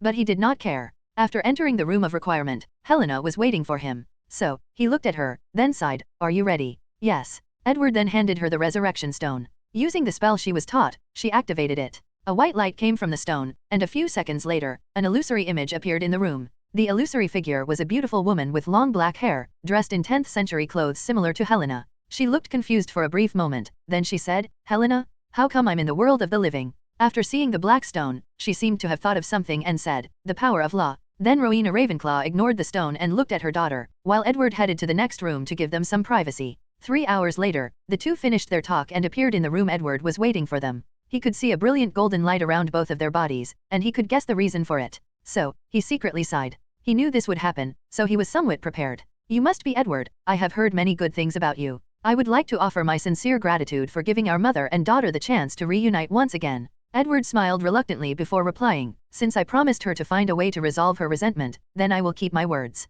Mrs. Ravenclaw nodded. I understand you are a wizard pursuing knowledge as I did, and as much as I would like to have an exchange with you, many of my memories especially about magic are gone. So, I can only give you my sincere thanks. However, I have a feeling that we will meet each other again, one way or the other. Edward frowned as he started worrying after hearing this. Are you worried about death doing something to us in the afterlife? Asked Ravenclaw. Well, you do not need to. The restrictions placed on him are far more severe than you can imagine. This is the price that mortals have to pay from pursuing powers beyond their understanding. Mortal? Asked Edward with great surprise. Are you saying that Death used to be a wizard? That's correct. Albeit a very gifted one, but one nonetheless. Unfortunately, that is all I can remember. However, with this information, you should be able to discover more. Edward nodded his head, then thanked Ravenclaw for the information. Then, he watched as the two of them turned into golden lights, and traveled to the afterlife. Edward sighed as today, he lost a true confidant. So, he decided to break one of his rules and went drinking until he was wasted. 90 Resignation. Edward was staring at the mirror in front of him while discussing with the person on the other side. Are you alright? You don't look too good, asked Amelia. I'm fine, I just recently lost a close friend. And it seemed that she meant more to me than I realized. Do you want to talk about it? I'm not that fragile. I know that men, in general, do not like to talk about their emotions, said Amelia. But if you ever need someone to talk to, know that I'm always here. Edward paused for a moment, then he said, I know. So, what did you want to talk about? I just wanted to report that everything was going as planned. However, I wanted your opinion on something. Do tell. Recently, Dolores Umbridge has hinted that she wanted to switch sides and be loyal to us. So, do you think I should accept it? Edward was not surprised by her action given what he knew about her from the books and movies, so he pondered for a moment. She can be useful. Our reign must have a positive image. However, we will still need to do some dirty things in the shadows, so she can be in charge of that. And if we ever need someone to take the blame for something or be the bad guy, she would be perfect for that? Amelia sighed. That's exactly what the think tank said. Then, what's the problem? I just do not like her, replied Amelia with a stoic look on her face, making Edward speechless for a brief moment as he wondered whether his aunt just contacted him to complain. In that case, don't accept her loyalty. She is not that important to the overall plan, replied Edward nonchalantly. Since his aunt did not like Umbridge, then she does not have to accept her as one of their own. No, I will not let my personal feelings get in the way of our plans. With her help, the final step will go more smoothly. Well, do as you please. This situation does not have to be a chore for you. If you do not want to do it, just tell me. I know, added Amelia before ending the conversation. Scene break. Remus Lupin walked out of his class and headed to the Great Hall to grab a meal. In his way, he smiled as he heard the students praise his class and teaching method. He was quite popular in school after just a few days. Of course, he also knew that the reason that these students thought so highly of him was that their previous professors were truly horrible, at least based on what Lupin learned in the past few days. After entering the Great Hall, he saw a few professors already having their meals at the staff table. Ignoring the usual stares of Severus, Lupin went to sit in a specific spot. To be precise, it was the spot next to Edward. Remus Lupin, he said as he introduced himself. Edward Bones, replied the latter as he shook Lupin's hand. Many of my students have a lot of praise for you. Well, it seems that I have some advantage over their previous professors. That's true, so what can I do for you? Asked Edward directly. Lowering his voice, Lupin whispered, First of all, I would like to thank you for all you have done for werewolves in the magical world. No problem. Nevertheless, I was wondering if there was a way to completely get rid of being a werewolf. I mean, not just control the changes, but turning into an ordinary wizard. Although a little surprised by this question, Edward answered, It's possible after extensive study. He lied. Edward could reverse the werewolf bloodline through the life code. However, if he did that, not many of the werewolves would be willing to serve him, and he needed to form an elite force only devoted to him. However, I'm currently very busy and do not have time for that. But it should be possible in the future. Lupin hurriedly nodded. As long as the possibility exists, then it's fine. Then he started eating his food in a happy mood. However, the peaceful mood did not last long. Soon afterward, Amelia Bones with many aurors following her walked into the Great Hall, to the surprise of everyone present. She first saluted Dumbledore, then looked at the students and asked, Who is Ron Weasley? Please raise your hand. On the Gryffindor's table, all the students looked at Ron, who was trembling as he thought that he was about to be arrested. Nevertheless, he still raised his hand. Amelia and the aurors walked to him. She asked, I understand that you have a pet rat by the name of Scabbers. Where is it? Before Ron could process what was going on, the rat in his pocket jumped out and tried to make a run for it. However, the aurors were ready and a spell hit him. Soon after that, under the shocking gaze of everyone watching, the rat turned into an ugly man. The aurors instantly used magic to lock him in place. Meanwhile, with a calm demeanor on her face, Amelia Bones said, Peter Pettigrew, you are under arrest for your betrayal of the Potters family, thus leading to their death. Additionally, for your crime of using dark magic and killing 12 muggles. I didn't do it, I'm innocent, screamed Peter. It was Sirius Black did it. There is no need to quibble, Mr. Pettigrew, said Amelia. We have already investigated the whole situation and know that Sirius Black was not the secret keeper of the Potters, but was changed at the last minute to you, thus is innocent. After you stand trial in front of Wizengamot and are found guilty, Mr. Black will be released immediately and paid remuneration for his unjust incarceration.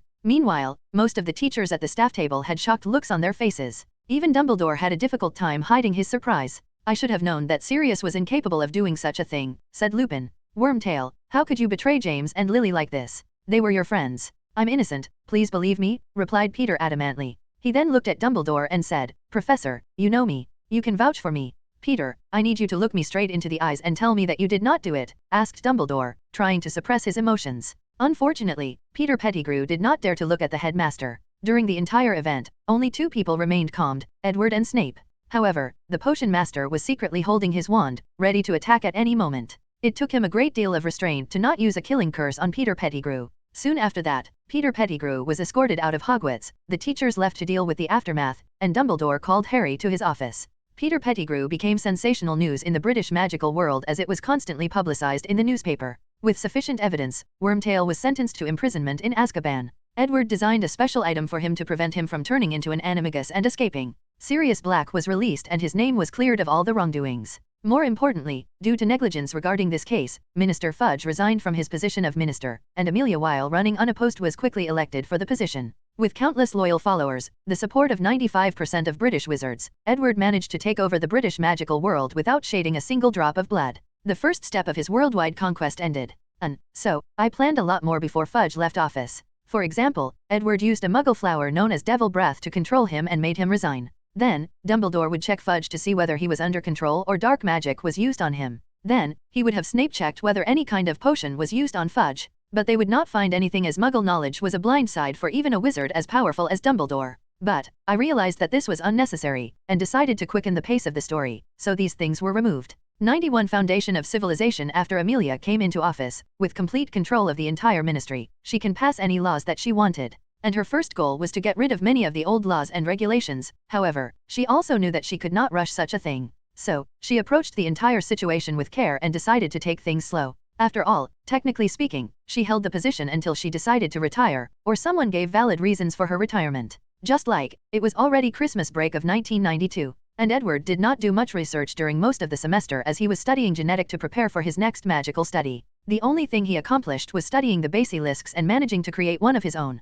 Even the werewolf potions were created by Snape and Damocles Belby, who was the inventor of the Wolfsbane potion. On the first day after the break, Edward received a letter from someone. With elated breath, he used the Floo powder to arrive at his destination. In front of a French fireplace, Edward saw a beautiful young woman smiling and waiting for her. At first, he was surprised and almost instinctively wanted to flirt with her, then he remembered who she was. I have to say, Ms. Pernelli, you are even more beautiful than I imagined, said Edward with his usual charming voice. Thank you for the compliment. It's unfortunate that not only am I taken, but also a few hundred years too old for you, replied Mrs. Flamel. It's a shame indeed. Then Edward turned his head to see a handsome middle-aged French man also waiting for him. Now I understand how you were able to marry such a beautiful wife. It seems that you were also a handsome lad in your youth, Mr. Flamel. Call me, Nicholas. Edward could see that the Grand Alchemist was not used to his newfound youth. Most likely, if it was not that his wife was so young, he would have preferred to choose an older look similar to Dumbledore. After engaging in small and casual talk for a few minutes, the group finally entered a laboratory.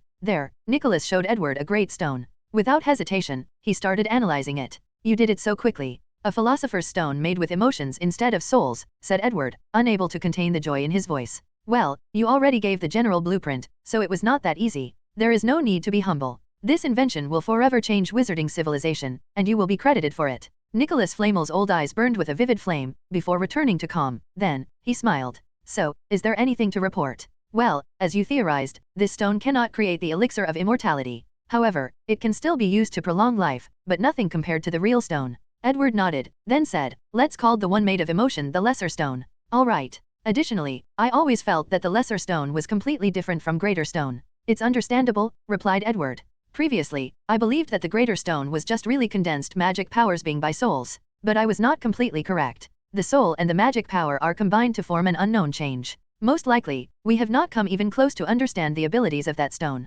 As for the lesser stone, emotions are only a small part of the soul, so it must lacking abilities. However, it does not matter as its powers are more than enough. Edward paused slightly as he observed the green stone. With it, we can ignore Gamp's law of elemental transfiguration and make food out of nothing. As such, no wizard or muggle will ever suffer from hunger on this planet. Based on the elixir of immortality, we can cure most if not all maladies on this planet. We can create any metals both magical and non-magical through transmutation. Using this stone as a medium, it is possible to integrate both magic and technology together, driving our civilization forward into both an interstellar and interdimensional era. On top of that, the stone is a clean and renewable resource. As long as magical powers still exist in the ley line nodes and humans have emotions, they can be manufactured in large quantities. The greater stone is considered a perfect material, so it can last forever on its own. As for the lesser stone, it should be able to last a few centuries. This small stone is the foundation of any powerful civilization. The Flamels marveled at Edward's words. Although they knew that he had great ambitions and would accomplish them someday, they did not think that someday would be so soon.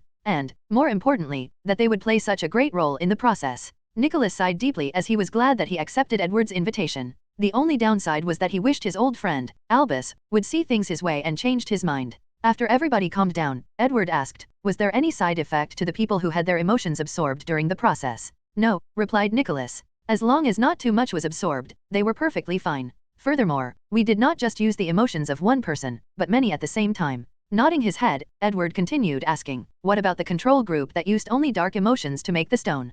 Pernelli then showed him a dark green stone before explaining, so, far beside the change in color, and an increase in power when using dark magic when using the stone, there was not much difference. Can you show me the data? No problem, she answered before giving him a piece of paper with a comparison of the two stones. Edward nodded after reviewing them. Just like when he first tested the stone after creating the first one, the dark green one could augment any dark magic compared to the normal one. Following this, Edward did a few basic tests with the stone to make sure that everything was alright, then he gave the Flamels their next assignment that they could help him with.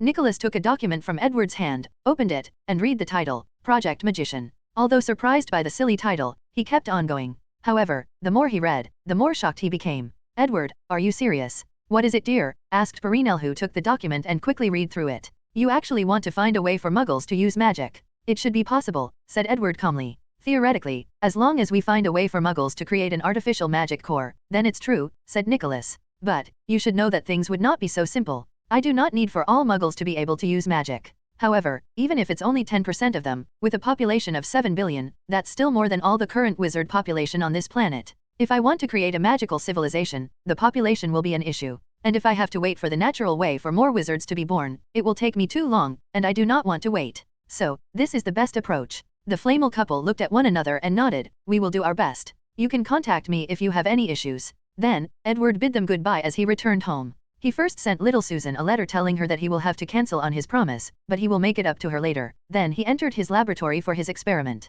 92 Cogradil. After dealing with the Flamels couple issues, Edward started his research. He placed his crown on his head to increase his intelligence, then officially begin. He first entered a room full of eggs of different sizes and shapes. These were dragon eggs. Today, his goal was to create a real dragon, just like he said to the Gryffindor trio in Hagrid's hut. To achieve this goal, Edward did not start directly with trying to purify the dragon's bloodline, but instead, focused on the body aspect of the life code. One thing that Edward noticed recently was that he had overlooked the importance of that aspect on the life code. Whether it was the soul, bloodline, or body, DNA, they were all connected one way or another. So, Edward spent the past few months studying genetic, and he had a few accomplishments. For once, he discovered a magic gene which was the connection between the bloodline and body aspect of the life code. And, according to my research, J.K. Rowling admitted that there is a magic gene. Those born with the gene active were wizards and witches, and those without it are muggles and squibs. After this discovery, his understanding of the life code once again increased. So, he begins his experiment with this. Using a combination of alchemy items and the scientific method, he edited the gene of many dragons to induce biological atavism on these magical beasts, hoping to return to their ancestral form.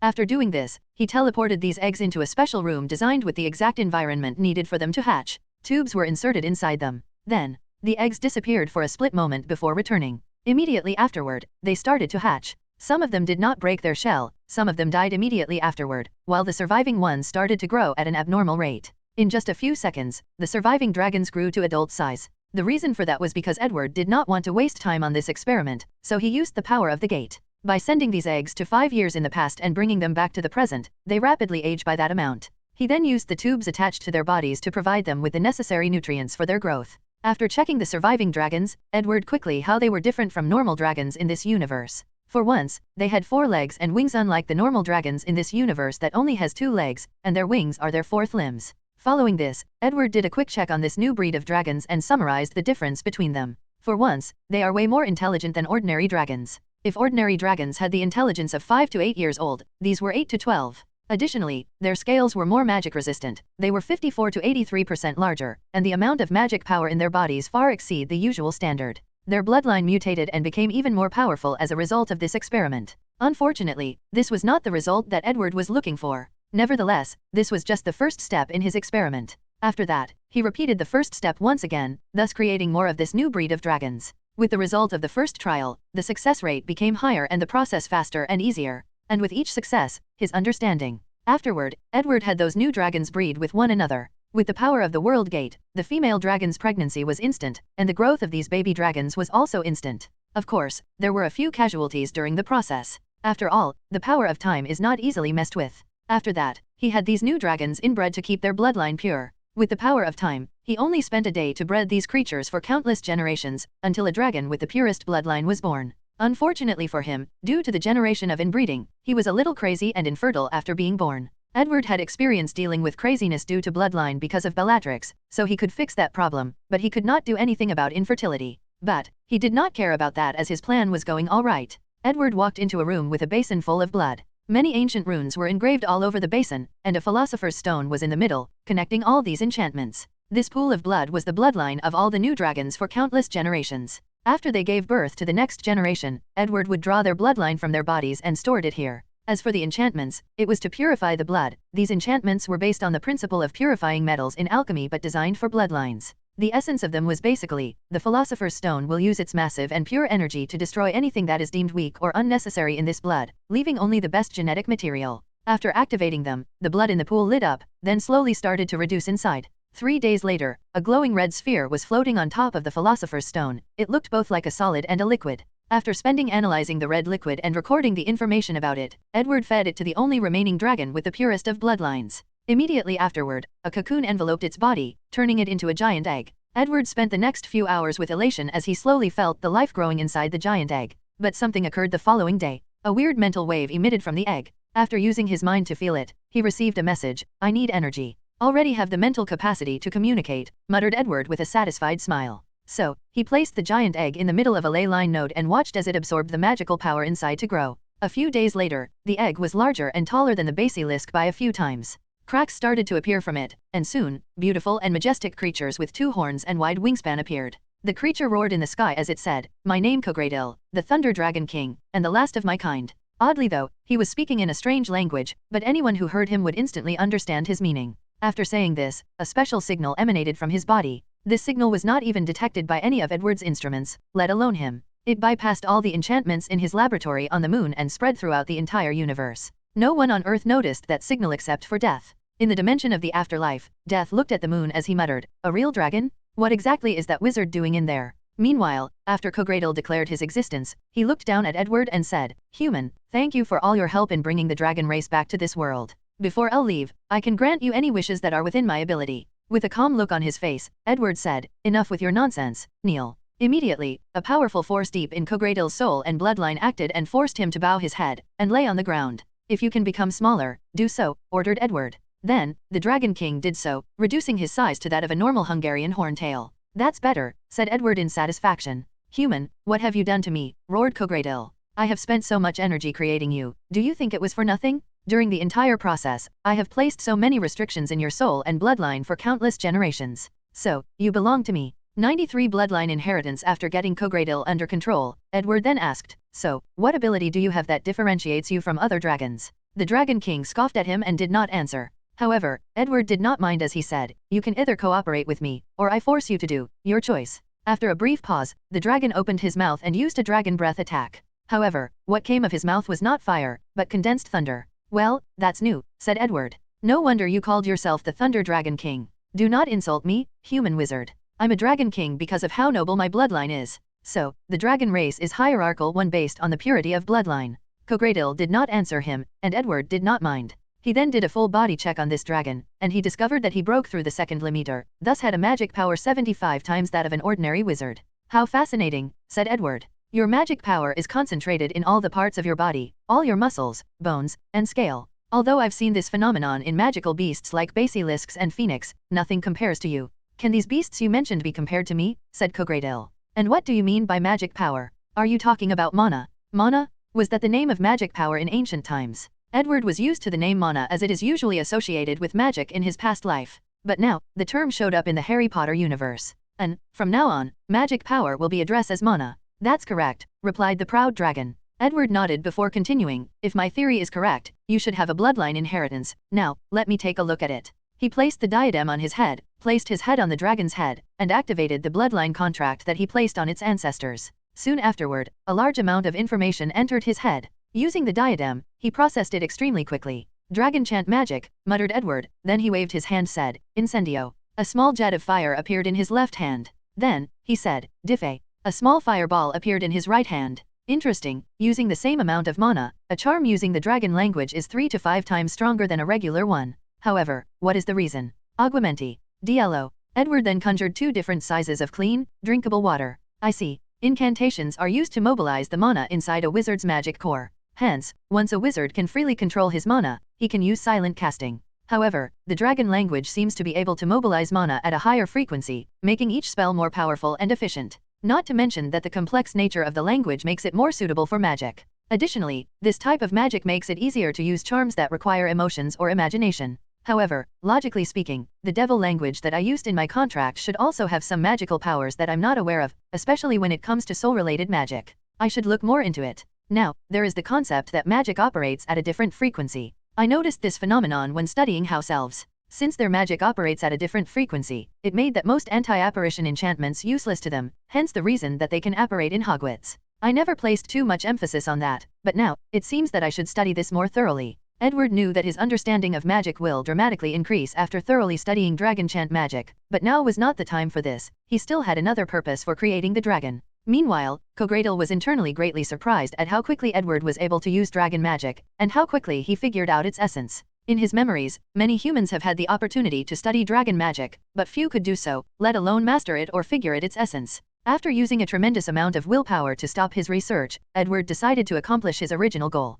He placed his hand on Cogradil's body and he said, Fusion. Suddenly, the dragon was absorbed into Edward's body. Soon, afterward, Edward grew to more than 10 meters, golden scales appeared all over his body, his fingers turned into claws, and 2 pairs of wings grew from his back. A large mirror appeared in front of him and he looked at his new body. Half-dragon? Dragon blood warrior? Well, it does not matter. Let's see if my theory is correct. After checking his body, he muttered with elation, I was right. The second limiter is removed. However, he paused for a moment, before entering his soul space. There, he saw a giant dragon looking down on him. Now, you will pay for your insolence, human wizard, said the soul of the Dragon King, before launching towards Edward. The latter, however, just gave him a random look before a gigantic cage appeared and imprisoned the dragon. Impossible? How can your soul be so powerful? Ignoring him, Edward regained consciousness, and he finished testing his new body and abilities. The advantage of dragon and human. Wait, the magic veins of this form are perfect for humans. By studying it and replicating it, it could not increase the power of the human wizard, but also allow them to use magic without a wand more easily.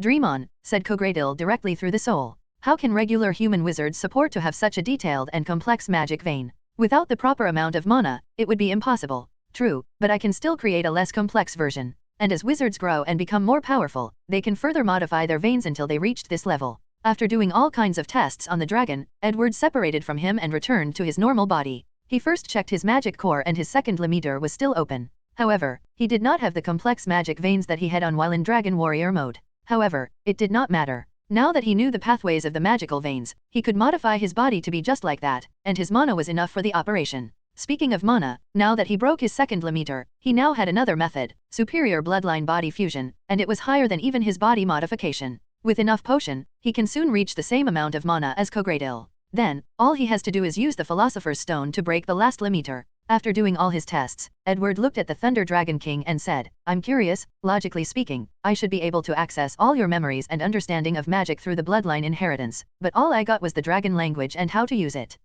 You overestimated yourself. Throughout the history of our dragon clan, many people wanted to acquire our magic, but they all failed. You should be proud to be even able to acquire our language. I see, so your ancestor placed safety to prevent other races to acquire your inheritance. Interesting, I'll have to study this at a later time. Now, let's talk about what to call you. My name is Cogradil, roared the dragon. I know, but from now on, I will call you 94 The power of love. A few days later, Edward checked his magic core that was filled with mana. After breaking the third limiter and reached the ceiling of mana in this world, he was thinking about the way forward, not for him, but other wizards. His current plan was to follow examples from wuxia novels and try to compress his mana until it's liquefied. However, despite his superb control over his mana, he could not do so. Thus, he figured out that another method was needed to succeed. Nevertheless, he was not in a hurry. He figured that if everything went to plan after a wizard managed to liquefy his mana, he would go through a magical and mysterious transformation with many benefits like an increase in soul power and an even longer lifespan. And if this method works, then wizards will have to one day further compress their mana into solid form, which is similar to the Philosopher's Stone.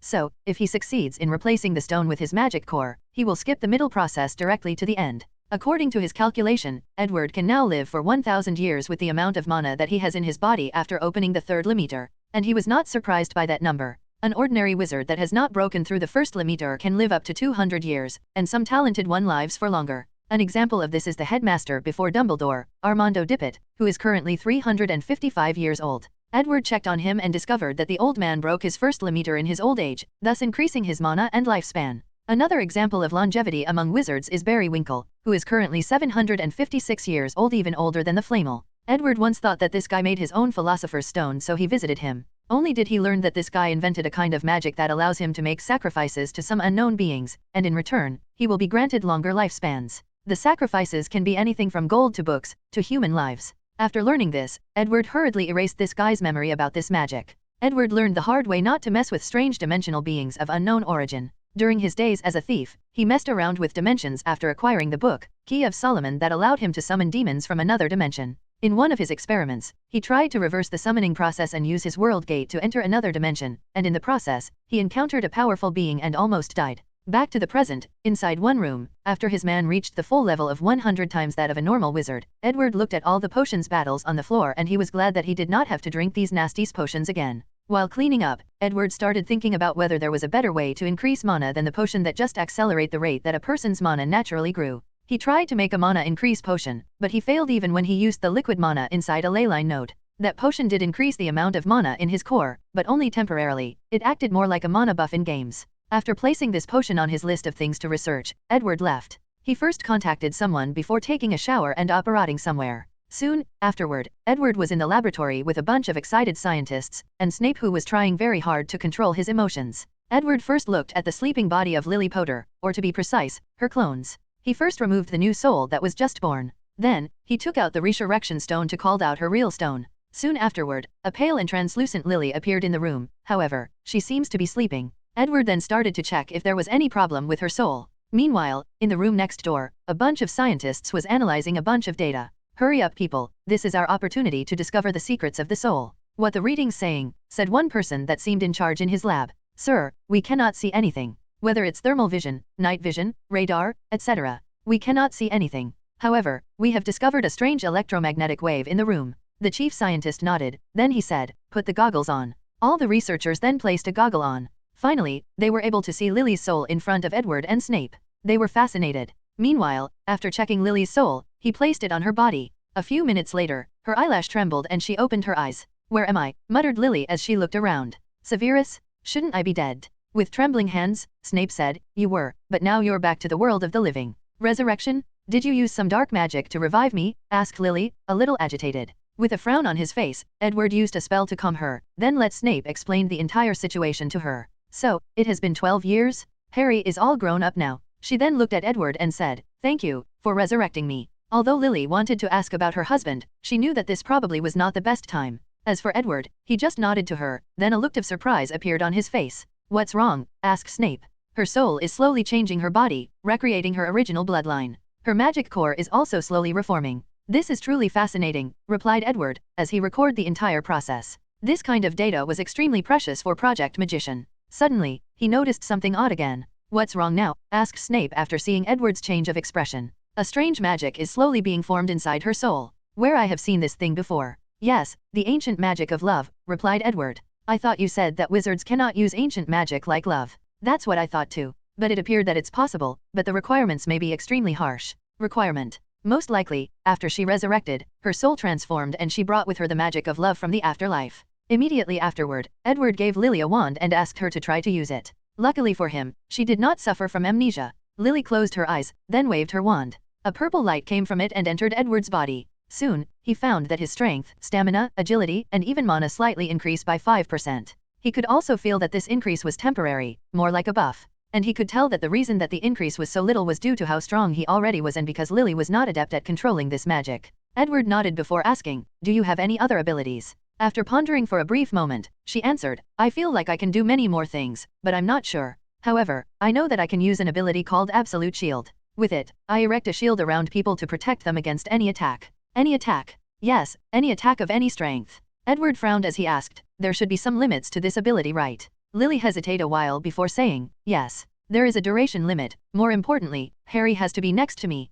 Edward nodded, before conducting a few tests to make sure that she was perfectly fine. Then, he said, "There are two things. First, now that you have control of the magic of love, there is something you can help me. Second, for the time being, you cannot have contact with other people, even Harry. You can see him from afar, or disguise as someone else to see him, but do not reveal your identity. Why? Severus will explain the reason for you." After that, Edward left as he has two other people to revive. Scene break. Edward walked into his aunt's house. She and Susan were having dinner. However, after seeing him, she ignored him. With a wry smile, Edward said, "I know that I broke my promise to bring you in a vacation around the world, but I have a gift to make it to you." Soon, two people came from behind him. Susan squinted her eyes as she looked at them, then very precious memories of her came to her mind. As she could use Edward's mind palace charm, she also had an eidetic memory. One of the memory that she would constantly review in her spare time was that of two giants, holding a baby and playing with it. She knew that these giants were her parents. So, once these two people walked into the room, she recognized their faces. Tears started to fall from Susan's eyes, then, without any hesitation or fear, she ran into their embrace.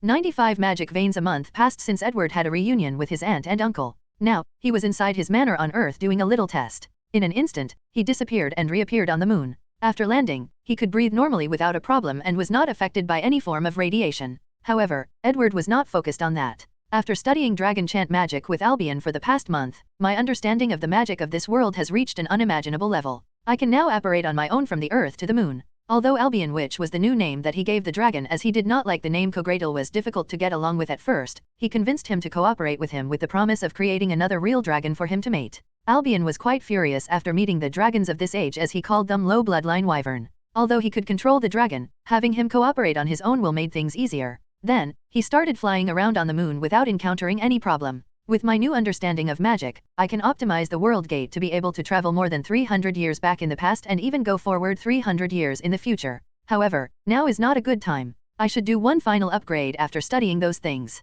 After that, there is a chance that I will be able to travel to another universe afterward. After doing a few tests, Edward returned to Earth. Scene break. Edward just finished the third-year class, then he made an announcement to the students. He walked to a large cover in the corner of the class. The students have been dying to know what was under the cover since the beginning, but the professor told them to wait after class. Edward removed the large cloth, then what was underneath was revealed. It was a giant robot with a glowing red light in the middle of its chest. The Muggle-born students recognized it as such, but the others did not. "This in front of you is a golem, or as Muggle called it, a robot," said Edward. "I understand that some of you might not understand the concept of robot or Eve golem, but let me explain in simple terms. I'm sure all of you have seen the walking armor in the school, or all the statues located through the castle. Well, all of them can move on their own and protect the school when necessary, so they are golem. The difference between them and the one in front of you is the fact that this one is made of metal and used something called mana crystal as an energy source, but the one in the castle used the magic from the castle itself to function." "Professor, what's a mana crystal?" "Good question, but I cannot explain this to you guys like this kind of knowledge is too advanced for you. But in simple terms, mana crystal is a battery that can power some alchemy items, and more importantly, it can allow even muggles to use these items." The students were first surprised, then they nodded their heads to indicate that they understood. However, only a few of them understood the true implication of such an invention. Edward then continues, "The purpose of this golem is to teach the class for the remaining of the semester. Because I will be occupied with something important, I cannot teach you guys. So, I created this golem to replace me." Immediately, Edward activated the golem. The red light in the middle of its chest light up, then the golem started to move. It looked at the students with its red eyes as he said, "Scanning. Identifying the third-year class. Reviewing curriculum, process completed. Classifying students based on their learning abilities, process completed. Hello, students, you can call me Professor Iron. You can ask me any question you have about class and I will answer you." All the students marveled for a while with their new professor, then one student asked, "What if you do not know the answer to a question? I have all the memories and knowledge of Professor Bones, so it's unlikely that would be the case." However, in the unlikely case that you asked me something that I do not know, I'm programmed to contact Professor Bones and ask him about it. Following this, the students spent the remaining of class talking with Professor Iron. Meanwhile, after class ended, Edward was prepared to leave when Hermione stopped him. Professor, I have a quick question that I wanted to ask. What is Miss Granger? I recently met a house elf named Dobby, and I wanted to ask why is it so easy for him to use wandless magic compared to wizards? Is it because of the bloodline you once mentioned? No, the reason is because of magic veins. Magic veins. Yes. Wizards' anatomy is slightly different from muggles. We have another circulatory system in our body where magic power or mana flows throughout our body from the magic core. As a result of this flow, wizards have a longer lifespan, are more resistant to impact or magic attacks, healed quicker, etc. When a wizard casts a charm, the mana has to travel from the core to the hand. That process will take time and effort based on the magical veins of the wizard. So, how do elves have better magic veins than us? Asked Hermione. Well, not really. Compared to humans, house elves' magical veins are usually more simple. As a result of this, mana easily travels to their hands. However, as a result of this simplicity, they do not have other benefits like high magic resistance, long lifespan, etc. Additionally, the fact that human wizards cannot easily use wandless casting is more complex than suggested. For example, African wizards' magic veins are more developed than European wizards. The reason for that is because of the wand. The wand forcefully opens the magic veins from the core to the hand, making spells instant, and even amplify the power. However, as a result of relying on the wand for countless generations, European wizards have stopped relying on their magic veins, making them enter a state of atrophy. So, complex veins give wizard many benefits, but makes using wandless difficult, said Hermione. Correct. However, with practice, wizards can use wandless cast and instant casting, just like house elves. And according to my latest research, the more complex a magic vein is, the more powerful a wizard can be. Edward thought about the magic veins he had when in the dragon transformation form. He planned to modify his body to those veins. One last question, Professor, said Hermione. Hypothetically speaking, if a muggle could create a magic core and have their own magic veins, could they use magic just like wizards? Edward paused for a moment after hearing this. He then looked at her and asked, what brought on this idea? I've had this idea for a while now, but after seeing the mana crystal you mentioned, and your explanation of the magic veins, I thought that it might be possible. Edward nodded, then he answered, hypothetically, it is possible, but there are other things to consider, like the soul and mind. Even if such a method was to be invented, not all muggles would have the qualification to use magic. But it is possible, asked Hermione with a twinkle in her eyes. Yes, it is, replied Edward. Then, Hermione left the classroom with a smile on her face. As for Edward, he looked in the corner where there was nothing. He then said, see, this is the difference between you and her. She does not only use magic but tries to innovate. She questions its limits and possibilities. No one answered him, but he heard the sound of footsteps walking away. 96 Mysteries after class, Edward walked to his room in the castle to prepare to leave. Midway through, he encountered Harry Potter, who seemed to be waiting for him. How can I help you, Mr. Potter? Professor. Well, my godfather Sirius wanted me to invite you to dinner to thank you for clearing his name and giving Peter Pettigrew the punishment that he deserved. Edward frowned, then he said, I'm sorry, but I have to disappoint you. I'm currently very busy and have no time. It has reached the point that I will not even be teaching for the remainder of the semester. Is that so? Yes. But tell Sirius that when I have time, I will be glad to visit him. After patting Harry's shoulder, he entered his room. However, soon afterward, he received a communication from Snape through a cell phone. Edward first activated the enchantments in the room that prevented other people from snooping. Then he answered the call. A holographic image of Severus Snape appeared in front of him. What is it? Asked Edward. Sir, some of the Death Eaters brought to my attention a little problem. Many of them do not have the talent or patience for research, so they are asking if there were other ways that they can be useful. That is indeed a problem. Well, place them in the training program with the werewolves and vampires. Speaking of, how is their training going? I have been following the training regiment designed by the Muggle military officer, so they now a truly elite magical force. However, say it if there is a problem. No, they do not have any problem. It's just that my research, and the things going on with Lily, I feel like I do not have enough time. So, I would like for someone else to take my position. Do you have any suggestions? The Malfoys. The Malfoys? I remember that they were researching grafting magical organs on wizards and muggles. The research is mainly done by Narcissa. So, Lucius can take charge of training the army. Well, so be it. Is there anything else? No, sir. Okay, then. Scene break. Edward walking on the lowest level of the Ministry of Magic. Amelia was next to him, while a person with a hood on was behind them. How are things going? Asked Edward. Quite great actually. The initiative to introduce Muggle technology to British wizards is going rather well. All we have to do is buy them, then magically enchant them. Has there been any backlash internationally? Not as much as we expected. Your reputation is far greater than you expected. How about your magical capabilities? They are also going well. Recently, using the practice method and potion method you gave me, I broke the first and second limiter. It was easier than expected. Edward nodded as he was not too surprised by his aunt's talent. According to the original timeline, Amelia was one of the most powerful witches of this time. Before her death, she fought countless Death Eaters alone without being defeated. In the end, Voldemort himself had to take action to kill her, and it was implied that put on a good fight. What about your mana level? What's mana? Well, I recently learned that magic power used to be called mana in the past. So, I'm calling that now. Weird, but okay. I used the potion you gave me, but after reaching the level of 60x, I discovered that it was hard to control my mana. So, I stopped and began to practice control. Once I'm used to that level, I will continue to use the potion.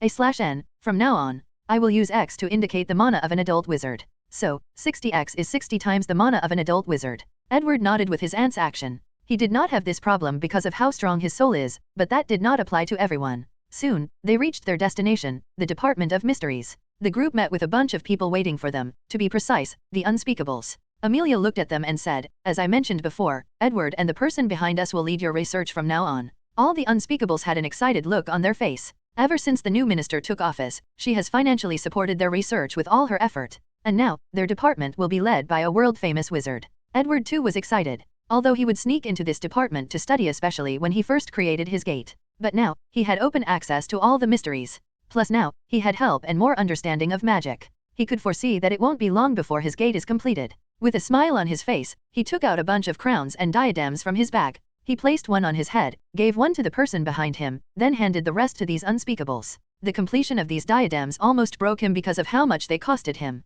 Luckily, he had many Philosopher's Stone. He first explained the diadem's ability to increase intelligence, then he said, a group of you will go with me to study time and space, while the other will go with the person behind me to study love and death. Any questions? Seeing that no one had questions, he motioned for them to head to the meeting room, then he had a separate conversation with the hooded person. So, have you adopted to being resurrected? Yes. But I cannot believe that the world changed so much, replied Lily. That's good. Did you see your son, Harry? He has grown very well. I'm very satisfied. Well, given his situation, he indeed grew well. Lily sighed. She did not expect her sister to behave this way. However, given the situation, she was just glad that she was willing to take Harry in. When can I properly see him? Asked Lily. Soon. I can wait, but please do not forget your promise. I'm a man of my words. As long as you discover some secrets regarding love magic and death magic, I will grant you reward points. And as long as you have enough points, I can resurrect your husband for you. I will trust you for now. After that, Edward started his research on the different divisions of this department, specifically time and space.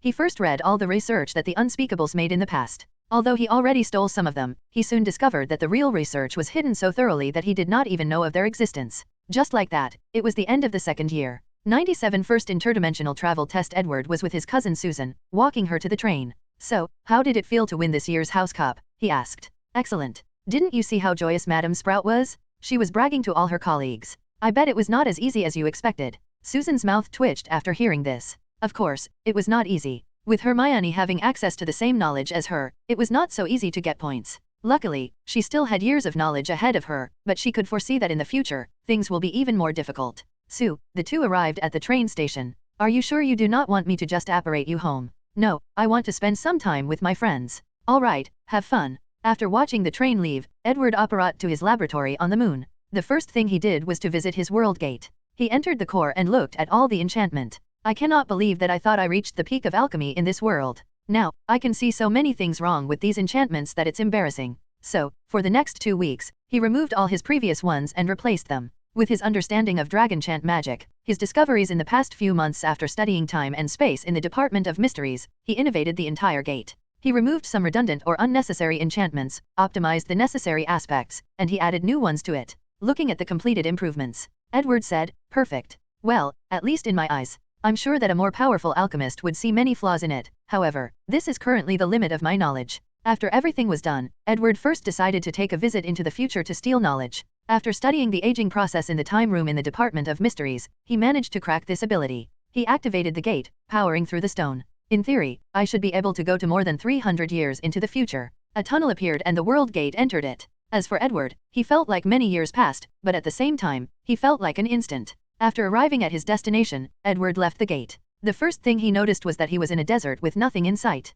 Then, a tablet was floating not far from him, with a note attached to it. The note read, to Edward Bones. With vigilance, Edward launched a reconnaissance spell. Through the vibration, he could see everything a few hundred meters around him, but he did not find anything, not even an ant. He waved his hand and the tablet flew to him. He opened it, and a video started to play. And in the video, he saw himself. Hello, past me. Welcome to the year 2093. Only 100 years, thought Edward. I know that you are wondering why only 100 years passed. Well, I can tell you that because of certain restrictions of the laws of this universe, you cannot travel more than 100 years into the future. And even that has certain restrictions. Edward frowned after hearing this, but he continued listening. Well, let's get back to business. In this tablet, I have left for you all the technological advances of this world for the past 100 years and the knowledge on how to integrate magic and technology using the mana crystals. Although only the very basic knowledge, it should save you a lot of time, and allowing you rapid development in the early years. Now, as for magic knowledge, I will not leave any. As they said, the journey is as important as the process.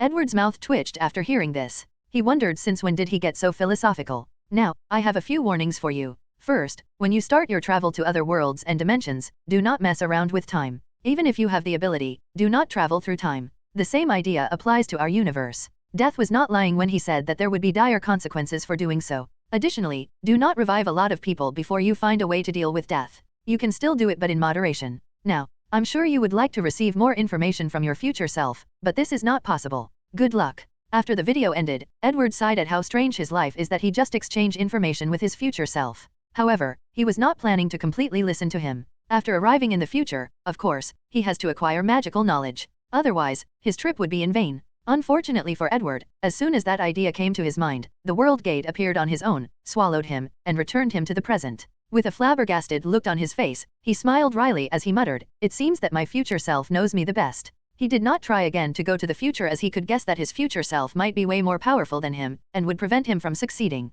There was no point in doing something pointless. Taking out the tablet, he started reviewing the information on the tablet. Well, my future self is very thorough. He gave me knowledge on all fields, even things like psychology and archaeology. More importantly, he seemed to know what I wanted and gave me a lot of technology on aerospace. With this knowledge, it won't only take a few decades for Earth to turn into an interstellar civilization and spread to all the corners of our solar system. With the addition of Magitek, the combination of magic and technology, the process would be faster and easier. This will be a great help to building the wizard civilization. After reviewing the information and making a copy of it, Edward gave it to the scientists under his commands to analyze it in detail. Then, he returned to the gate. Morgana, let's begin our first dimensional travel test. Sir, are you positive? The chances of failures are more than 95%. That's why we have to test it, see the problem and fixed it. As you command. Beginning test fusing spatial force with temporal force. Accomplish, supplying energy, no problem with energy storage, checking all enchantments, no problem detected, breaking dimensional wall, recording all energy readings.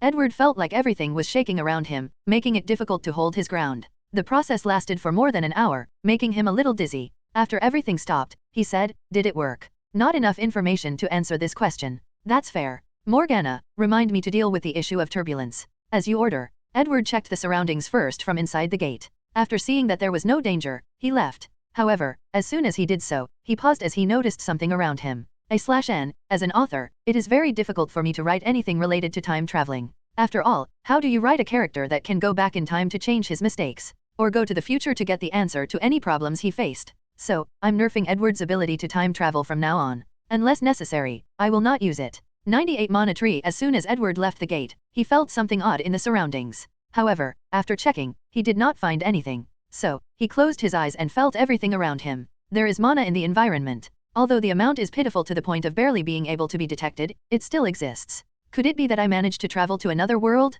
It should not be that easy. Insidio, said Edward. Then, he noticed that when the flame appeared from the tip of his wand, it grew 20% larger by absorbing the mana in the air. Then, Edward tried a few other spells, including dark magic, and it was the same. Having mana in the surroundings increases the power of all spells. Finally, Edward said, "Diffe." A flame appeared in his wand, then it also increased in size. It seems that dragon chant magic is more effective when used in a mana-filled environment. Moreover, it is more effective on using it than regular incantations magic. After doing his initial test, Edward used his gate to teleport to the moon. Well, it seems that I'm still on Earth, at least one version of it. Edward then buried a deep tunnel underground and placed the gate. Morgana, enter stealth mode. The gate became invisible. I should probably find a better way to hide it in the future. I can't always place it on the moon. I might encounter places that have no moon, or civilizations that have established colonies on the moon, or powerful beings that can easily search an entire planet and discover the gate. Maybe I can place a diminuendo charm, shrinking spell, inside that allows me to turn it into a small keychain I can carry around.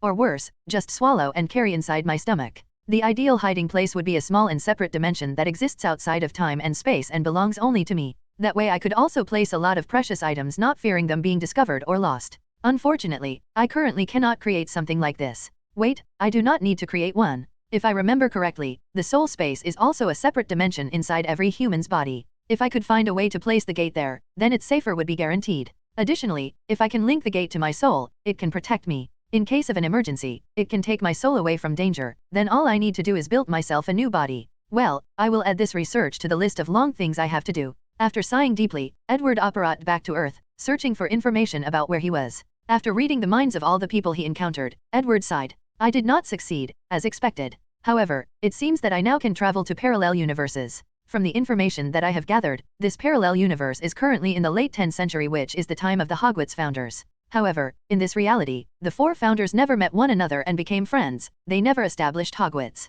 Salazar Slytherin and Godric Gryffindor seem to have an unreconcilable grudge with one another. Their battles are famous in the magical world. What an interesting universe. However, before I go to meet these powerful wizards, I need to research the mana in the surroundings. Maybe I can find a way to activate the leyline nodes in my timeline. Without hesitation, Edward traveled to the nearest leyline node to study them. He instantly noticed that the concentration of mana is higher around these nodes. But after careful investigation, he discovered that they were not activated and releasing mana to the environment. On the contrary, they seemed to be slowly absorbing the little mana in the air, slowly turning the environment into the one similar to his time. So, he traveled to different nodes around the world, checking to see if they were the same and if there were any anomalies. Okay, now I know why there is no longer any mana in my time. However, my search proved to be futile. After sighing in disappointment, Edward looked around. He found himself in a luscious forest. The trees were tall and healthy. Because of being bathed in mana, they grew stronger and more resilient than the ones in his time. As he watched this beautiful view, he felt peaceful. Wait a minute, he muttered to himself. What if I could create a tree that can absorb mana from the leyline nodes and released it in the environment through photosynthesis? After conquering the world, as long as I plant these mana trees all over the world, mana should be able to exist freely in the surrounding. Herbology has many ways to artificially create magical plants. And if that does not work, I can also try using genetic engineering. After all, I have all the technology from my future self. With a smile on his face, he returned to his gate, planning to meet the founders tomorrow. He was quite excited. Scene break. Back to a few hours ago, an hour after Edward landed on this timeline, someone operated to the place he first appeared. It was a beautiful woman with black hair and pale skin. As soon as he arrived, she checked the environment. This is the place that I felt the tremendous spatio-temporal energy. But why isn't there anything there? Could it be that some other wizard was playing with space and time? I do not know any wizard that has such profound knowledge. Maybe my fears have come true, and something from beyond finally came to this world. Suddenly, she coughed on her sleeve. Looking at the dark blood left there, she muttered, "My time is running out." She sighed, "Is this the price I have to pay for messing with things out of my control, things that mortals should not deal with?" 99 2 peas in a pod. The next day, Edward stood in a front of a castle in Scotland. He could feel many powerful enchantments surrounding it, most likely used to either detain or kill trespassers. So, he did not directly go inside but waited for the owner to come to see him. A few minutes after his arrival, a woman wearing blue clothes and a diadem on her head, she had pale skin and luscious black hair. Edward lost his bearing for a moment, not because of how beautiful she was, but because she resembled someone she knew. Knowing that he made a social faux pas, he hurriedly said, "I'm sorry, madam, for coming to your home uninvited. My name is Edward Bones, and I've come a long way to meet you." The lady saluted back, "And I'm Rowena Ravenclaw. I have to say, I am curious. I have met all the powerful wizards of this land, but never met or heard about you before." Rowena was indeed surprised. As one of the few people in this world that broke the second limiter, she can consider herself the most powerful wizard currently alive. Yet, she discovered that the person in front of her had far more magical power than her. "That's because I'm not from this world. I'm from a parallel universe," answered Edward. Could he be the reason for the spatio-temporal force that I detected yesterday?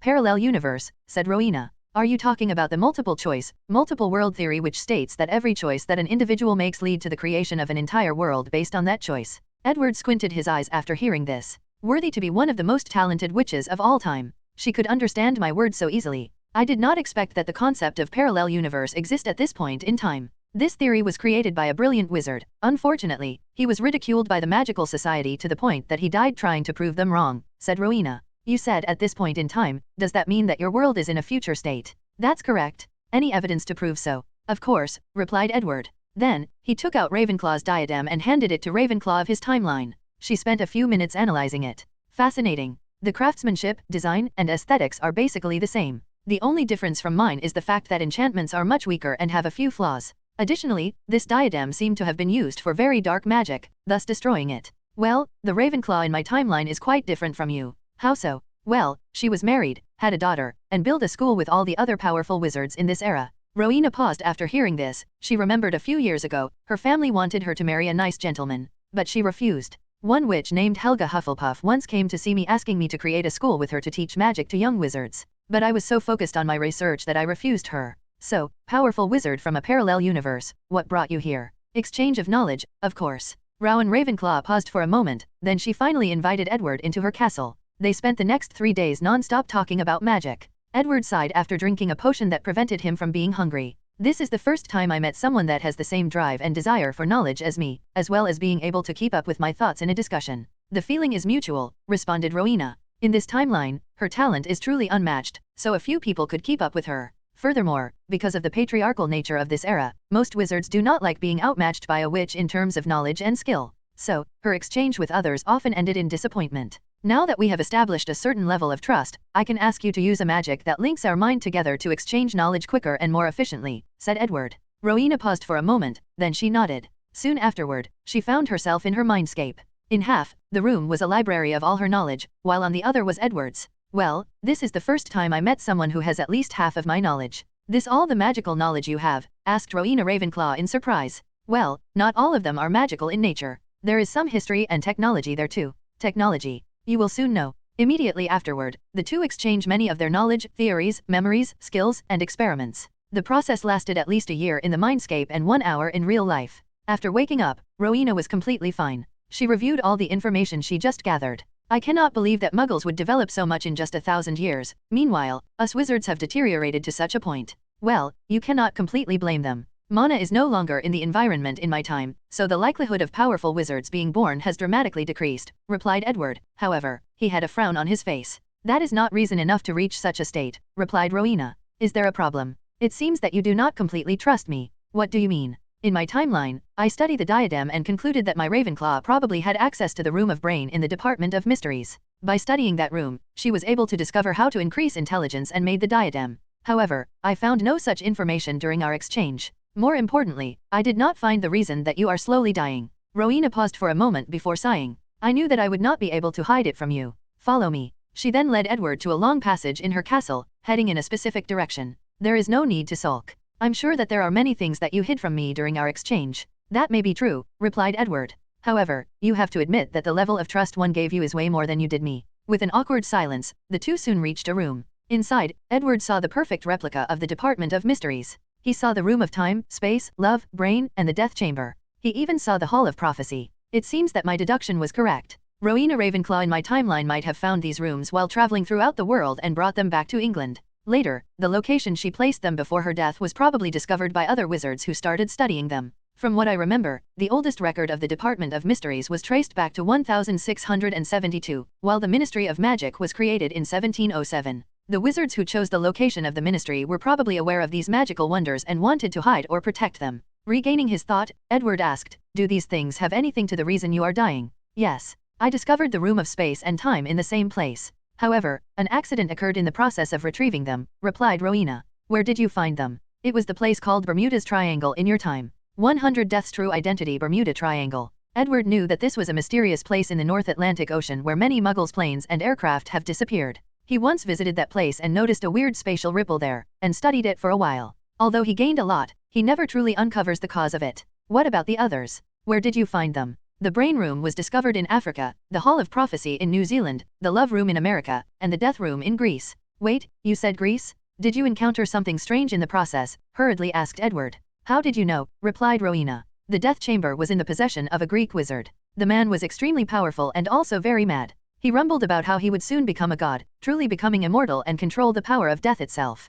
What happened afterward? Calm down, replied Rowena Ravenclaw. I was easily defeated and captured by him. However, he did not immediately kill me. He seems to want someone to witness his ascension to godhood. He was using some kind of very complicated ceremonial magic that needed the death chamber as a basis. So, I secretly modified some parts of the ceremony, and he failed. He died in front of me. I should have guessed that it was him, the ancient Greek wizard, Herpo the Foul. The first dark wizard to create a basilisk and the inventor of the Horcrux, muttered Edward. If I guess right, he might succeed in becoming a god in my timeline. But how did he do it? He once told me that there were other gods in this universe, but they were forced to return to the fundamental laws of this universe. Now, he could have lied to me, but assuming he was not. Edward then walked back and forth with his hand on his chin. Since Herpo needed the Chamber of Death, then this relic should be related to these previous gods. Or maybe things they left after disappearing. So, based on the different rooms, there used to be the god of death, time, space, and fate. The brain room could relate to intelligence or wisdom, so the god of wisdom? It could be thoughts, knowledge, mind, and spirit.